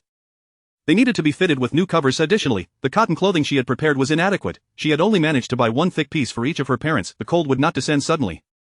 There would be a gradual transition into winter, necessitating the need for lighter cotton clothing for a while longer. Besides her parents' winter garments, she also needed to consider the cotton clothing and blankets for Elder Qi and Elder Mo, which left her with a considerable amount of work to do. Captain Lu slapped his forehead. How could I forget to mention this to you? The previous young educated workers were aware of this, but I neglected to consider that you did not reside at the youth point. Our commune has a cotton shop where both members and young educated workers can purchase cotton at market price without needing a ticket. The establishment of the cotton shop was intended to prevent members from suffering during the winter due to lack of cotton, serving as a beneficial initiative for the community. Captain Lu provided Song Yun with the address of the cotton shop, advising her to visit it at her convenience. After breakfast, Captain Lu delivered the meal he had brought for Lu the carpenter and his wife to the ward, reminding him to care for the patient and not to worry about household matters, as he would ensure everything was arranged. Lu the carpenter expressed his heartfelt gratitude. In his eyes, not only was Song Yun a lifesaver for their family, but Captain Lu was equally a benefactor, holding a significance that matched that of Song Yun. Exiting the emergency room, Captain Lu took Song Yun to an office on the 3rd floor, knocked on the door, and after a brief conversation with the person inside, emerged with a visible look of delight. Everything is settled. Song Jiqing, you may go in now and do your best. I will wait for good news back in the village. For Song Yun, examinations had never posed a challenge, especially when they pertained to her well-acquainted medical knowledge. Regardless of whether it was a written or oral assessment, she achieved full marks, and Director Huang was exceedingly pleased with her performance, even contemplating the possibility of keeping her at the town health clinic. However, recalling Lu Xiangqian's words, he ultimately dismissed the notion. Lu Xiangqian was right. The village genuinely needed a doctor who understood medicine, so that the elderly who could not conveniently travel to the town or county could receive appropriate treatment, and that children with acute conditions could access timely care. Song Yun's presence in Qinghe village would undoubtedly hold greater value than remaining at the town clinic. What a pity. Song Yun was unaware of Director Huang's reflections during that brief span of time. She was overjoyed to have obtained her barefoot doctor's medical license and exited the health clinic with Qi Monan to visit the supply and marketing cooperative to purchase canned goods, a bicycle, as well as some salt, sugar, and various seasonings. Why so cheerful? Qi Monan observed that ever since she left the health clinic, her smile had not faltered, lifting his own spirits in the process. Song Yun took out her license to admire once more, her eyes sparkling with joy. Of course, I was worried about how to stock up on enough supplies for winter, and now it seems the solution has presented itself. Stockpiling food was not feasible solely through monetary purchases. The ration tickets she possessed were limited, and purchasing in the village did not allow for unlimited quantities. They would provide her with a set amount based on her work points and needs, which would not suffice for her family of 4. Although outsiders might think her household consisted of just 2 mouths to feed, in reality, there were 4 to consider, including the cattle shed. In addition to grains, vegetables, and eggs were essential. While she could hunt for meat, vegetables and eggs were in high demand, especially as they currently had none at home. Upon arriving at the cooperative, the 2 first purchased canned goods, salt, sugar, and other small items before finally reaching the bicycle counter. Comrade, do you have a 26 type bicycle? The 28 model was somewhat tall for Song Yun. Although she could ride it, the 26 was a better fit, 180 yuan, along with a bicycle ticket. The male salesperson glanced at Qi Monan, maintaining his nonchalant posture while half leaning on the counter reading a newspaper. May I see it first? Song Yun inquired. This time, the male salesperson did not even lift his eyelids, stating, the bikes are in the warehouse. If you want one, you must pay first, and then I will take you to select one. Although it was termed selecting, there were only a few bicycles in the warehouse. Qi Monan looked at Song Yun, waiting for her decision. Song Yun understood that the supply and marketing cooperative operated with a certain rigidity. At least the salesperson had not uttered anything offensive, so she refrained from further discussion and promptly retrieved her money and ticket to make the payment. Upon receiving the payment ticket, the male salesperson finally folded up his newspaper, officially processed the transaction, and led the 2 to the back warehouse to view the bicycles. Just like cloth, bicycles had a separate small room designated as a warehouse, which contained 3 bicycles. 2 of the 28 model and 1 of the 26 model, all black, lacking the diverse colors and styles seen in later years. This meant that Song Yun had no choice. There was only 1 bicycle left. After Qi Monan inspected the bicycle and confirmed it was in good condition, he pushed it out. Just as the male salesperson locked the warehouse door, another salesperson rushed over with a female customer in tow. The moment the female customer spotted the bicycle Qi Monan was pushing, she dashed forward, grabbing the handlebars. That's mine. Chapter 66, My bicycle. Song Yun appeared utterly bewildered. Qi Monan furrowed his brow. Despite the young woman firmly grasping the front of the bicycle and standing close to him, he did not relinquish his grip on the handlebars. Instead, he coldly ordered, let go. The young woman looked up defiantly, declaring, I won't let go. This is my bicycle. Song Yun turned her gaze towards the male salesperson approaching them. What's going on? Are you selling the same bicycle to 2 people? How can it be hers as well? The male salesperson wore a perplexed expression, hesitating to respond immediately. Instead, he glanced at the female salesperson who had accompanied him, asking, why did you bring her back here? The female salesperson, her face filled with awkwardness, hurriedly explained, this isn't my fault. She insisted on buying a bicycle, and when I saw you weren't around, I told her you were over here. She rushed over without considering anything, and it wasn't me who brought her here. Although the male salesperson felt disgruntled, he couldn't voice his complaints at that moment. He turned his attention to the obstinate young woman still clinging to the bicycle, sternly reprimanding, the bicycle has already been sold to these 2 individuals, you need to let go and leave. The young woman's eyes welled with tears as she shouted indignantly, how can you sell my bicycle? This is mine. The male salesperson, visibly frustrated, retorted, what is wrong with you? I've held this bicycle for you for a month. You couldn't produce the money or any documentation, and now I'm supposed to refrain from selling it to someone else. You claim it's yours, but have you paid for it? The young woman adopted a dismissive posture, refusing to listen. I don't care, you promised to sell this bicycle to me. It belongs to me, mine. Song Yun realized that reason was futile in this situation, akin to a scholar encountering a soldier. She asked the male salesperson once more, are you absolutely certain there is no double sale? Are you sure she has no claim to it whatsoever? The male salesperson quickly swore, absolutely not. Would I engage in such misconduct? That would be illegal. Everyone at the supply and marketing cooperative knows about this. Song Yun glanced at the other female salesperson, who immediately wiped the smile off her face and reluctantly nodded, confirming the male salesperson's honesty. Feeling reassured, Song Yun approached the unreasonable young woman, intending to employ diplomacy before force. Excuse me, could you please step aside? We need to hurry home. The young woman clutched the bicycle even tighter, her expression resolute as if to say, you can only take this bicycle over my dead body. If you do not let go, I will have to resort to force. At that point, your cries will be of no use. I have witnesses, you are obstructing me and attempting to steal my property, and I am merely defending what is rightfully mine. Do not think that I would hesitate to harm you. Even if I were to injure you, it would not be a crime. This is your second warning, there will not be a third. The young woman appeared unconvinced that Song Yun would dare to act against her, adopting an indifferent demeanor, neither responding nor releasing her grip. With no time for further discussion, Song Yun seized the young woman's wrist, pulling her while simultaneously pressing down on her wrist twice. A piercing scream akin to that of a slaughtered pig erupted from the young woman's mouth as she lost her grip on the bicycle and was flung several meters away, landing on the ground. My hand is broken. It hurts so much. Without sparing her a glance, Song Yun turned to Chi Monin and said, "Let us go." The two salespeople stood in shock. Were today's women truly this fierce? "Did you really break her hand?" the male salesperson asked, visibly anxious. Song Yun shook her head. "No, do I look that strong?" she asked, pretending, "trying to extort me. You must testify that I merely pulled her, I did not strike her." Upon realizing the woman was feigning injury, the male salesperson let out a sigh of relief, nodding vigorously. "Rest assured, I will certainly testify on your behalf." Gratefully, Song Yun thanked him and, along with Chi Monin, exited the supply and marketing cooperative. By the time the young woman, feeling the pain in her wrist beginning to subside, rushed outside, the two figures had long vanished. Too furious, the young woman stomped her feet at the entrance of the cooperative, declaring, "This matter is not over." With that, she turned and re-entered the cooperative, which was once again in a state of chaos. Song Yun paid little mind to the tumult within the cooperative. As she and Chi Monin made their way back to the village, they stopped by the commune's cotton workshop to purchase 20 pounds of cotton. It wasn't that she wished to buy more, but the regulations stipulated that they could only sell her 20 pounds at a time. Should she desire to purchase more in the future, she would need to bring a permit from the village. This new regulation had been implemented due to some affluent young intellectuals discovering that cotton was not only cheaper here but also did not require a ticket, leading them to buy in bulk and send it home, nearly causing inventory shortages. Song Yun calculated in her mind that, along with the 20 pounds of cotton, she still had quite a few blankets in her storage compartment, which should suffice. If it turned out to be insufficient, she could always ask Uncle Lu for a permit later. By the time they returned to the village, it was already noon. Riding their brand new bicycle and carrying various bundles, with Chi Monin donned in military attire, they were quite a sight to behold. Fortunately, the villagers had grown accustomed to Song Yun's grand gestures, especially with her being involved with an officer, which made their prosperous lifestyle seem entirely normal. Furthermore, earlier that morning, Captain Lu had announced at the granary that Song Yun was taking the exam for her barefoot doctor certification at the town clinic. Once she obtained the certificate, she would become the barefoot doctor of Qingha village, greatly facilitating medical access for the villagers, eliminating the need for them to travel 20 miles to the town or endure the displeasure of Dr. Chen at the commune's health station. Thus, as soon as Song Yun appeared in the village, people began to gather around her, asking, "Song Yun, are you really going to take the exam for the barefoot doctor certification?" Song Yun smiled and waved at the villagers, cheerfully proclaiming, "I have. Starting tomorrow, I'll be treating everyone."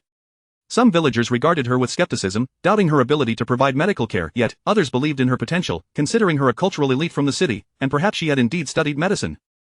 Upon receiving confirmation, they were overjoyed and hurried off to share the news. Meanwhile, Captain Lu, who was revising the production plan at the brigade headquarters, received the news and promptly locked the production plan sheet in his drawer before heading to the makeshift courtyard where Song Yun resided. Since she had acquired her medical qualification, it was imperative to prioritize this matter. He needed to consult with Song Yun regarding the specifics of how to proceed, such as whether she desired to set up a clinic at the brigade headquarters and what kind of setup she envisioned.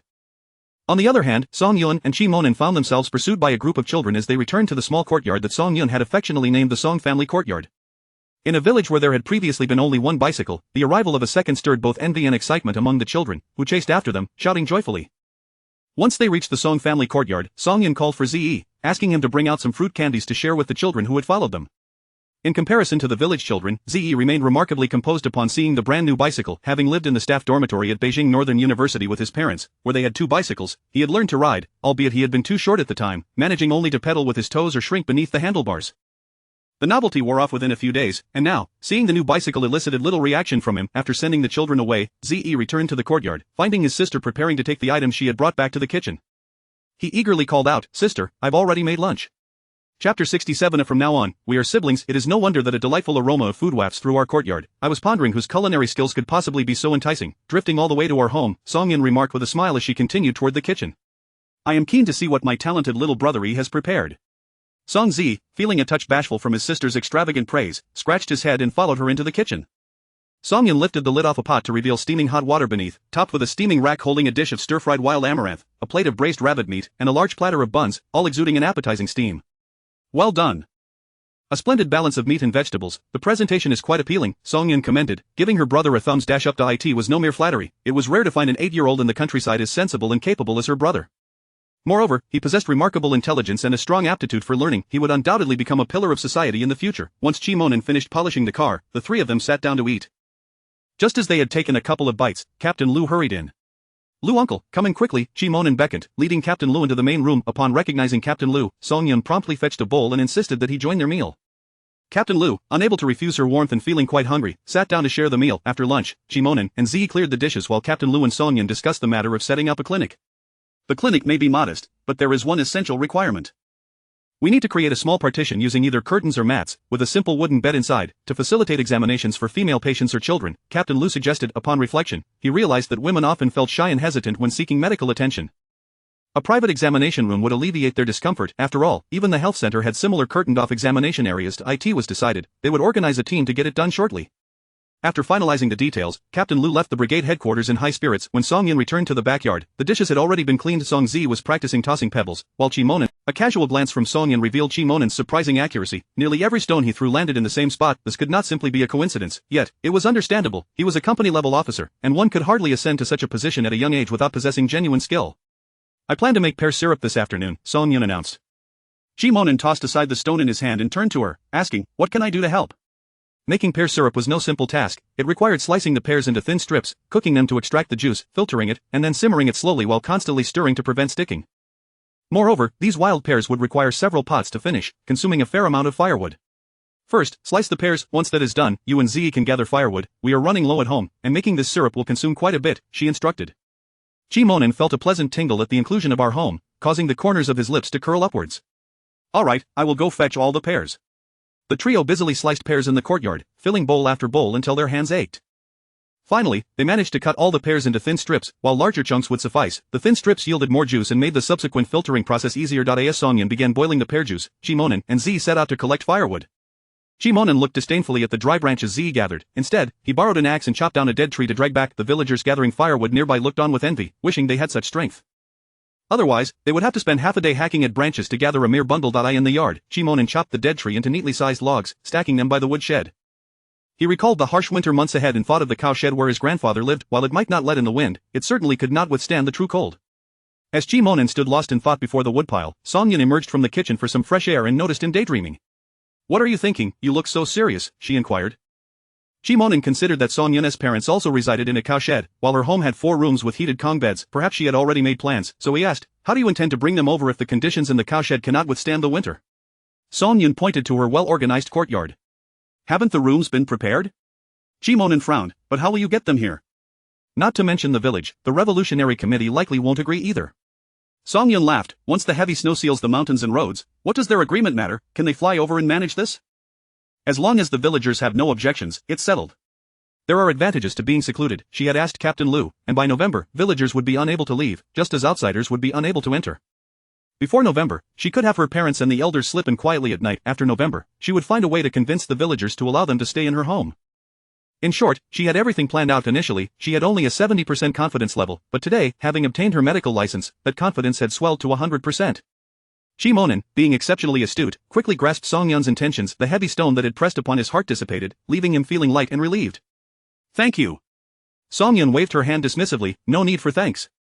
When my parents first arrived here, Grandpa Chi and Grandpa Mo provided them with much assistance. Observing their warm camaraderie, it was as if they were nearly becoming in-laws. Perhaps in the future, we might even consider ourselves siblings." "Impossible," Chimonin blurted out.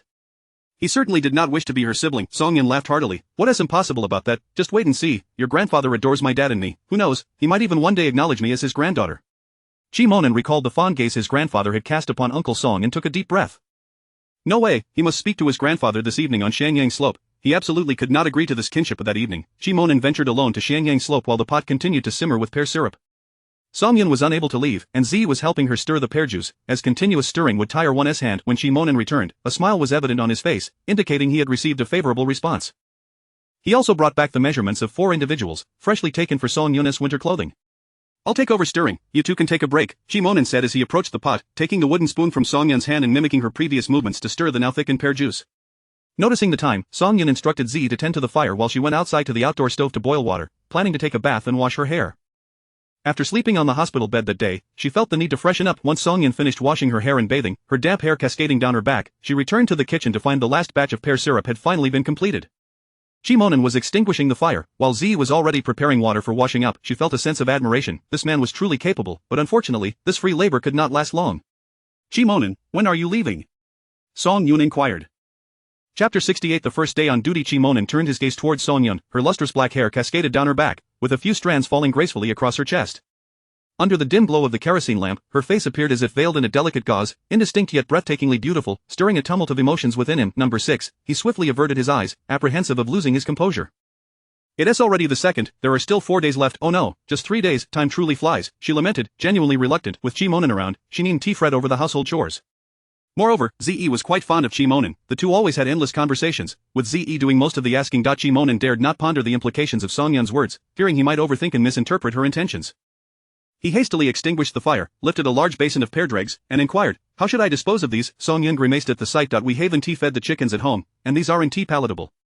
Just take them to the compost heap. Nodding, Chi-Monin carried the basin outside. Not far from the back gate, he had dug a pit specifically for composting, covered with a lid to prevent children from accidentally falling in during their play. The next morning, Song Yun and Ze awoke to the blaring sound of the alarm clock. As the siblings emerged from the firewood room, they discovered another dead tree had appeared in the yard. Perhaps to avoid disturbing their slumber, Chi-Monin had refrained from chopping wood, his axe lay abandoned, and he was nowhere to be found. Elder sister, is brother Monin really that strong? Will I be able to become like him when I grow up? Of course, as long as you diligently practice the skills I teach you, when you grow older, you'll possess even greater strength than brother Monin. Filled with excitement, Song Ze leapt into the air, eagerly anticipating that day. After washing up, Song Yun entered the kitchen to find the pot of congee already cooked, and the buns steaming on the rack. A note lay atop the stove. "I have business to attend to, please eat breakfast while it's hot." Chi-Monin's handwriting, like him, was neat yet exuded a certain charisma. What beautiful handwriting. After breakfast, Song Yun took Ze to the brigade office. Embarking on her new journey as a barefoot doctor, Captain Lu had been waiting at the brigade office, surrounded by numerous villagers chattering inquisitively about the situation.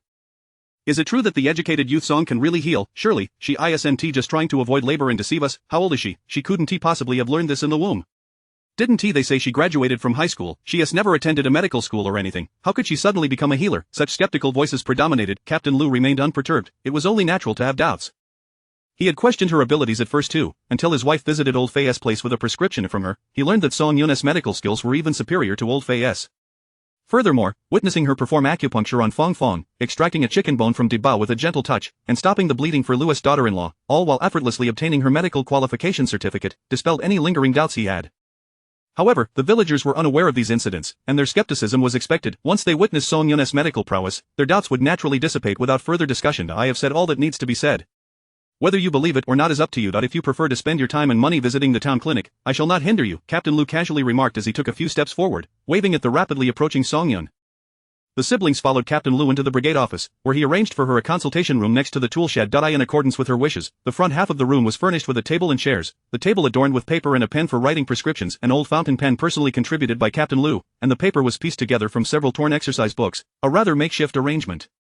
Song Yun was unfazed. She glanced around before inspecting the other half of the space, partitioned by old wooden boards. The so-called door was merely a tattered cloth hanging as a curtain, while inside stood a rudimentary bed made from old door panels, all of which were also contributions from Captain Lu. "It is a bit rudimentary, but given the short time available, this is the best we could manage. I promise, in the future, we will make it more presentable," Captain Lu assured her, fearing she might be dissatisfied. Song Yun smiled. "This is perfectly fine, thank you for your hard work, uncle," Captain Lu beamed, his face lighting up with delight. "Alright then, I'll go call in those who wish to see a doctor." Song Yun nodded. "Have them come in one by one and wait in line." After Captain Lu conveyed her instructions, most villagers still harbored doubts about Song Yun's medical abilities, lingering outside to observe rather than entering. However, there were indeed some with genuine patients at home who thought it wouldn't hurt to inquire. If it didn't work out, they could always head to the town clinic. One inquired, "Captain, can Song the educated youth treat all ailments? My mother has been suffering from headaches for several days, unable to eat or sleep. We were planning to take her to the town clinic, but can Song treat her?" Captain Lu replied, "Whether she can treat your mother, you'll need to bring the patient before her and ask directly. She must examine the patient to determine if she can help. Now, stop dawdling and hurry back home to fetch your mother. Every time I pass by your house, I hear her moaning in pain. You truly have a conscience. You want her treated but are waiting for an auspicious day? What's the matter? Aren't there any lucky days coming up?" The man reddened from Captain Lu's retort and hurried home to carry his mother back. "I'll be the first to see her. I've been having stomach pains these past few days. Let us see if Song can help." Lucy Gui was the first to step through the consultation room door. After a brief examination, Song Yun advised him to procure some senna leaves or cassia seeds to brew in water, which would alleviate his constipation and, in turn, the stomach pain. Lucy Gui emerged, his face flushed. He had thought he was ill, only to discover it was merely constipation, yet, he needed to verify the truth of it. Fortunately, senna leaves and cassia seeds weren't difficult to find. Old Fei and Guizi village had them, as someone had previously taken a child to see Old Fei and had been prescribed those very remedies. He had hoped to conveniently obtain some senna leaves or cassia seeds from Song Yun, but regrettably, she didn't have any either, advising him to find a way to procure them himself or, if that failed, to visit the town clinic for some laxatives. Just then, Lu Dichun arrived, carrying his mother on his back. The elderly woman was frail, her face and hands covered in age spots, making her appear older than her 70 years, akin to someone in their 80s. Ludichun gently set his mother down, assisting her to sit on a stool by the consultation table. Song-yun, my mother has been suffering from headaches for 7 or 8 days. Can you help her? Song-yun cast a discerning glance at the scheming Ludichun and replied nonchalantly, we won't know until we examine her. She then began to inquire about the elderly woman's condition, to which the old lady responded, followed by a pulse check and some acupoint pressure, allowing Song-yun to ascertain the cause of her ailment. It is a case of migraine. From what your mother says, it seems her own mother also suffered from similar headaches, suggesting a hereditary migraine condition, Song-yun informed Ludichun. Upon hearing this, Ludichun was taken aback. Hereditary? Could I inherit this condition too? Song-yun shook her head. Not everyone will inherit it. There is merely a chance of it, given your age and the absence of symptoms so far. It is highly likely you haven't inherited it. Relieved, Ludichun inquired further, can you treat her condition? Song-yun replied, this ailment cannot be completely cured, but we can alleviate the headache symptoms. You currently have 2 options. Either visit the town clinic for painkillers, or I can administer acupuncture, which will also help relieve the headache. Chapter 69 The board. Although Ludichun harbored profound doubts about Song-yun's abilities, he found merit in the prospect of saving the expense of procuring medications from the health clinic. Regardless of the outcome of the treatment, he had already taken his elderly mother to seek medical attention. As for the result, it could only be attributed to her unfortunate fate. Then I shall trouble you, Song Jiqing, Ludichun promptly decided. Song-yun rose and assisted the elderly lady into the examination room, which she referred to as the internal consultation room. Throughout the process, the elderly lady's lamentations of pain never ceased, her cries of oh dear echoing incessantly. Ludichun and Song-zi followed her inside, where Song-yun instructed Ludichun to help his mother lie down on the wooden board. Upon realizing that her son had her lie on a mere door plank, the elderly lady's expression transformed in shock. Her cries of pain ceased as she exclaimed loudly, Dachuan, I'm still alive, you want me to lie on a board? How can you be so heartless? Is it your wife who has instigated you? My life is truly unfortunate. I gave birth to a son devoid of conscience, and married a daughter-in-law lacking humanity, forcing a still-living mother to lie on a board. Oh, heavens! Song-yun was utterly at a loss, her patience wearing thin. Fortunately, Captain Lu heard the commotion and entered, offering a thorough explanation to the elderly lady. Finally, appeased by Captain Lu's presence, she ceased her tirade but expressed her desire to seek treatment at the town health clinic instead. Ludichun, having endured a torrent of rebuke, felt a simmering anger within him. Unable to contain himself, he muttered, if you want treatment, fine, if not, that is your choice. If you wish to go to town, so be it, but I will attend to my own matters first. With that, he turned and exited, knowing full well that his mother was capable of moving. She simply relished causing a stir, crying out to the entire village at the slightest discomfort, perpetuating tales of his unfilial behavior. Seeing Ludichun's frustration, the elderly lady finally fell silent, begrudgingly lying down on the board she so vehemently opposed. Captain Lu smiled at Song-yun, saying, it's alright, Song Jiqing, proceed with the treatment. I'll be here to supervise. If she proves too uncooperative, I shall take her back. This elderly lady was indeed troublesome, and he felt a headache coming on just from observing her. Nodding, Song-yun settled beside the elderly lady with a needle kit, advising her to remain still as she began the acupuncture. The elderly lady shut her eyes, a flicker of fear igniting within her. She worried the young woman might lack the necessary delicacy and cause her further harm, yet, the pain was unbearable, and she thought that enduring a few needles here would surely compel her son to take her to the health clinic eventually. As she pondered, her thoughts drifted, and she fell into a light slumber. After completing the acupuncture, Song-yun informed Captain Lu, we will need to remove the needles in half an hour. Please ask her son to fetch something to cover her, we wouldn't want her to catch a chill. Captain Lu glanced curiously at the elderly lady, softly inquiring, she was just so lively. How did she fall asleep so quickly? With a smile, Song-yun replied, I pricked her sleep point. Once she awakens, the pain will subside, and it will help relax her brain's nerves. Captain Lu, clearly excited, gave her a thumbs up and dashed outside to summon Ludichun to fetch a blanket for his mother. Song-zi called out from the doorway, next.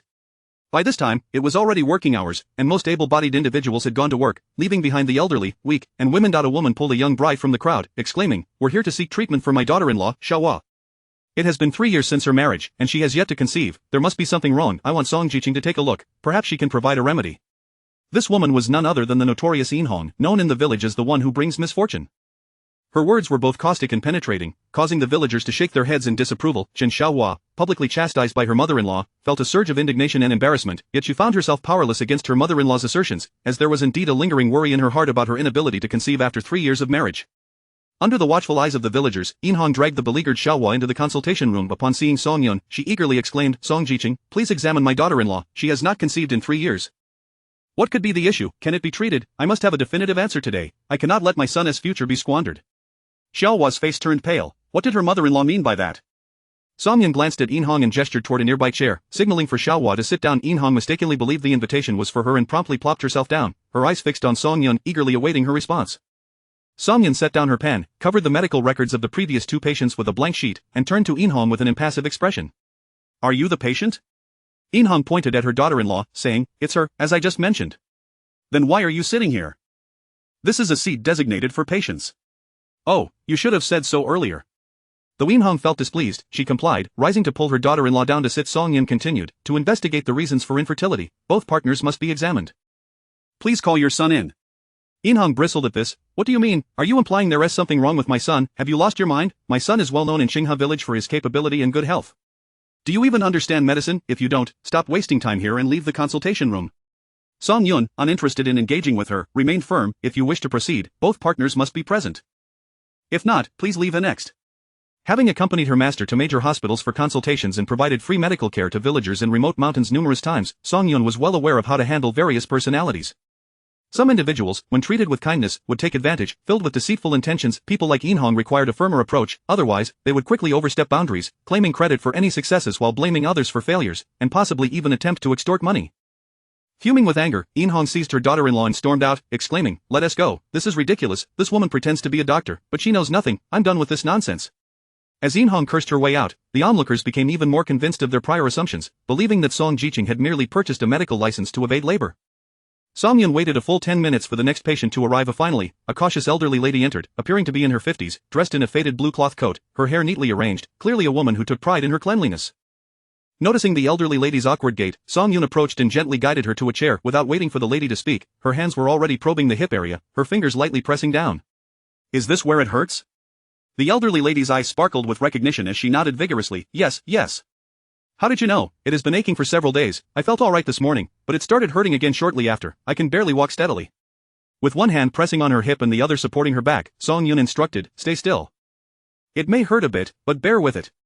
The elderly lady gasped, momentarily taken aback by the sudden sharp pain in her hip. She instinctively cried out, but the agonizing sensation vanished just as abruptly. Chapter 70 of the tearful confrontation with Zhao Xiaomei. At the anguished cry of the elderly woman, a throng of villagers, eager for the spectacle, surged into the room, each pushing forward with the thought that the educated youth, Song, must have caused this distress. "After all, how could Granny Sun be in such agony otherwise?" someone exclaimed. "Song Zh. Have you harmed Granny Sun? If so, you are in for it. Her son, Liu Youfu, is not someone to be trifled with, and you will surely owe a hefty sum." Another chimed in, "Song Zh. Treating ailments is no trivial matter. If you lack the skills, do not wreak havoc here. The lives of our villagers are just as valuable as those in the city." Zhao Xiaomei, having caught wind of the commotion, rushed back from the fields, elbowing her way to the front.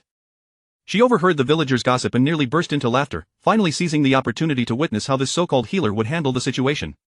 "Song Zh. Are you aware that incompetent doctors who misdiagnose can face imprisonment? Do not take advantage of the villagers' kindness and ignorance of the law to deceive them. If you truly harm someone, even if they do not report you, I will certainly expose you. I will not tolerate a fraud like you, who shirks work and resorts to trickery." Song-yun cast a cold glance at Zhao Xiaomei, thinking to herself that she would deal with her later. Turning to the elderly woman, she said, "Madam, please rise and move around a bit." Granny Sun, sensing a change, realized that the excruciating pain she had endured moments ago had vanished entirely.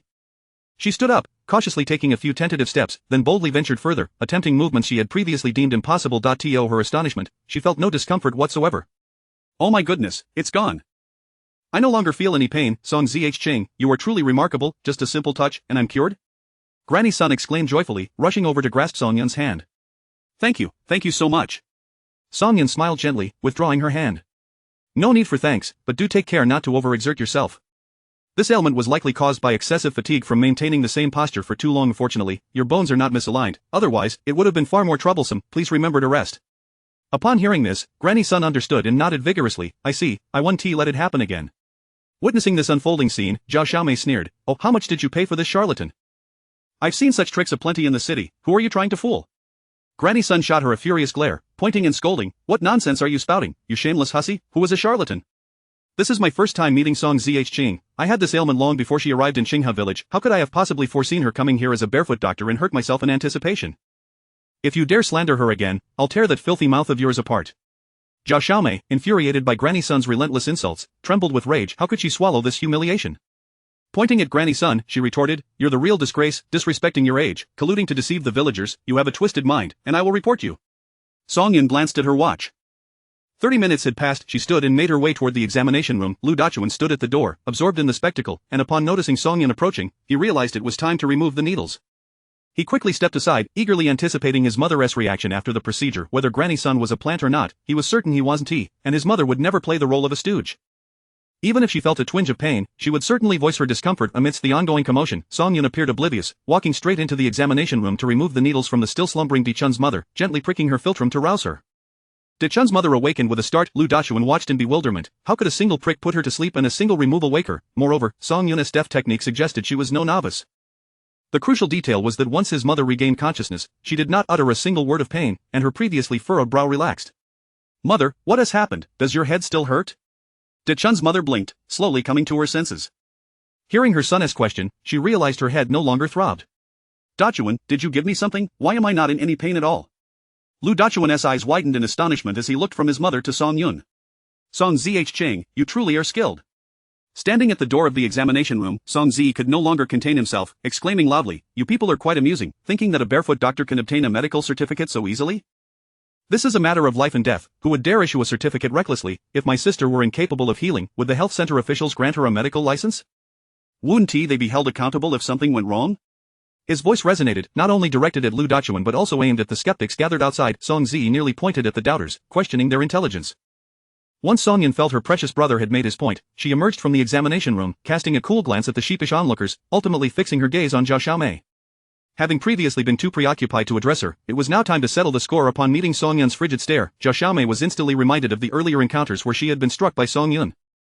Panic surged within her as she turned to flee, but Song Yun would not grant her that opportunity. In 2 swift strides, she seized Zhao Xiaomei a sprayed, yanking her back with such force that Zhao Xiaomei let out a shriek akin to a slaughtered pig. Yet this was not the end. Once Zhao Xiaomei was brought back, Song Yun delivered 2 resounding slaps across her face, crisp and clear, leaving Zhao Xiaomei seeing stars. "Ah!" Zhao Xiaomei screamed, "On what grounds do you strike me? I'll fight you." Once again, she was publicly humiliated, filled with a mix of fury and shame. With her temperament, there was no way she could simply let this go. Fueled by rage, she lunged at Song Yun. Song Yun deftly sidestepped, while Zi discreetly tossed a stone at Zhao Xiaomei's knee, causing her to stumble and fall awkwardly. Song Yun knelt beside Zhao Xiaomei, grasping her braid with one hand, forcing her to lift her furious and pained visage. How could she not be in pain after such a fall? "Zhao Xiaomei, have I not warned you to refrain from provoking me, and to avoid attempting to tarnish my reputation? If you do, I will strike you each time we meet." Seeing Zhao Xiaomei prepare to speak, she interjected, "I know you want to report me. Go ahead, I'm all in, but you better be clear about the circumstances when you do, and if you dare slander me even a little." Song Yun smiled, lowering her voice, "Do you remember what happened to Li Lin? If you wish to join her, I can certainly help you." Zhao Xiaomei was so enraged she felt as though she might shatter her teeth, yet she found herself utterly powerless against Song Yun. This wretched girl was impervious to both soft and hard tactics. "Just wait, one day, I will obtain your secrets, and then we shall see who brings whom to ruin." Chapter 71. The fraudulent healer. Song Yun pushed Zhao Xiaomei aside, exclaiming, "Leave." Zhao Xiaomei, flustered, scrambled to her feet and shot a furious glare at Song Yun, gritting her teeth as she retorted, "We'll see about that." Song Yun responded with a cold scoff, "Very well, I shall await your return." In a state of panic, Zhao Xiaomei hurried away, leaving the onlookers utterly astounded, completely unprepared for the ferocious side of the seemingly delicate Song Jiqing. With a seemingly amused smile, Song Yun surveyed the crowd, asking, "Is there anyone else in need of medical attention?" Her public confrontation with Zhao Xiaomei served not only to settle scores but also to instill fear. She needed the villagers to understand that she, Song Yun, was no pushover. They should not think to exploit her or attempt to morally coerce her, nor should they entertain any nefarious intentions. Clearly, her display had a considerable effect. The earlier murmurs of gossip had vanished, at least from her ears. At that moment, Lu Dachuan escorted his mother out of the examination room. The elderly lady appeared significantly revitalized, and upon seeing Song Yun, she immediately freed herself from Lu Dachuan's support and grasped Song Yun's hand, overflowing with gratitude. "Song Jiqing, you are a miraculous healer. Truly, you are a miraculous healer, my head no longer hurts at all." Song Yun withdrew her hand, suppressing a smile, and replied earnestly, "Please do not say such things. I am merely a barefoot doctor, unworthy of the title of miraculous healer. Do not invite misfortune upon me." Lu Dachuan's mother seemed to realize something and quickly covered her mouth. "Oh dear, my tongue is too loose, please forgive me, Song Jiqing." A smile broke across Song Yun's face. "Do refrain from such remarks in the future. It may lead others to believe I am a fraud." Lu Dachuan's mother, relieved that Song Yun was not offended, grinned broadly. "As long as Song Jiqing does not hold my loose tongue against me." Lu Dachuan led his mother outside, where they were immediately surrounded by curious onlookers, eager to inquire about the events. Initially, they had indeed suspected that Granny Sun was merely an accomplice of Song Jiqing, as Zhao Xiaomei had claimed. However, they were well aware of Granny Sun's long-standing ailment, which typically required weeks to heal, and they knew her tendency to be vocal about any discomfort, making her an unlikely accomplice. The crowd buzzed with questions, and Granny Sun, beaming with joy, described, "The needle was so long, and it was inserted right into the top of my head. I felt no pain at all, and before I knew it, I had fallen asleep. When I awoke, the pain had vanished. Song Jiqing is indeed remarkable." Granny Sun gave a thumbs up, wanting to declare her a miraculous healer but lacking the appropriate words, resorting to the gesture instead to express her feelings. Could it truly be so extraordinary? Some quick-witted individuals had already rushed home to fetch their elderly relatives for a consultation. After all, who among them did not have elderly family members? And who among them did not contend with some ailment? Rather than spend money on treatments, they often chose to endure minor discomforts, but now, with a free barefoot doctor available right in the village, they felt compelled to bring their relatives for a consultation, hopeful for a remedy. Thus, Song Yun's consultation room transformed from a desolate space into a bustling hub, with a queue forming outside, comprised mostly of the elderly and children. The elderly primarily suffered from chronic pain and ailments, for which acupuncture and massage could provide immediate relief, albeit without a permanent cure. They would still need to rest more, yet in these times, it was impossible for the elderly to remain idle at home. The children's ailments were more varied to malnutrition, stomach upsets, skin rashes. Most were minor issues that required some medication, which Song Yun prescribed, advising them to procure the medicine themselves. One person inquired, Song Jiqing, did I not hear from team leader Lu that we could obtain medicine from you? We merely need to exchange something from our village. As long as it didn't cost money, they were happy to offer some vegetables or other goods. Song Yun replied, today is my first day of consultations, and I have yet to venture into the mountains to gather herbs. When will you go to the mountains to collect herbs? I can wait, came the response. After all, their child's skin issues had persisted for some time, and waiting a couple of days was not a burden. Song Yun pondered for a moment. I will enter the mountains this afternoon to gather herbs. If anyone wishes to procure medicine from me, please let me know in advance, and I will prioritize searching for it. If I find it, I will provide it. If not, I cannot make any promises. Everyone understood that while the mountains were abundant with herbs, there was no guarantee that certain medicines would be available there. Virtually everyone who brought their children for treatment placed orders for medicine, with ZE assisting in recording the details meticulously: adults' names, children's names, ailments, and required medications, all clearly noted. An onlooker marveled, how beautifully this boy writes, his handwriting is so neat, it rivals that of printed text. Song Yun glanced at Zi's script and agreed that it was indeed impressive, indicative of regular practice. The onlooker then leaned in to observe Song Yun's medical notes. Although she could not read, she appreciated the aesthetics of Song Yun's handwriting, which, while different from Zi's, was equally delightful to behold. After finishing, she turned to her grandson, who was still licking his fingers, and called out, Jinbao, come here and take a look at the handwriting of sister Song Jiqing and her brother. You should practice writing like them. You must strive to write as beautifully as they do, understood? Jinbao blinked his innocent eyes. Grandma, what do you mean? Laughter erupted among the crowd, chiding the woman for her eagerness to push her grandson too hard. After all, he was only 5 years old and hardly understood. There were also children of similar ages to Ze who had come for treatment, and upon hearing the aunt's chatter, they curiously gathered around to see, thinking to themselves that having attended elementary school, their handwriting must surely be superior to that of Song Jiqing's brother. However, upon closer inspection, they were taken aback and turned to flee, only to be caught by their mothers, who gripped their ears. Where do you think you're running off to? Are you ashamed to face others because their handwriting is superior? I have told you time and again to practice your writing, yet you do not listen. Look at Song Jiqing's brother's writing, and then look at your own scrawl. How can that possibly be acceptable? At that moment, Song Yun realized that the villagers were still unaware of her brother's name and had been referring to him simply as Song Jiqing's brother. My brother is 8 years old and named Song Ze. He will be attending the commune's elementary school after the term begins, and you can all go together. She smiled at the boy whose ear was being pinched by his mother.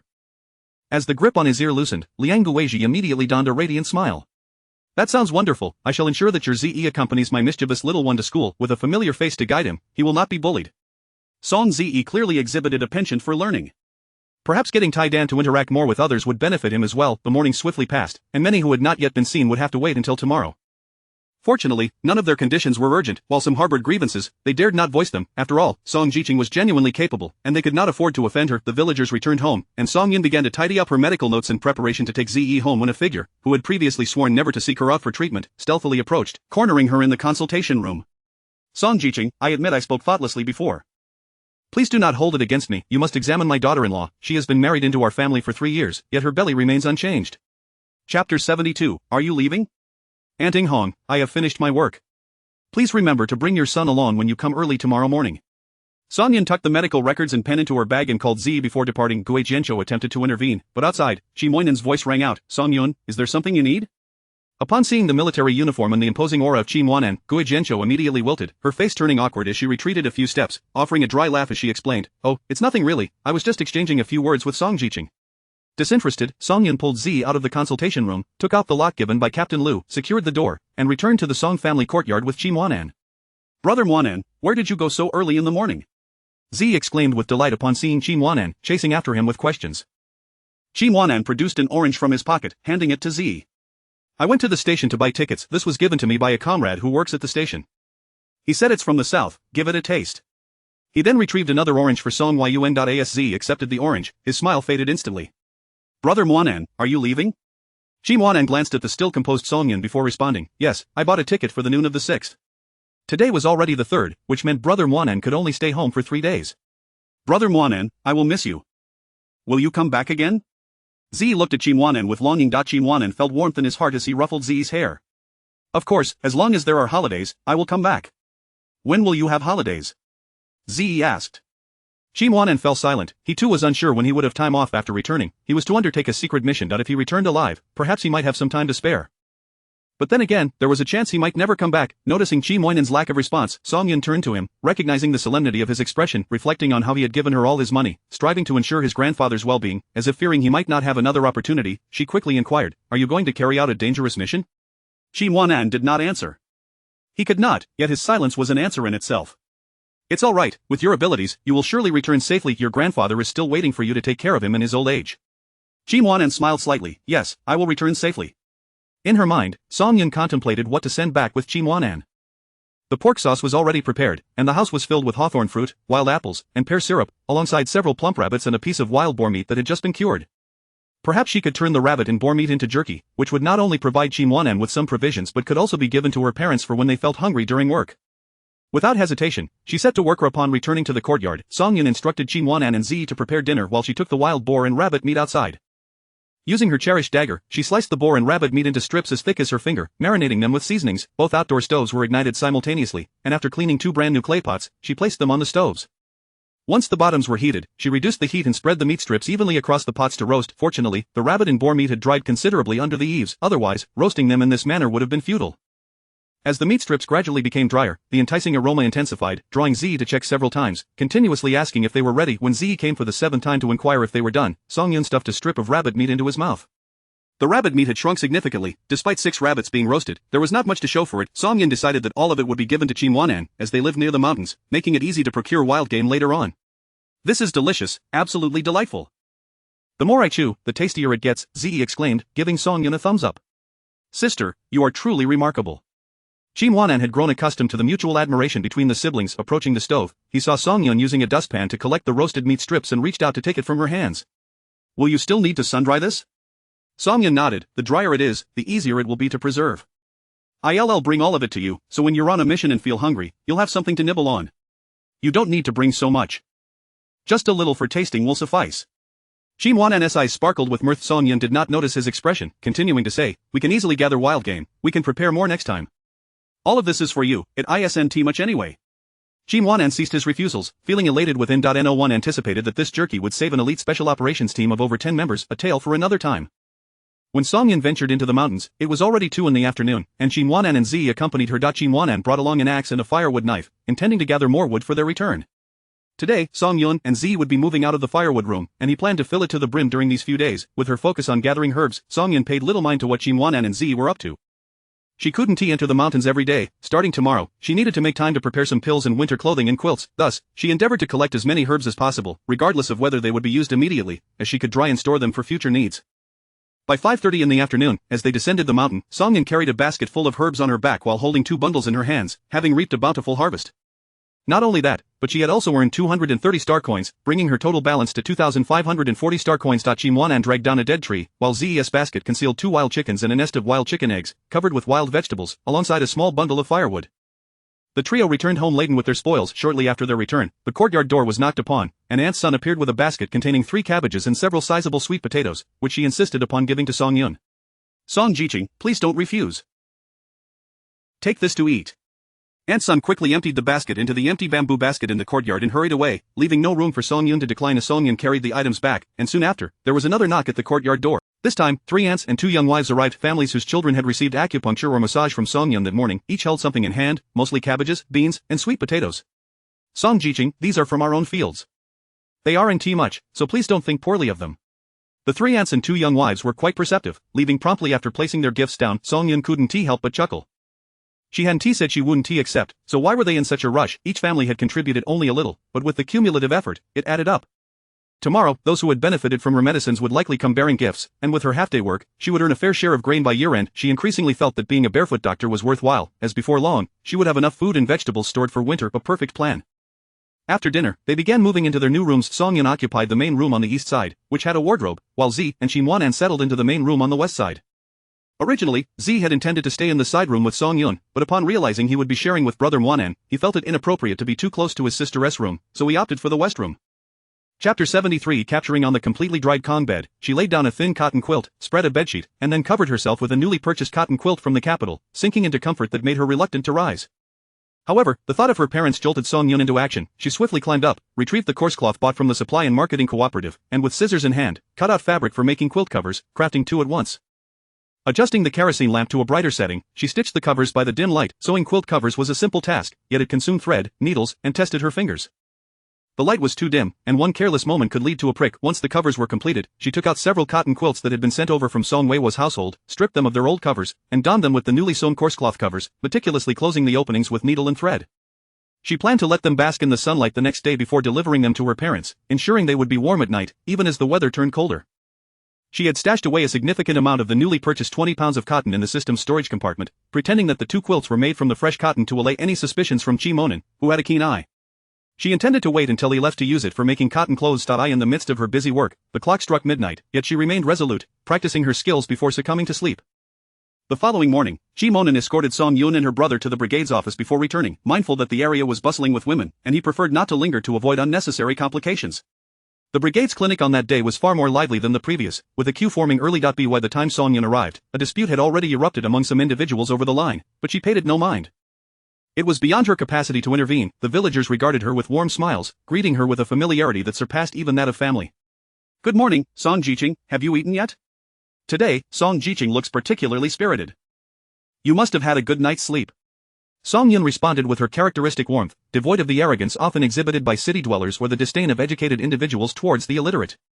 Those who had witnessed her fierce demeanor in dealing with Zhao Xiaomei found it hard to reconcile that image with the amiable Song Yun before them now. Upon entering the clinic, Ze stood at the door, instructing those in line to wait until his sister was ready to admit them.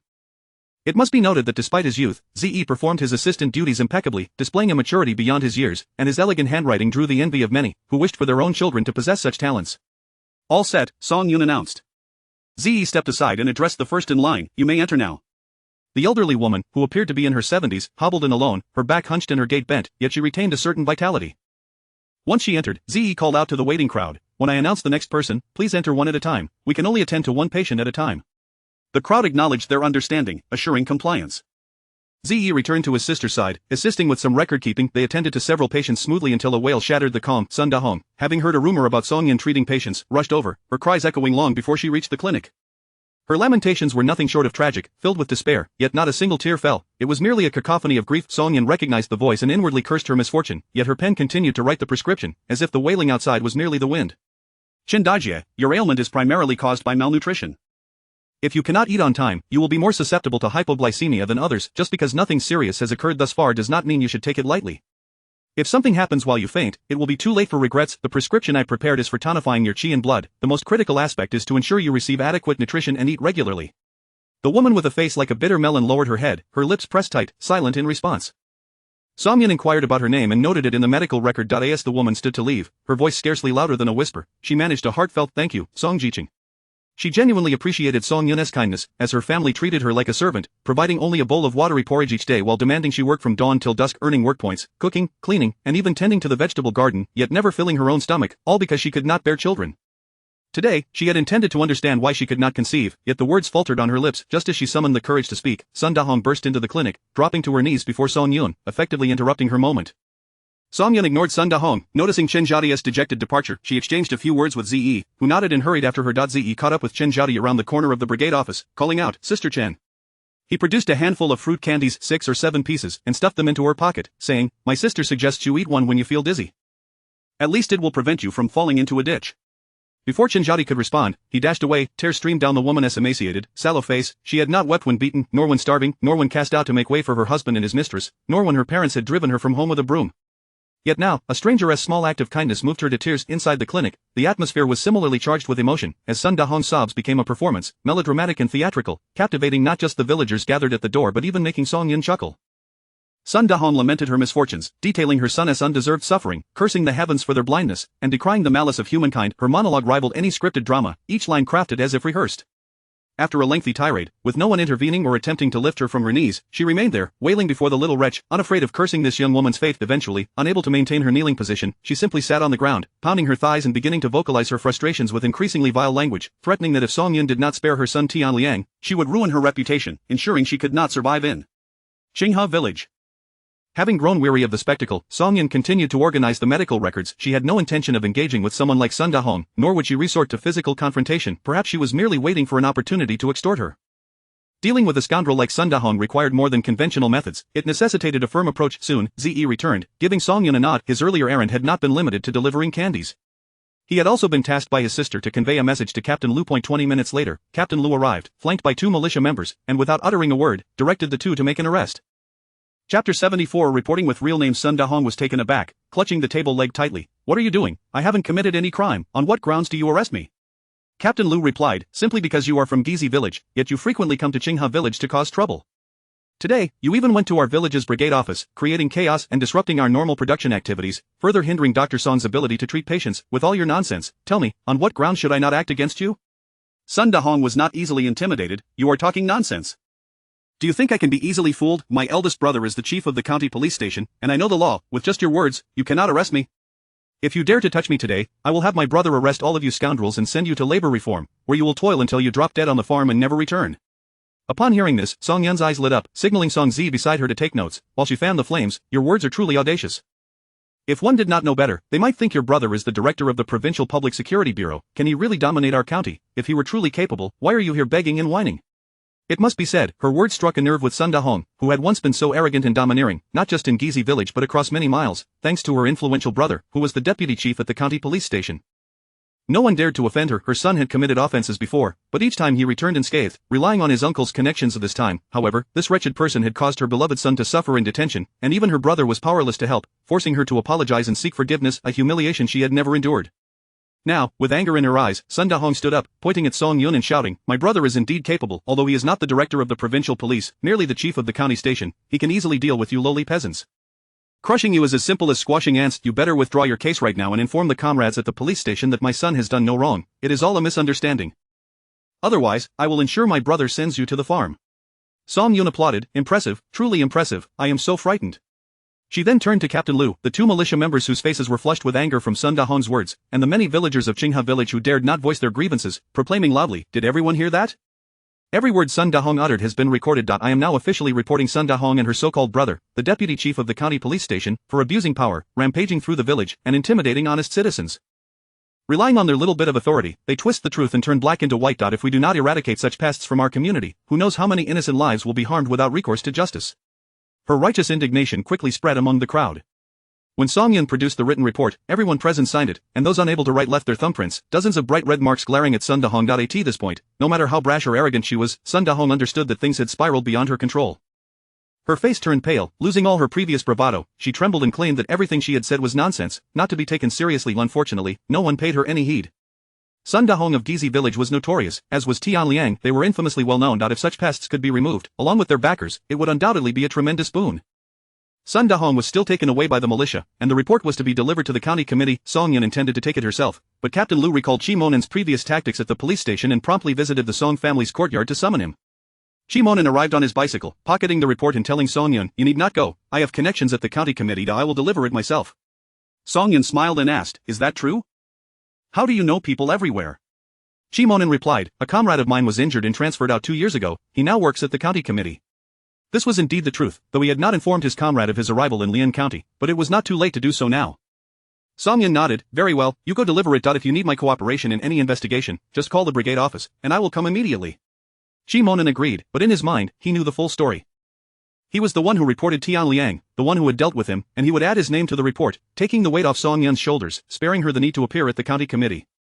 After Chi Monen left, Song Yun continued attending to patients, and by noon, she still had not finished seeing all the patients waiting outside. There were simply too many, especially for acupuncture, which was time-consuming. Some elderly patients, due to their advanced age, could not even articulate their discomfort clearly, requiring considerable time just for consultation. The villagers who had queued all morning without being seen were quite dissatisfied, grumbling about the unfairness of it all. Song Yun did not perceive it as unfair. There were only so many hours in a day, and she could not extend her hours, as that would set a precedent for daily overtime. Nevertheless, acknowledging that they had indeed waited all morning, she decided to issue numbers to those who had queued but had not been seen. They could return the next day, and as long as they arrived before she opened, they would be prioritized. To prevent any deceit, she employed a distinctive font for the numbers, embedding a small trick within that only she could discern, and Inghon, known for her mischief, received a number 3. This meant that as long as she arrived before Song Yin opened the next day, she would be the third patient seen, and Ing Hong pouted, stuffed the number into her pocket, and spat in the direction of the brigade office when no one was watching, muttering something incoherent under her breath. She fancied that her petty actions went unnoticed, yet a pair of eyes had been observing her every move. Zhao Xiaomei smirked. It seems the beloved Song Jiqing isn't quite as universally adored as one might think. Zhao Xiaomei approached An Ing Hong, engaging her in conversation for quite some time, and when they parted, both wore mysterious smiles. Upon witnessing An Ing Hong conversing with Zhao Xiaomei, a curious onlooker approached, eager to inquire, An Ing Hong, didn't you say Zhao Jiqing was a vixen? Why are you chatting with her now? What did you discuss for so long, both of you smiling like mother and daughter? An Ing Hong glared, spitting at the gossipy woman. Which of your eyes saw us smiling? I was merely warning her to keep her distance from my Ingwa. He is a man with a wife and would never take a fancy to her. Chapter 75 of the Scapegoat. Unbeknownst to Song Yun, she had already attracted the attention of a venomous serpent. Upon returning to the Song family's courtyard with Ze, they found that Chi Mo9 had yet to arrive. The woodpile in the yard had significantly increased, and the woodshed had been tidied up. The firewood chopped yesterday had been moved inside, occupying only a small portion of the space, approximately 1/6. Today, even more wood had been chopped. At this rate, the shed would soon be full. After partaking in lunch, villagers who had ordered medicine began to arrive in succession. Song Yin meticulously wrapped the sorted herbs in discarded newspapers according to their prescribed amounts, ensuring each packet bore detailed instructions for brewing. For those whose family members could not read, she even drew diagrams to prevent any misunderstandings of the villagers. Pleased with their medicine, returned home quickly, bringing with them an assortment of vegetables and beans from their gardens. Most were reluctant to part with their eggs, as their homes yielded primarily cabbage, sweet potatoes, and beans. After a flurry of activity, Song Yun had collected half a sack of sweet potatoes, at least 3 to 4 pounds of beans, and more than half a basket of cabbage, along with a few eggs and 2 pounds of cornmeal, quite generous indeed. However, Song Yun was not picky. These provisions were exactly what she needed and she joyfully stored them in the cellar. At 3 in the afternoon, with no more villagers arriving for medicine, Song Yun closed the courtyard gate and began making medicinal pills. She intended to prepare some for treating colds and flu, as well as others for alleviating coughs, all common ailments for which these remedies were frequently employed. Once completed, she would take them to the clinic, allowing patients with corresponding symptoms to conveniently obtain their medication without the hassle of back-and-forth trips. While Song Yin busied herself with the preparation of pills at home, Chi Mo9 had taken Ze up the mountain. Upon their return at dusk, they brought back 2 wild chickens, a hare, and half a basket of fresh wild vegetables. Chi Mo9 had also managed to procure a dead tree, which left the villagers they encountered at the foot of the mountain envious, yet, they dared not venture into the woods themselves, resorting instead to gathering a few twigs and branches along the periphery. To retrieve a larger dead tree, they would need to gather several people and arm themselves for the expedition. With the steamed buns nearly consumed, Song Yun had prepared dough in the afternoon, which was now ready to be steamed. She also boiled water to clean the wild chickens and the hare. She resolved to begin storing food for the winter. The wild chickens and hare would not be consumed today, as her parents and the 2 elderly individuals in their care had sufficiently regained their strength, making daily meat consumption unnecessary. Being well-fed and ensuring adequate nutrition was sufficient. The cleaned wild chickens and hare were salted for preservation, to be hung for drying the following day. To add variety to their meals, Song Yin prepared a steamer of buns, a steamer of sweet buns, and a steamer of wild vegetable and noodle dumplings, marking each type distinctly so one could easily identify what they were eating. Ze had a particular fondness for the sweet buns. After all, which child could resist the allure of fragrant, sugary treats? Chi Mo9 preferred the wild vegetable noodle dumplings, relishing their refreshing flavor. Though he also enjoyed spicy food, his palate was most accustomed to the mild tastes he had developed since childhood. It was only after joining the army and dining with his comrades in the mess hall that his tastes diversified, becoming accustomed to a variety of flavors. As night descended, the trio quietly exited through the back door of the courtyard. Song Yun and Chi Mo9 each carried a cotton quilt, while Ze clutched a basket filled with buns and dumplings in one hand and a jar of pear syrup and medicinal pills made by his sister in the other. Upon reaching the cattle shed, illuminated only by the sparse starlight and moonlight, Song Yun noticed that the door to the shelter where the couple from the research institute in the capital had previously resided stood wide open. Inside, it was pitch dark and utterly silent, with some indistinguishable objects strewn about at the door. The 3 of them paused at the entrance of the cattle shed, ensuring that no one was inside before they cautiously entered the small courtyard, gently knocking on the door of Song Hao and his wife. The door opened swiftly, and Song Hao invited them in, while Bai Qingxia lit a lamp, smiling as she said, "I guessed you would come today." Song Yin placed the quilt on the bed and inquired, "Dad, Mom, what happened over there? Wasn't there a couple from the research institute in the capital staying there? Where have they gone?" At the mention of this couple, both Bai Qingxia and Song Hao's expressions darkened. Song Hao replied, "They were taken away. From the looks of it, they must have uncovered something significant. Before they left, they were beaten. Though referred to as being taken away, in truth, they had been dragged off, both of them having been knocked unconscious." "What happened?" asked Ze. Song Hao shook his head. "I don't know, but Qi Lao and others speculated may be related to a leak of confidential information. It doesn't bode well." He felt immensely relieved that since coming here, he had never interacted with that couple, not even learning their names, which meant that they would not be implicated in this incident. After greeting everyone, Chi Mo9 headed next door, depositing the quilt before bringing Qi Lao and Mo Lao over. The group gathered around, sharing the still-warm buns and dumplings. Song Yin took 2 sweet buns and 2 vegetable buns to old Zhang's place, hoping to glean more information about the couple's situation. It was not mere curiosity, she genuinely feared that the troubles of that couple might affect her parents. Fortunately, old Zhang reassured her, revealing that those who had come to apprehend the couple had already asked him questions, inquiring about the couple's usual acquaintances and close relations. Old Zhang recounted how the couple was known for their odd temperaments and peculiar behaviors, causing others to avoid interaction with them. In fact, few ever spoke to them. The same inquiry had been made among the villagers at their worksite, yielding identical answers, and thus, nothing further was said before the couple was taken away. Relieved, Song Yun expressed her gratitude to old Zhang before departing, discreetly leaving a package at the front door. The couple had always posed a potential threat in her mind, and now this turn of events seemed for the best. She merely hoped that their transgressions would not implicate innocent individuals. Upon returning to her parents' shelter, she found them discussing how individuals from the Revolutionary Committee had come today different from the previous group, though their demeanor remained unfriendly.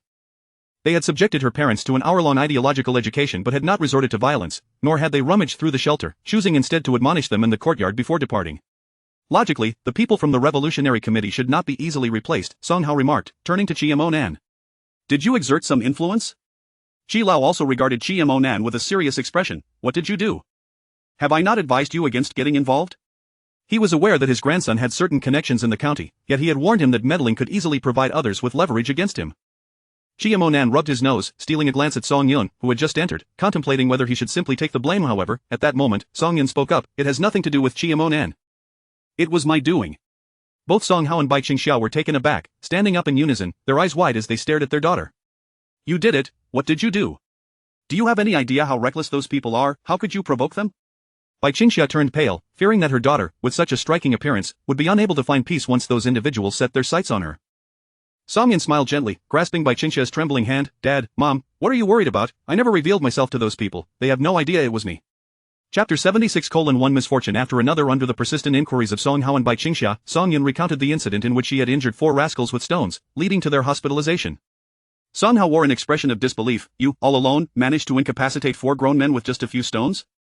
It wasn't that he doubted his daughter, rather, it was an implausible notion. His daughter, with her delicate and gentle demeanor, seemed entirely incapable of being associated with the term expert. Song Zi quickly interjected, Dad, you have no idea how formidable my sister is, she is incredibly accurate with stones. Not just 4, but even 40 would stand no chance against her. Song Yin felt speechless. Such exaggeration was a bit much. With Song Zi's embellishment, Song Hao and his wife grew even more skeptical. Chi Monan stifled a laugh, choosing to remain silent, anticipating that witnessing the truth with his own eyes would prove far more entertaining. Regardless of whether Song Hao and his wife believed it or not, the matter stood as it was. The newly appointed individuals from the committee had no inclination to harm them, which was indeed fortunate. Song Yun could breathe a sigh of relief, no longer burdened by the constant fear of her parents being assaulted again. Life was progressing towards a brighter horizon. Not only were Song Hao and his wife filled with hope for the future, but also the elders Qi and Mo, who yearned for the day when the sun would break through the clouds and once again illuminate the earth. On August 4th, Chi Monan rose early, even before dawn. He began his day with exercises in the courtyard, and after preparing breakfast, he left a note for Song Yun before departing. In 2 days, he would be leaving Qinghe village in Lian County. Before his departure, he was determined to resolve the matters concerning Sun Dahong and Tian Liang, ensuring that no potential threats remained for Song Yun. He understood well that neither Sun Dahong nor Tian Liang posed a genuine risk. The real danger lay in Sun Dahong's elder brother, Sun Dafu, the deputy director, whose propensity for mischief could endanger Song Yun. Only by bringing down that troublemaker would she be safeguarded from any petty revenge. Upon waking and discovering the note, Song Yun surmised that Chi Monan had gone to the county to address the matter of the complaint. A pang of regret washed over her. Such a valuable ally was leaving. How wonderful it would have been if he could remain in Qinghe village, managing affairs both within and outside the home with unparalleled competence. She chided herself for her greed, recognizing that he was an officer, and here she was, foolishly dreaming of keeping him as a permanent fixture. After breakfast, Song Yun, accompanied by Song Zi and the pill she had prepared the previous day, made her way to the brigade office. The queue was still quite long, with the first in line being Grandma Sun, who had previously sought her medical assistance. Song Yun had a favorable impression of her and, seeing her at the front of the line, casually inquired, Grandma, is your leg hurting again? Grandma Sun waved her hand, No, it's not for me. I am here for my husband, he is over there. She gestured in a certain direction. A frail old man, leaning on a cane, stood a few meters away, one foot on the ground while the other was suspended in a splint. Upon noticing Song Yun's gaze, he forced a smile, though it was evident that he was not accustomed to smiling. The effort appeared strained. Song Yun nodded, Please come in.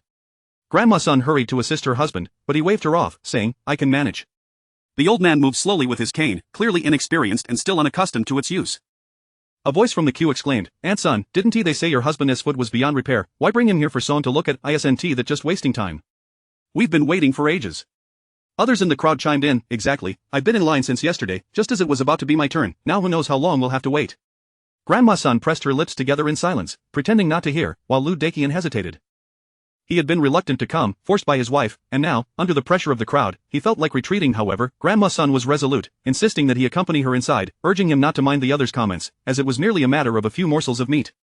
With no other choice, Lu Daqian followed his wife into the examination room. Once seated, Song-yin began her inquiry. What seems to be the problem? Grandma Sun pointed to her husband's injured foot, saying, Song, could you please examine my husband's foot to see if it can still be treated? The orthopedic doctor at the county hospital said it's beyond saving and that he would be a cripple from now on, but Grandma Sun's voice faltered, and after a moment, she continued, I just feel that my husband's foot still has hope. Could you please take a look? Had it been any other doctor, she might not have been so insistent, but she had personally experienced Song-yun's medical skills and knew that she was a truly capable young woman. Perhaps, just perhaps, she could mend her husband's leg. Song-yun rose and crouched in front of Lu Daqian, reaching for the splint on his leg. Lu Daqian jumped back in surprise, instinctively pulling his leg away. What are you doing? Song-yun smiled, Sir, I need to check the condition of your leg. Grandma Sun quickly knelt beside him, saying, Let me help. My husband is a bit shy. Lu Daqian, realizing his reaction was excessive, felt his sun-darkened skin flush, though thankfully it was not easily noticeable. Together, they removed the splint from the old man's lower leg, revealing his thin calf, which bore a stitched scar. As Song-yun conducted her examination, she listened to Grandma Sun recount the circumstances surrounding the leg injury. A month prior, Grandma Sun had fallen ill, leaving her weak. The doctor at the town clinic had advised her to rest and recuperate. Otherwise, her health would deteriorate, yet, with nothing but a laying hen producing eggs at home, they could afford none of the nutritional supplements from the supply store. Their 3 sons were solely focused on their own families, offering only a meager amount of old rice and millet each year for their parents' sustenance, not a single cent more. Faced with such a dire situation, how could she possibly provide for her husband's recovery? Unable to watch her husband's health decline, she ventured into the mountains with a machete, hoping to catch a wild chicken or rabbit or perhaps dig up some ginseng to bolster his health. However, fortune did not favor her. She found neither ginseng nor any game but did encounter a solitary wild boar, which chased her down a slope, resulting in her husband's broken leg. Truly, it was a case of misfortune begetting misfortune. Thus, Grandma Sun, still recovering from her own illness, found herself in the hospital caring for her husband with the broken leg, which ultimately led to her own hip pain. The severity of Lu Daqian's injury was pronounced. The orthopedic surgeon at the county hospital had declared it beyond their capabilities, suggesting either a visit to the city hospital or simply accepting their fate. Yet, they lacked the funds for a city hospital visit, having borrowed even the money for the county hospital from the brigade team leader. Lu was a good man, assuring them that they could seek treatment, and that he would collect the debt from their 3 sons, deducting it from their work points if necessary. However, even if they considered going to the city hospital, they had no idea how to get there. After hearing Grandma Sun's account, Song-yun completed her examination. The old man's injury was indeed severe, resulting in a comminuted fracture. Although the county hospital had done what they could under their limited conditions, they had recommended a visit to the city hospital for further treatment. Chapter 77, The Year of Many Scoundrels. A glimmer of hope illuminated Sun's face as she gazed at Song-yun. Comrade Song, please give me a definitive answer. Is there still hope for my husband's leg? Song-yun settled back into her seat and addressed Grandma Sun. The county hospital has handled the situation adequately. However, your husband's injury is quite severe. Given the current condition, it is likely that he will walk with a limp after recovery and will not be able to exert himself, only able to walk on tiptoes. The light in Grandma Sun's eyes gradually dimmed as she murmured, that is precisely what the doctor at the county hospital said.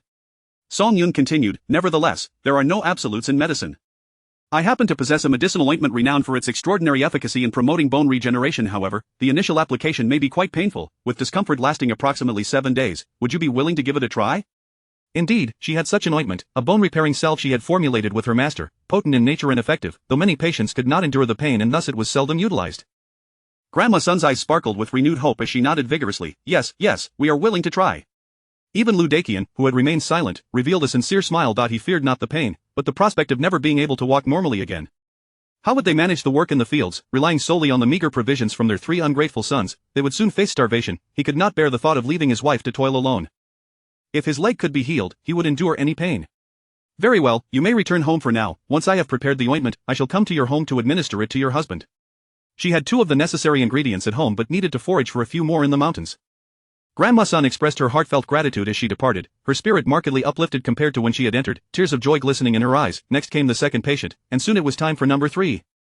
However, it was not An Inghong, the usual bearer of number 3, but rather Li Xingli who entered the consultation room. Song-yun recognized Li Xingli, not only due to his position as the squad leader but also because of his ambiguous relationship with Zhao Xiaomei.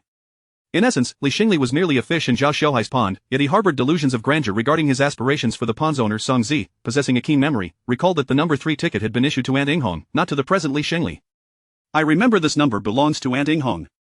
How did it end up in your hands? He inquired, his curiosity piqued, though he deemed it a trivial matter. Song-yun glanced at the ticket, confirming it was indeed her writing, and then turned her gaze toward Li Xingli, awaiting his explanation. Li Xingli raised his chin slightly. My ailment is rather urgent, and your household has an abundance of rules, making it quite difficult to seek treatment. Since Aunt Inghong is not in a hurry, she graciously allowed me to take her place. Is that unacceptable? Song Yun placed the ticket in the drawer and replied nonchalantly, I have not stated it is unacceptable. What seems to be troubling you? Li Xingli immediately adopted a pained expression, pointing to his head. I have a headache. What kind of pain? Be specific. Li Xingli struggled to articulate the nature of his discomfort, merely repeating, it hurts. Song Yun could easily discern that he was seeking trouble and smiled inwardly. Very well, then I shall administer acupuncture. Li Xingli's expression shifted abruptly, and he hastily waved his hands. No, no. I don't want acupuncture, just prescribe me some medicine. Next, Song Yun called out abruptly. Two individuals entered from outside, a mother and daughter pair, appearing unfamiliar and dressed in a manner that suggested they were from the city rather than the village. Li Xingli remained seated, agitated. What is the meaning of this? I explicitly requested you prescribe me medicine, and yet you have not even begun to do so before calling others in. Song Yun gestured for the mother and daughter to approach and, without dismissing Li Xingli, maintained her stern demeanor. You claim to have a headache but cannot articulate how it feels. I suggested acupuncture, yet you refused. I have no headache medicine available here. Li Xingli became anxious, disregarding the presence of others. You just prescribed medicine for Jin Bao. I witnessed it myself. Just give me that same medicine. Song Yun was taken aback. Are you also suffering from indigestion? That was a digestive pill made from hawthorn. Li Xingli nodded fervently. Yes, I also have indigestion. Just give me that. Song Yun meticulously documented the entire exchange regarding Li Xingli's change of diagnosis and his request for hawthorn pills, and after completion, she requested his signature. Li Xingli, eager for the pills, glanced at the notes and found nothing amiss. Signing without hesitation, Song Yun retrieved a tin box filled with vibrant red hawthorn pills resembling candy. She casually took one for herself and offered another to Z before wrapping 2 pills in paper and handing them to Li Xingli. After Li Xingli hurriedly departed, Song Yun turned to the newly arrived mother and daughter, offering, these are hawthorn pills, sweet and tangy. Do give them a try. The pair accepted the pills with smiles of gratitude. Song Yun closed the tin box and inquired, who is unwell? The short-haired woman gently pushed the young girl forward. My daughter is unwell. Please, have a seat, Song Yun instructed, gesturing to a stool. Noticing the girl sitting somewhat awkwardly, she asked, what seems to be the problem? The girl nervously twisted the hem of her clothing, her voice barely audible. My stomach hurts. The short-haired woman, observing her daughter's demeanor, grew anxious and quickly pleaded with Song Yun, could you please check my daughter Man's pulse? Song Yun regarded the mother and daughter curiously but said nothing, motioning for the girl to extend her hand. Upon taking the pulse, she raised an eyebrow and inquired, when was your last menstrual period? The girl lowered her head, remaining silent. The short-haired woman's face paled instantly, and she looked at Song Yun with pleading eyes, whispering, is she truly? Song Yun nodded, yes. How long has it been? The short-haired woman asked, her voice trembling.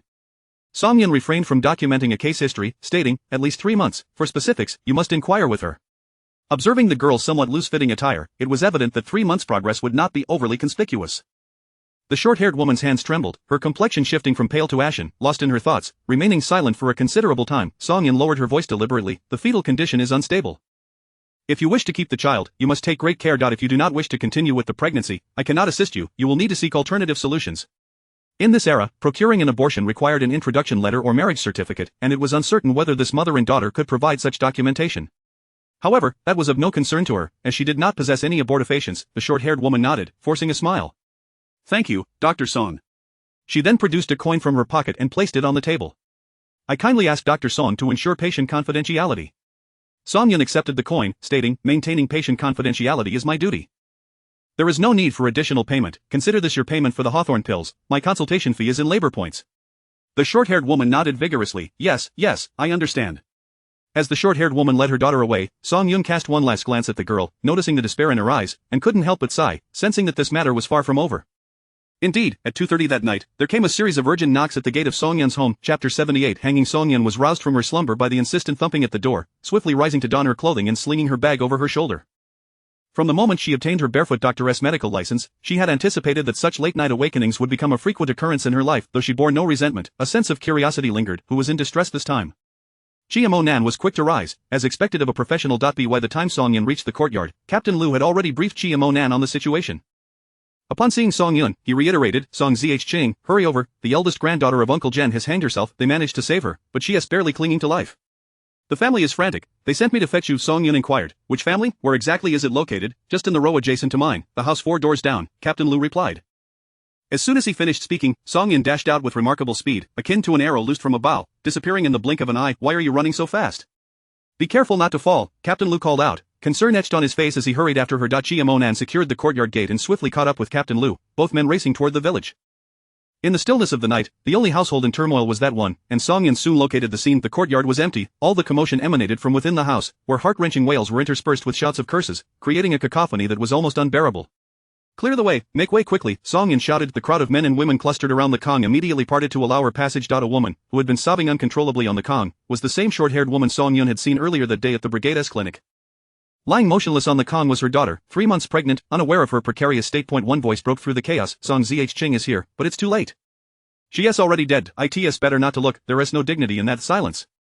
A man's voice rebuked the woman sharply. Ignoring the comments, Song Yun rushed to the edge of the Kong, her fingers probing the girl's neck for a pulse.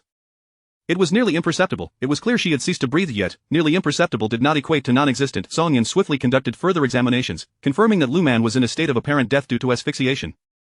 If she could not be revived promptly, true death would claim her in 5 minutes. Zhang Yulan was nearly fainting from grief, and seeing Song Yun still examining her daughter, she fell to her knees, repeatedly bowing her head. Dr. Song, I implore you, save my man. She is only 19, just 19, please. Song Yun had no time to offer comfort. She turned and commanded, someone, move her aside, don't hinder my efforts to save her. The woman who had previously spoken dismissively chimed in again, why bother saving her, she is already dead, it only serves to highlight your supposed skills. At that moment, Song Yun caught sight of the woman, having encountered her a few times at the grain drying yard. The woman often cast sidelong glances at others, and her perpetual discontent was palpable, as if life had dealt her an unkind hand. Song Yun dismissed her from her mind, focusing instead on the task at hand. Zhang Yulan had been pulled away by 2 older sisters, and Song Yun took her place at the edge of the Kong. She turned Lu Man over, placing one hand on the Baihui point and using her other hand to methodically press the 7 acupoints on her back, channeling her hard-earned internal energy into each point. After completing the 9 acupoint presses, her internal energy was nearly depleted, and her once rosy complexion had turned pale. Playing tricks. If she manages to revive Lu Man, I'll bow to her 100 times, the irritating voice rang out again. At that moment, as Song Yun's fingers lifted from Lu Man's Baihui point, the girl suddenly coughed. Though the sound was not loud, it resonated with the force of an earthquake, silencing the room as if everyone had been pressed on pause, even their breaths ceased. The first to react was Lu Man's mother, Zhang Yulan. She rushed to the Kong's edge, trembling as she reached out to touch her daughter's face. Man, you're awake. Lu Man slowly opened her eyes, the pain in her throat preventing her from speaking. Rest for a few days before speaking, this is normal, there is no need to worry, you will recover in time, Song Yun assured her. Seeing her daughter truly awake, Zhang Yulan was overwhelmed with emotion, unsure whether to weep again or to bow in gratitude to Song Yun. Exhausted, Song Yun had no desire to linger further. She turned to leave, her gaze inadvertently locking onto that of the woman with the slightly evasive triangular eyes. With a cold huff, she remarked, didn't you just say that if I revived Lu Man, you'd bow 100 times? Let us begin now. The woman's expression darkened, and just as she was about to retaliate, a man beside her covered her mouth, scolding, be quiet, your incessant chatter is tiresome. Go home. After reprimanding her, he turned to Song Yun with a conciliatory smile. Song Zheng, I sincerely apologize. My wife lacks education and doesn't know how to express herself properly.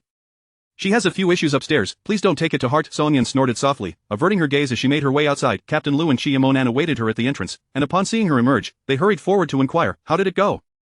Captain Lu, already reassured by the absence of cries from within, felt a sense of relief. It's all right now, you should head home and rest, Lu Shu, tomorrow there will be a lot to attend to. Tomorrow marked the day for gathering autumn vegetables in the mountains. Aside from a small number of essential personnel remaining to work, the rest of the team would have the day off, with militia members accompanying villagers into the mountains for 3 days. During this time, they would gather mushrooms and wild vegetables, while the men would also chop dead trees for firewood. If fortune smiled upon them, they might even catch wild chickens or rabbits for an additional meal. As the captain, Lu would undoubtedly accompany them into the mountains tomorrow, tasked with maintaining order alongside the militia. Every year, disputes arose over the autumn harvest and firewood, and it required both the militia and the brigade leader to handle such matters. Thank goodness everything is fine. Lu Man is the only daughter of Uncle Jen's eldest son. Not if anything had happened to her, how would Lu Daxiang and his wife bear it? Song Yun did not inquire about Lu Daxiang's family matters, but Captain Lu could not help but whisper, Lu Daxiang is Uncle Jen's eldest son and the most accomplished among the 4. He works as an official in the county's education department and married a woman from the city, rumored to be a cadre from the street office. They own a house in the county and seldom return to the village. This time, his wife brought Lu Man back to the village unexpectedly, claiming Lu Man had broken off her engagement and needed to clear her mind. She ended up staying for over half a month, and now this incident has occurred. Sigh. Song Yun understood, realizing the complexity of the situation given that Lu Man had ended her engagement while carrying a child. Without further comment, Song Yun bid farewell to Captain Lu and returned to the Song family courtyard with Chiemonan. Chiemonan remained furrowed in thought, and once they exited the village, he finally spoke, I fear such incidents will become increasingly common. Chapter 79 When the mountain falls, the water flows. Well, being a doctor is like this, on call 24 hours a day, with no alternative, Song Yun remarked, having long since grown accustomed to the demands of her profession. This was precisely why she had established her own rules from the outset. Being on call does not equate to working incessantly. In the event of an emergency, she would give her all to assist, but for minor ailments, she insisted on adhering to her own guidelines. After all, she was human, not a machine, and required her own time, as well as ample rest. Chi Monan understood the responsibilities that came with being a healer. He could not voice any objections, only hoping that situations like today would occur less frequently. The matters concerning Sun Da Hong and Sun Dafu are practically settled. Results will be announced tomorrow. Sun Dafu's position at the police station is surely untenable, and he will likely be sent to a farm for rehabilitation. As for Tian Liang, a minimum sentence of 10 years awaits him. Sun Da Hong will be released, but her future will likely be fraught with difficulties. The Sun family will undoubtedly make her life miserable, and she will neither dare nor wish to trouble you again. Chi Monan spoke these words with an air of nonchalance, but Song Yun knew he must have exerted considerable effort behind the scenes. Otherwise, such swift resolutions would have been implausible. Thank you. Song Yun expressed her heartfelt gratitude. It is I who should be thanking you. Without your assistance, my grandfather would not be in such good health now. Song Yun laughed lightly. All right then, let's refrain from exchanging thanks. Who knows, we might become family in the future. Chi Monan's heart skipped a beat, and he heard Song Yun add, Grandpa Chi absolutely adores my father. Who knows, I might end up calling you brother after all. A chill ran through Chi Monan's heart, and he quickly retorted, that's impossible. Seeing his exaggerated reaction, Song Yun inquired with curiosity, why not? Under her curious gaze, Chi Monan felt his face heat up slightly, yet he feigned an air of indifference. I asked my grandfather, and he stated that he has no intention of adopting a godson. He was relieved that it was night. Even with the starlight and moonlight, they could not illuminate the flush on his cheeks. Song Yun merely responded with an oh, not appearing the slightest bit disappointed. Having a benefactor was undoubtedly advantageous, but in its absence, it was inconsequential. When the mountains fall and the waters flow, ultimately, one must rely on oneself. As long as one possesses sufficient capability, one becomes their parents' greatest support, without needing to rely on others. The news regarding Lu Man's situation eventually spread like wildfire. Even the fact that Lu Man was pregnant was discerned by someone, leading to the propagation of over a dozen versions of the story, each more outrageous than the last.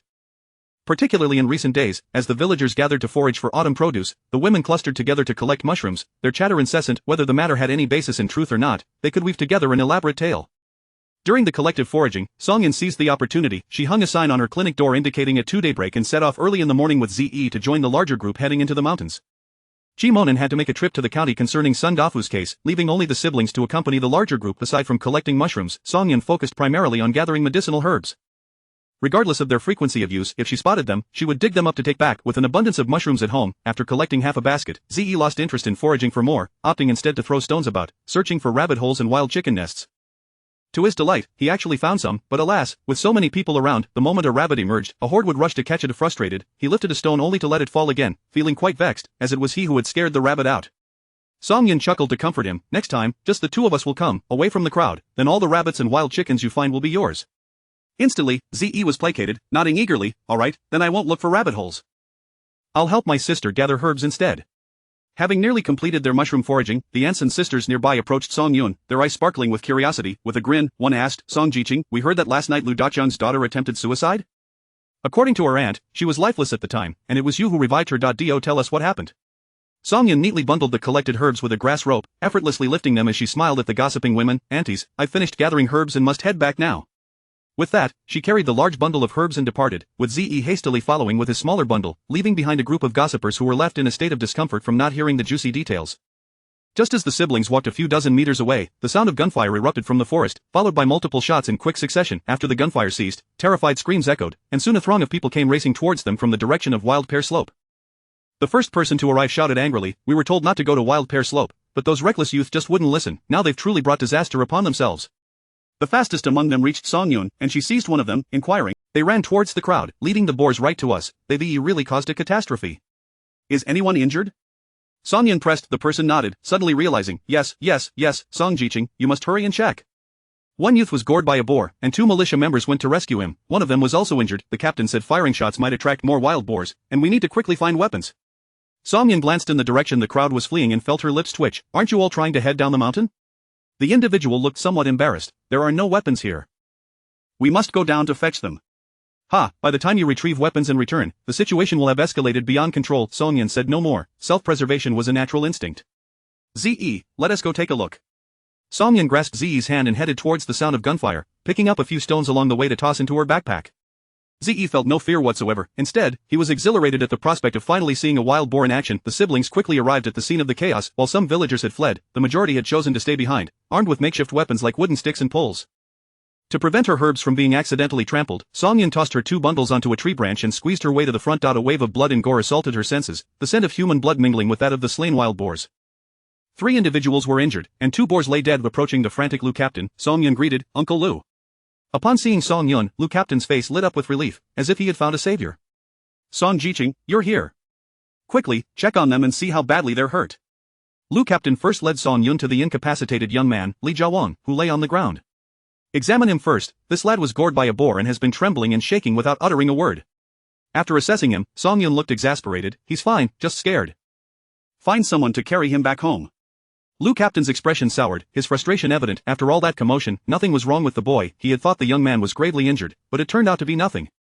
Truly infuriating. Chapter 80. The murderer. The other two injured individuals were militia members. One had suffered a gash to his abdomen from the tusk of a wild boar. Fortunately, the injury was not life-threatening, though it appeared quite gruesome and required a few stitches at the hospital. The other had dislocated his arm, but Song Yun promptly set it back in place, with the remainder merely suffering from abrasions. Nothing of great concern. Captain Lu let out a sigh of relief and quickly organized a makeshift stretcher to carry away the militia member with the abdominal wound and the terrified young intellectual who was too shaken to rise. Meanwhile, the others prepared to transport the wild boar back. Just as the boar was being bound with a hemp rope and before it could be lifted, the distant sound of pounding footsteps echoed from the forest, accompanied by the furious grunts of the wild boar. The armed militia members, seasoned in such encounters, immediately raised their rifles, chambered rounds, and shouted, "Fall back, everyone retreat!" Song Yun silently picked up a stone, while Song Zi grasped several larger rocks than he typically trained with. Captain Lu retreated behind the militia members and noticed that the Song siblings had yet to join the crowd, prompting him to rush over and urge, "You two, hurry over there." At that moment, two wild boars charged forward at astonishing speed. The militia member fired his weapon, but his aim faltered, missing the running beasts entirely. Another militia member fared slightly better, hitting one of the boar's front legs, yet the creature seemed oblivious to the pain as it charged wildly towards the throng of people. At this juncture, the nearest individuals to the boar were the Song siblings and Captain Lu, while several armed militia members took a few steps back. Captain Lu's face paled in fear, but he did not turn to flee. Instead, he picked up a wooden stick from the ground and positioned himself in front of the Song siblings, brandishing the stick in an attempt to intimidate the boar. However, the wild boar was hardly deterred by Lu's bluster. One of them redirected its course and charged directly at him. The retreating crowd erupted in screams, calling out Captain Lu's name, while others rushed forward brandishing makeshift weapons. It must be said that adversity reveals true character. Captain Lu, despite his worries for the village, was not without allies, for many rushed to his aid, eager to rescue their leader. Seizing the opportunity, Song Yun hurled the stone in her hand, striking the wild boar's front leg with a resounding thud. The boar collapsed to the ground. A militia member rushed in, firing several rounds into the boar's head, ending its life. The other boar also succumbed after sustaining multiple gunshots. While the outcome was favorable, the ordeal had been harrowing, particularly for the militia members, whose faces reflected their unease.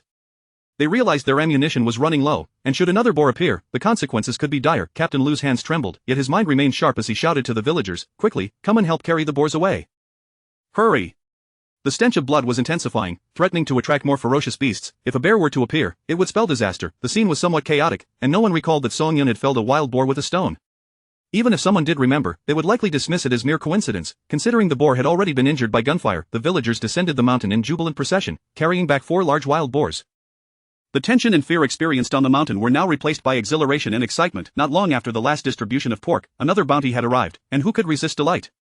Naturally, the 4 wild boars could not all belong to the village. A portion needed to be allocated to the militia, especially to the 2 injured members, who would receive a greater share. Fortunately, the militia had access to public funds for medical expenses, otherwise, some of the boars would have to be given to cover those costs. Ultimately, 3 wild boars remained for the village, which was still a generous amount, allowing each household to receive 2 or 3 pounds. As the jubilant villagers marched towards the drying ground with their haul, Li accountant's wife, Gu Danio, suddenly burst forth from the crowd, frenzied and shouting, "Where is Song Yun, that wretched girl? Bring her out, I shall tear her apart today." Captain Lu intervened, blocking the deranged woman. "Gu Danio, what madness is this? Can you not speak sensibly?" Gu Danio wailed, "Heavens, my son Shengli took medicine from that wretched Song Yun yesterday, and today he is not well. My child, if anything happens to him, I shall not survive. I demand that this wretch pay for his life." An uproar ensued. Some expressed disbelief. "You mustn't speak such nonsense. Song Jiqing is an excellent healer. How could she possibly harm him? My son's ailment was cured by her medicine." Others chimed in, "Indeed, I saw your Shengli this morning. He looked perfectly fine, merrily heading towards the young intellectual's dormitory. I even called out to him to join us on the mountain, but he ignored me." Immediately, several agreed, yes, I saw him too." Song Yun smirked coldly, her suspicions confirmed, yet she was uncertain whether this woman had any true connection to the matter at hand. However, given her distraught demeanor, it seemed genuine. It was quite possible that Li Shengli had been misled by Zhao Xiaomei, leading him to consume something harmful and then attempt to blame her, with his family oblivious to the truth. With this realization, she felt a pang of pity for the woman. After all, her own son had harmed himself for the sake of a woman who was using him, causing distress to his parents. What a misguided child. Seeing no one come to her aid, Gu Danio grew even more enraged, weeping and attempting to snatch wooden sticks from the villagers, declaring her intent to kill Song Yun for her son's sake. Stepping forward from the throng, Song Yun confronted Gudania, saying, "Auntie, I do not know what has befallen your son, but he came to me yesterday for 2 hawthorn pills and took nothing else. You cannot possibly be suggesting that he fell ill from those pills. I have given them to many children in the village, including myself, and none have suffered any ill effects." "Indeed. My second son also took the hawthorn pills, and he is perfectly fine. My little Bao also had some. I was tempted and took half a pill myself, and it tasted delightful, no issues at all." Gu Daniel refused to believe. "Impossible. My son is on the brink of death. Dr. Chen at the health station said he has been poisoned. You dare claim you are not involved?" Song Yun's expression hardened. "Then you should inquire about what your son consumed that he should not have. Do not attempt to place all blame upon me." Gu Daniel shouted, "It was you. Zhao Jiqing herself told me that my Shengli was poisoned from the hawthorn pills you provided." "Are you referring to Zhao Xiao? She witnessed it herself. Do you dare deny it? I will kill you, murderer." Captain Lu intervened. "You are making a scene without understanding the facts. To Zhao Jiqing's word gospel. Just because she claims something does not make it true. Do you lack common sense? The whole village knows that Zhao Jiqing and Song Jiqing are at odds. Can we trust her words?" Gu Daniel, taken aback by Captain Lu's rebuke, stammered, "What do you mean?" Captain Lu, exasperated, replied, "Let us not dwell on trivialities. We need to get your son back from the health station. What can Dr. Chen do to help him? Are you leaving him there to die? Hurry, don't just stand there, bring him back to the brigade office clinic, and do it quickly." Captain Lu bellowed. Chapter 81 Poisoning. Captain Lu, uneasy about Gu Daniel's safety, dispatched 2 strong men to accompany her. After ensuring Gu Daniel was taken care of, Captain Lu turned to Song Yun and said, "Well, you should go take a look soon. Regardless of the circumstances, our priority is to preserve life, otherwise, the absence of evidence in case of death would be troublesome." This reasoning was sound, and Song Yun did not refuse. "All right, I'll return home to put away some things, then head over to the brigade headquarters." After they had made their plans, Song Yun took her brother back to the Song family's courtyard, while the others resumed their tasks. Once home, Song Zi finally voiced the question that had been on his mind throughout their journey. "Sister, did you already suspect that Li Xingli had ill intentions? That day, when you gave him the hawthorn pills, you deliberately asked someone else to come in and even ate 2 in front of him first. Was that all part of your plan?" Song Yun replied, "I'm not a fortune teller. I can't foresee everything. I merely noticed his odd behavior and kept my guard up, ensuring I had evidence and a fallback plan to avoid being unjustly accused. In any case, caution is the mother of safety. You must remember this principle when undertaking tasks. Do not only focus on the immediate, think several steps ahead. While it's impossible to anticipate every contingency, strive to minimize future troubles." Song Zi nodded earnestly, understanding. "I got it, sister. You are truly clever." The siblings sorted the medicinal herbs into categories, placing them in a round basket to dry in the yard. Once they completed this task, they left the Song family courtyard and proceeded to the brigade headquarters. Upon their arrival, they found that Li Xingli had just been carried back. 2 burly men were about to take him into the clinic when Song Yin called out, "No need to take him inside. Leave him out here." She was concerned about the clinic getting dirty. Without hesitation, the 2 men set him down in a vacant area outside the brigade headquarters, and a crowd of onlookers quickly gathered to witness the unfolding drama. Accountant Li, pale-faced, urged the crowd, "Disperse, everyone, what is there to see?" After sending them away, he turned to Song Yun, his expression a mixture of disbelief and concern. He couldn't fathom how her medicine could have led to such a state, nor could he believe his son would engage in such foolishness.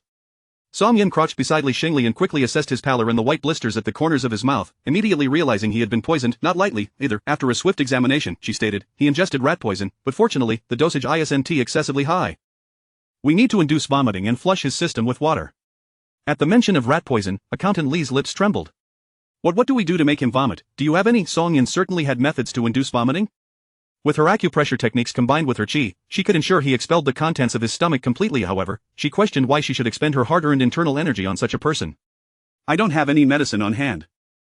We need to use dung to induce vomiting." Among the crowd, someone chimed in, yes, in the past, when someone ingested rat poison, they used dung to induce vomiting. It works effectively. Quickly, go get some dung. Despite feeling nauseated at the thought, Accountant Li prioritized his son's life above all else. Gu Daniel even rushed off to fetch the dung, her speed remarkable. Within the crowd, Aunt Inghong's face turned as pale as a ghost, her hands trembling in her pockets. Zhao Xiaomei, equally ghostly in complexion, could hardly believe that what had started as a simple issue had escalated to this extent. She had only sought a laxative from Aunt Inghong. How had it transformed into rat poison? If Li Xingli didn't survive, would she not become a murderer? After all, she had personally handed him the pills. What to do?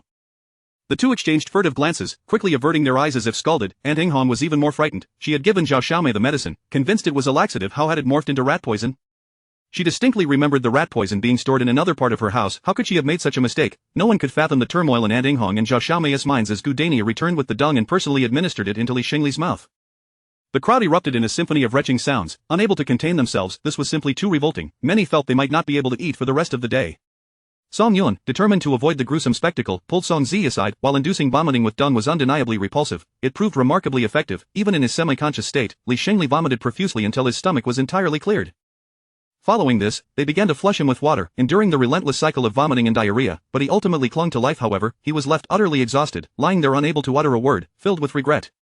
Upon learning that her son had survived, Gu Daniel and Accountant Li sighed in relief, quickly calling upon their eldest son and nephew to help carry Li Xingli home for cleaning. He was far too filthy and odorous. Song Yan stopped Accountant Li. Since he has been saved, it's best we clarify some matters now, while everyone is present. Accountant Li understood that if this issue remained unresolved, Song Ziking would not let it rest. This matter concerned reputation and future prospects, and could even lead to legal consequences. If things were not clarified, who would dare seek her medical assistance in the future? Would she still be able to practice as a barefoot doctor? Nodding, Accountant Li instructed Gu Dania to return home with her son, while he remained to handle the situation. The stench was unbearable, so Song Yan relocated to a cleaner area, gathering everyone around. She took out the medical record book, flipped to the page for Li Xingli, and handed it to Captain Lu. Uncle Lu, you and Accountant Li should take a look at this. The medical record was meticulously detailed, complete with Li Xingli's signature and fingerprint, leaving no room for denial.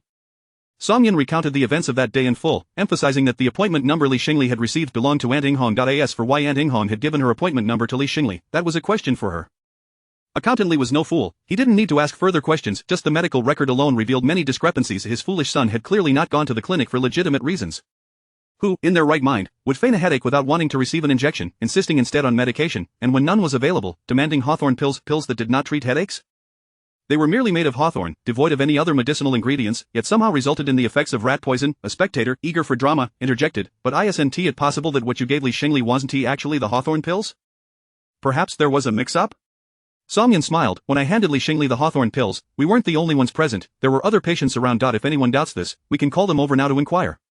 I've only just arrived here and had no opportunity to collude with anyone, so it's perfect to clarify matters and avoid any misunderstandings later. Captain Lu was undoubtedly on Song Yan's side. If this matter wasn't resolved today, in the future, no amount of explanation would suffice, and rumors could spiral out of control. Before long, Zhang Yulan was summoned. Stricken by worry over her daughter, she appeared haggard.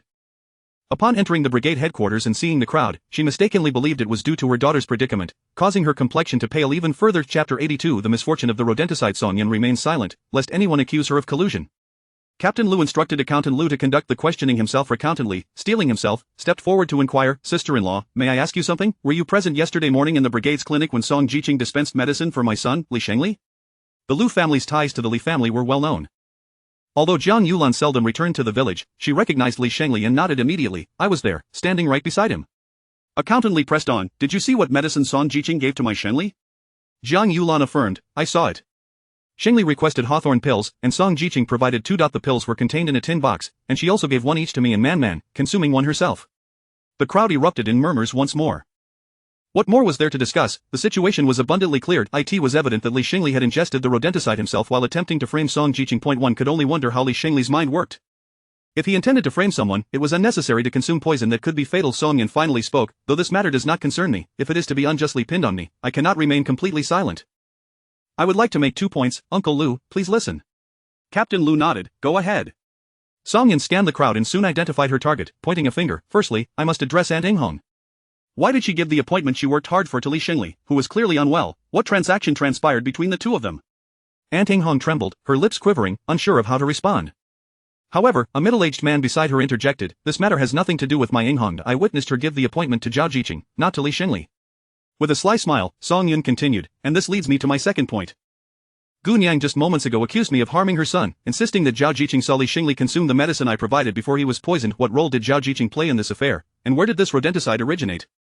Unraveling these mysteries should not be difficult. Captain Lu nodded, rest assured, I will thoroughly investigate this matter and provide you with an explanation. His gaze shifted to Aunt Inghong, whose pallor revealed her unease. Her character was such that she would typically be quick to lash out, yet in this moment, she remained silent, betraying her inner turmoil. This matter can be easily resolved. I shall report it to the police and bring the suspects in for questioning. I have heard that the police are quite adept at extracting confessions, and there is little they cannot uncover. At this, Aunt Inghong's legs weakened, she had no desire to be taken to the station. Captain Lu continued, however, considering we are all from the same village, it would be best to resolve this matter here. The question is whether you all possess the awareness to do so. If you refuse to be forthright, I will have no choice but to involve the police for a thorough investigation. Aunt Inghong, frightened by his words, stumbled through the crowd and fell to her knees, pleading, no, please don't report it to the police. I will confess, I will tell everything. This matter, while not directly my concern, involves me. Due to Captain Lu's expression hardened, speak clearly, without your stammering. Aunt Inghong divulged everything. It was Zhao Xiaomei who approached me, seeking the appointment I held, offering me a sum of money to procure some laxative. Accountant Lee's eyes widened in disbelief. A laxative? Do you think my Shengli looks like someone who would consume a laxative that was clearly poison, rodenticide? His words erupted in a shout, startling Aunt Inghong, who recoiled and stammered, I swear I only had laxatives. I do not know how it turned into rodenticide. I did not intend for this to happen. The medicine was meant for Zhao Xiaomei. She said she wanted to scare Song Jiqing to teach her a lesson. I have no grievances with Xingli. Why would I harm him? With Aunt Inghong's confession, the truth became clearer. Accountant Lee's eyes burned with anger, directed at the elderly woman who could not discern the gravity of her actions, and at Zhao Xiaomei, whose malicious intentions had led to this calamity, as well as at his own son for his foolishness. Where is Zhao Xiaomei? Captain Lu was equally furious. This incident was of a particularly heinous nature, far worse than the earlier scandal involving Li Lin and Qi Monin, as it had nearly resulted in death and threatened to tarnish the reputation of a valuable comrade, Song Jiqing. Zhao Xiaomei had already fled, with reports indicating she was headed towards Accountant Li's house. Captain Lu turned to Accountant Li, how do you intend to handle this situation? Ultimately, it was Accountant Li's son who had suffered the consequences of poisoning, and regardless of the outcome, he needed to gauge Accountant Li's perspective. Accountant Li opened his mouth but could not find the words. He wished to impose a severe punishment on Aunt Inghong and Zhao Xiaomei, yet he understood that had it not been for his son's voluntary involvement, this situation would never have arisen. His son bore some responsibility, and any consequences would also reflect upon him, merely a matter of severity. The difference between a 5-year and 3-year labor reform sentence was significant. That was his son. If he were truly sent for reform, it would be the end. Captain Lu, noticing Accountant Li's hesitance, turned to Song Yun. Song Jiqing, what is your opinion? Song Yun's expression was icy. Whatever punishment is deemed appropriate should be enforced. If poisoning and defamation can be easily overlooked, then villagers will take it as a precedent. Today, if I find you displeasing, I could simply administer a laxative. Tomorrow, if I take issue with another, I could poison them with rodenticide. As long as it does not result in death, it seems there are no repercussions. Even if someone were to die, who would be able to prove anything? With such a low cost of crime, who would care? One could poison whomever they pleased. Upon hearing this, Captain Lu realized the gravity of the situation. This could not be allowed to spiral out of control. Some in the village who had hoped to downplay the issue suddenly recognized the foolishness of their thoughts. This matter required serious handling to ensure that everyone understood the severe consequences of illegal actions and to prevent future occurrences. As Accountant Li hesitated, contemplating whether to request a lenient resolution from Song Jiqing, a group of individuals entered the village. Leading the charge was Dr. Chen from the health station, followed by 4 police officers in uniform. Accountant Li recalled how Dr. Chen had previously urged him to report to the police. He had been too preoccupied with his son at the time to heed her words, and now, she had taken it upon herself to bring the police into the village. It was over.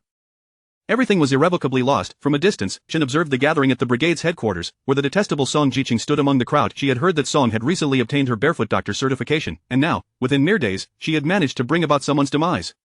How could the heavens be so unjust? Chapter 83. Someone reported you, sir. Comrades of the Public Security Bureau, she is the barefoot doctor who killed people. Quickly apprehend her. Chen Jing's cry shattered the tranquility of the village.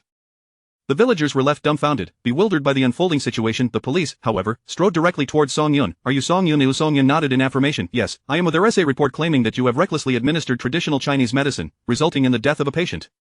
Is there any truth to this? Song Yun shook her head. No, that is not the case. Chen Jing rushed forward. How can you say that? The person was carried away from my home, barely clinging to life. By now, they must have already succumbed, and you dare deny it? Song Yun could not be bothered to engage in further argument with her. She addressed the police directly. The person was saved. The specifics can be verified with our team leader, and this Accountant Lu, who happens to be the father of the patient. Team leader Lu stepped forward and recounted the entire sequence of events without omitting any details, as there was no need to conceal the truth. As Song Jiqing had stated, matters should be handled as they ought to be, and judgments passed accordingly. After listening to the account, the 4 officers displayed no extraordinary expressions. Such incidents were commonplace for them, and they had long grown accustomed to them. What village lacked its share of troubles? Many similar issues had made their way to the police station. In contrast, Chen Jing appeared incredulous, unable to comprehend the outcome. Deep down, she resisted accepting the truth. Clearly, she carelessly prescribed medicine that led to a death. Are you not covering for her? Team leader Lu harbored no fondness for this Dr. Chen. Previously, he had been somewhat cautious due to her position at the health station, enduring her cold demeanor in silence. However, with Song Jiqing in the village, no one was inclined to tolerate her unpleasant behavior any longer. He retorted, you keep insisting on a death. Were you present to witness the person's last breath? Just because you lack the skill to heal doesn't mean others cannot succeed. It has been made clear that this matter has nothing to do with Song Jiqing. Why do you continue to fixate on it? What are your true intentions? In her heart, Song Yun silently applauded Team Leader Lu. He was truly her verbal shield. Humiliated in front of everyone by Team Leader Lu, Chen Jing felt both shame and anger. She contemplated fleeing but could not swallow her pride. As the police began to inquire with the surrounding villagers, she resolved to follow them to Accountant Li's house for further investigation. Initially reluctant to go, Song Yun reconsidered, realizing that the matter was indeed linked to her. With the police present, she decided to accompany them to prevent anyone from tarnishing her reputation in her absence. At Accountant Li's home, Zhao Xiaomei knelt before Gudania, weeping pitifully. Gudania was preoccupied with caring for her unconscious son and was unaware of the events transpiring at the brigade. Jia Xiaomei suddenly rushed in, kneeling and pleading, stating that she had previously implicated Song Yun in reckless prescribing to assist Xingli, not anticipating that Song Yun would be so competent as to deflect all blame onto her. Now she found herself at a loss for words, and with Xingli still unconscious, her only hope lay with her future mother and law. Gu Dania held no affection for Jia Xiaomei, even feeling some disdain, but her son was infatuated with her, as if he had lost his senses. As a mother, she felt powerless given her son's condition. She contemplated if Jia Xiaomei truly wished to be with him, perhaps she could consider it. Eventually, Gu Daniu agreed to take care of the matter, assuring Jia Xiaomei that it would be treated as a family issue, keeping outsiders at bay. As Xingli's mother, she felt entitled to make such decisions. With this assurance, Jia Xiaomei felt a wave of relief and ceased her crying. To demonstrate her sincerity, she endured the unpleasantness and sat by Li Xingli's bedside, personally tending to him. Before long, Accountant Li returned with a group, leading 4 police officers. Gu Daniu was startled, as Jia Xiaomei had not mentioned the arrival of the police in the village. Hastening to her husband's side, she tugged at his sleeve and whispered, "Why have you invited the police into our home?" Li Accountant wore a pale expression, unwilling to utter a single word. The police entered the room to assess Li Xingli's condition, confirmed he was merely in a deep slumber, and then exited to commence their investigation. Who is Jia Xiaomei? Cowering in the corner, Jia Xiaomei trembled but did not move. Despite her frequent accusations and her casual use of the term report, she now found herself paralyzed with fear upon facing the police. Gu Daniu, having taken Jia Xiaomei as her prospective daughter-in-law, naturally sought to defend her. "What business do you have with Xiaomei? This matter concerning my Xingli has nothing to do with her." Li Accountant barked, "Do not speak, there are police present, you should remain silent." Hushed by her husband's outburst, Gu Daniu retreated to a corner, silenced. Li Accountant directly pulled Jia Xiaomei from her hiding place, his gaze piercing as if filled with venom. "My son, devoted entirely to you, was willing to risk his life for you, and you, how can your heart be so cruel? Not only have you harmed yourself, but you have also caused suffering to my son." As Li Accountant spoke, tears streamed down his face. Gu Daniu had never witnessed her husband in such a state and was taken aback. "What has happened? What is going on?" The police, however, had no time for theatrics and began their inquiries. Their questioning followed a systematic approach, leaving Jia Xiaomei with no room to deny her involvement, as ample evidence and witnesses were at hand. Ultimately, Jia Xiaomei and Aunt Inghong were taken away, while Li Xingli, though complicit in slandering Song Yun, was deemed less culpable in comparison. Given his unconscious state, he was not immediately detained but would be taken to the police station later for further processing. In summary, despite narrowly escaping death, Li Xingli's prior misdeeds could not be overlooked, and accountability would be enforced. Once the situation at Li Accountant's home was resolved, the onlookers, having witnessed the spectacle, departed contentedly to the grain-drying area, eager for their share of pork. This incident served as a cautionary tale for everyone. "Harbor no ill will towards others, lest your own malice ultimately befall you." Song Yun instructed Zi to wait at the drying area for the distribution of pork. Now that she was recognized as a barefoot doctor, she could claim her own share of the meat, no longer needing to divide it with the educated youth. The quantity mattered little to her, as she was not lacking in provisions. Returning to the small courtyard of the Song family, she meticulously sorted the medicinal herbs she had gathered that day, extracting the prescriptions ordered by the villagers and ensuring that the bone-setting ointment promised to Lu Daqian was ready for preparation, so that the elderly couple would no longer have to worry. This busy endeavor occupied her until 4 in the afternoon. When Shimonen returned, seeing her alone in the courtyard preparing the ointment, he noticed Zi was absent and asked, "Where is Zi?" Today, the brigade went into the mountains to gather autumn vegetables and hunted several wild boars. They are currently dividing the pork. Zi should still be at the drying area awaiting his share. Shimonen nodded, placing the cloth bag he carried down. "Everything has been resolved, so you need not worry about that family anymore." He then pointed to the bag. "These are oranges. I noticed Zi enjoys them, so I bought some." Song and glanced at the bag, estimating it contained at least 4 or 5 pounds, which must have cost a fair sum. "You're leaving tomorrow. Do you have enough money?" Shimonen retrieved some bills from his pocket, revealing 3 10-yuan notes and a few coins. Though the amount was not abundant, it sufficed for his needs during this period. "It's enough. Once I return to the army, there will be little need for money." "What time do you depart tomorrow?" Song Yun inquired. Shimonen replied, "The bus ticket is for noon, so I must leave early." Song Yun understood and did not press further, returning to her tasks. Shimonen chopped firewood for a while, but noticing Zi still had not returned, he set down his axe. "I'll go check on Zi and see why he hasn't returned yet." Just then, Zhang Yulan arrived at the door with Lu Man, her head wrapped in a scarf. Chapter 84 Meat pies. "Aunt, I genuinely do not possess any abortion pills," Song Yun replied, her expression one of helplessness. Zhang Yulan understood the predicament of Song Yun, yet she found herself at a loss. Her daughter was merely 19, and she could not bear to witness her daughter's life unravel before her eyes. "Dr. Song, I implore you, Man is still so young, she doesn't even have a partner yet. If she gives birth to this child, how will she survive? What will become of the child? We are truly out of options." "Dr. Song, I realize this is an imposition, and I am shamefully pressing you for assistance. Rest assured, whatever the consequences may be, we will bear them ourselves, and you will not be implicated in any way." Song Yun sighed, "Aunt, it is not that I do not wish to help you. I simply do not have a suitable method for terminating Lu Man's pregnancy. Given her current condition, it would be best for her not to self-medicate. A surgical procedure at the hospital would be far safer and would maximize her chances of preserving her fertility. If she recklessly takes medication to induce a miscarriage, the repercussions could be dire. You must think this through carefully and avoid acting impulsively." Zhang Yulan was taken aback, suddenly recalling instances she had heard of where individuals had taken abortion pills at home, only to suffer severe consequences, excessive bleeding and lasting health issues, leading to permanent infertility. A cold sweat broke out on her brow as she silently thanked her fortune for encountering a capable and conscientious doctor like Song Yun. Had she encountered someone solely motivated by greed, it could have irrevocably harmed her daughter's future. Noticing that Jiang Yulan's resolve was wavering, Lu Man began to weep, declaring, "Mom, I do not want to have this child, I would rather die, I will not bring that beast's child into this world." Jiang Yulan, overwhelmed with sorrow, embraced her unfortunate daughter, weeping uncontrollably, her heart aching with anguish. Though Song Yun was unaware of the full story, from just a few snippets of conversation, she gathered that Lu Man's pregnancy was steeped in complications respecting their privacy. She nonetheless recognized their firm decision against keeping the child and proposed an alternative. If you cannot provide a marriage certificate and referral for the abortion, there may be another potential solution. Both mother and daughter's eyes lit up, quickly wiping away their tears as they turned towards her. "Dr. Song, please tell us. We are willing to try anything." Song Yun handed Jiang Yulan a packet of medication, instructing her to allow Lu Man to recuperate at home for a few days before going to the hospital. They should prepare the medicine in advance, as its effects would only last for 1 hour. This particular medication would result in a diagnosis of a severe hereditary disease within that hour, enabling them to obtain the necessary documentation for the abortion.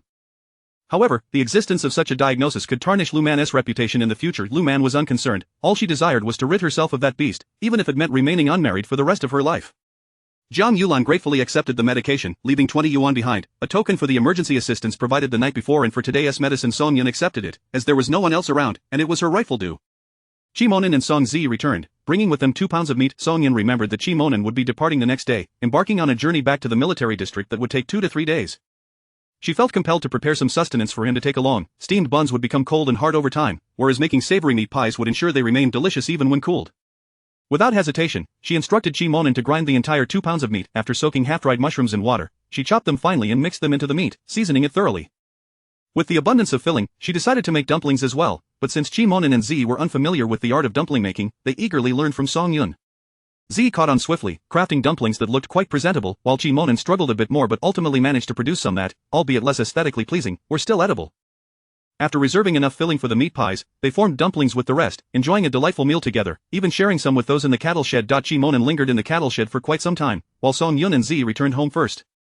Unbeknownst to them, the two had shared quite a bit of conversation, and by the time Chi Monin returned to the Song family courtyard, it was already midnight. Song Yun, half asleep, heard the commotion and recognized it was Chi Monin, but she did not rise, merely turning over to continue sleeping.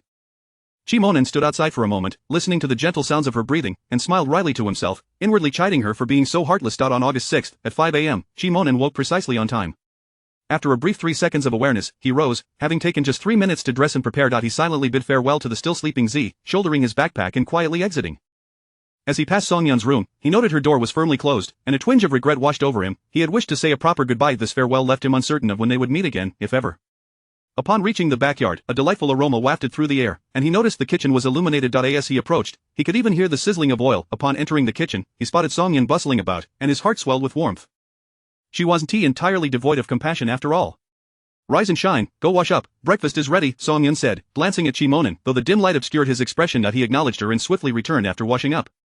On the small kitchen table, a steaming breakfast awaited him, a bowl of hand-pulled noodles and 2 fried eggs. Just as he finished eating, Song Yun completed making the meat pies, saving 2 for Zi. The remaining 16 meat pies were packed into a cloth bag, alongside a jar of pear syrup, 2 bottles of pork sauce, a large bag of jerky, and a number of freshly washed wild apples. The bag turned out to be quite substantial. "Take this with you for the journey." Chi Monin accepted the bag, his heart heavy with reluctance. "In a few days, someone will deliver beef to you."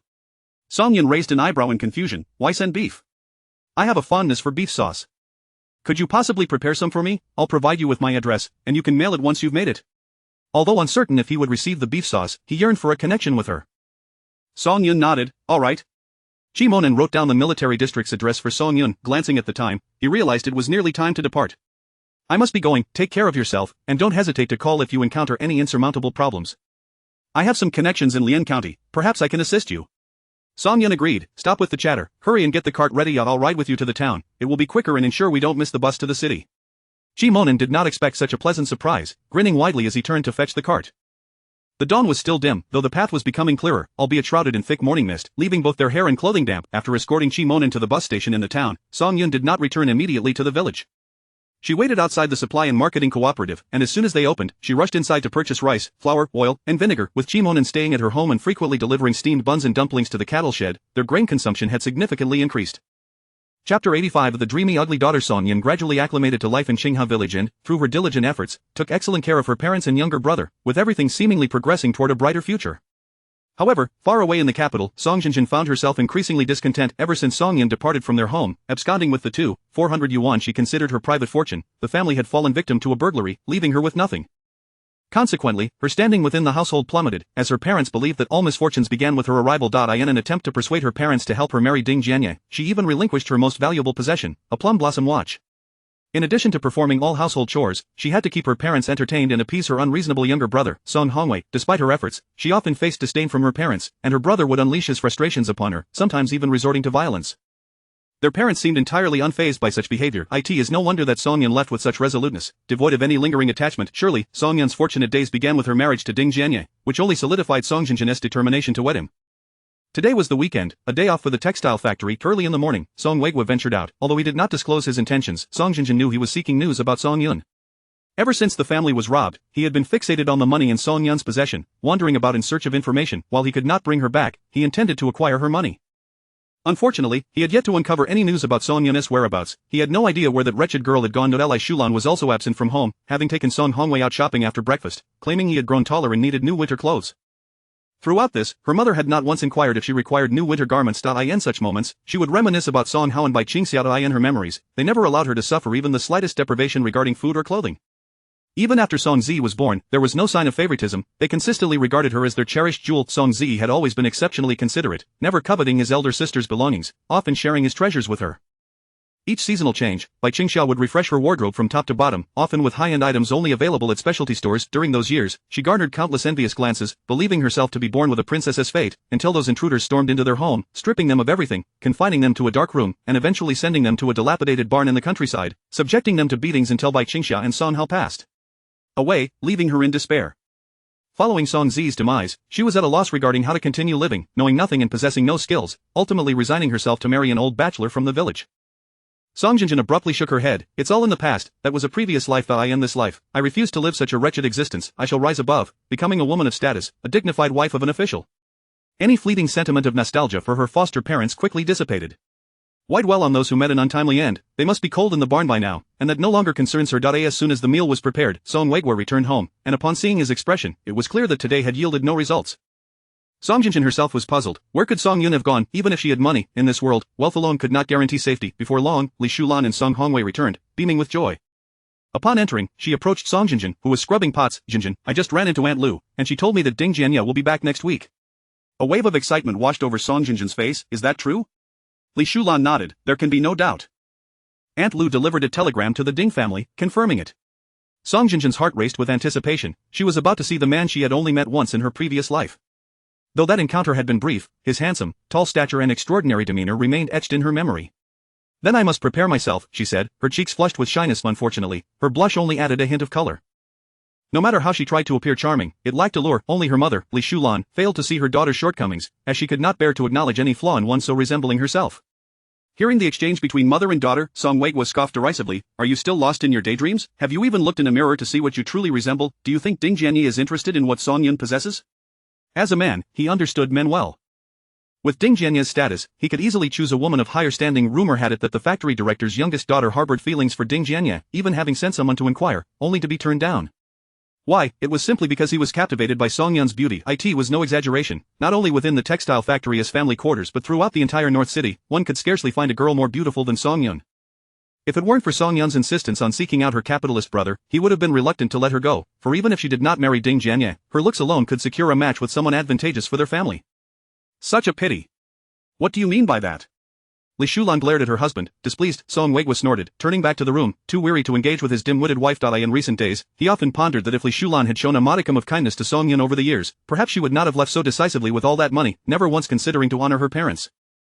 It was evident she had no attachment to the family, and he blamed Li Shulan, who constantly assigned menial tasks to a young girl, working her to the bone, and resorting to abuse at the slightest inconvenience, often injuring her without a care.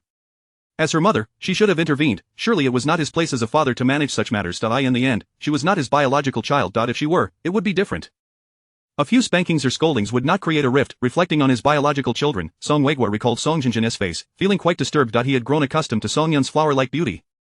Suddenly facing a flat-nosed, horse-faced girl left him utterly devoid of paternal affection. The very notion that she wished to marry Ding Jianye was nothing short of folly. Southern Military District. After a night of rest following his return to the military district, Chi Monan received his orders and prepared to depart the next day. To prevent any unclaimed packages sent from the Black Province, he made a special trip to his friend's dormitory to ensure they would collect the parcel on his behalf. As he turned to leave after discussing the matter, his peripheral vision caught sight of the second company commander, who appeared lost in thought while holding a photograph. Initially indifferent, he stopped abruptly at the dormitory entrance and turned back. "Commander Ding, what are you looking at?" Chi Monen's gaze fixated on the black and white photograph in Ding Jianya's hand, which depicted a youthful girl, likely a student ID photo from her middle school days.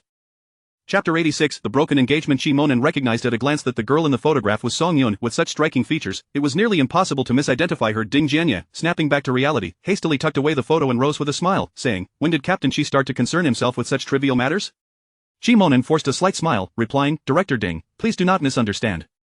I merely caught a glimpse of something that resembled a friend of mine, and I couldn't help but inquire." Ding Jianya, recalling Song Yun's situation, shook his head.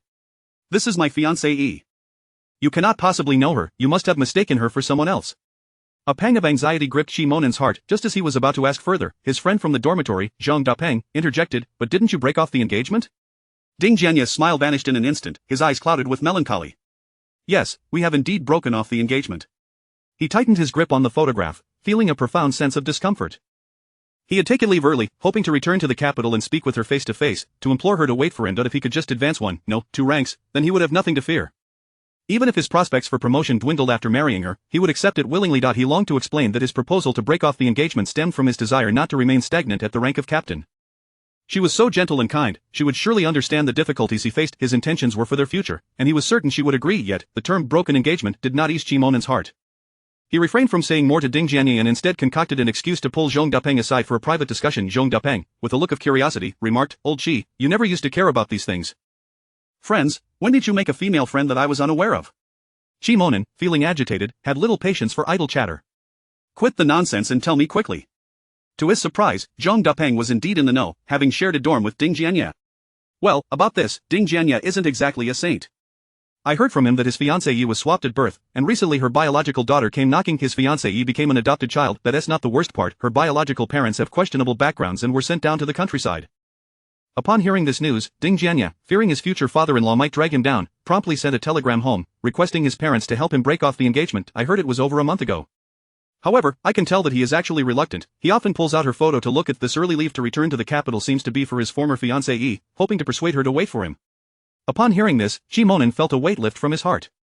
So that was the case. It seemed Ding Jianya was entirely unaware that Song Yun was not even in the capital. Of course, he would keep this knowledge to himself. After seeing off Chi Monen, Song Yun returned to Qinghe village.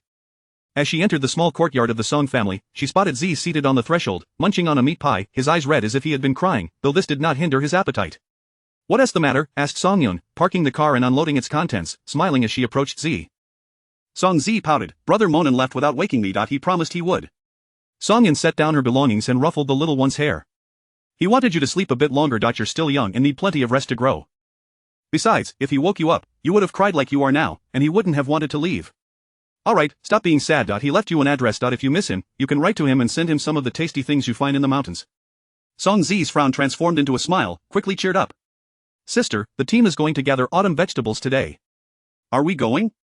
Song Yun nodded. "Of course, we must seize this wonderful opportunity. However, we will not accompany the main group today, we shall take a different route to avoid hindrance."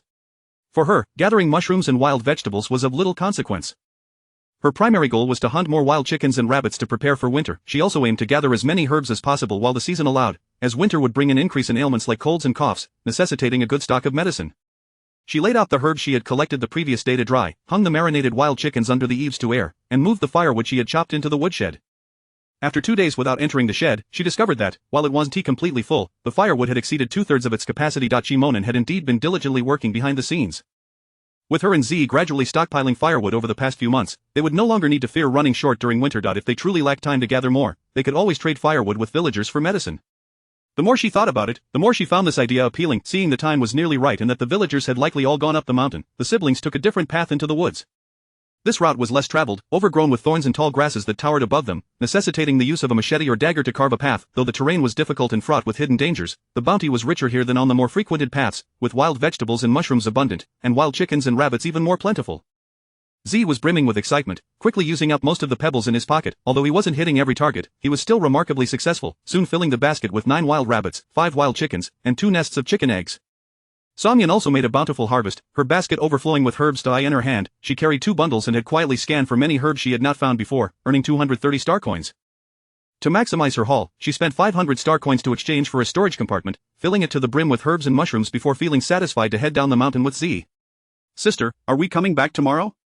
Yes, we shall return to this spot tomorrow. There seem to be plenty of herbs here, and we shall collect more. It was unfortunate, however, that she had not found any ginseng. She was uncertain if Fangfang had managed to procure the ginseng she needed. As the siblings descended the mountain, fortune smiled upon them, and they encountered no villagers. They made a beeline for the Song family courtyard, ensuring that no one knew of their harvest that day, thus sparing them from the envy of certain individuals. With Chi-Monin gone, the tasks of preparing the rabbits and chickens now fell solely to Song-Yun. Fortunately, Z had learned a great deal from Chi-Monin in recent days and was able to assist her significantly, alleviating much of her burden. After salting the wild chickens and rabbits, Song-Yun began sorting the herbs, while Z took care of the innards and scraps, disposing of them in the fermentation pit at the base of the mountain, as their sister had instructed, pouring everything in, then covering it with a layer of soil. Curiously, despite the recent influx of kitchen waste, the pit had not developed any unpleasant odors. Much to Z's relief initially, he had worried that using the pit would lead to a stench permeating their courtyard, but now he felt reassured. Once they had both finished their tasks and found that they still had time, Song-Yun retrieved the bone soup she had painstakingly prepared the previous day and, taking Z with her, locked the courtyard door as they headed to the village. Aunt Sun, who had gathered a basket of mushrooms the day before and had a fright from a wild boar, was feeling unwell and had not gone to the mountains today. Instead, she was at home making shoes. Upon seeing Song-Yun and Z approach, she joyfully set aside her sewing, rushing to the courtyard gate to greet them, her delight evident as she welcomed them inside. Just as she began to speak, before they could delve into any substantial conversation, a sharp, cutting voice rang out, "You old hag, you really know how to stir things up. I never agreed to pay for your leg treatment, and now you've brought people to the doorstep. Let me tell you, no matter how much you fuss, our family will not spend a single penny. Don T think you can swindle us." Chapter 87, Teaching by Example. Song-Yun turned her head and noticed a woman in her 30s accompanied by a boy of about 10 years old, followed closely by a robust man in his 30s. The three entered the courtyard with an imposing demeanor. Aunt Sun's expression soured as she addressed Song-Yun. "This is my second son's family. Do not pay them any mind. We have already separated." Upon hearing this, Zhang Chunfang erupted in a fit of rage. "You old hag, you are aware that we have separated? Even after the division, you still expect us to pay. Why don't you just die? Your existence is a blight upon this world, causing nothing but trouble. How shameless." Song-Yun frowned, recognizing that this woman frequently used such derogatory terms, delivering them with practiced ease. Observing the man, who was Aunt Sun's son, she noted that he exhibited no anger or displeasure at his mother being insulted. Instead, he nodded in agreement, as if validating his wife's words. Aunt Sun's lips trembled with fury as she shouted, "I did not ask you to pay anything. Leave at once. We will repay the cost of treating the leg ourselves. There is no need for you, so get out." Zhang Chunfang seemed oblivious to the command, continuing her tirade. "You speak so sweetly, yet the team leader has already passed the expenses for your leg treatment in the county on to us. What good are your words now? Go tell the team leader, you deceitful old hag, why don't you just die? Your existence is a waste of food, yet you still expect us to provide grain every year. Why don't you just suffocate?" Unable to endure any longer, Song-Yun took a deep breath and forced a smile, moving closer to Zhang Chunfang. She addressed the boy standing beside her. "You must be her son, right? You look like a bright and studious child." Zhang Chunfang, who had initially regarded Song-Yun with disdain, instantly beamed with pride at the compliment about her son, declaring, "Of course. My son is exceptionally clever, even his teacher praises him." Disregarding Zhang Chunfang, Song-Yun continued, "Being so clever, I trust you have learned how to treat your parents properly. Remember everything your mother and father have taught you.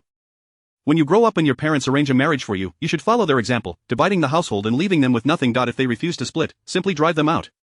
If they fall ill, do not bother treating them. After all, didn't your mother say that when one gets old, they should die? Living is merely a waste of food. If your mother dares to disobey you, instruct your wife to treat her the same way she treats your mother now," cursing her as an old hag and spitting in her face. She would surely be delighted, for her son, whom she raised with such care, has finally become accomplished, learning all the tricks of the trade from his parents. How wonderful. The boy appeared utterly bewildered. However, Zhang Chunfang's expression shifted dramatically as she rushed to cover her son's ears, shielding him from the words. Lu Ernia's face flushed, whether from anger or embarrassment, it was unclear. Zhang Chunfang, standing protectively in front of her son, twisted her face in fury and pointed at Song-Yun, shouting, "What nonsense are you spouting? If my good son is corrupted by your teachings, just wait and see how I deal with you." Song-Yun scoffed coldly. "Corrupted? So you admit you are flawed? Everything you do, your son observes, every word you utter in contempt of the elderly, he hears. Am I fabricating this? Parents serve as role models for their children. With parents like you, how can you expect him to become a good person? Children learn knowledge at school and morality at home. The type of parents you are will shape who he becomes. Surely parents deserving of divine retribution cannot raise filial children. What a joke, just wait and see." At that moment, Song Zi interjected, "We once had a neighbor who despised his elderly parents for not earning money and even forced them out of their home onto the streets, refusing to feed them. Later, when his son grew up and wanted to marry, he had no room and directly expelled his parents as well. No amount of mediation worked. His son claimed he learned everything from his parents. What goes around comes around. Zhang Chunfang, lacking education, did not comprehend the meaning of what goes around comes around, but she could infer its implication, leaving her heart chilled. She immediately turned to her precious son, Xingjuan. Tell your mother that you would never treat me this way, would you? Lu Xingjuan appeared confused, unsure how to respond to Song Yun. Observing Lu Xingjuan's foolish expression, thought to herself that such a child could hardly be deemed clever. He was far less astute than even her brother's little toe.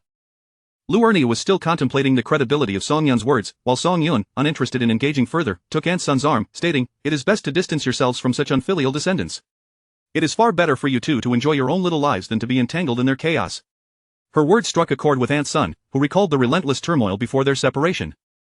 The exhaustion had weighed heavily on her heart. Although life had become more challenging post-separation, at least it was peaceful. Had it not been for her husband's injured leg, she would never have allowed Zhang Chunfang, this wicked woman, to insult her in her own home. Song Yun and her brother, alongside Aunt Sun, entered the house, slamming the door shut and bolting it to prevent the shameless filial descendants from entering and causing further irritation. The process of applying medicine to Lu Dequan was excruciatingly brutal. He gasped in pain, trembling yet refusing to utter a word or cry out. Song Yun admired Lu Dequan's resilience. With such fortitude, she believed that if he could endure the most painful initial 3 days without any unforeseen complications, his leg would surely recover.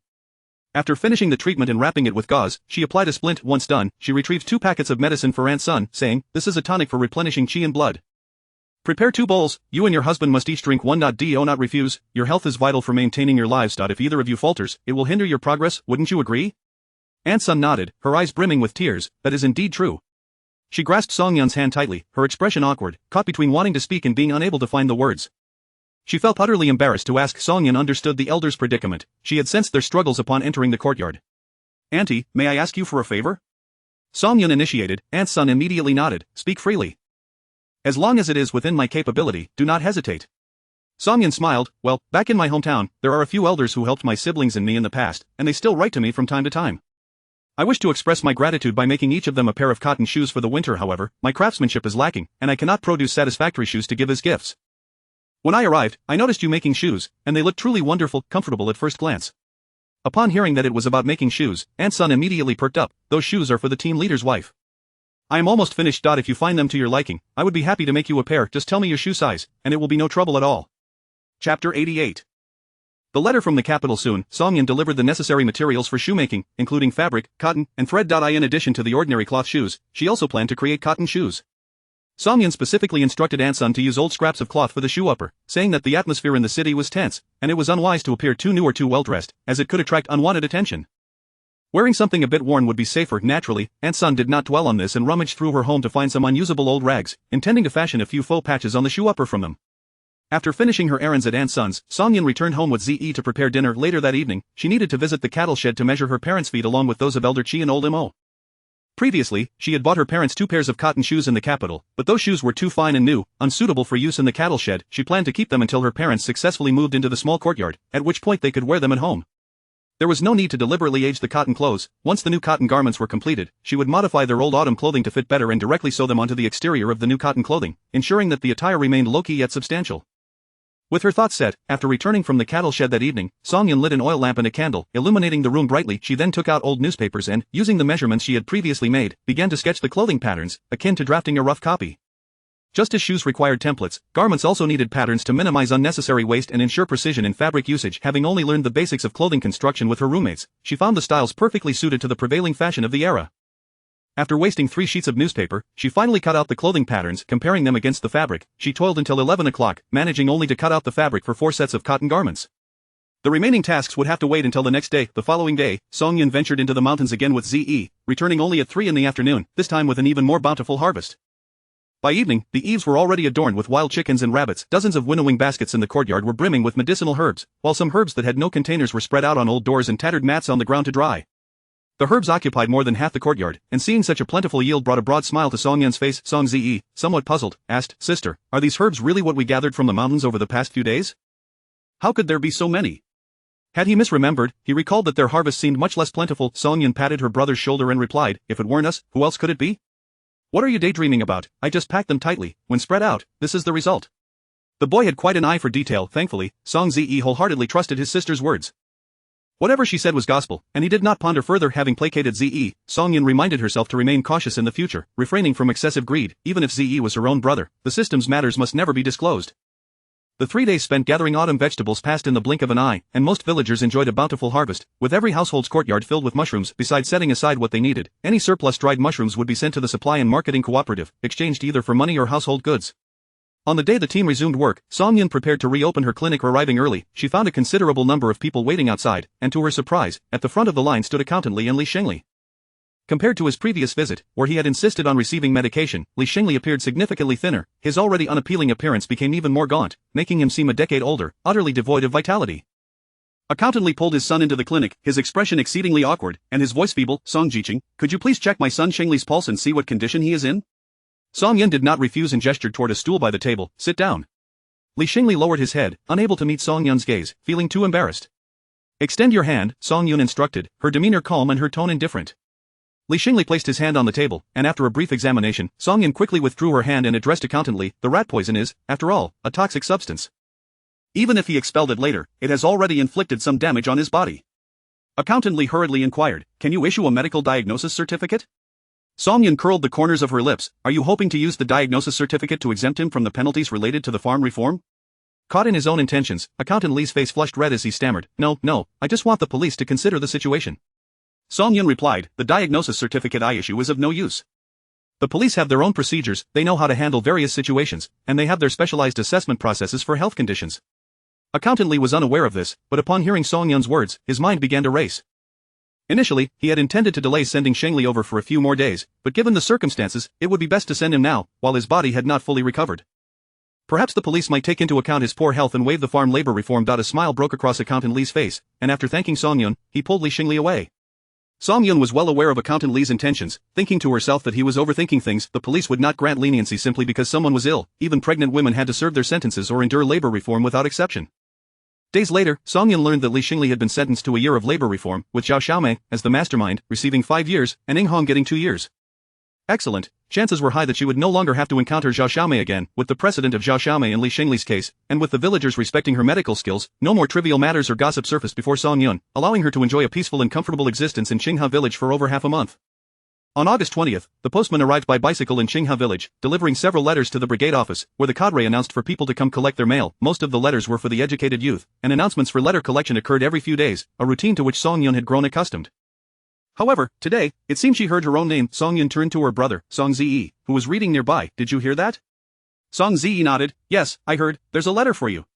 Just as Song-Yun was about to ask Ziyi to fetch the letter for her, Lu Fangfang ran over, holding her letter. Sister Xiaoyun, here's your letter. I was just delivering water to my dad and thought to bring it along. Gratefully, Song-Yun accepted the letter. Please sit down, I haven't seen you for quite a while. Where have you been? Lu Fangfang appeared somewhat embarrassed. I went to stay with my aunt for a while. I'll take your pulse. She gestured for Lu Fangfang to extend her hand.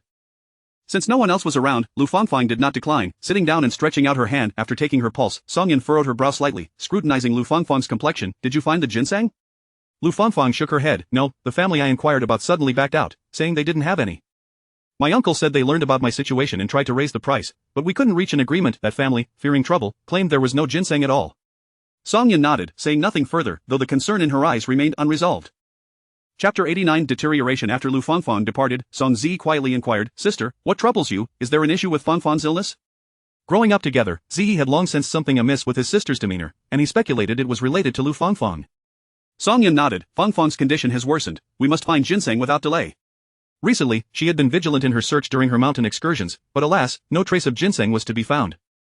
She had also scoured the system's marketplace, yet no medicinal herbs, including ginseng, were available for exchange. Her acupuncture and massage techniques could only temporarily alleviate Fangfang's suffering. For a complete cure, medicinal treatment was essential.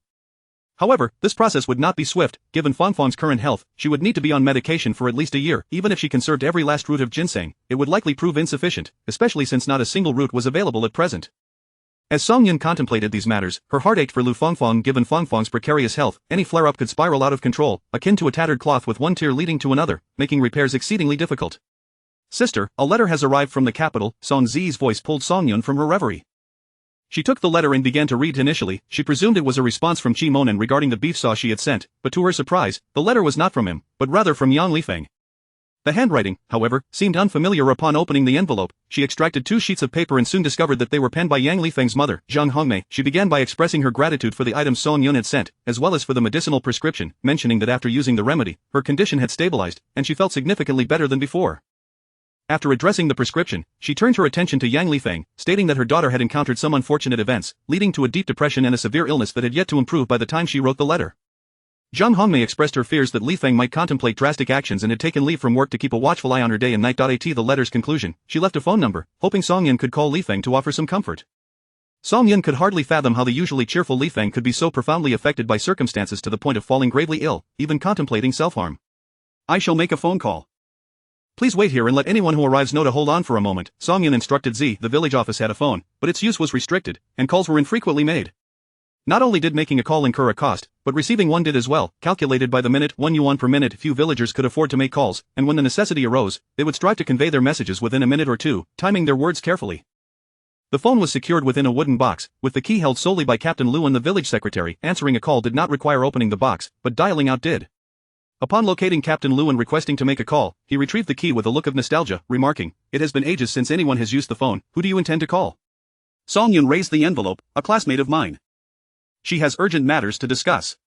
Captain Lu nodded and opened the box. After she connected the call, he glanced at the time and stepped outside. Zhang Hongmei had provided Song Yun with the phone number of her workplace at the street office, and within moments, they were conversing. "Hello, Aunt Zhang, I received your letter today. How is Finfin doing?"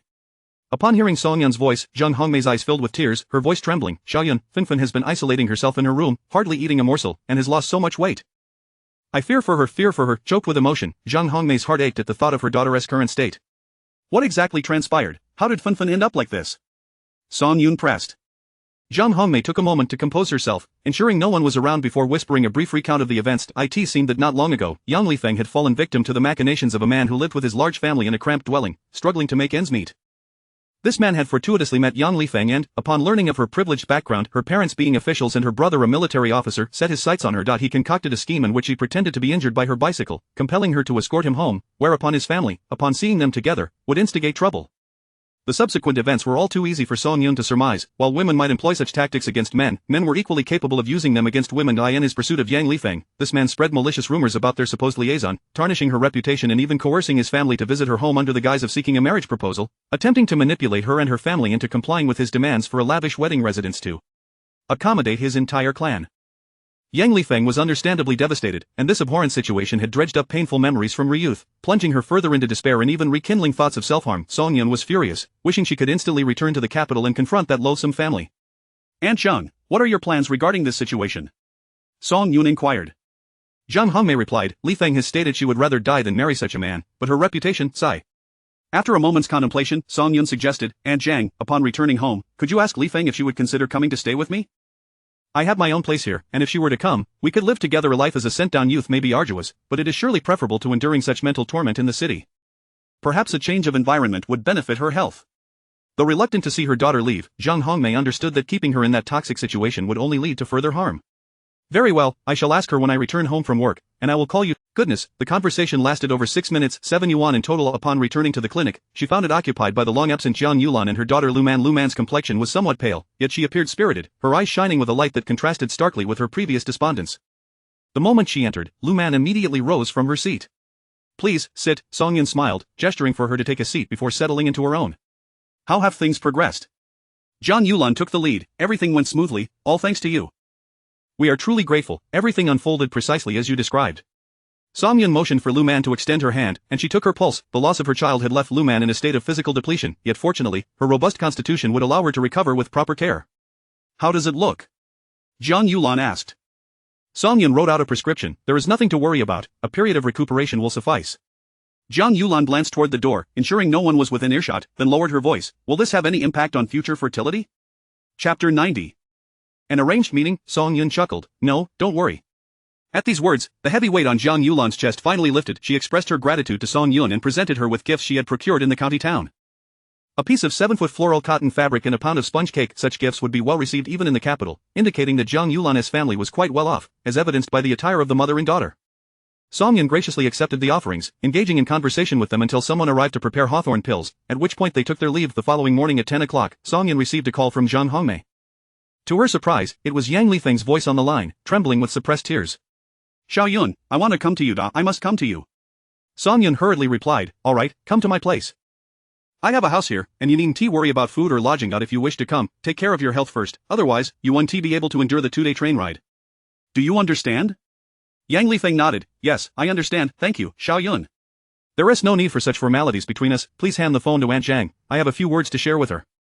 Reluctantly, Yang Lifeng passed the phone to Zhang Hongmei. Mom, Xiao Yun wants to speak with you. Song Yun briefly outlined the situation in Qinghe village, the circumstances are about the same. If you decide to send Lifeng over, there is no need to prepare too much, it's cumbersome to carry on the road. I have everything here, just bring some food for the journey and a change of clothes and shoes. Zhang Hongmei agreed, feeling immensely grateful. Alright, I understand. I will take time off to send her over. She was concerned about her daughter venturing so far to join the work brigade, but there were no other youth going at that moment, and the timing of the next group was uncertain.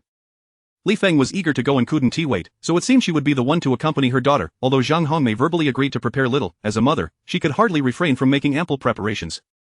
Despite the difficulties of transport, she would do her utmost to gather everything necessary, especially since many items were available in the capital but not even in the county. Besides what she prepared for her daughter, she also intended to bring gifts for Song Yun and her siblings.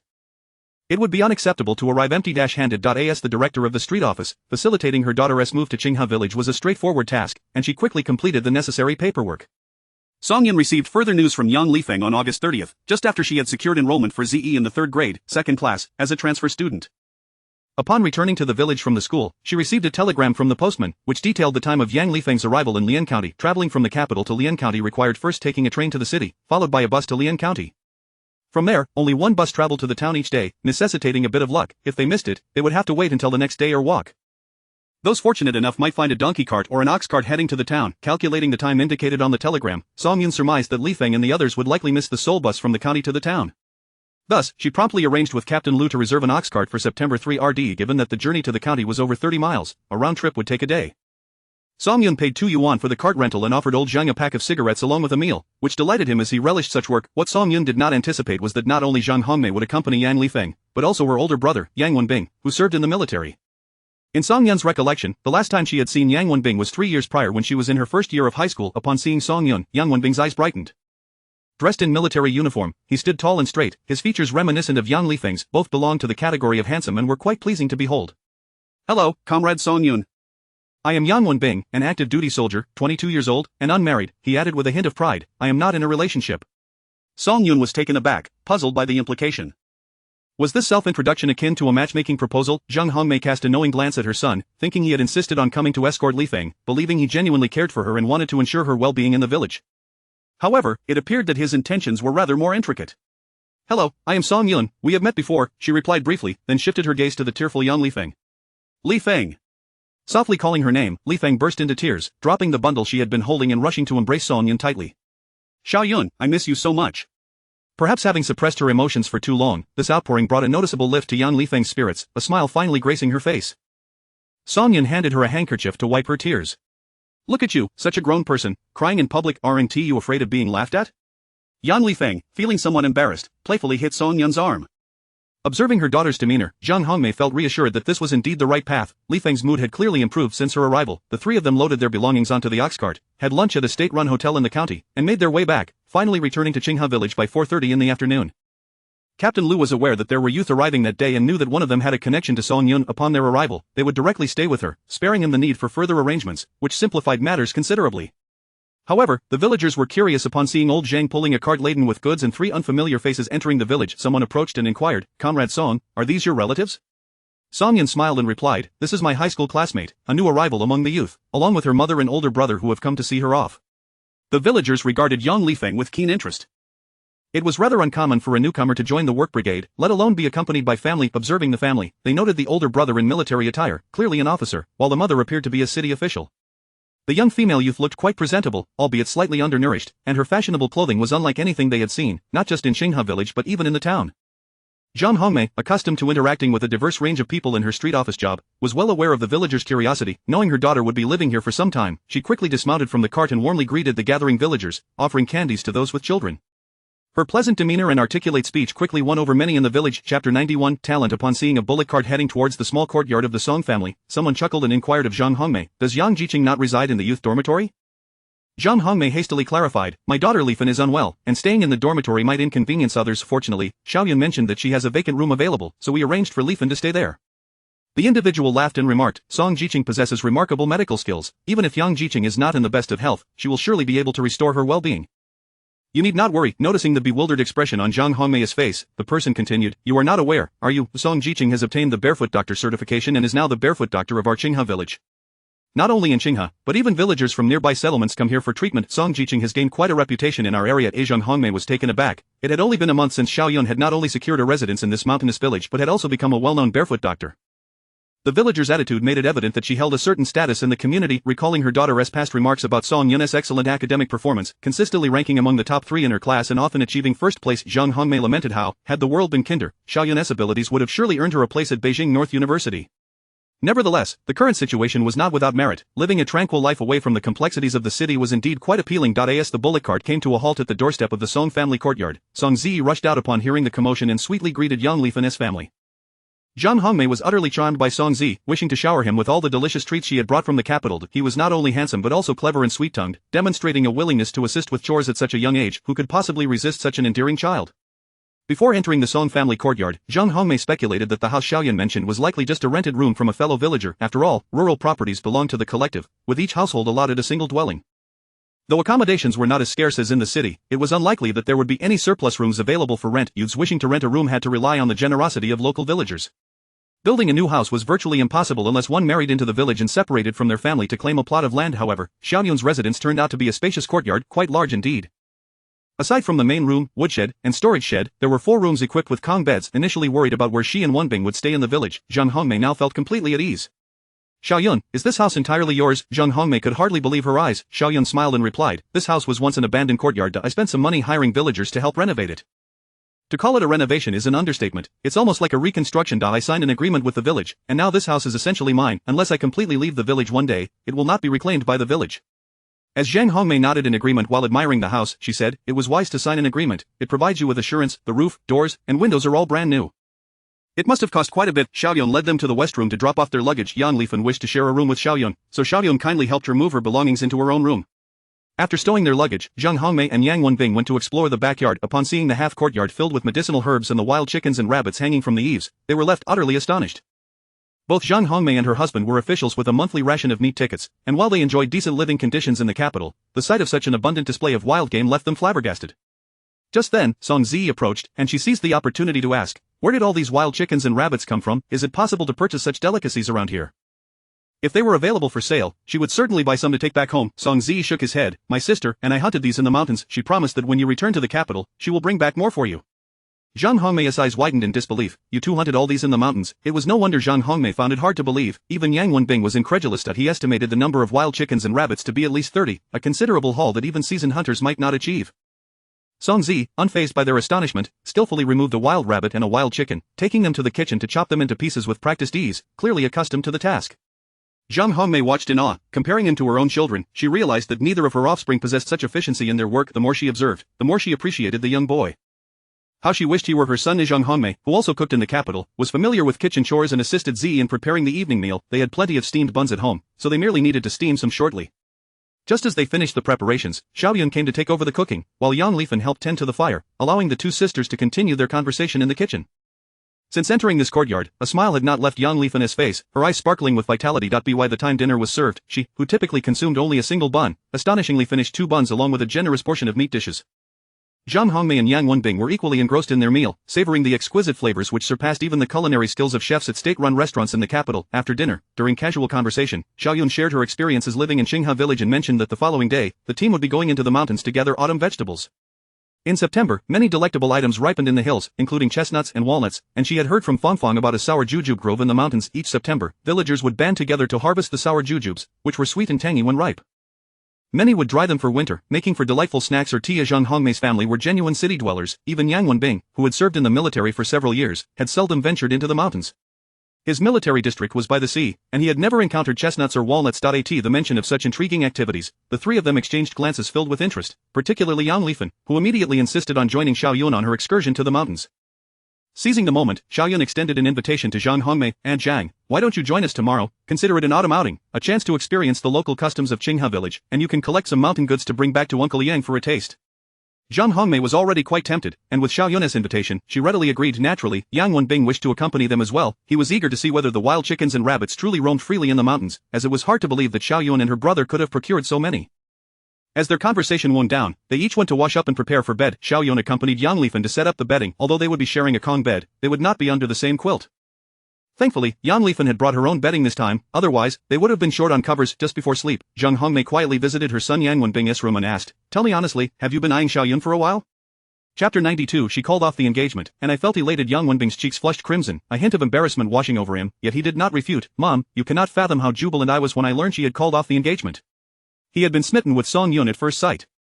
From the moment they had crossed paths 3 years prior, he found himself captivated by her charm. However, she was still quite young then, and he, merely a foot soldier, felt unworthy of pursuing romantic inclinations. As time progressed, he rose to the rank of squad leader while she blossomed into a 17-year-old on the verge of graduating high school. Upon returning home for his family visit, he had intended to express his feelings, only to discover she had become engaged to another soldier. At that moment, despair gripped him as if he had plunged into an icy abyss, regretting his inaction, questioning why he had not mustered the courage to write to her despite possessing her correspondence address, and lamenting the time wasted waiting until all hope seemed lost.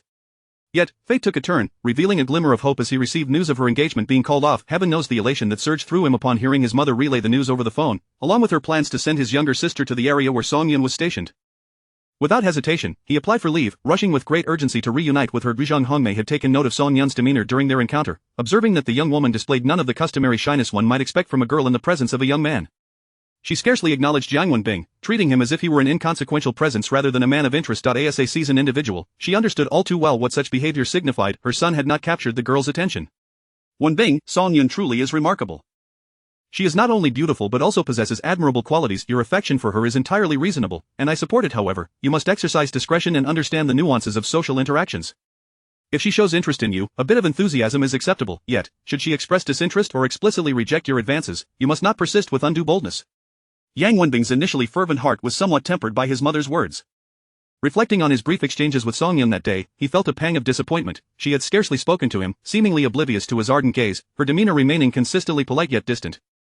Nevertheless, he refused to be disheartened, recognizing that matters of the heart are rarely resolved in an instant. They require a period of nurturing. All he needed was to leave a positive impression on her and maintain contact through his sister, believing that a day would come when he could touch her heart.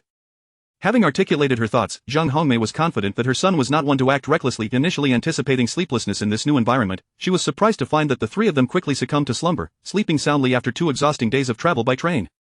The pleasant surroundings contributed to their deep sleep, and they did not awaken until 7:30 the following morning. As Zhang Hongmei hastily emerged from her room, she discovered that Song Yun and her siblings had already prepared breakfast. "Look at me, sleeping so late," she exclaimed, recalling their agreement to set off for the mountains by 7. "It's already 7:30. Song Yun smiled. "It's alright, I know the way. We can leave a bit later, there is plenty of produce on the mountain." At that moment, Yang Wenbing returned from outside, his expression grim and his clothes still damp. "What happened? Did you fall into the water?" Zhang Hongmei gasped.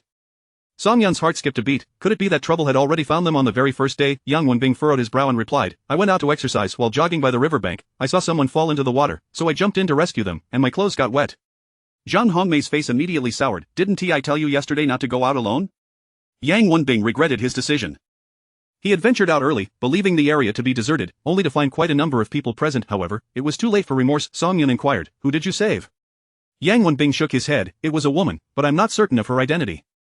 "Was anyone else there to witness it?" Song Yun pressed. Yang Wenbing nodded. "Yes, there were many people washing clothes by the river, so several witnessed the incident." Song Yun acknowledged, "As long as there are witnesses, that is sufficient. From this point on, you are a married man living in Jing City, with a wife and a 1-year-old child. Be sure not to let any details slip." Yang Wenbing was puzzled. "Why must I say that?" Zhang Hongmei gave him a firm pat on the back. "Are you foolish? If you don't say that, people will come to entangle you. Don't you remember your sister's situation? Why is she unwell? Why have we come here? Have you forgotten all of that?" Yang Wenbing soon grasped his mother's intent, realizing, "You mean that the woman who fell into the water did so deliberately? What else could it be? Why would she fall in at that moment if not for a reason? Just wait, someone will come knocking soon." Song Yun wished to avoid dwelling on the matter, finding it distressing. "Let us eat breakfast first." Zhang Hongmei went to wake Yang Lifang, and soon the family gathered around the table for breakfast. What had once been a delightful meal now tasted bland and unappealing. As expected, before they could finish their meal, a knock echoed at the door of the Song family's yard. Ziyu went to answer, and to their surprise, it was Aunt Shui Lian, a notorious figure in the village. Upon seeing Ziyu, Wu Zuilian shoved him aside and dragged her shy daughter into the yard. Ziyu rolled his eyes but did not stop her. Remembering his sister's instructions, he quickly spoke up, "Aunt, are you here to see my sister for a medical consultation? She is going to the mountains today and won't be seeing patients." Wu Zuilian waved her hand dismissively. "No need for a consultation. What would we be seeing for?" She paused, turning back to Ziyu. What is the relationship between that officer living with you and your sister? Ziyu seized the opportunity to feign innocence. What relationship? There is nothing to it, he is Li Feng's older brother, who brought her here. He is leaving for Jing City in a couple of days. Upon hearing Ziyu's words, Wu Zuilian's face lit up with satisfaction, but her smile faltered as Ziyu continued. Yang Guo said he has to hurry back because his wife and child are waiting for him in Jing City. Wu Zuilian's eyes widened in shock. What? What did you say? Her voice escalated. Are you telling me that the officer Yang is married? Ziyu nodded. Yes, he has been married for over a year, and I heard his wife is a university student and now a government official. Wu Zuilian felt her heart plummet, and Lu Xiaohong beside her turned pale, unable to utter a word. After Ziyu finished speaking, he left, content to remain in the shadows, yet Wu Zuilian refused to accept the situation. After all, Ziyu was just a child. Perhaps he had misheard. Maybe the officer was not married at all? Once Wu Zuilian composed herself, she pulled Lu Xiaohong into the backyard, only to find Song Yan already shouldering a large basket, while Yang Lifeng carried a smaller one. Zhang Hongmei, disliking baskets, opted for a large wicker basket, and Yang Wenbing donned the large one previously used by Qin Wanan, filled with various tools and supplies.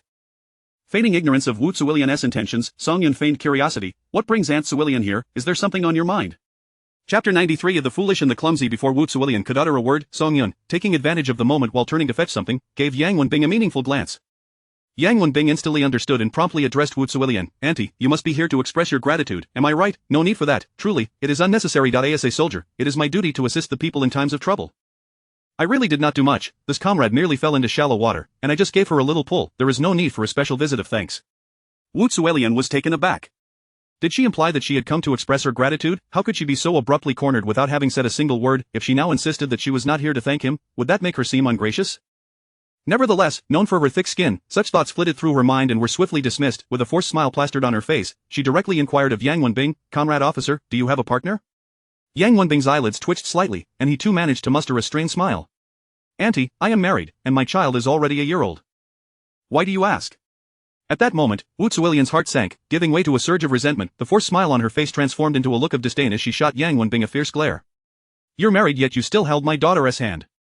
How dare you act so scandalously? Do you believe I won't report you? Song Yun's expression turned icy, the kettle in her hand crashed down onto the small wooden table with a loud thud. She fixed her cold gaze on Wu Zuilian. So you weren't here to express your gratitude, but rather to stir up trouble. Excellent, I was just lamenting how dull life has been lately. It is indeed time to spice things up. Come, let us go to the brigade office right now and discuss this with the brigade leader. If you feel the brigade leader is being unjust, I shall accompany you to the commune to address it with the commune officials. If that fails, we can go directly to the police station and have the public security officers settle the matter. It is utterly ridiculous to save someone and then be accused of wrongdoing. Yang Guo just arrived and is unaware of your family's circumstances, that is why he dared to intervene. Not if you ask me, with a family like yours, should you fall into the river again, do not expect anyone to come to your aid. You could end up with a lot of trouble for no reason. Such was Song Yun's boldness. Had it been another educated youth, Wu Zuilian would have torn her apart, but this was Song Yun, and Wu Zuilian dared not retaliate.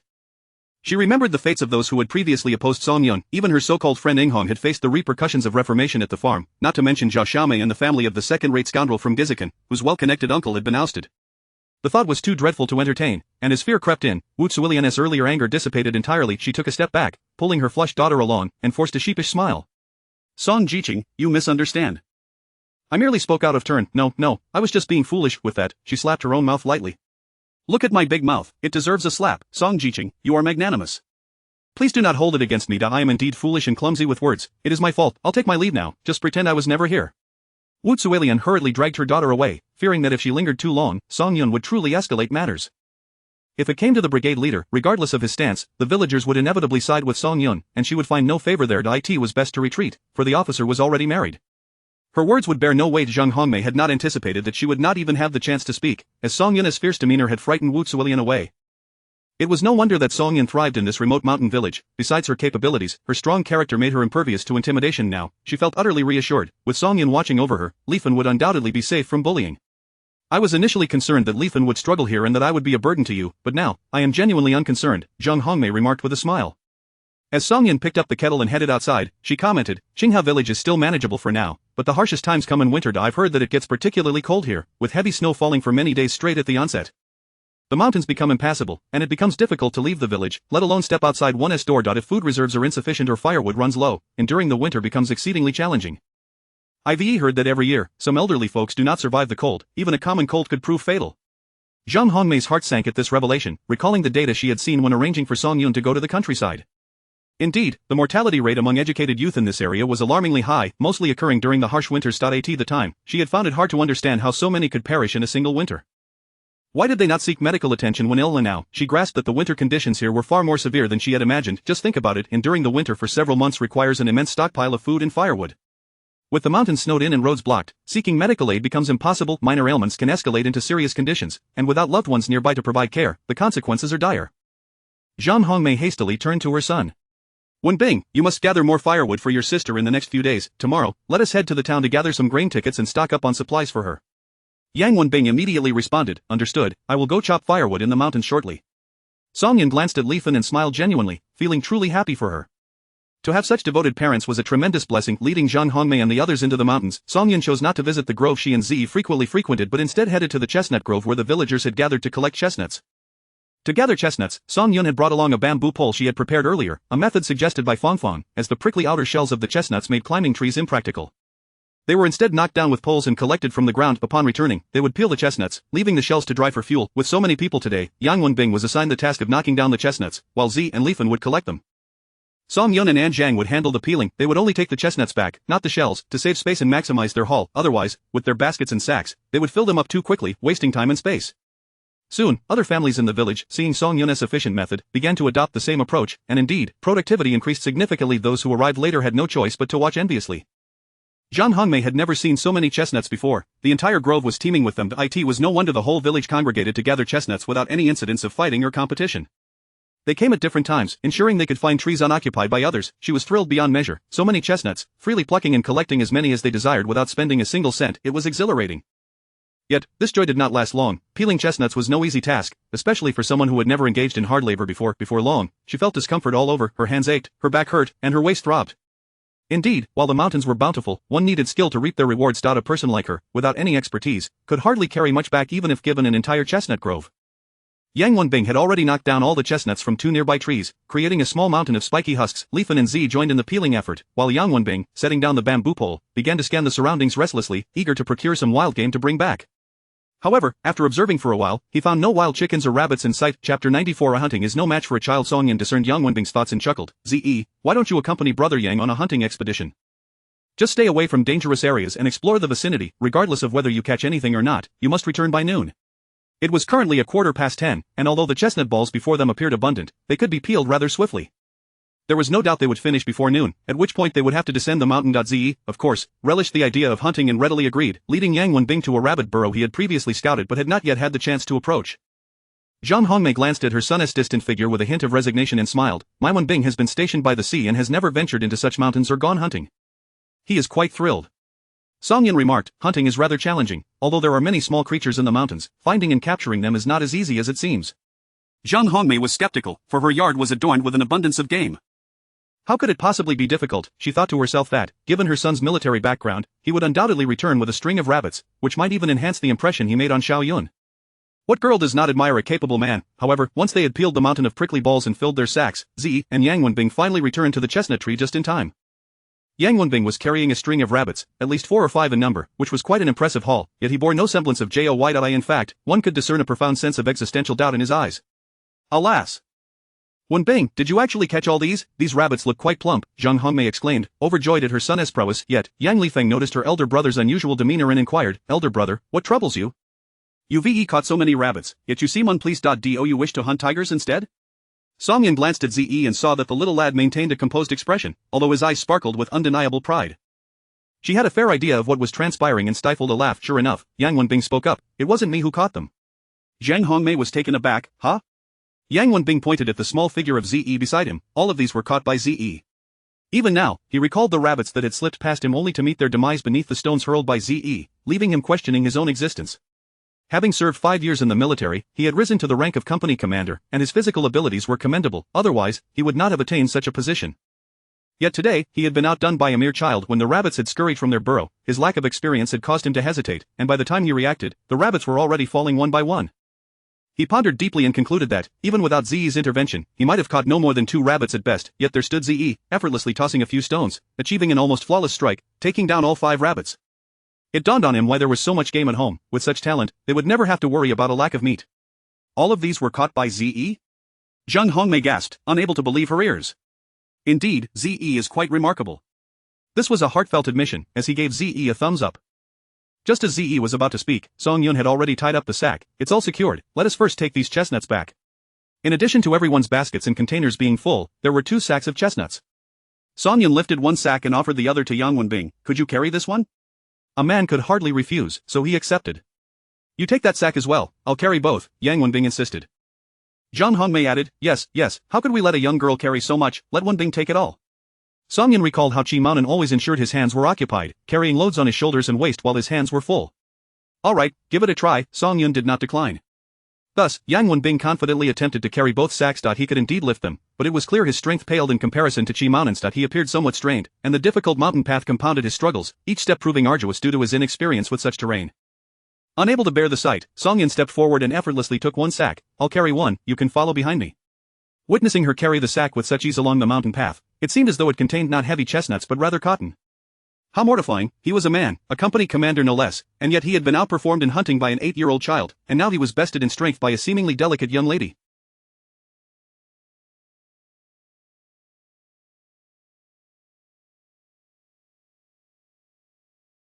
Zhang Hongmei regarded her son with a complex expression, internally sighing repeatedly. What was going on with him? How could he possess less strength than a girl? How could he possibly impress her? Yang Lifeng, most astonished of all, had always known Song-yun to be stronger than herself, but never had she imagined her strength to be to such an extent. It was simply outrageous. Song-yun did not offer any explanations, continuing down the mountain with her sack while casually observing the surroundings for any herbs she might have overlooked. On the way, they encountered fellow villagers descending with their own sacks. One approached and inquired, Song Jiqing, when will Captain Qi return? Last time he helped me carry the stone mill, I didn't even get the chance to thank him before he went back to the army. Song-yun shook her head, I'm not sure. He can only come back during his leave. Upon hearing the mention of the stone mill, she eagerly asked, do you have a stone mill at home? Is it the kind that can grind beans? Lu Tongzhen nodded, yes, it can grind wheat and beans. Why, are you looking to grind beans? I wish to make some tofu. Do you know where I could buy a smaller stone mill? I would like to have one at home. Primarily, she had recently harvested a substantial amount of soybeans, and if she could acquire a small stone mill, she could prepare tofu at home during winter, adding a delightful dish to her meals. Lu Tongzhen chuckled, I have one at home, my ancestors were in that business. We have plenty of them, if you want, just come by and take one. This was indeed an unexpected boon. Song-yun inquired about the general location of Lu Tongzhen's home and resolved to retrieve the small stone mill that afternoon. Having grown weary of eating only cabbage and potatoes daily, the thought of having a stone mill meant not only tofu but also soy milk and douhua, tofu pudding. The mere thought was delightful. After parting ways with Lu Tongzhen, Yang Lifeng asked Song-yun, who is Captain Qi? Song-yun replied, a friend of mine, he came to visit me here before heading back to the army. A friend? A captain, he came all the way to this remote mountain to see her. Yang Wenbing's alarm bells rang in his mind as he cast a pleading glance at his mother. Zhang Hongmei, aware of her son's feelings, could only inquire, Xiaoyun, that Captain Qi isn't your boyfriend, is he? Song-yun shook her head, no, just a friend. I currently have no thoughts of pursuing a relationship. Qi Maonan held feelings for her, a fact she was well aware of, yet given the present circumstances, she truly had no heart for such matters, and Qi Maonan felt the same. They were both unqualified to discuss romantic entanglements at this juncture. Yang Wenbing let out a sigh of relief, only to feel his heart sink again upon hearing her declaration of not seeking a partner. Chapter 95 Advanced maternal age. Song-yun did not elaborate on Qi Menen's matters. After descending the mountain, she first poured out the chestnuts to dry. Together with Zhang Hongmei and Yang Lifeng, she entered the kitchen to prepare lunch, while Zi and Yang Wenbing squatted in a corner, tending to the rabbits. Zhang Hongmei was utterly exhausted today. After descending, her legs felt unresponsive, a level of fatigue she had never experienced in her life. Yang Lifeng fared somewhat better due to her youth. After a brief rest, she regained her energy and assisted Song-yun with chopping vegetables and washing pots, while Zhang Hongmei could only sit by the fire, unable to straighten her back. Returning home a bit later for lunch, everyone was already quite hungry. Song-yun hastily prepared a simple meal, planning to make something more substantial for dinner. She intended to visit the cattle shed today to bring some delicacies for her parents. Fortunately, their health had improved significantly. Both had gained a bit of weight, though they regularly applied medicinal ointment on their faces, making them appear unwell. This precaution kept the local authorities from noticing anything amiss. Old Qi and Old Mo's health had also seen considerable improvement. They managed to complete their assigned tasks punctually, able to eat and sleep well, and were adapting quite well to their circumstances. After lunch, Song-yun encouraged Zhang Hongmei and Yang Lifeng to rest. Initially, she had planned to take Zi with her to Lu Tongzhen's house to purchase a stone mill, but realizing that Zi would be starting school the next day, she decided it best for him to stay home and review his studies while she went alone. Yang Hongbing promptly volunteered, I'll accompany you, that stone mill might be cumbersome to carry, and I can lend you a hand. Reflecting on this, Song-yun agreed, acknowledging that the stone mill had 2 heavy sections, making it difficult for her to manage alone. Thus, she brought Yang Wenbing along. Lu Tongzhen's residence was located at the western edge of the village, requiring them to traverse nearly the entire village to reach it. Their presence was quite conspicuous, especially Yang Wenbing in his unfamiliar military uniform. Although numerous curious gazes were cast their way, and whispers filled the air, Song Yun's established status in the village had silenced any overt mockery. People dared only to murmur behind their backs. Consequently, the greetings she received along the way were all warm and friendly, devoid of any remarks that might dampen her spirits. Upon arriving at Lu Tonggen's house, they found him in the courtyard, chiseling away at a stone with a chisel, the purpose of his work unclear. Noticing Song Yun's arrival, Lu Tonggen quickly set aside his chisel, brushing off the stone dust from his hands as he approached her. "Song, educated youth, I prepared the stone mill for you. Come take a look." Lu Tonggen led Song Yun to a corner of the yard, where numerous stone implements were piled. Among them were several stone mills, and Song Yun immediately set her sights on the smallest one, which could be operated manually, perfectly suited for her needs. In addition to the stone mill, there were stone rollers and pestles, albeit of average craftsmanship, indicating that Lu Tonggen had not fully mastered the ancestral skills. Nevertheless, they were adequate for practical use. "Alright, this stone mill appears suitable. I will take this one. How much do you want for it?" Just as Lu Tonggen was about to respond, a woman in her 40s rushed out from the house, smiling as she spoke. "Song, educated youth, this stone mill was made by my husband. It is not worth much. Just take it home and use it." Song Yun waved her hand. "That won't do. If you don't accept payment, I cannot take it." She earned work points for treating others and exchanged medicine for goods. There was no such thing as free labor in this world. The woman grasped Song Yun's hand. "Do not be so formal. My surname is Chang. You can call me Aunt Chang." Reading something in Aunt Chang's eyes, Song Yun smiled and inquired, "Aunt Chang, is there something you wish to discuss with me?" Without hesitation, Chang Guiying pulled Song Yun into the house, reminding her husband to properly attend to Yang Wenbing. Once inside, Chang Guiying poured a bowl of sweet soup for Song Yun, who, instead of drinking, smiled at her, saying, "If you have something to say, please speak directly." Chang Guiying, slightly embarrassed, edged closer to Song Yun and asked, "Song, educated youth, could you take my pulse?" So that was it, a matter cloaked in mystery. Setting down the bowl, Song Yun promptly took Chang Guiying's pulse, quickly discerning the situation. "Congratulations, Aunt." A look of joy appeared on Chang Guiying's face, but it was mingled with concern. "Am I truly pregnant?" Song Yun nodded, glancing at Chang Guiying's slightly rounded belly. "Yes, nearly 4 months along." Initially, Chang Guiying had been unaware, assuming her age had led to the cessation of her menstrual cycle, and without any morning sickness, she had paid little mind. However, as the months progressed, she sensed something was amiss. Having given birth before, she was well aware of the signs of pregnancy, and consulting Song Yun was more about seeking confirmation than anything else. "Song, educated youth, I am 41 this year. Can I still bear children at my age?" Song Yun refrained from directly answering this question, for it lacked a universal response. Circumstances varied for each individual. Some could not conceive at 40, while others might still bear children at 50. That depends on your physical condition. From what I can see, everything appears normal. However, for a thorough assessment of the fetus's development, it would be best to visit a hospital for a comprehensive checkup. If an advanced maternal age pregnancy has conditions, it is advisable to deliver in a hospital, where any issues can be promptly addressed, ensuring the safety of both mother and child. Chang Guiying understood that delivering in a hospital was the safest option, but given her family's circumstances, they simply could not afford it. She even hesitated to tell her elder and second sons about her pregnancy, especially since her eldest daughter-in-law was also expecting, who would take care of whom during confinement, who would look after the child. A multitude of concerns weighed on her mind. These matters were beyond Song Yun's purview. She stepped outside to find Lu Tonggen, insisting on paying, otherwise, she would not take the stone mill. Lu Tonggen scratched his head. "This stone doesn't cost anything. I brought it back myself. It only required a bit of labor, so just give me $2. The stones used for making the mill were quite heavy, and one could only imagine the effort Lu Tonggen had exerted to transport them, not to mention the considerable labor involved in chiseling them into a mill. $2 surely would not suffice. Finding a compromise, Song Yun handed over $5, and together with Yang Wenbing, they each took half, carrying the stone mill back to Song's family courtyard. With thoughts of fragrant tofu swirling in her mind, Song Yun immediately soaked the beans upon returning home, ensuring the stone mill was clean and set in the yard. That evening, they would enjoy fresh soy milk and tofu. In the afternoon, Song Yun remained industrious, seizing an opportunity while Yang Wenbing went inside. She shouldered a basket and ascended the mountain. Having spent the morning with Yang Lifeng and the others, she had been unable to secretly transport chestnuts using the system's storage compartment. Now, she needed to gather more, for soon the chestnuts on the mountain would be gone, and it would be too late to procure any upon reaching the mountain. Song Yun sought a secluded spot away from the villagers to crack the chestnuts. After gathering a substantial amount, she settled down to quickly peel them using the system's dagger, most of which she stored in the system's compartments, completely filling both. Her sack, however, was only half full, leaving her satisfied as she took her medicinal spade to the area she had previously scouted for herbs. After collecting a full basket of herbs, she noticed the sky was growing dim and began her descent. As she approached the courtyard, the sounds of commotion reached her ears, along with cries of distress. "What is happening? Why is everyone gathered here?" Upon hearing her voice, the crowd parted to make way. "Song, educated youth, you're finally back. Hurry, go see, the woman from Scarcely village seems unwell." Upon hearing this, Song Yun quickened her pace, weaving through the crowd into the courtyard. There, on the ground, lay a woman with a pale complexion and bluish lips, covered by a tattered quilt. 2 young children knelt beside her in tears, while several unfamiliar men and women stood behind, their expressions grave and sorrowful. Chapter 96. The poisoning. Song Yun hastened over, setting aside the woven basket and sack, and crouched beside the woman on the ground to conduct a swift examination. Even without the inspection, the pallor of the woman's complexion and the hue of her lips revealed that she had been poisoned. What did she ingest? Song Yun inquired. Several adults shook their heads in frustration, unable to articulate the cause of their anger. Among the two children, the boy spoke up. It was Grandma. She forced Mother to drink a bowl of dark liquid, and then Mother complained of a stomachache. I don't know what it was. A man, seething with rage, exclaimed, that wretched old hag, if anything happens to Fengqin, I will demand her life in return. Song Yun furrowed her brow. She has been poisoned for quite some time. Her condition is critical. We must carry her to the back. Ideally, they should have gone to the village head's office, but given the precarious state of the patient, moving her further was not feasible. Saving her was the priority. The two men, their expressions brightening, quickly obeyed and lifted the woman. Z approached, urging the onlookers from the village to disperse and discreetly asking an acquaintance to summon the village chief. After all, they were outsiders, and with the situation being as dire as it was, having the chief present would ensure clarity in any ensuing matters. Z had been honed by Song Yun's guidance, assessing each step with foresight, arranging matters without needing her assistance. The unconscious woman was carried to the backyard, where Song Yun instructed the two men to lay her on an old door plank. Gentlemen, please step back for a moment.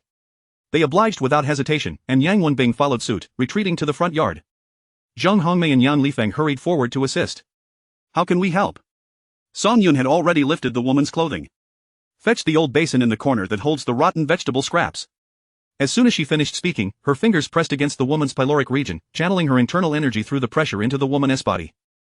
She proceeded to target the Yin Du, Blind Yu, Tian Shu, and 5 other crucial acupoints. Once her internal energy flowed through these vital spots, under Song Yun's guidance, it forcefully expelled the toxins remaining within the woman's system.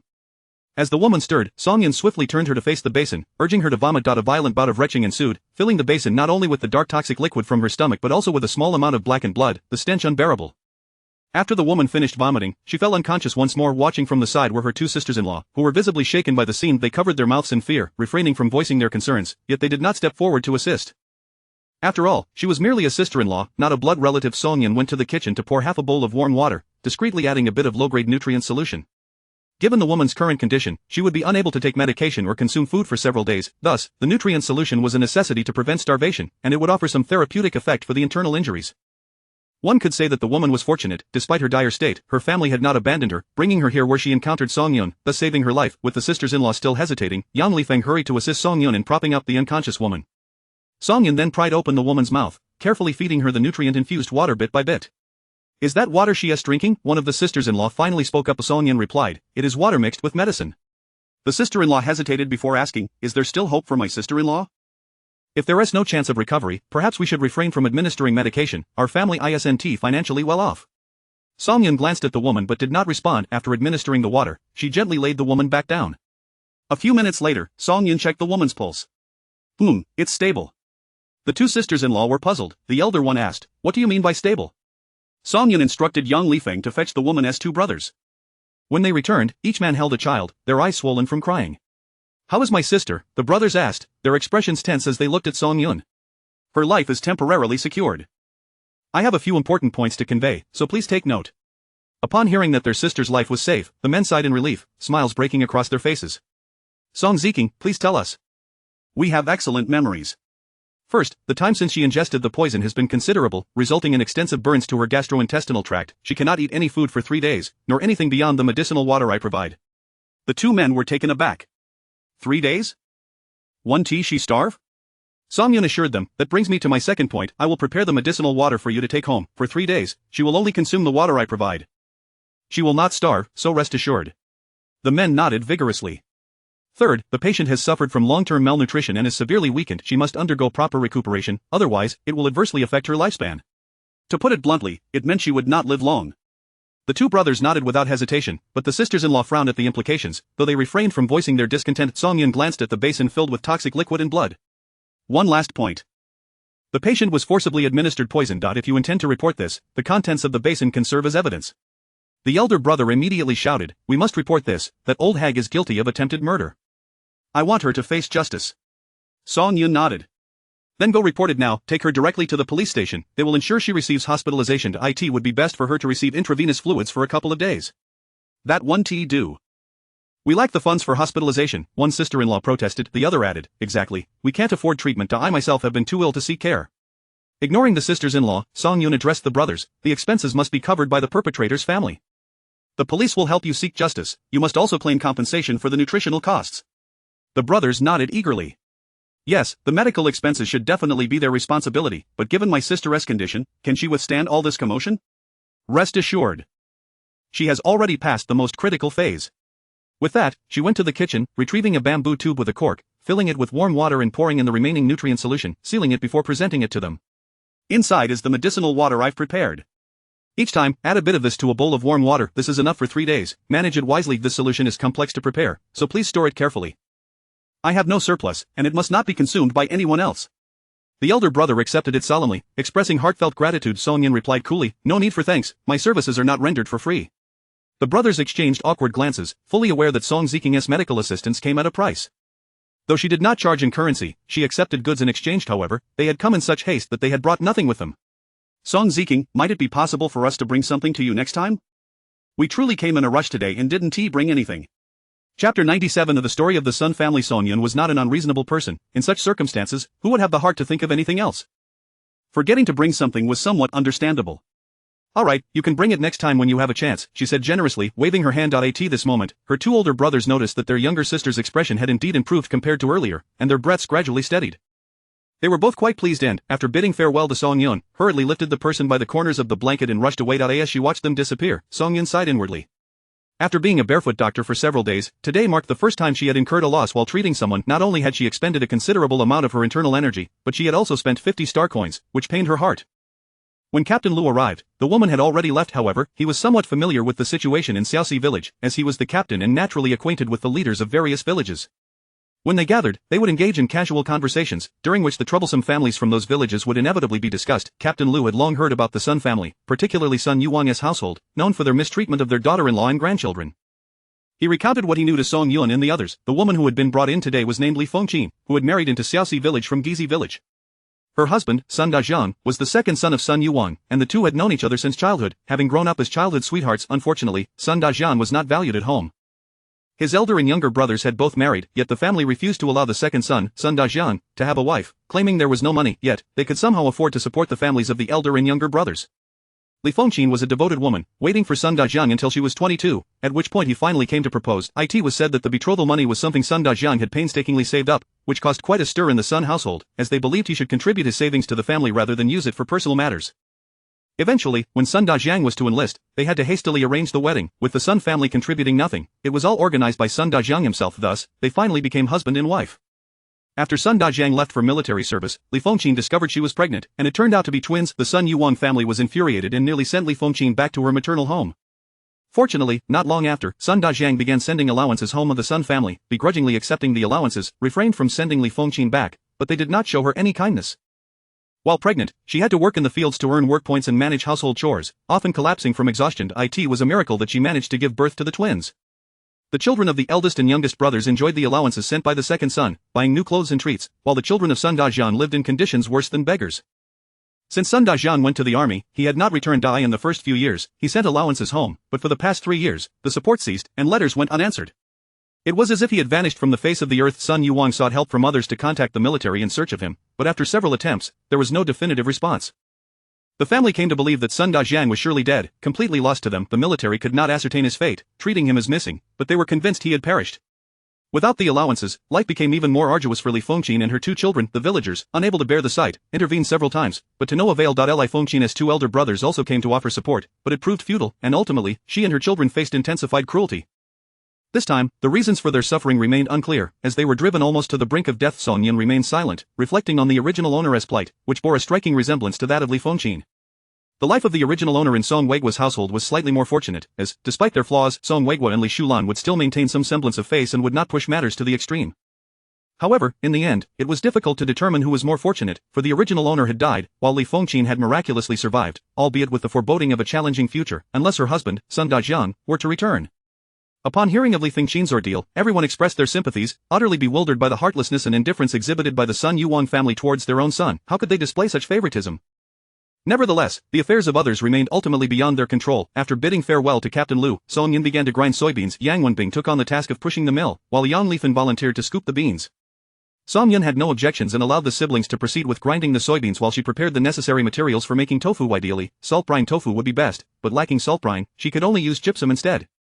Making tofu was a rather intricate process. The siblings ground the soybeans until nightfall before completing the task. Next came the steps of filtering, boiling, and coagulating, waiting for the soybean milk to congeal into curds, which they then packed into pre-prepared molds to compress, requiring at least an hour of pressing.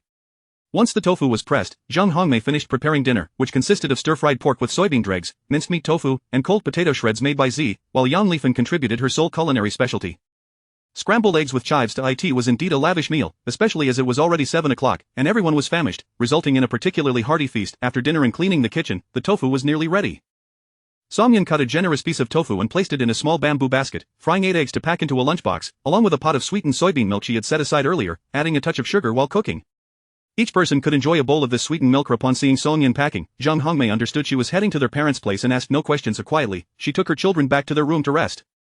Sometimes she wondered how her own children would react if she were the one living in the cattle shed. Would they be able to rise to the occasion like Song Yun?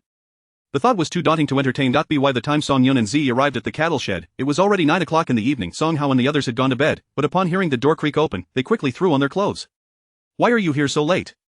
Song Hao asked, donning his glasses and striking a match to light the lamp. Song Yun set her things down, not allowing Z to call anyone from next door, and softly said, "I was busy making tofu today, which took longer than expected. I brought a piece for you. You can eat it as is or cook it tomorrow." Since the new members of the Revolutionary Committee had stopped rummaging through their belongings, Song Yun had added a kerosene stove to the shed, making it more convenient for them to cook for themselves. "You can make tofu?" Bai Qingxia's eyes sparkled.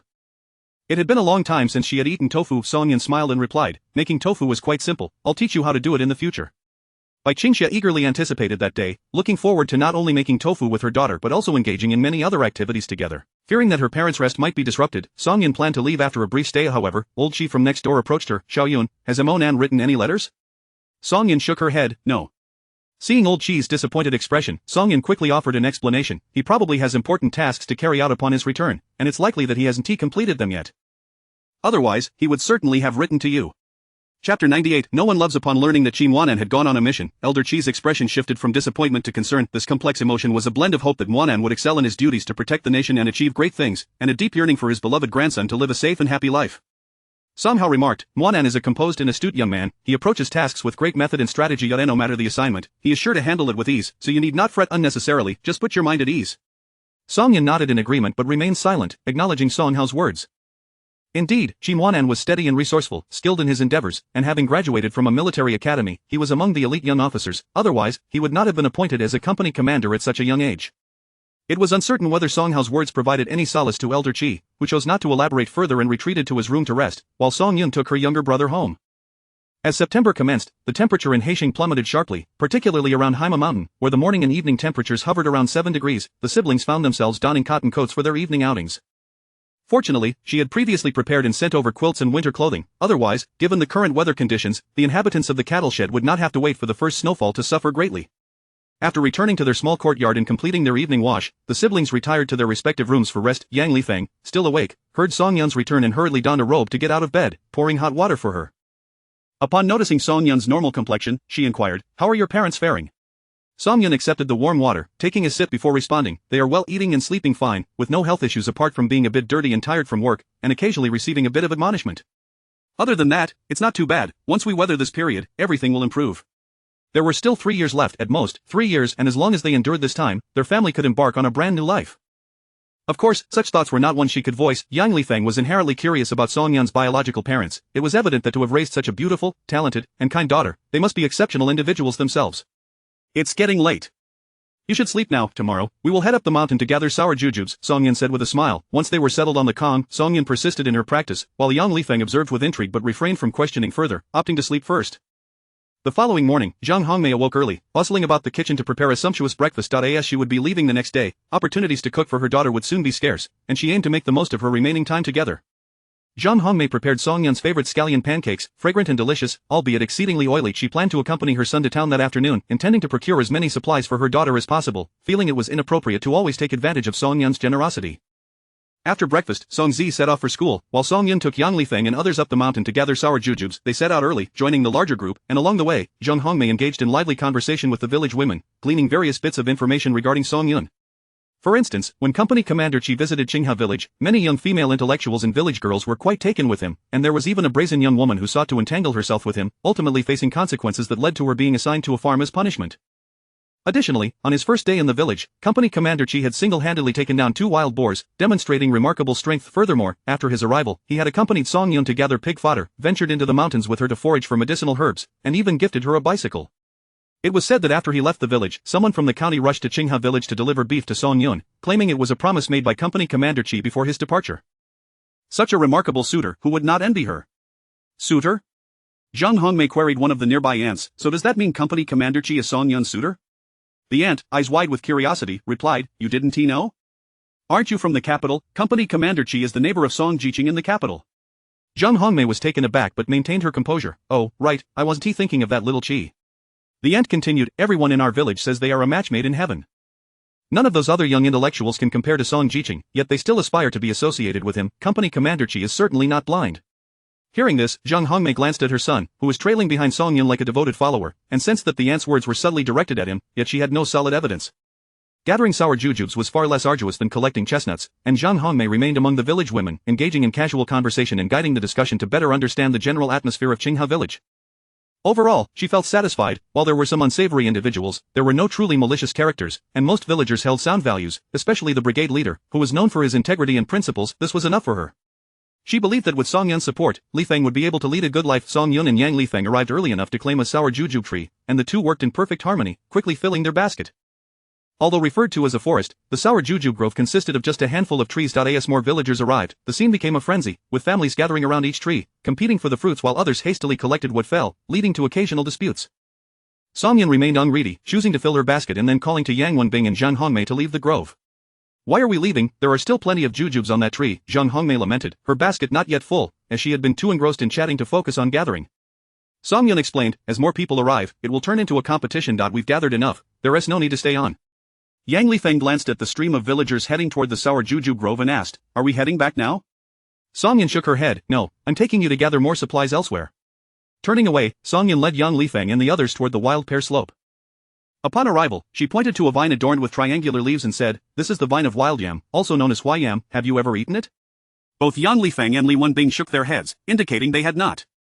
However, Zhang Hongmei had tasted it before, having enjoyed a bowl of hua yam chicken soup at a state-run restaurant in the capital. When Song Yun mentioned yam, she had been puzzled, but upon hearing the term hua yam, it all came rushing back.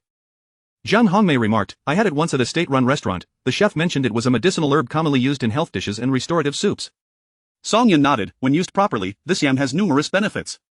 Let's dig up some to take home. You can bring plenty back to the capital tomorrow. I'll write you a recipe for a medicinal dish. It will be beneficial for your health.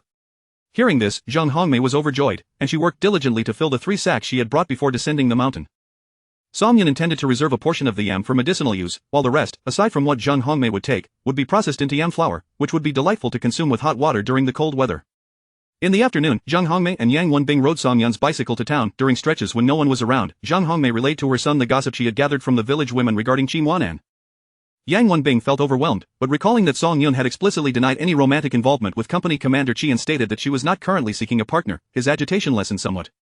Mom, what do you think I should do? Chapter 99 The collapse of confidence. Zhang Hongmei was at a loss. Asking me about this is pointless. You've seen Xiao Yun's character, she is a person of strong opinions. If she says she doesn't want to date right now, then she certainly won't. You are aware of her current situation. Her decision not to seek a partner is indeed sensible. If circumstances change in the future, that will be a more opportune time. Noticing her son's silence as he pressed his lips together, she continued to persuade him, she is still young, only 18. In a few years, she will be just in her early 20s, you are not that old either. In my opinion, it's best to wait a few more years before discussing this further. Your sister is right here, if anything happens, she will be the first to know. What are you worried about? Worried, of course, he was concerned that such an exceptional and admirable girl might be deceived by another man. He had once been quite self-assured. During his time in the military, there were indeed people who tried to introduce him to potential partners, including a female soldier from the cultural troop who had clearly signaled her interest. With just a nod from him, he could have easily begun a relationship with that beautiful soldier. He had resolutely declined, not feeling any attraction towards those women, yet those encounters undeniably bolstered his confidence. However, that confidence shattered entirely in front of Song Yun. Meanwhile, Song Yun and Yang Li Feng were in the yard cleaning yam. Once cleaned, they peeled and sun-dried them, transforming them into hairy yam. The images found online were all that she had seen. She had only ever consumed cultivated yam. Song Yun also planned to prepare some smooth yam for medicinal use, selecting the larger hairy yams, soaking them in water, then steaming them thoroughly. Finally, she would shape them into cylindrical forms, dry and polish them, resulting in smooth yam. Yet, since the hairy yam was not yet ready, she would have to wait a couple of days to proceed. Additionally, she needed to prepare items for Zhang Hongmei to take with her the following day. The two gathered several cloth bags, filling one to the brim with chestnuts and sour jujubes, while 3 dried wild rabbits and chickens were packed into another.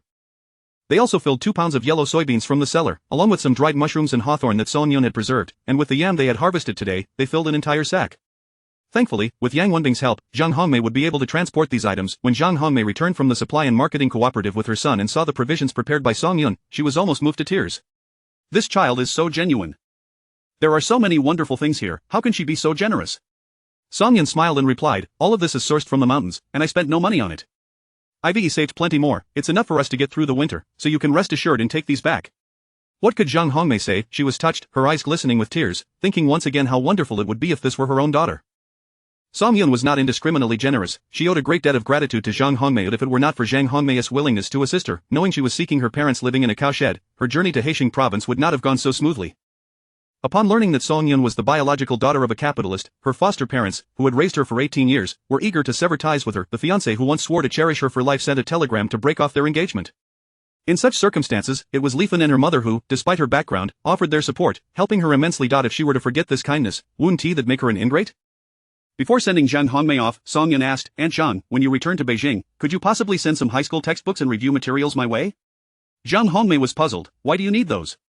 Haven't you already graduated? Song Yun replied, Aunt Zhang, my dream has always been to attend the best university in the country, the dream has never changed. But right now Zhang Hongmei did not finish her sentence. Those who understood, Song Yun smiled, what is now may not be forever, opportunities are often reserved for those who are prepared. If we remain ready, whenever that day arrives, we will be better poised to seize the opportunity rather than watch it slip away. Upon reflection, Zhang Hongmei found Song Yun's words quite reasonable. After all, nothing in this world is immutable, policies are constantly being adjusted, aren't they? Perhaps the day Song Yun yearned for would indeed come. Excited, Zhang Hongmei grasped her daughter's hand and urged, I will find a way to send you more books and materials after I return home. Li Fan, you must study diligently alongside Xiao Yun and not fall behind in your coursework. If an opportunity arises, you might even attend university with Xiao Yun. Yang Li Fan's eyes glistened with tears as she tightly held her mother's hand, nodding vigorously, Mom, I will. You must take good care of yourself when you return, don't overwork. The mother and daughter exchanged heartfelt farewells, reluctant to let go, and only when the time came for them to part did they finally wave goodbye with heavy hearts. After Zhang Hongmei and Yang Wenbing departed, Yang Li Fan embraced Song Yun and cried for a while. Song Yun comforted her, discussing the upcoming work. The autumn vegetable harvest would take place over the next few days, after which they would have to start working. Fortunately, there wasn't much work left in the fields, and some individuals who had earned sufficient work points had ceased to participate in labor. The remaining tasks were left to those who hadn't earned enough points, including the elderly, weak, women, and youth. Yang Li Fan had long been mentally prepared for this, although she did not aspire to build the nation, she was aware that going to the countryside as an educated youth was not for enjoyment. Yes, I understand. I'm starting the clinic tomorrow. You should come with me to ITS near the brigade office, and I'll introduce you to the brigade leader so that you can be assigned lighter tasks to ITS. Fine if you earn fewer work points. We don't rely on those points for our livelihood, just participating in labor is enough to avoid any gossip. Yang Li Fan's mood gradually lifted, and she hugged Song Yun tightly. Xiao Yun, you're truly wonderful. What would I do without you? You're just sweet-talking me. To reward your flattery, I'll prepare a delicious meal for you at noon. The sisters linked arms, chatting and laughing as they returned to the Song family courtyard. Taking advantage of the pleasant weather and sunshine, they hurriedly laid out the chestnuts and sour jujubes to dry, and prepared the hairy yam to transform into smooth yam. They busied themselves throughout the day until Z returned in the afternoon. Upon seeing Z, Song Yun immediately sensed something was off, despite Z's attempts to disguise it. Appearing almost as he usually did, Song Yun's keen eye detected a slight difference in the way he walked. Z, come here. Song Yun set aside her work and called out to him. Normally, Z would bounce over like a little rabbit, but today he stood still, forcing a smile and asking, Sister, what's up? I need to do my homework. Seeing his demeanor, Song Yun became increasingly convinced that Z was hiding something. She immediately stood up and approached him, locking her gaze onto his eyes. Is there something you're not telling me? Z's face flickered with unease. No, nothing at all. What could possibly be wrong? I am just going to do my homework, he replied, turning to leave. Chapter 100 Revenge should not be delayed until the next day. Song Yun fixed her gaze upon him, observing that his movements were far from agile, particularly his left leg, which he lifted with evident caution. She grasped Ze's arm and inquired, what is wrong with your leg? Ze was taken aback by his sister's keen perception. Had he truly failed so miserably at concealing his condition? He opened his mouth to dismiss her concern, yet the words faltered on his lips as he cast his gaze downward, his eyes quickly glistening with tears. Noticing his silence, Song Yun urged him to sit, forcibly rolling up his pant leg. Yang Li Feng approached, and upon seeing the bruise marring Zi's thigh, she gasped. Song Yun inhaled sharply, striving to suppress her emotions, then took hold of Zi's hand, revealing yet another bruise on his palm and wrist. It was evident to her that the injury on his thigh had resulted from a powerful kick. It was inconceivable that he could have remained upright, thus the injuries on his palm and wrist were inevitable. Given the cooler weather and his thicker attire, she surmised that his entire arm would have likely borne marks had he been dressed lightly. She refrained from inquiring about the cause immediately, returning to her room to fetch the ointment she had prepared earlier. After applying the medication, she noted the tears welling in Zi's eyes and asked in a calm tone, "Were you bullied at school?" He nodded, tears cascading down, each droplet striking his hand. "Did you retaliate?" Song Yun pressed. Zi shook his head, furrowing her brow. Song Yun reflected on her brother's character. He was certainly not one to be easily cowed out if a classmate were to bully him. He would not simply stand idly by. The only plausible explanation for his inaction was that his aggressor was not a peer, but rather a teacher or someone in a position of authority. "Was it your teacher who struck you?" Zi was surprised by how quickly his sister deduced the truth. He looked up at her with tear-filled eyes and choked out, "Teacher Chen accused me of breaking his pen, but I have never even seen it, nor have I approached the lectern where he keeps it. He wouldn't listen to my protests, he just kicked me and called me a thief, saying I didn't deserve to be in school." Wiping away his tears, he continued, "I was indignant and sought out the principal, but he dismissed me without a second thought, kicking me out of his office.